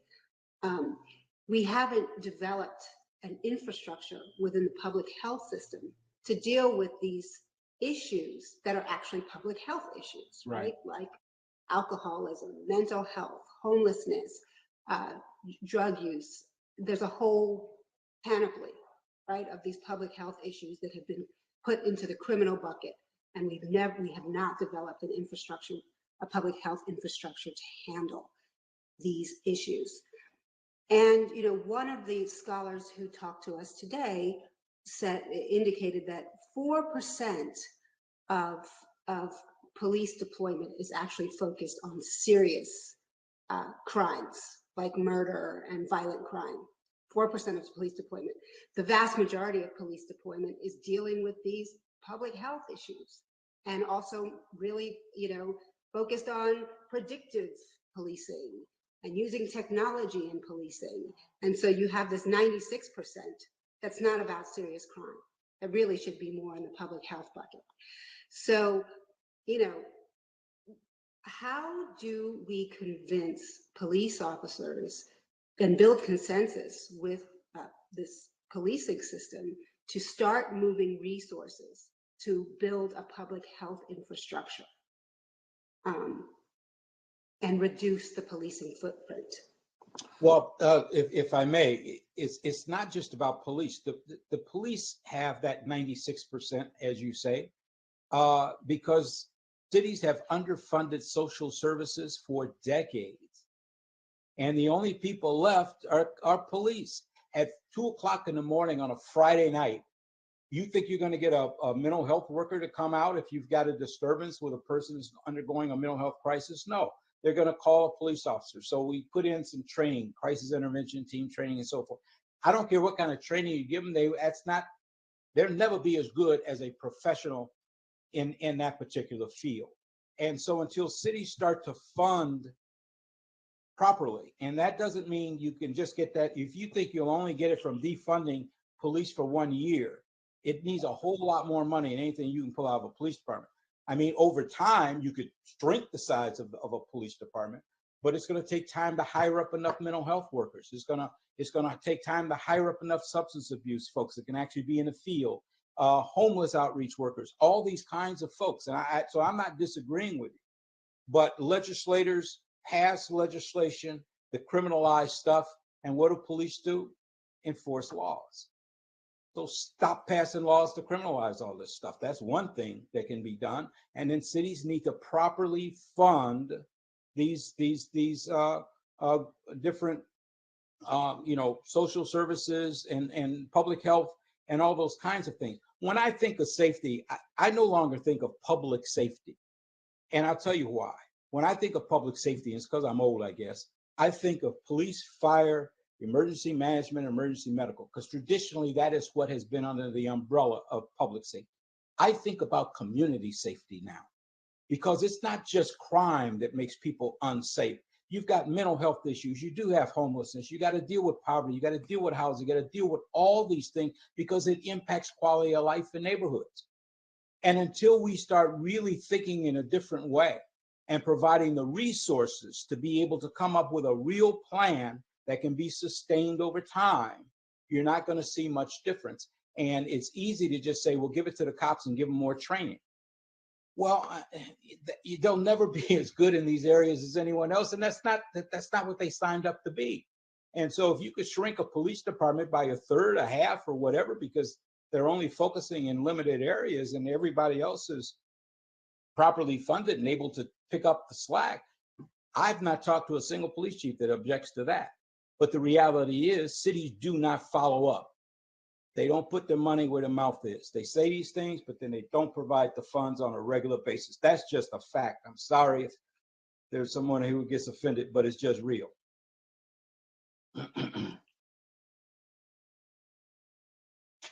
Thank you. Are there any other last comments from the task force members? If not, thank you so much to our panelists for this amazing testimonies that you all provided. I'm looking forward to staying connected with you all. So thanks again. Thank you for your time. Thank you. We can sign off now. All right. Yes. Okay, thank you. And thank you, Senator. Thank you, Senator Bradford and Assembly Reggie Jones Sawyer, for your work on these issues as well. So the next item on our agenda is agenda item number 20, which is potential action item, next meeting agenda and witnesses. Okay. So at this time, can we get some assistance from the DOJ to put on the screen, I think the proposal that Jovan and I came up with first, and then we can go to the draft agenda that you all made for April.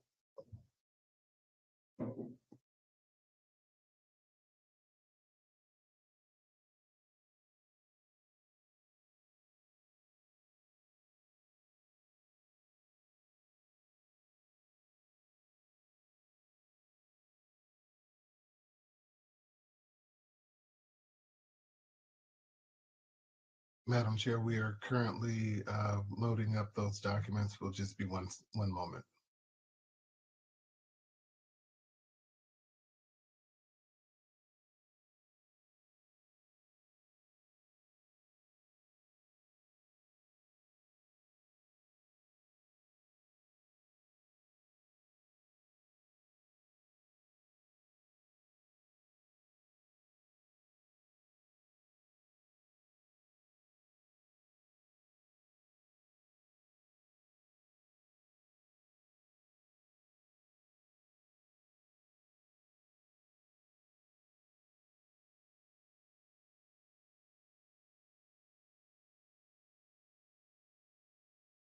Actually, we can start with the draft agenda for April.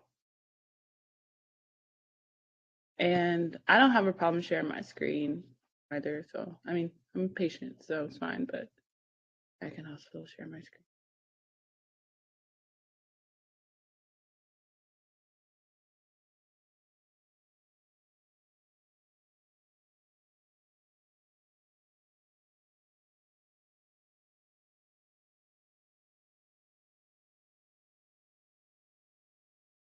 I'm sorry, I have it up, but it's not transferring over. If someone has a copy and can share it quickly, it's not allowing me to share.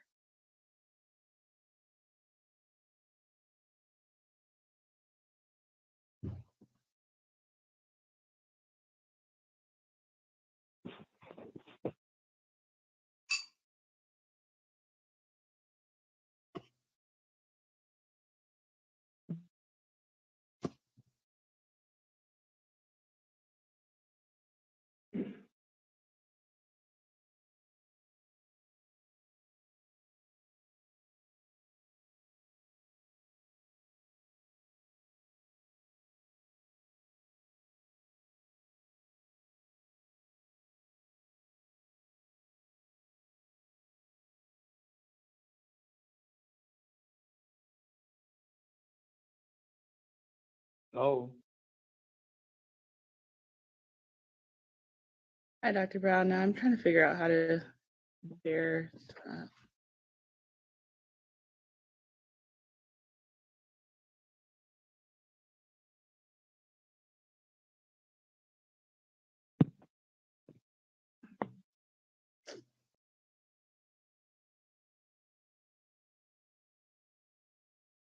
Okay, can people see the screen?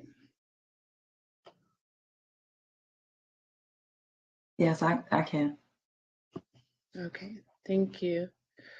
Okay, so this is the draft agenda for our April meeting. And so the April meeting will be our first in-person meeting, and it will be held on April 13th, 2022, and April 14th, 2022. So in January of 2022, we stated that we're going to discuss the final report approval in the April meeting. We're also going to discuss how to educate the California public on the findings in the report.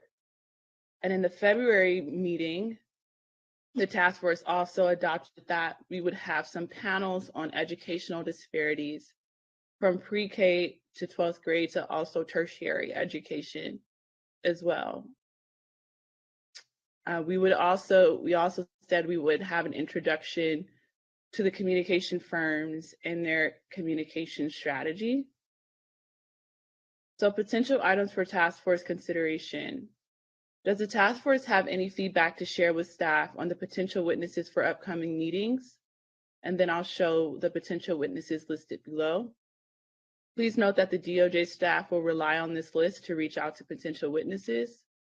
Please also note that DOJ staff will continue to add witness names to this list recommended by task force members, as potential witnesses may decline their invitation to testify. Other discussion on action items. The task force may wish to consider whether to include other items on the agenda. The DOJ staff will work to create space on the agenda for additional items on the agenda. Please note that the template agenda included below is a draft and will change. So this is a template agenda for April 13th, which would be around community education, community disparities in institutions. So the first panel would be on pre-K to 12th grade education institutions. The second panel would be on college to professional educational institutions. And the third panel would be on school to prison pipeline. And then there is a community engagement plan update by member Grills. And then a subpoena update by members Tamaki and Holder. And then informational items from the DOJ. I'm just going to go to the next day, just so people are aware. The next day is reserved for Report 1 and educating the public on the findings for Report 1. We're essentially starting that conversation about how we will educate the public.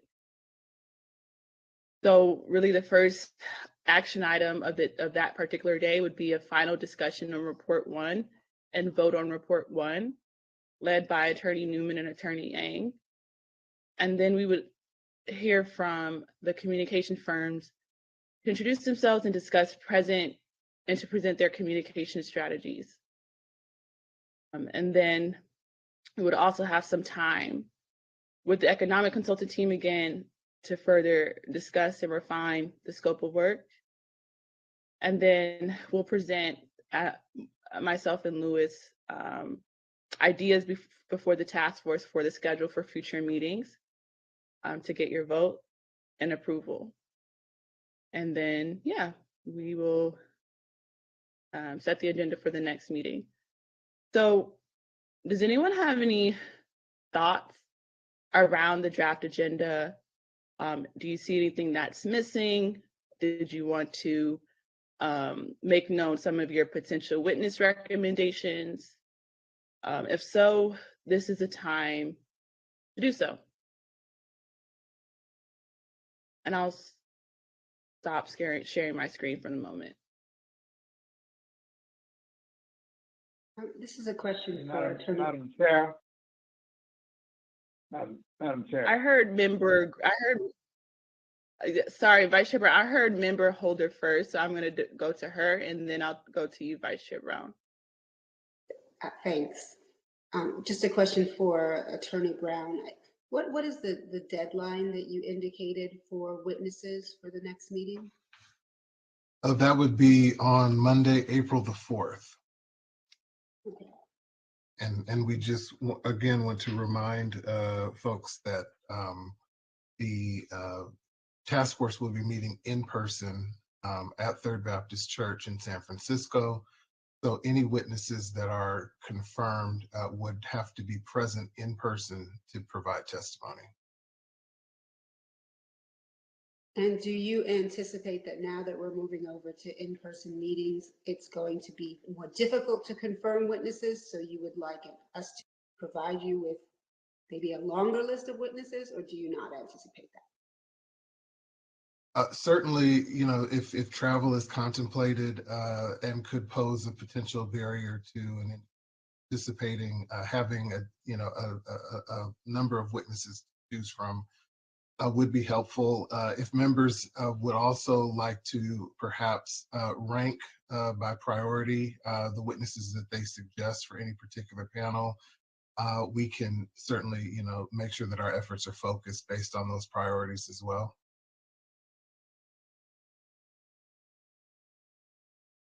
Okay, so I'm pretty sure it's clear on my side, but just for the public. So since we're meeting in person, that disallows anyone to give virtual testimony, so to speak, right? So the task force members are meeting in person, which means that all the witnesses have to meet in person. So we cannot allow for virtual testimony of any kind.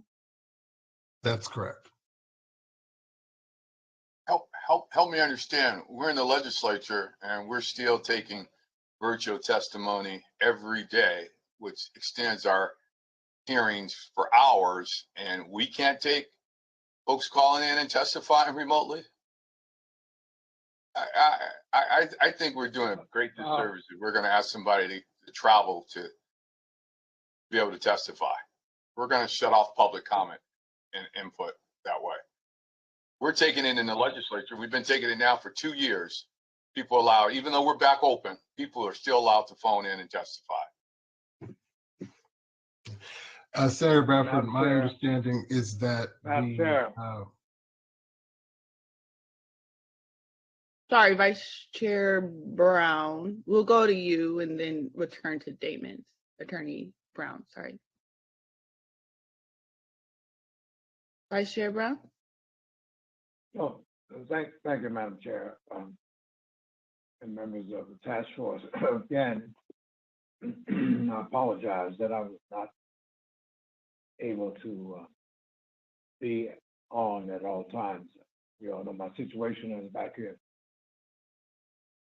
in Washington. We'll be leaving tomorrow, going back to San Francisco. But permit me to say, I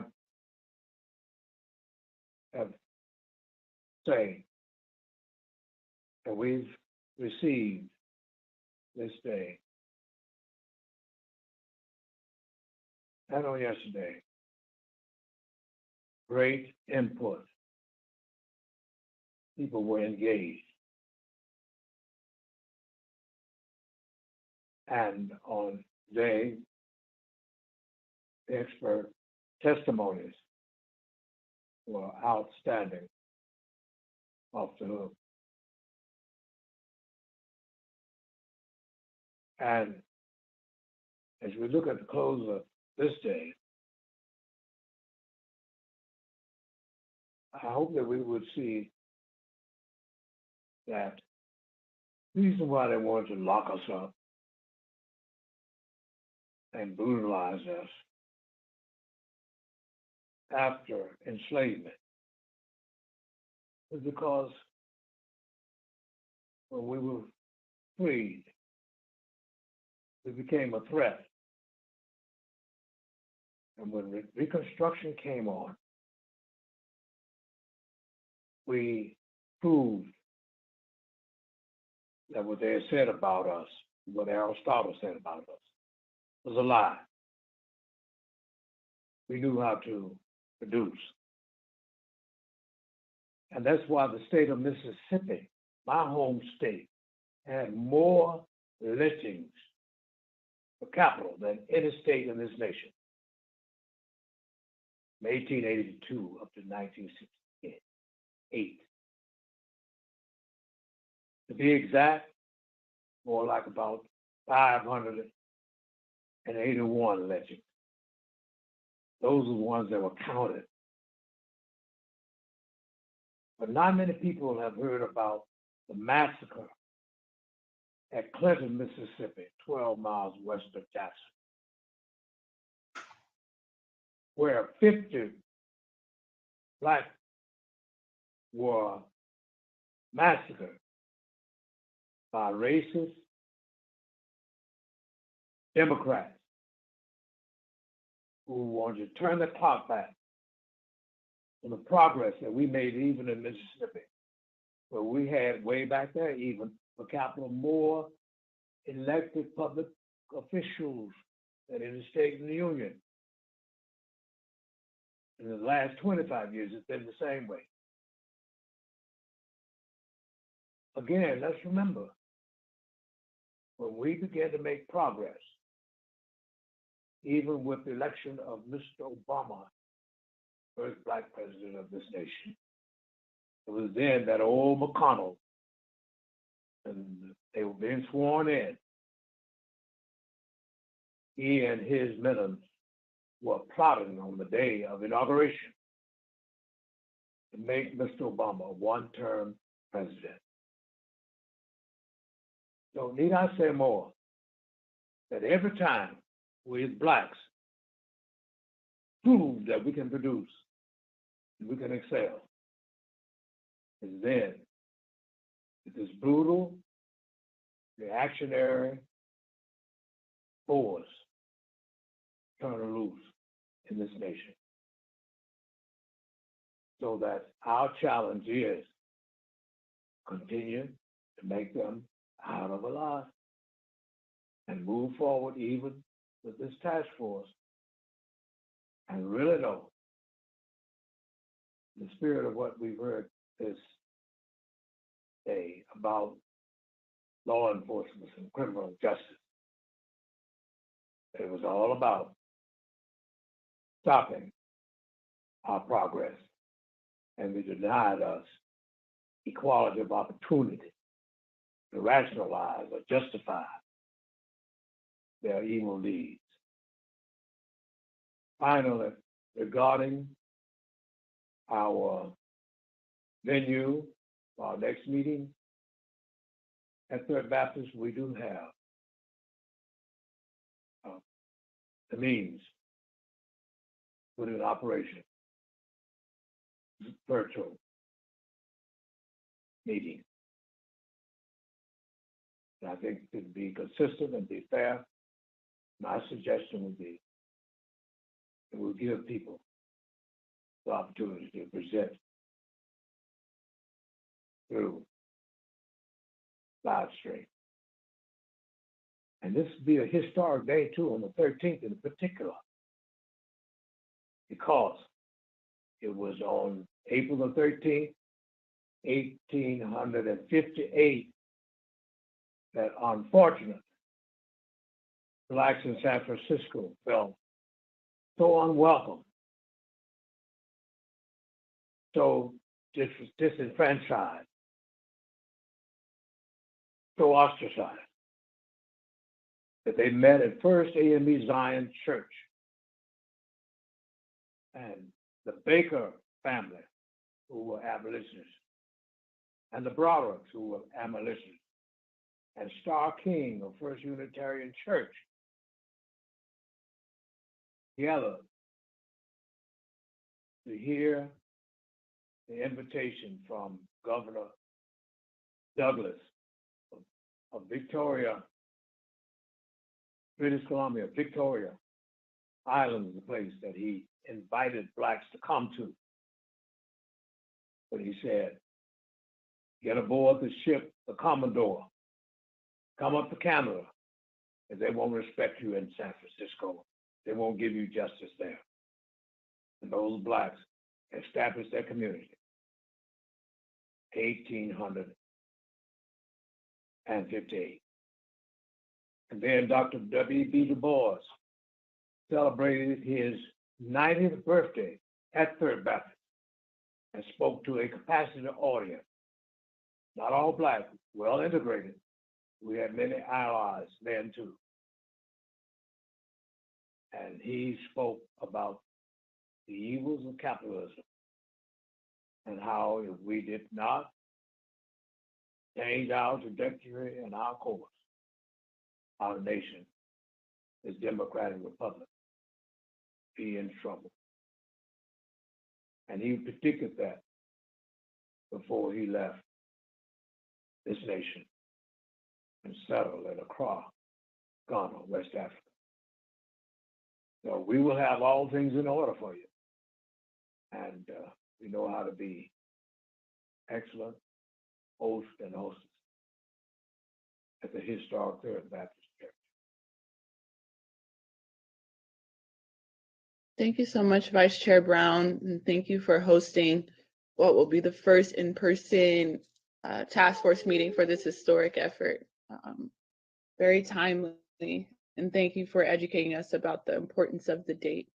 So I guess we'll go back to Attorney Brown so that he can maybe address Senator Bradford's question, but then also after you address that question, can you inform us if the task force will be live streamed so that like for folks who are just the public, right, who aren't testifying in any way, like would they be able to watch it like they've been doing? Right. So I did want to clarify that as being a different issue from the access to witnesses who might be in remote locations. We will continue to live stream the meeting so that the public can participate and observe the meetings through online means. That is different than having the Blue Jeans platform set up, which we have been operating under, where the entire meeting has been remote. That process is no longer going to be in effect due to the expiration of the governor's executive order. To Senator Bradford's point, in terms of taking testimony remotely, as the legislature has been doing, one of the things that we will look into, because I believe that the legislature may operate under different rules than we do as an advisory board, but we will also look into the capabilities that may be available to us to see about an operator assisted line, which would be different from just having a conference call line. It would have to be managed. We have to look into the resources and the availability and capabilities of whether we can do that, but we certainly will explore it and we'll look into it. Obviously, the objective is to be over-inclusive in terms of participation, and we will do everything that we can within the confines of the rules and the technological capabilities to do that, and we will advise the task force accordingly. I have another clarifying question. So in terms of public comment, we've been having it for an hour in the beginning of our agenda. So in order to make public comment as it stands, you have to be there in person, right or no?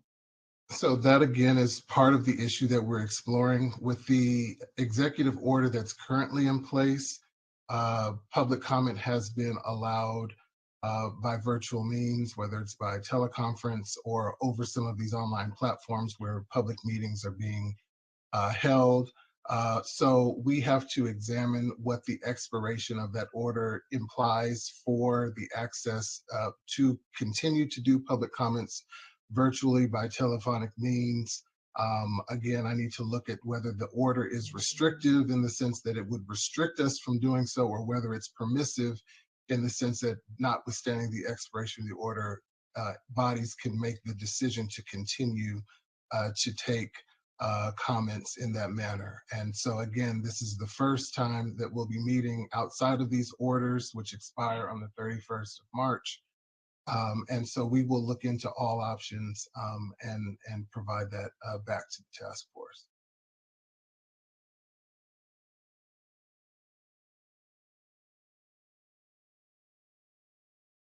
Senator Bradford, did you have any comments? I was just saying the executive order shouldn't supersede the fact that providing a telecom, not in our phone line where folks can still provide their testimony. I mean, we've done it when I was on local elected official, we've done it in the legislature, and done it on various other, organizations I've been part of. I think public engagement is critical, and I think Vice Chair Brown says they have the means and the facilities to help make that happen. So I think we should take advantage of that. And I certainly don't disagree with Senator Bradford. I just don't want to misspeak, currently not having fully looked into the issue, but once I can make sure that everything is confirmed, I'll again report all of the available options. Okay. So now that we have that kind of figured out, I am going to share my screen again for the agenda. Yeah, I'm going to share my screen.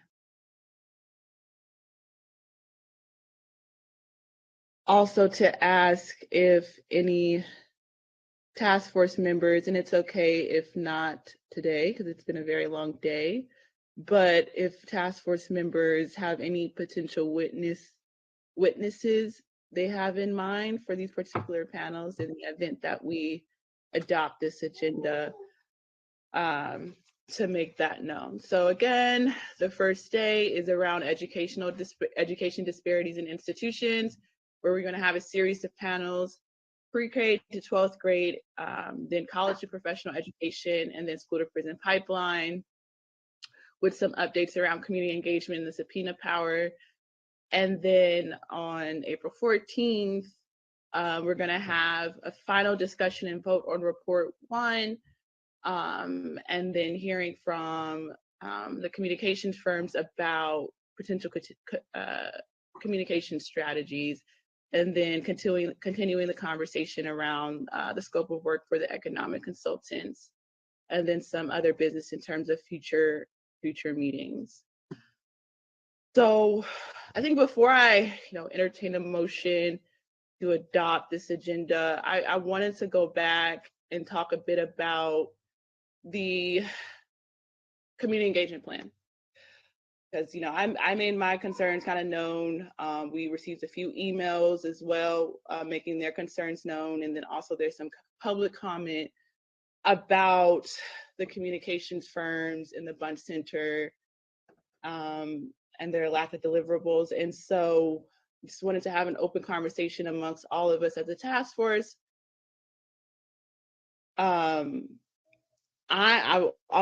make my kind of position clear. I think that we should think about revisiting the contract between the DOJ and the Bunch Center, and by virtue the communication firms. And so what that revisiting could look like, I think, is, yesterday we made national news with this effort. And so there's a lot of interest, I think, now. And so for the April meeting, I was even thinking we allow for the Bunch Center and the communications firms to present, what they have in mind, despite kind of their lack of, achieving deliverables thus far.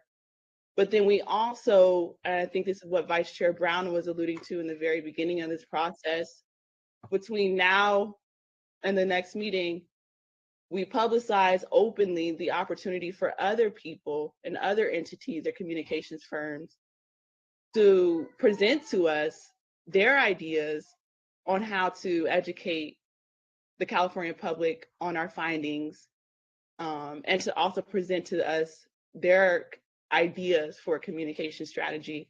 And then we can decide amongst ourselves in that April meeting, do we continue with the contract with the Bunch Center and the 2 communication firms that we've already recruited and listed, or do we decide to go with someone else or some other entity? You know, that's something that I'm proposing, but you know, obviously I'm not the dictator of this task force. I want, you know, us to have a conversation about it. And if most task force members just think, you know, let's just stick with who we have, then that's fine too. But I just wanted to open that discussion and see if anyone had any thoughts on that.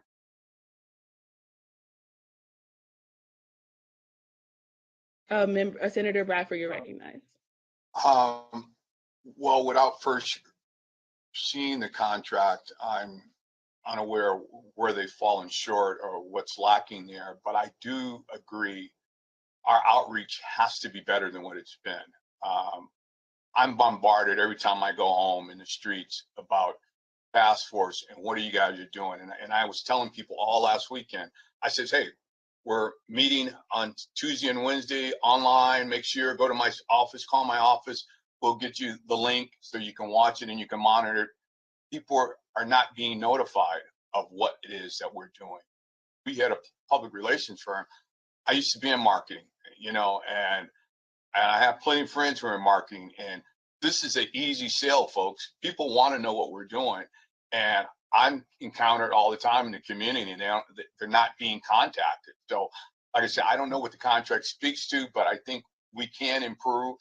So I'm going to come from that standpoint that I think we're lacking in real public relations and promoting that which we're doing on this task force and getting even broader community engagement and input as well. So I'll just leave it at that. Thank you, Senator Bradford.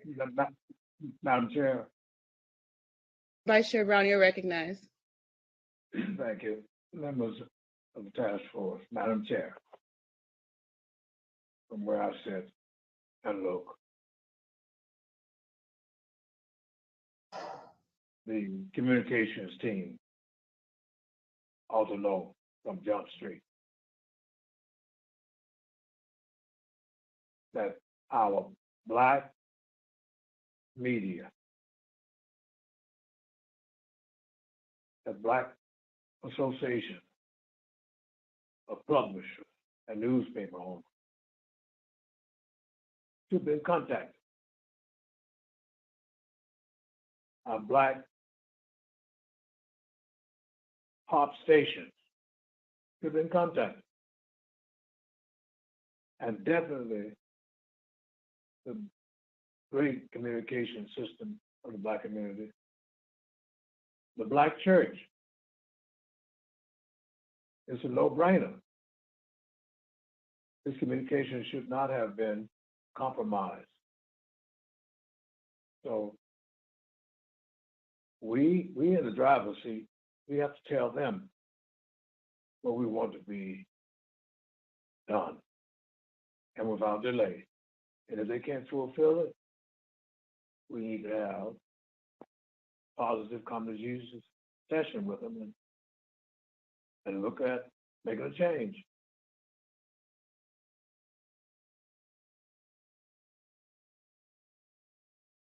So having said that, I would make a motion that we would, if it's in order now, that we approve the agenda for the next meeting, and then we will go to have a discussion on this communications contract.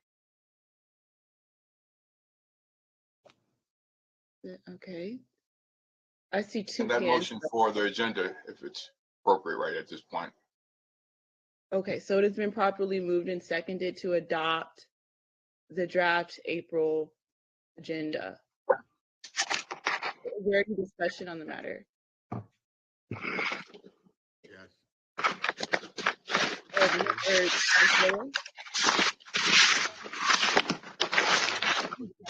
Carmen Taylor Johnson needs to go on mute.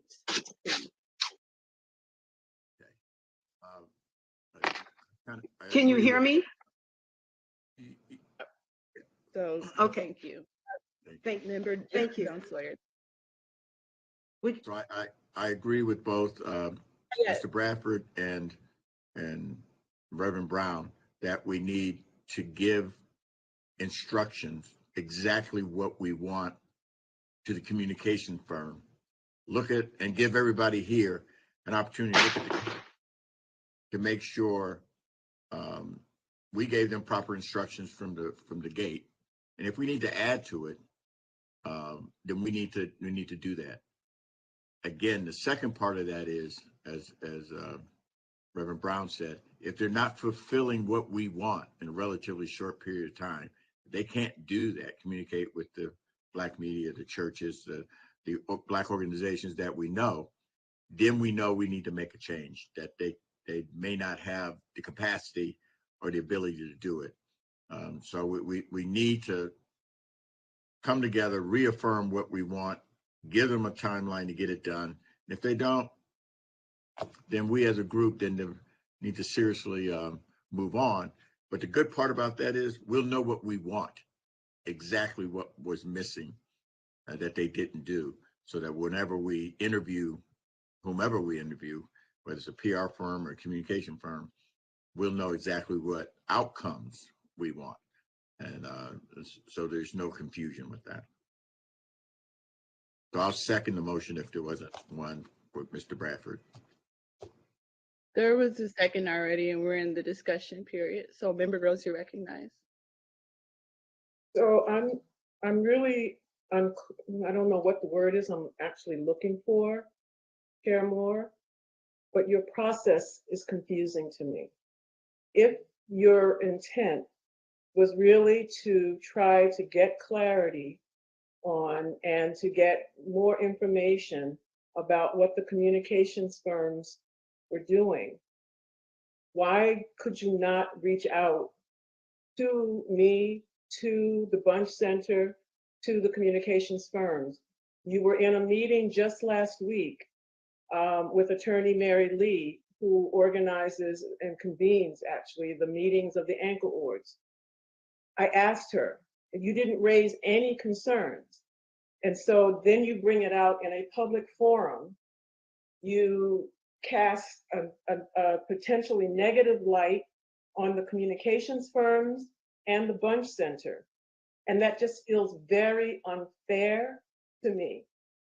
So I just wanted to say, from a process perspective, this is very, very troubling to me, how you are operating. And again, we already have agendized that the communications firms are going to present in the April meeting. We decided that in February. And we're good. And so why now all of the extra concern, short of, yes, there's going to be, there has been, and we knew there was going to be greater visibility to what's happening in this task force. But again, your process, to me, feels very odd, and it makes me wonder what is the real intent here.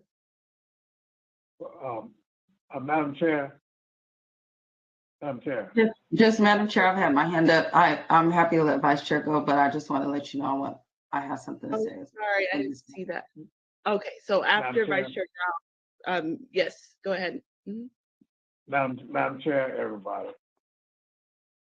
From what I said again, there's no personal attack on anyone. The proof of the pudding is in the eating. It is a fact that around this state, for our last two meetings in particular that I know about, there has not been optimum communication. And that shouldn't have taken a whole lot of time. All they needed to do was to contact these agencies that I mentioned. But there was no contact. And I can speak right at home in San Francisco. The Sun Reporter and the Post had not heard from any communications company representing this task force regarding our scheduled meetings and the pertinent information about what was going on. And that's fact. So all we need to do is realize that one room is never improved. Filled, that's room for improvement. But still, if it's not heard what we are sharing here, then we have to do the right thing for the good of the cause. But we can give them opportunity, but they need to prove themselves going forward. Thank you, Vice Chair Brown. Member Montgomery Step. Thank you, Chair Moore. So I just wanted to say a couple of things about the communications item in plan. I'm fine with the agenda. So, but and I also want to hear from the two firms next month. So I think that's appropriate. But in our last meeting, toward the end, I believe, we discussed kind of what a general protocol would be when we get certain media requests and the like. And so we all, are going to represent ourselves at some point, but we also had a discussion about at least getting in touch with one of the firms as we receive certain inquiries if we are representing the task force. So my staff did that, and it's been 30 days and we hadn't heard anything. And so I think that may have been something that wasn't communicated to the firm, but that is also just another area where myself, I've experienced not any communication with regard to our last conversation in the last meeting. I also, months ago when this came up, I asked to see a contract and was directed to a state website. So at this time, I would like to just request that I can see that contract, because the contract generally has a scope of work. And so, yes, if we're not communicating things we want, that's understandable. Coming as a task force, we need to do that. But there are also things that have already been contracted out. And so I would just like to see before the next meeting to compare that with what the firm presents to us, because those are two different things. We can ask for additional services, but there's already a scope of work. Well, there should be if there's a contract. So I just wanted to put those things on the record, and certainly not to disparage anyone. I'm sure everyone, the Bunch Center has a wonderful reputation. Sure, the firms are great, but just with respect to this, I haven't received what I needed and what we've discussed as task force members already. So I'm looking forward to that conversation next month. Thank you. Madam Chair, can I address what Member Montgomery Step requested just briefly? Yes, sorry that my microphone. Go ahead, Attorney Brown. No problem. Member Montgomery Step, the contract, you were probably directed to the website because it's a public document, but we can make it easy for everybody and just send the entire task force a copy of the contract. As you probably know, and I know as the legislators know, the state contracting process is an entire process that's very involved. And so to the extent that task force members do have concerns, once you've reviewed the contract and based on your experiences thus far, that there are concerns about that, then you can communicate that obviously to Dr. Grills, as she's the liaison from the task force to the Bunch Center, also to us, and then we can try to work cooperatively to address some of those concerns. Thank you so much. Anyone else like to add to the discussion?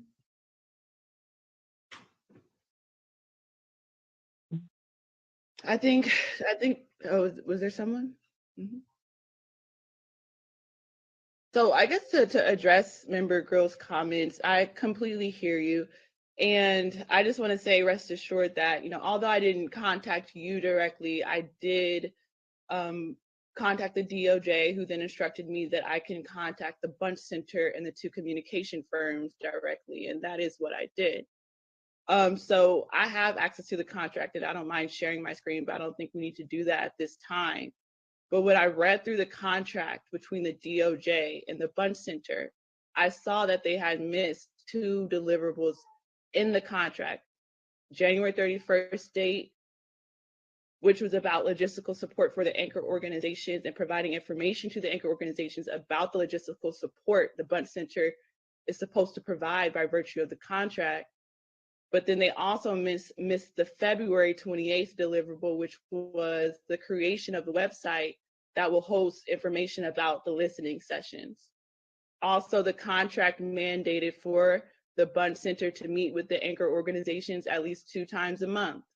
Anchor orgs have reached out to me with their concerns because they have not met 2 times a month.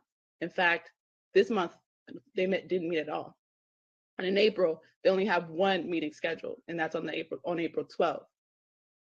So those are just some of the few things. Also, in terms of, and I said this yesterday, in terms of the logistical support in the contract, it is budgeted. I think it's $52,000 that the Bunch Center is supposed to provide the anchor orgs to support their listening sessions, whether that's with the recording equipment, a technician, and other things. But again, anchor orgs have reached out to me with their concerns and said they thought, because the Bunch Center has not communicated this to them, they thought that they had to use their stipend to secure a recording equipment, technicians, and location costs. But when I read the contract, it clearly shows that it's the Bunch Center who's supposed to provide that on behalf of the anchor orgs. The anchor orgs are not supposed to dip into their stipend for that type of support.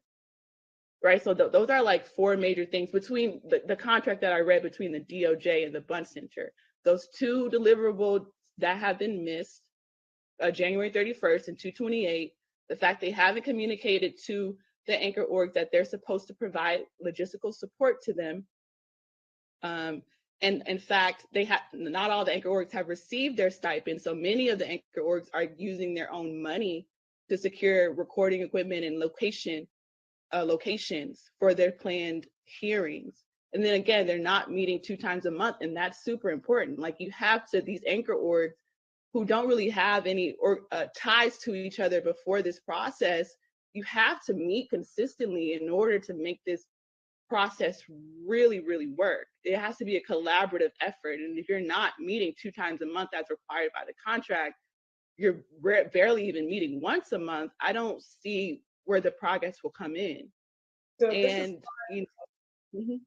this is why I wished you had actually called me, reached out, laid out your concerns, and so then, clarification could be provided. So for example, and I'm not going to do a go back and forth with you, it's 5:34, but I will say this notion about meeting twice a month with the Bunch Center. The anchor orgs were being protected from having to have too many group meetings so that the actual work that needs to be done could get done. So while they have a group meeting during the month, the anchor orgs there was outreach to them multiple times from the professional facilitator who's working on behalf of the Bunch Center. And she did one-on-one meetings with those organizations. So I think that we needed to have laid everything out, gotten clarification, and then where things were falling short, note that things are falling short and what's the corrective action plan, and where things are misunderstood, clarify that and move forward. So I think process is important, and that I wished you had reached out and laid these things out in a way that allowed people to coherently, cogently, effectively communicate back to you and the rest of the task force, who now have all of these concerns and, well, not concerns perhaps, but questions in their mind around things for which there actually is no there. And in terms of the website, it may have been delayed. I don't know. I was out of the country. However, the website is up now. There is a link on the Bunch Center, and they're still building that platform. So again, you're leaving an impression that may not in fact match with reality. And that to me is problematic. Okay, thank you. I'll just move on and just quickly for the record note my concerns about the communications firm. So earlier I addressed my concerns with the Bunch Center, but now I'm about to address my concerns with the communications firms. So like Member Montgomery stated at our last hearing, we said that the DOJ would relinquish their responsibility in terms of press inquiries to the communications firms. So that was decided months ago. And so what that meant was that then the communication firms were going to field press inquiries that we received or that were forwarded to them by the DOJ, and then reached out to the task force members about press inquiries and press opportunities, along with, talking about uniform talking points that we could all access as task force members in the event that we are individually reached out to by press. That hasn't happened yet. In fact, I'm still having to, wait for the DOJ to give me the emails that we received from the general reparations email, and then I have to look through each one to see which one is a press inquiry.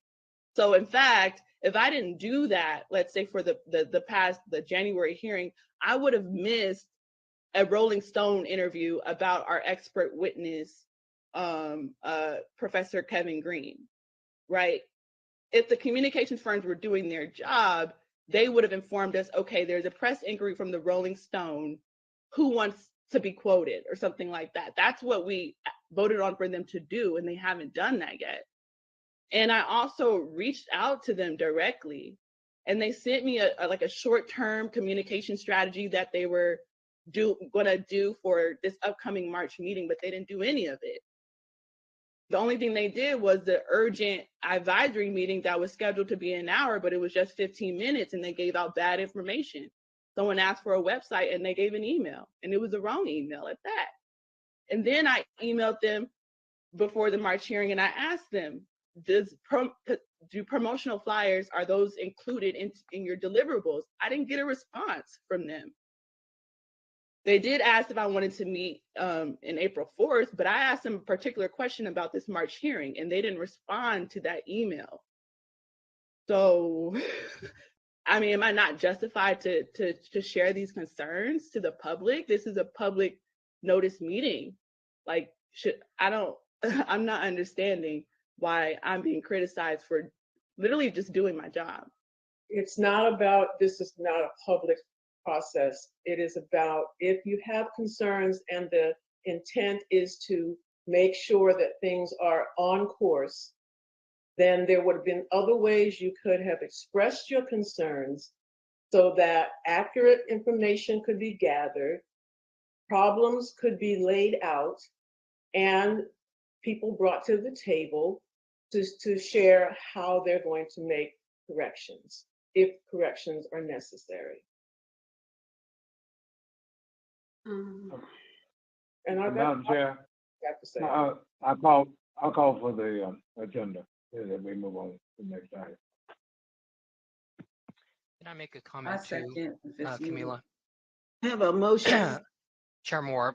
So just putting aside the shortcomings that we talked about, in order to have the meeting in April, very as productive as possible, I think it would be a good idea to have a direct conversation with the comms team and the UCLA Bunch Center, and they can look at the recording of this, but express what you've articulated, which, if true, are concerning. I mean, I think those are valid points. Everybody has raised valid points, but I'd like them to walk into that meeting with answers, or some sort of explanation. And if the explanation is not good enough, of course the chips will fall where they will. But I think there needs to be some communication before the 13th and the 14th, so that when we have that meeting, we have a really productive discussion, and then the task force can properly assess whether they can do this job or not. So, is that something that we can ask the chair to do, or, I mean, I don't want to burden you, but I think they need to hear your complaints directly, and the same with the Bunch Center. Sure. I guess I'm just always thinking ahead in contingency planning. What if we decide that their answers are insufficient? What do we do? You might have a Sure, good Maura. sense for after you talk with them.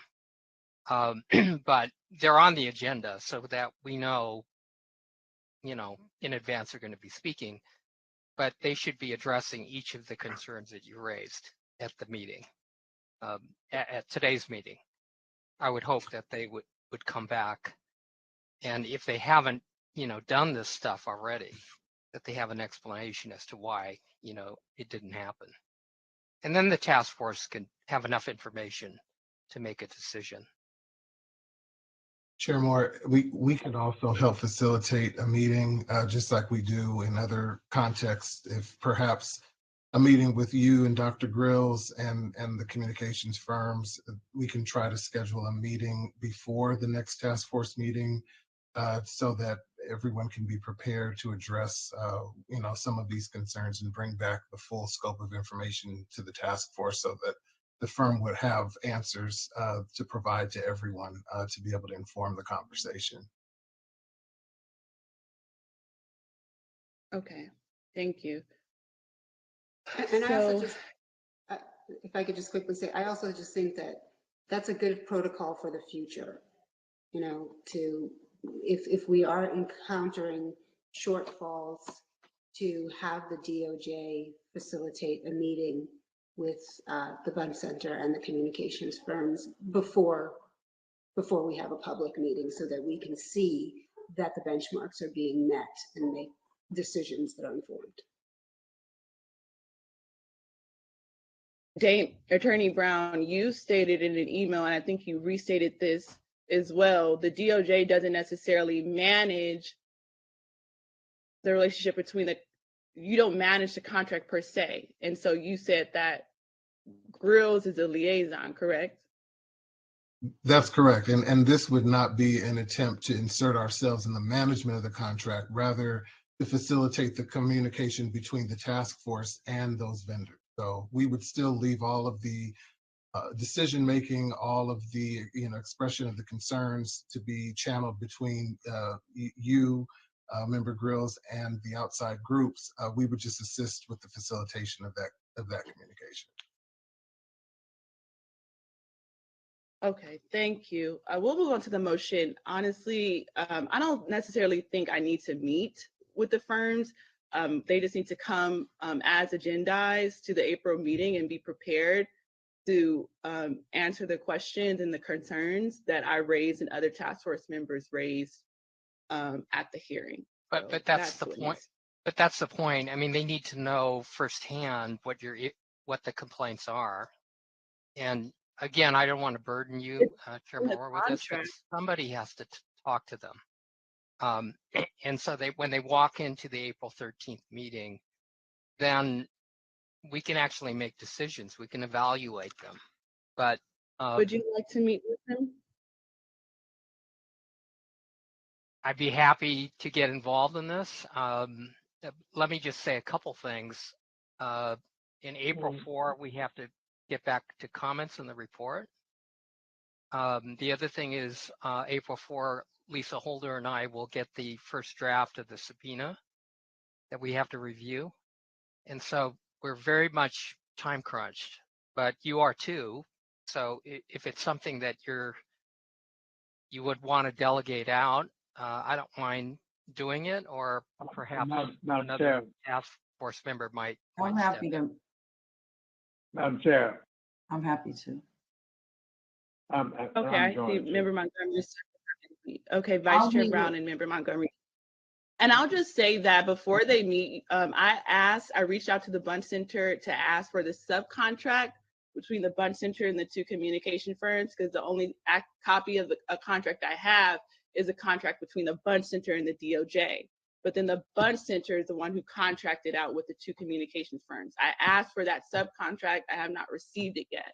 So for Vice Chair Brown and Member Montgomery Stepp, I think in order to best prepare for the meeting, not only should you have access to the contract between the DOJ and the Bunch Center, but also get access to the subcontract between the Bunch Center and the two communications firms. That's reasonable. Okay, so, okay, so there's a motion on the floor to adopt the draft agenda as presented. It's been properly moved and seconded. Is there any other discussion on the matter? Hearing no discussion, I will call Parliamentarian Johnson so that a roll call vote may be established. Thank you, Madam Chair. Voting on the motion, Chair Moore. Aye. Chair Moore votes aye. Vice Chair Brown. Yes. Vice Chair Brown votes yes. Member Bradford. Aye. Member Bradford votes aye. Member Grills. Aye. Member Grills votes aye. Member Holder. Aye. Member Holder votes aye. Member Jones Sawyer. Yes. Member Jones, excuse me, Jones Sawyer votes yes. Yes. Member Lewis. Aye. Member Lewis votes aye. Member Tamaki. Yes. Member Tamaki votes yes. Member Montgomery Stepp. Aye. Member Montgomery Stepp votes aye. Madam Chair, there were 9 members voting. There were 9 ayes and no nays. Thank you. There were 9 members voting, 9 ayes and no nays. The ayes have it, so the motion carries. We will adopt the agenda for April 13th and 14th as presented. Thank you. And then also Vice Chair Brown and Member Montgomery Stepp have offered to meet with the communication firms. So Chairman, the last item. I just wanted to be real quick. I'm happy to talk to Member Grills too, and just, or instead of, or I don't want to remove that piece out of it, right? So I'll just be available to Member Grills. Thank you so much. Yes, Member Grills is the liaison for this, so she would be the pertinent person to stay connected with on this. So the next thing is unfinished business. So at this time, can the DOJ present the 2 slides they prepared on the report? So what the DOJ prepared 2 slides based on some recommendations that I had for the first report. So, like every other task force member, we each gave comments on, the drafts of the report. And so in feedback from the DOJ on my particular comments, they stated that a couple of my comments could change the framing necessarily of the report. And so they decided to create 2 slides to present the task force so that I can share those 2, those proposed additions, get your commentary on it, and potentially entertain a motion to adopt those 2 additions to the report. Does the DOJ have that on file, or should I try to go through my email and find it? We're loading it now.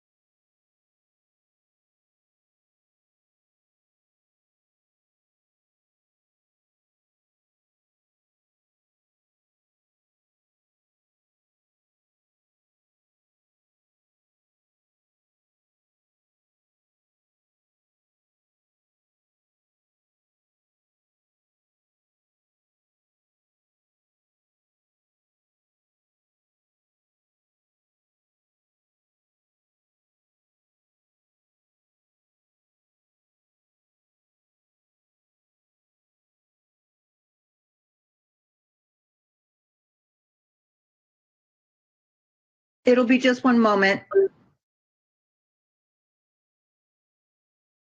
No.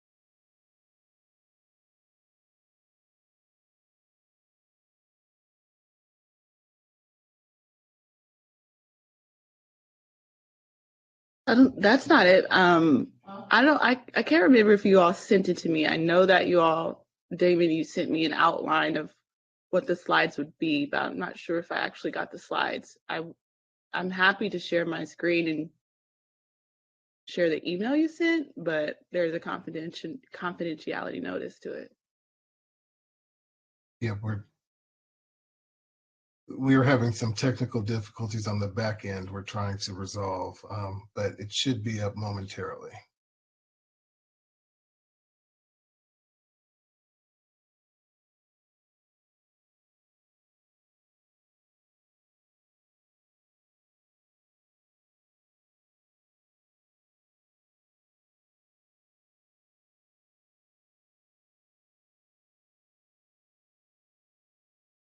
This is the slide, Chair Moore.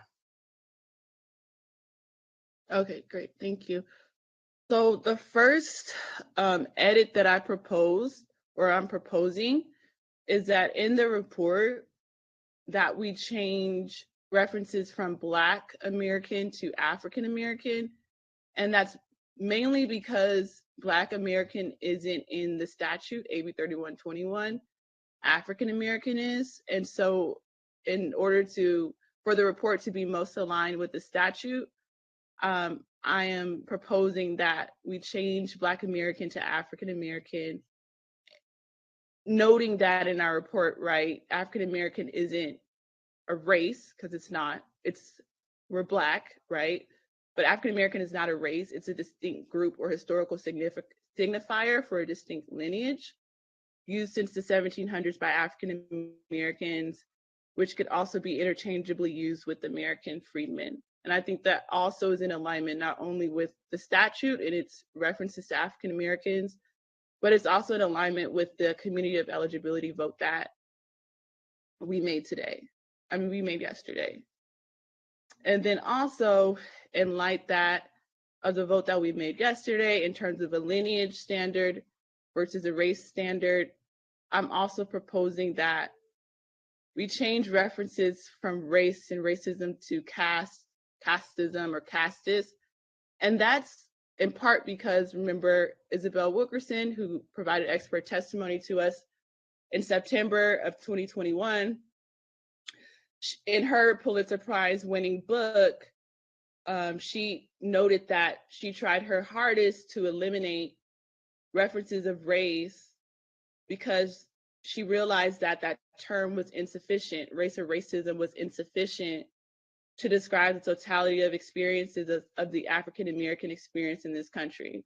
Right? She showed how race is really a proxy for the American caste system, which is built on the descendants of enslaved people in this country. And so I think to make our report even more groundbreaking than it already will be, I'm also proposing that change as well. So at this time, I'd like to hear your feedback on it, but also in order to structure the discussion, entertain a motion related to these two proposed edits.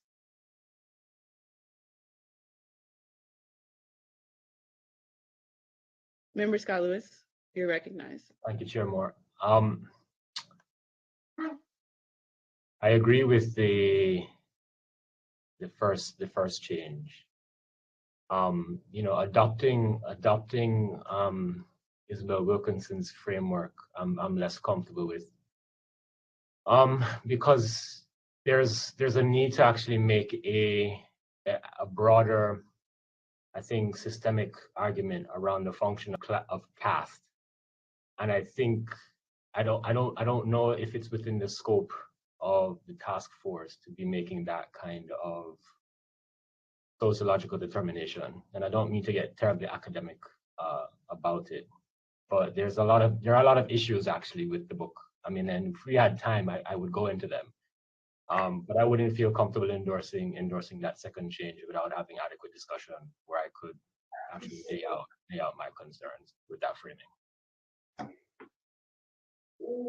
I think also the kind of requirement of the document to help communicate to the public, there would be this added requirement that we engage in a proper analysis of the word caste as an analytical framework. In other words, the report would also have to make the argument for this change from race to caste, and that would also require further time and further consideration.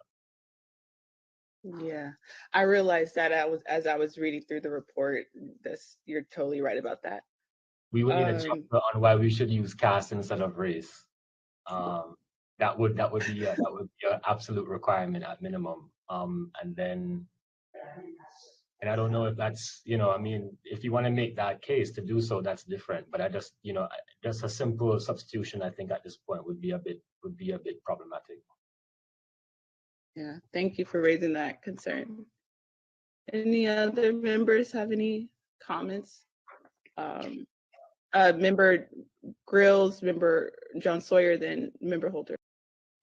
So first of all, your distinction here that African American is not a race, it's a distinct group or historical signifier, doesn't align with what the U.S. Census Bureau has indicated. And the U.S. Census Bureau says Black or African American, a person having origins in any of the Black racial groups of Africa. So I'm not understanding this distinction that you're making. And then as far as the caste issue, there's been some debate about Wilkerson's use of caste, and I think it just introduces, in alignment with what Member Lewis said, I agree with him. And to add to that, I think it adds another layer of complexity and potential confusion in beginning to change labels on something that is already going to be presenting people with a lot of cognitive dissonance, trying to, not just Black folk, but people in general are going to have to digest what we're coming up with. And to introduce a whole lot of new things, I think is just going to add confusion and potentially dilute what we're going to be trying to convey to folks. Thank you. Madam Member Chair. Jones. We'll go to Member Jones Sawyer. I recognize Member Jones Sawyer, Member Holder, and then I'll get to you, Vice Chair Brown. I'm on this, probably on the same lines. We're probably the only group of people that we go from Negro to colored to Black. We change our nomenclature all the time, and then sometimes it can be a little confusing. And that we, you know, right now I don't even see the difference between Black Americans and the African Americans. And look, I'm one that changed the California, when I was chair of the California Black Caucus, I changed it to the California African American Caucus because I was young. I just thought it was the coolest thing to do. It didn't have anything behind it other than that was the new moving cool. Call yourself that, and it had no empirical or nothing to back it up. On the cast, I do believe it would cause a lot of confusion. And I also worry that white people then would take that to mean caste doesn't mean that we're not racist. And it's not about race when they came and terrorized us. And it was about a caste system. And then we'd have to, I think other members have said, we'd have to explain caste is the same or worse or whatever. And it would just make it so confusing as far as trying to make our point about how people looked at us and our skin, and that's what drove them to treat us as less than human. And so, yeah, I'm very uncomfortable with caste, and I guess you got to see where Black Americans in the context, and I haven't really read through it, in the context of what we've written, to see, you know, would this change make any substantive difference? Thank you. Member Holder? Yeah, I'm uncomfortable with the changes. Definitely with the second. I don't think I need to belabor the point. Point was well made. But regarding the first, it says we need to add a discussion that, you know, African American is not a race. Are you saying that we need to add a discussion to the report about that issue? I think it was meant to say like a footnote, like a footnote. Like a footnote. Okay, I see what you mean. Yeah, I'm not comfortable with that. I think that is actually, you know, that's a major discussion, you know, that many scholars would weigh in on differently. And so I don't think we can relegate it to a footnote, change, you know, these labels that have been part of, you know, the parlance for so long, just relegating it to a footnote. I think it takes a much more sophisticated and lengthy analysis. Also, most of the scholars who came in and testified were using the term Black American and African American to mean race. And we have to make sure that this report captures what our scholars said and correlates to their linguistics. So I wouldn't just, you know, haphazardly change that language. I'll go to Vice Chair Brown. Members of the task force, you must speak the language of the 8th grade scholar. I think we should leave that alone.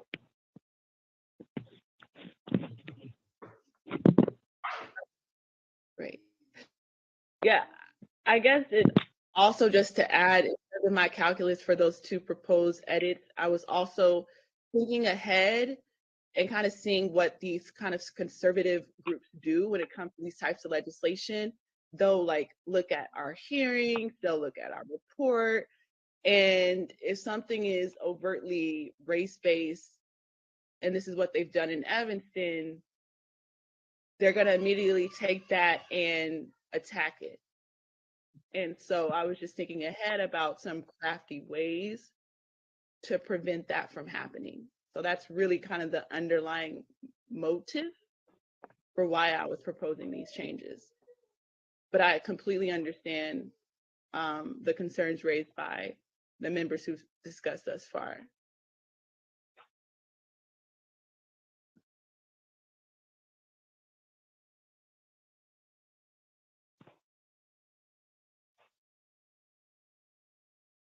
What we can do, since this is, I mean, someone can entertain a motion where, you know, reject both, or we can table the discussion for April, or entertain a motion to accept one over the other.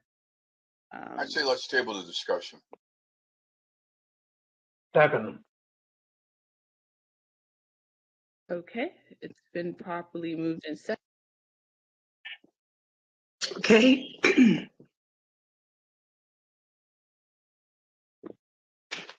It's been properly moved and seconded. Table the discussion. Kaelin Johnson. Yes. Chair Moore. Aye. Vice Chair Brown. Yes. Vice Chair Brown, did you say yes? Yes. Thank you. Yes. Thank you. Member Bradford. Aye. Member Grills. Aye. Member Holder. Aye. Member Jones Sawyer. Aye. Member Lewis. Aye. Member Tamaki. Aye. Member Montgomery Stepp. Aye. Madam Chair, 9 members were voting. There were 9 ayes and 0 nays. Thank you. There are 9 ayes and 0 nays, and the motion passes as the ayes have it. And so this discussion on these 2 proposed edits to the report will be tabled until our next meeting at April 13th and April 14th. So now we will adjourn. Thank you all, members of the public, press. Oh, sorry, am I missing?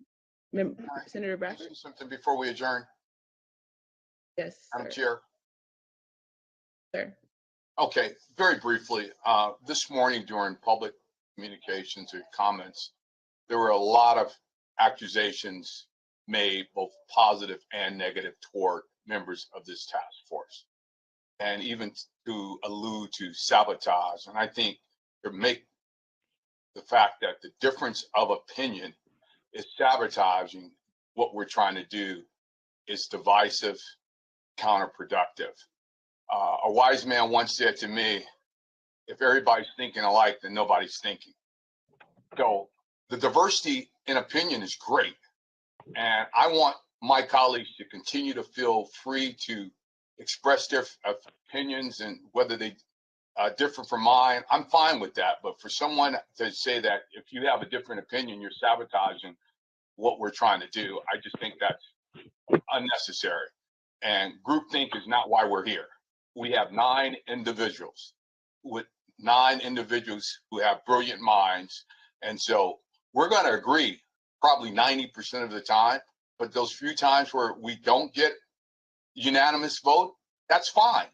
But don't go out and attack any member of this task force simply because they weren't in unison and lockstep on what people believe. So I just wanted to go on record on that. I just think that was an unnecessary comment toward any of the members here if you disagree here. So that's all. Thank you. Thank you so much, Senator Bradford, and I am in agreement as chair of the task force. I'm sure if Vice Chair wants to speak on this, he can as well. But you know, despite there being a difference of an opinion on particularly the community of eligibility, you know, I trust and have full faith in the 9 members of this task force to carry on as a unit to do what we were fulfilled to do. So I actually agree with you wholeheartedly. I don't think anyone is trying to intentionally sabotage the process. So thank you for that. Chair Moore, I'm sorry, before we adjourn, can I just address a couple of things? One, as I mentioned earlier about the public comment, we've kind of conferred informally internally, and we don't think that it would be a problem to continue take public comments telephonically at the in-person meeting, as well as witness testimony telephonically. Again, I'm not sure of the electronic means of us being able to do anything via video, but certainly we are exploring the options that may be available to us and how we can facilitate that, and we will institute whatever we can at the April in-person meeting. The second point that I wanted to just remind you, I had raised the issue of witness selection yesterday, looking for some kind of guidance from the task force as we, again, just have a very short turnaround window of time to confirm witnesses before the April meeting. If anyone has any ideas of what they would like to see in terms of how we should be confirming witnesses, or to clarify or provide some insight as to the full length of authority that the chair and the vice chair have to make decisions with respect to the number and the selection of witnesses, that would be helpful as we again kind of do this in a truncated period of time over the next couple of weeks.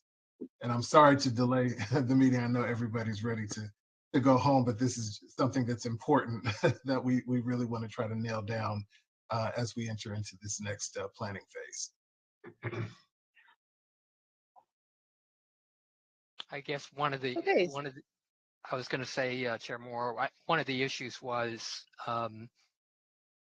task force members not knowing how many other witnesses other task force members are proposing. And then when you make offers to them, you have more people than the time permits. And basically, how do we make a decision in terms of what the agenda is going to look like? Otherwise, we run into a situation we had earlier where perhaps there's too many witnesses. So is that what you're raising? Yes. Oh, okay.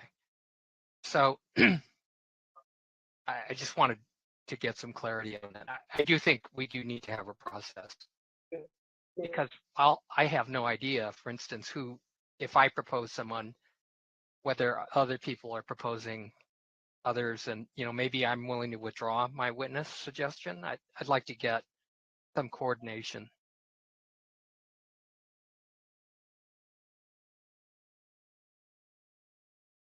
Member Gross, you're recognized.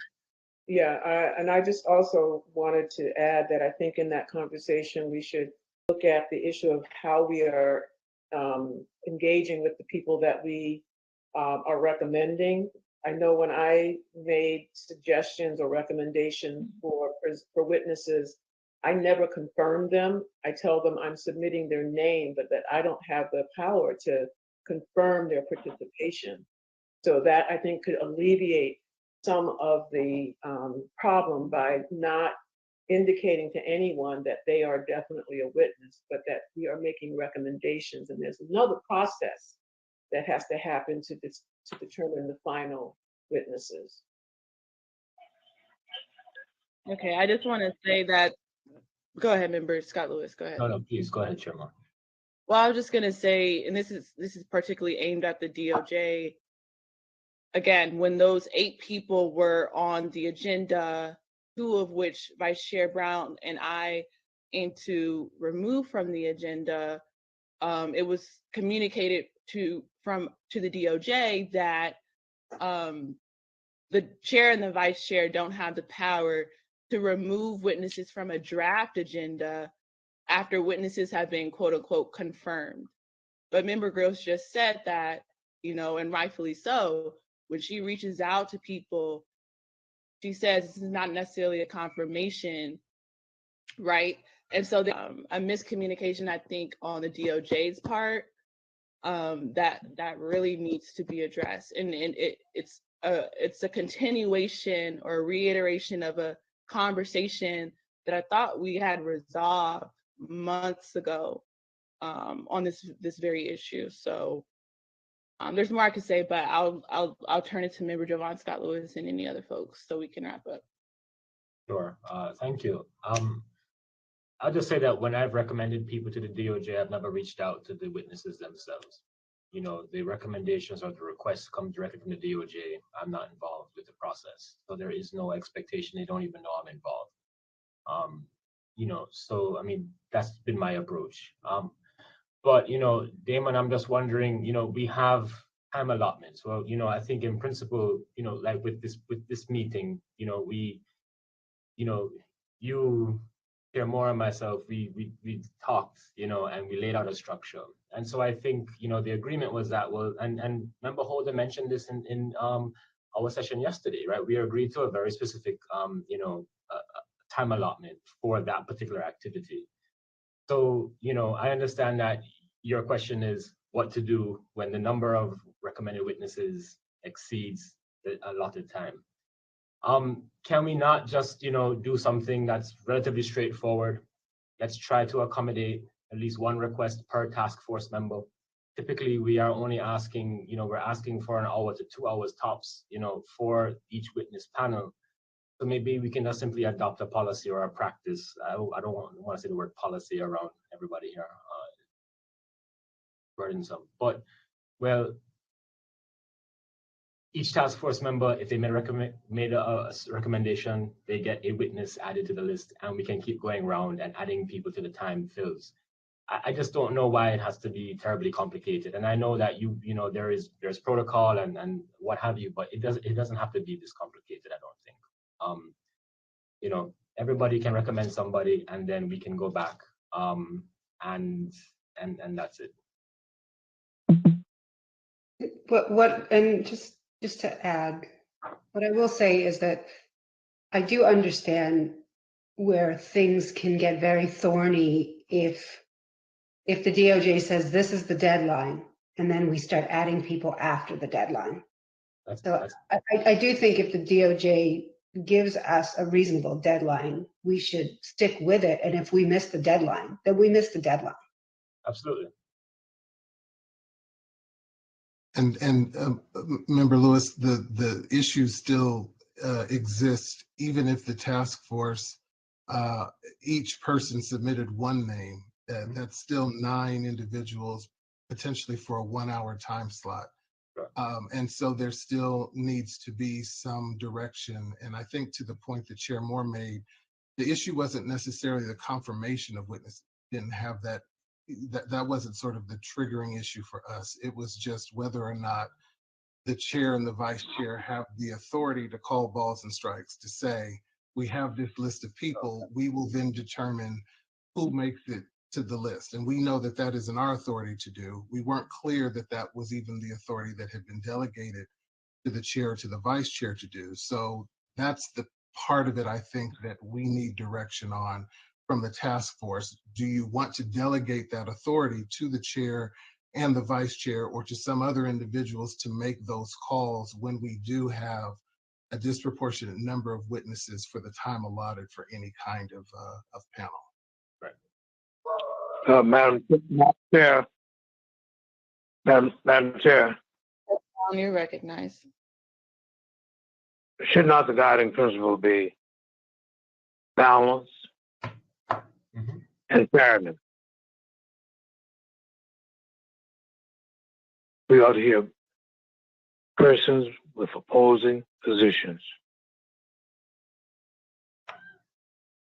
but this should not be seen as being any competitive effort for individual members to present a person. And someone has to make the decision about balance.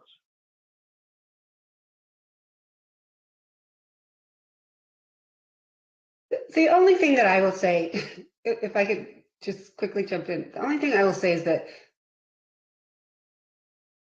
I think if we're in a peculiar or unique situation where the task force specifically says, we need time to have a discussion, we do not want more than 1 hour's worth of witnesses, that is a directive from the collective task force that must be adhered to.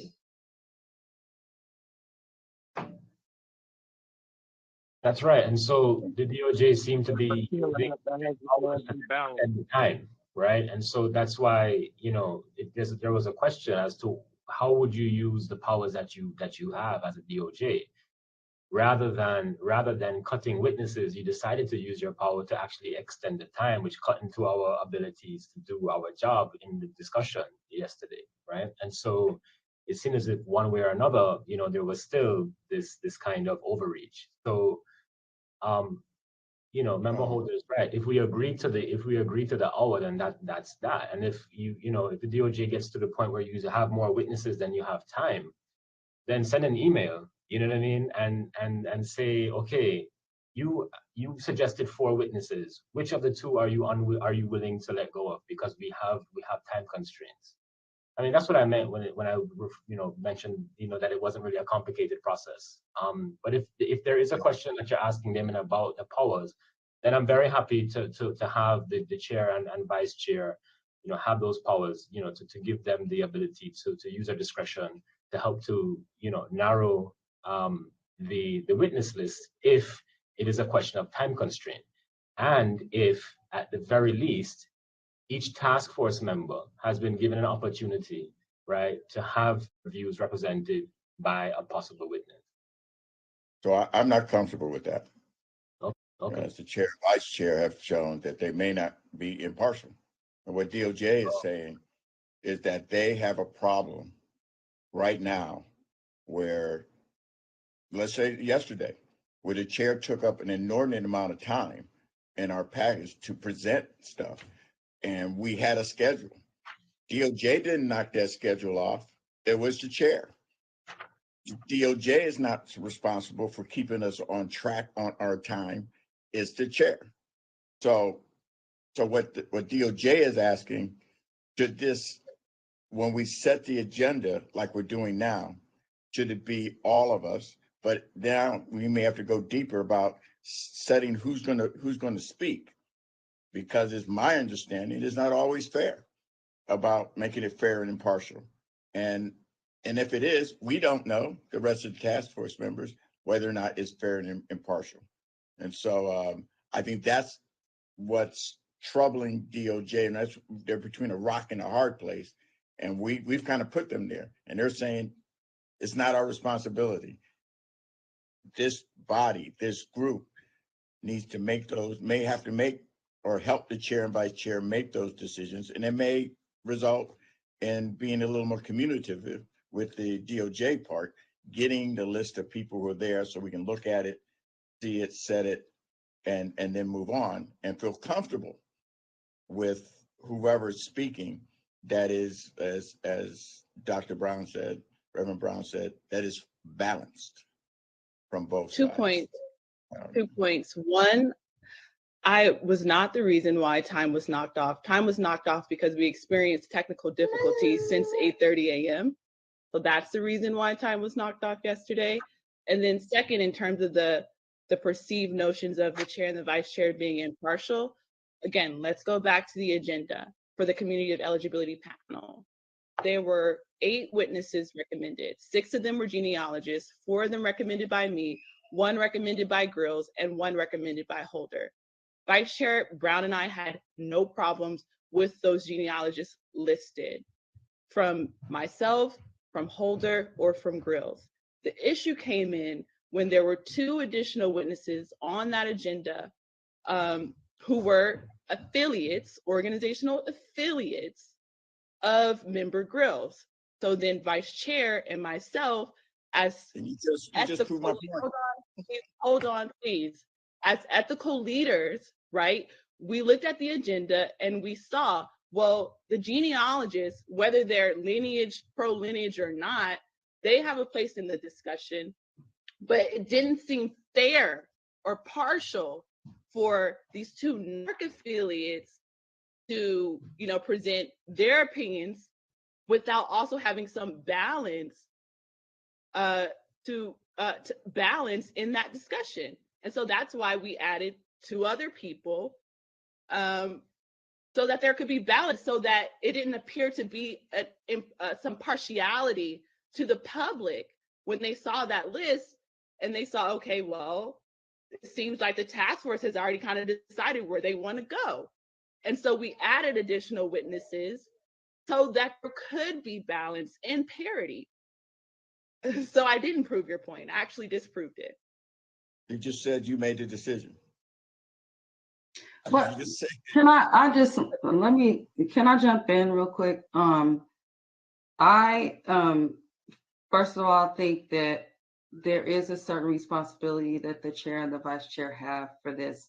This was a special situation with the community of eligibility.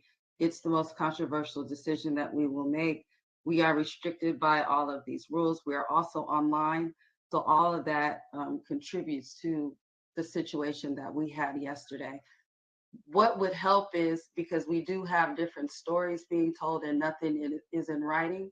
So I would like from the DOJ, when you provide your updates, if this is something that you're going to ask, that you give us a chronological order of what happened and what posed the issue that's coming before us, so that we can have that to make a decision.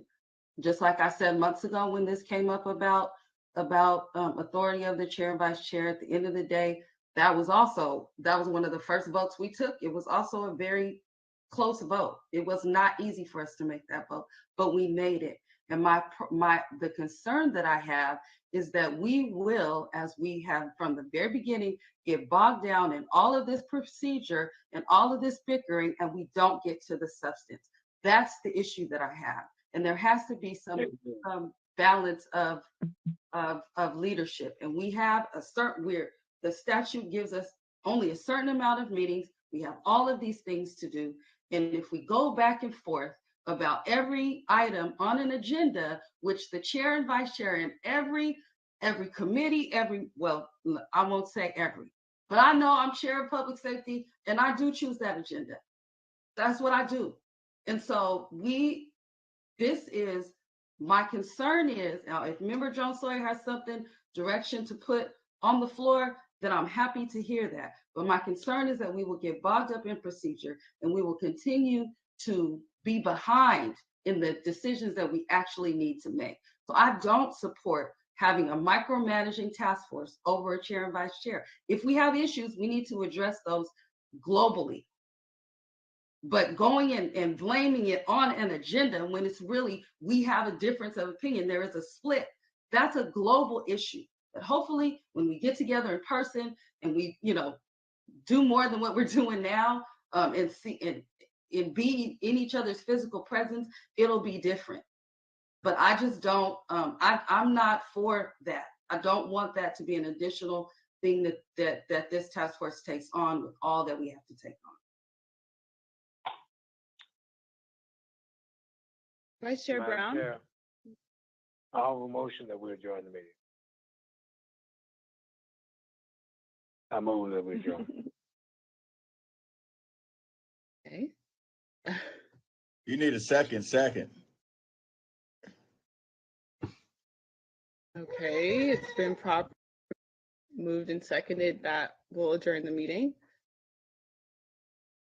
Is there any discussion on the matter? Yeah, I don't think Damon has an answer. I don't. I'm sorry. I don't have any direction from that discussion. I certainly acknowledge the various opinions that were expressed, but feel that we're still in the same position.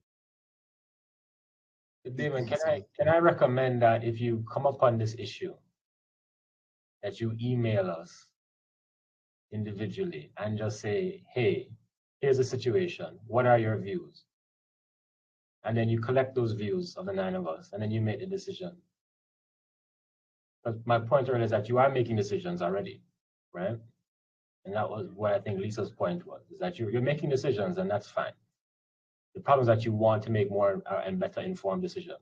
So just email us and say, we got an hour, we have 25 people. What are your suggestions? How would you rank these 25 people? And then you take a view.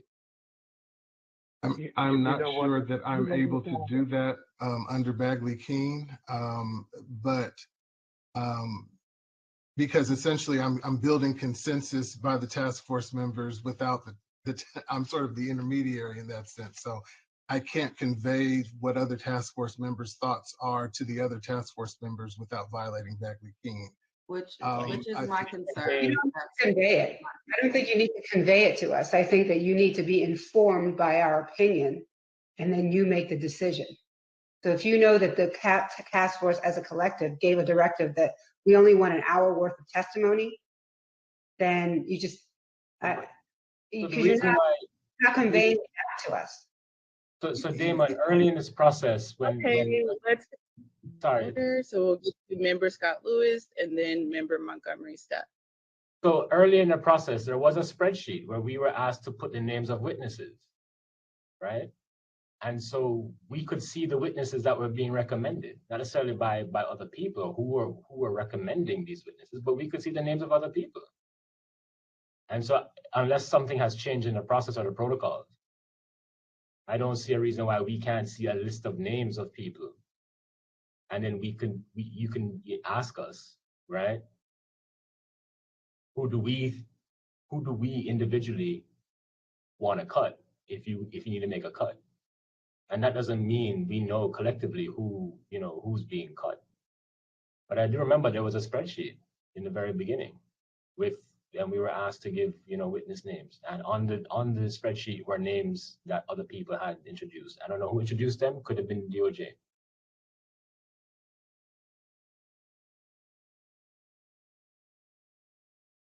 Member Montgomery Stepp. Question. I'll call for the question. Real quick, let me just say that when us looking at a witness list is different from Damon contacting each of us and asking us what we think, and then taking that yay or nay consensus or whatever it is, and then turning that into an action. That and then on top of that, I would not want, I don't want, if I'm taking the authority away from the chair and vice chair and giving it to the DOJ, I don't want to do that. So it's not up to the DOJ to make the decision. So I think there's a distinction there. I mean, you can interpret it differently, but that's what I see. And I absolutely agree with you, but it seems like it's 6:33 and people, don't want to make a decision. And I so know my only point, and me as well, right? My point was that the DOJ actually made, right, a decision by extending the time. That's I'm sorry, I have to back up. Is that not right? Lewis. That is not correct. No, we Okay, did not well, I extend the apologize. time. I apologize. Okay. So the time was extended. I don't know how it happened. Right? I mean, maybe this is part of the problem. But I know as Lisa Holder, mentioned, we agreed to an hour and then it became more than that. So the point is, however, the time was extended is clearly the site where the powers to affect the agenda rest. So whomever was involved in extending the time of the witness panel, I would argue has the same power to determine the scope of the witnesses if they exceed the allotted time that the task force has agreed to. Because that power is being exercised one way or the other. Because we didn't agree to a 2-hour plus witness panel yesterday. And that was my point, Monica, right? It's like, it's being done. Right. It's being done, so the power somehow exists in some legible form and is being executed. So wherever that is, if it's a chair, the vice chair, and the DOJ who decided to extend that part of our agenda yesterday, then that's who I think, right, has the abilities and the powers to actually determine that a witness list needs to be shortened to comport with the time that the task force asked for. And I'll just say the time was extended even further, but in the initial draft agenda that we received from the DOJ, it included 8 witnesses. That would have been more than an hour of testimony anyway. And so then recognizing that there were 8 witnesses, it would have been more than an hour. Vice Chair Brown and myself said, we would exercise our authority to remove 2 people from the agenda. We would still leave on the 6 genealogists, 2 of which were recommended by Grills and Holder. So you cannot argue that there was any impartiality, right? Because all witness recommendations from all task force members were respected. We just wanted to remove those 2 people to make it 6 people to fit within an hour. The DOJ said we didn't have the authority to do that. And so then we said, okay, well, we'll add 2 more people to the agenda to achieve parity and impartiality. So it doesn't look like the task force is already decided on the community of eligibility by virtue of who's listed as witnesses. So this is so ironic that we're having this conversation. And then I just want to remind us that we had this conversation a few months ago because there was some confusion around, does the DOJ have the authority to confirm and vet witnesses or not? Because remember, there was Professor Roy Brooks, who was not recommended by any task force member. It was recommended by a consultant by virtue of the DOJ hiring them. And then that professor gave testimony talking about reparations and fried chicken and a lot of insensitive things. So then we had to have a conversation. Who has the authority to vet and select witnesses? And I thought we resolved that by saying the chair and the vice chair has that authority. Apparently the DOJ said that that wasn't necessarily resolved. I'm pulling up the meeting minutes from the past hearings to see if that was transcribed or not. But nevertheless, we're back here. So.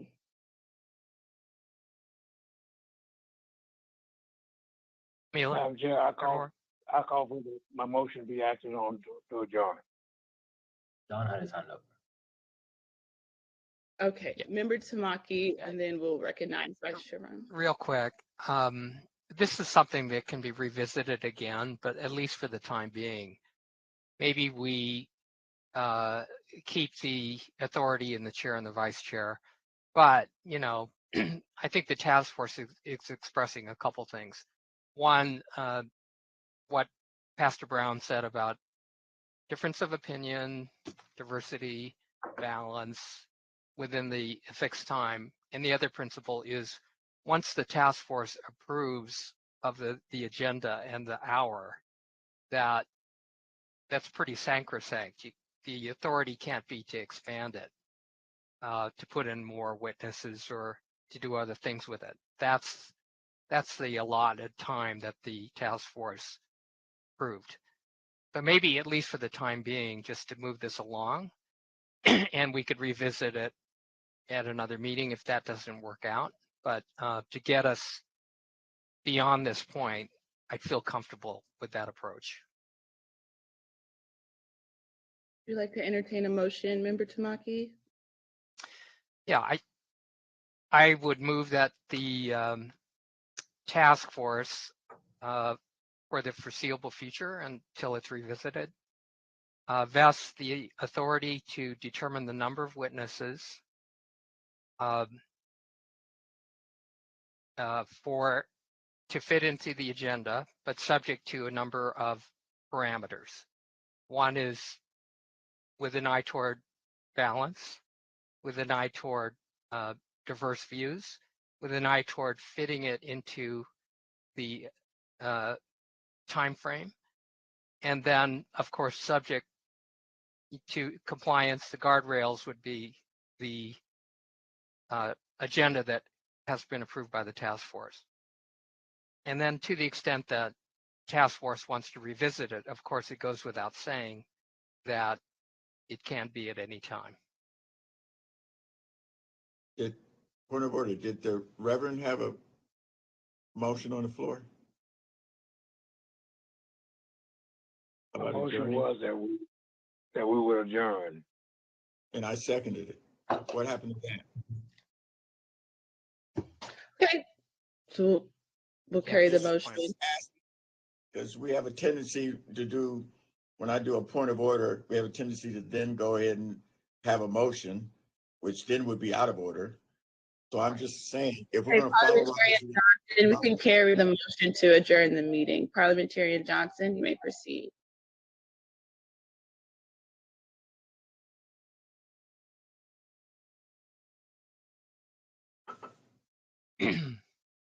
Parliamentarian Johnson.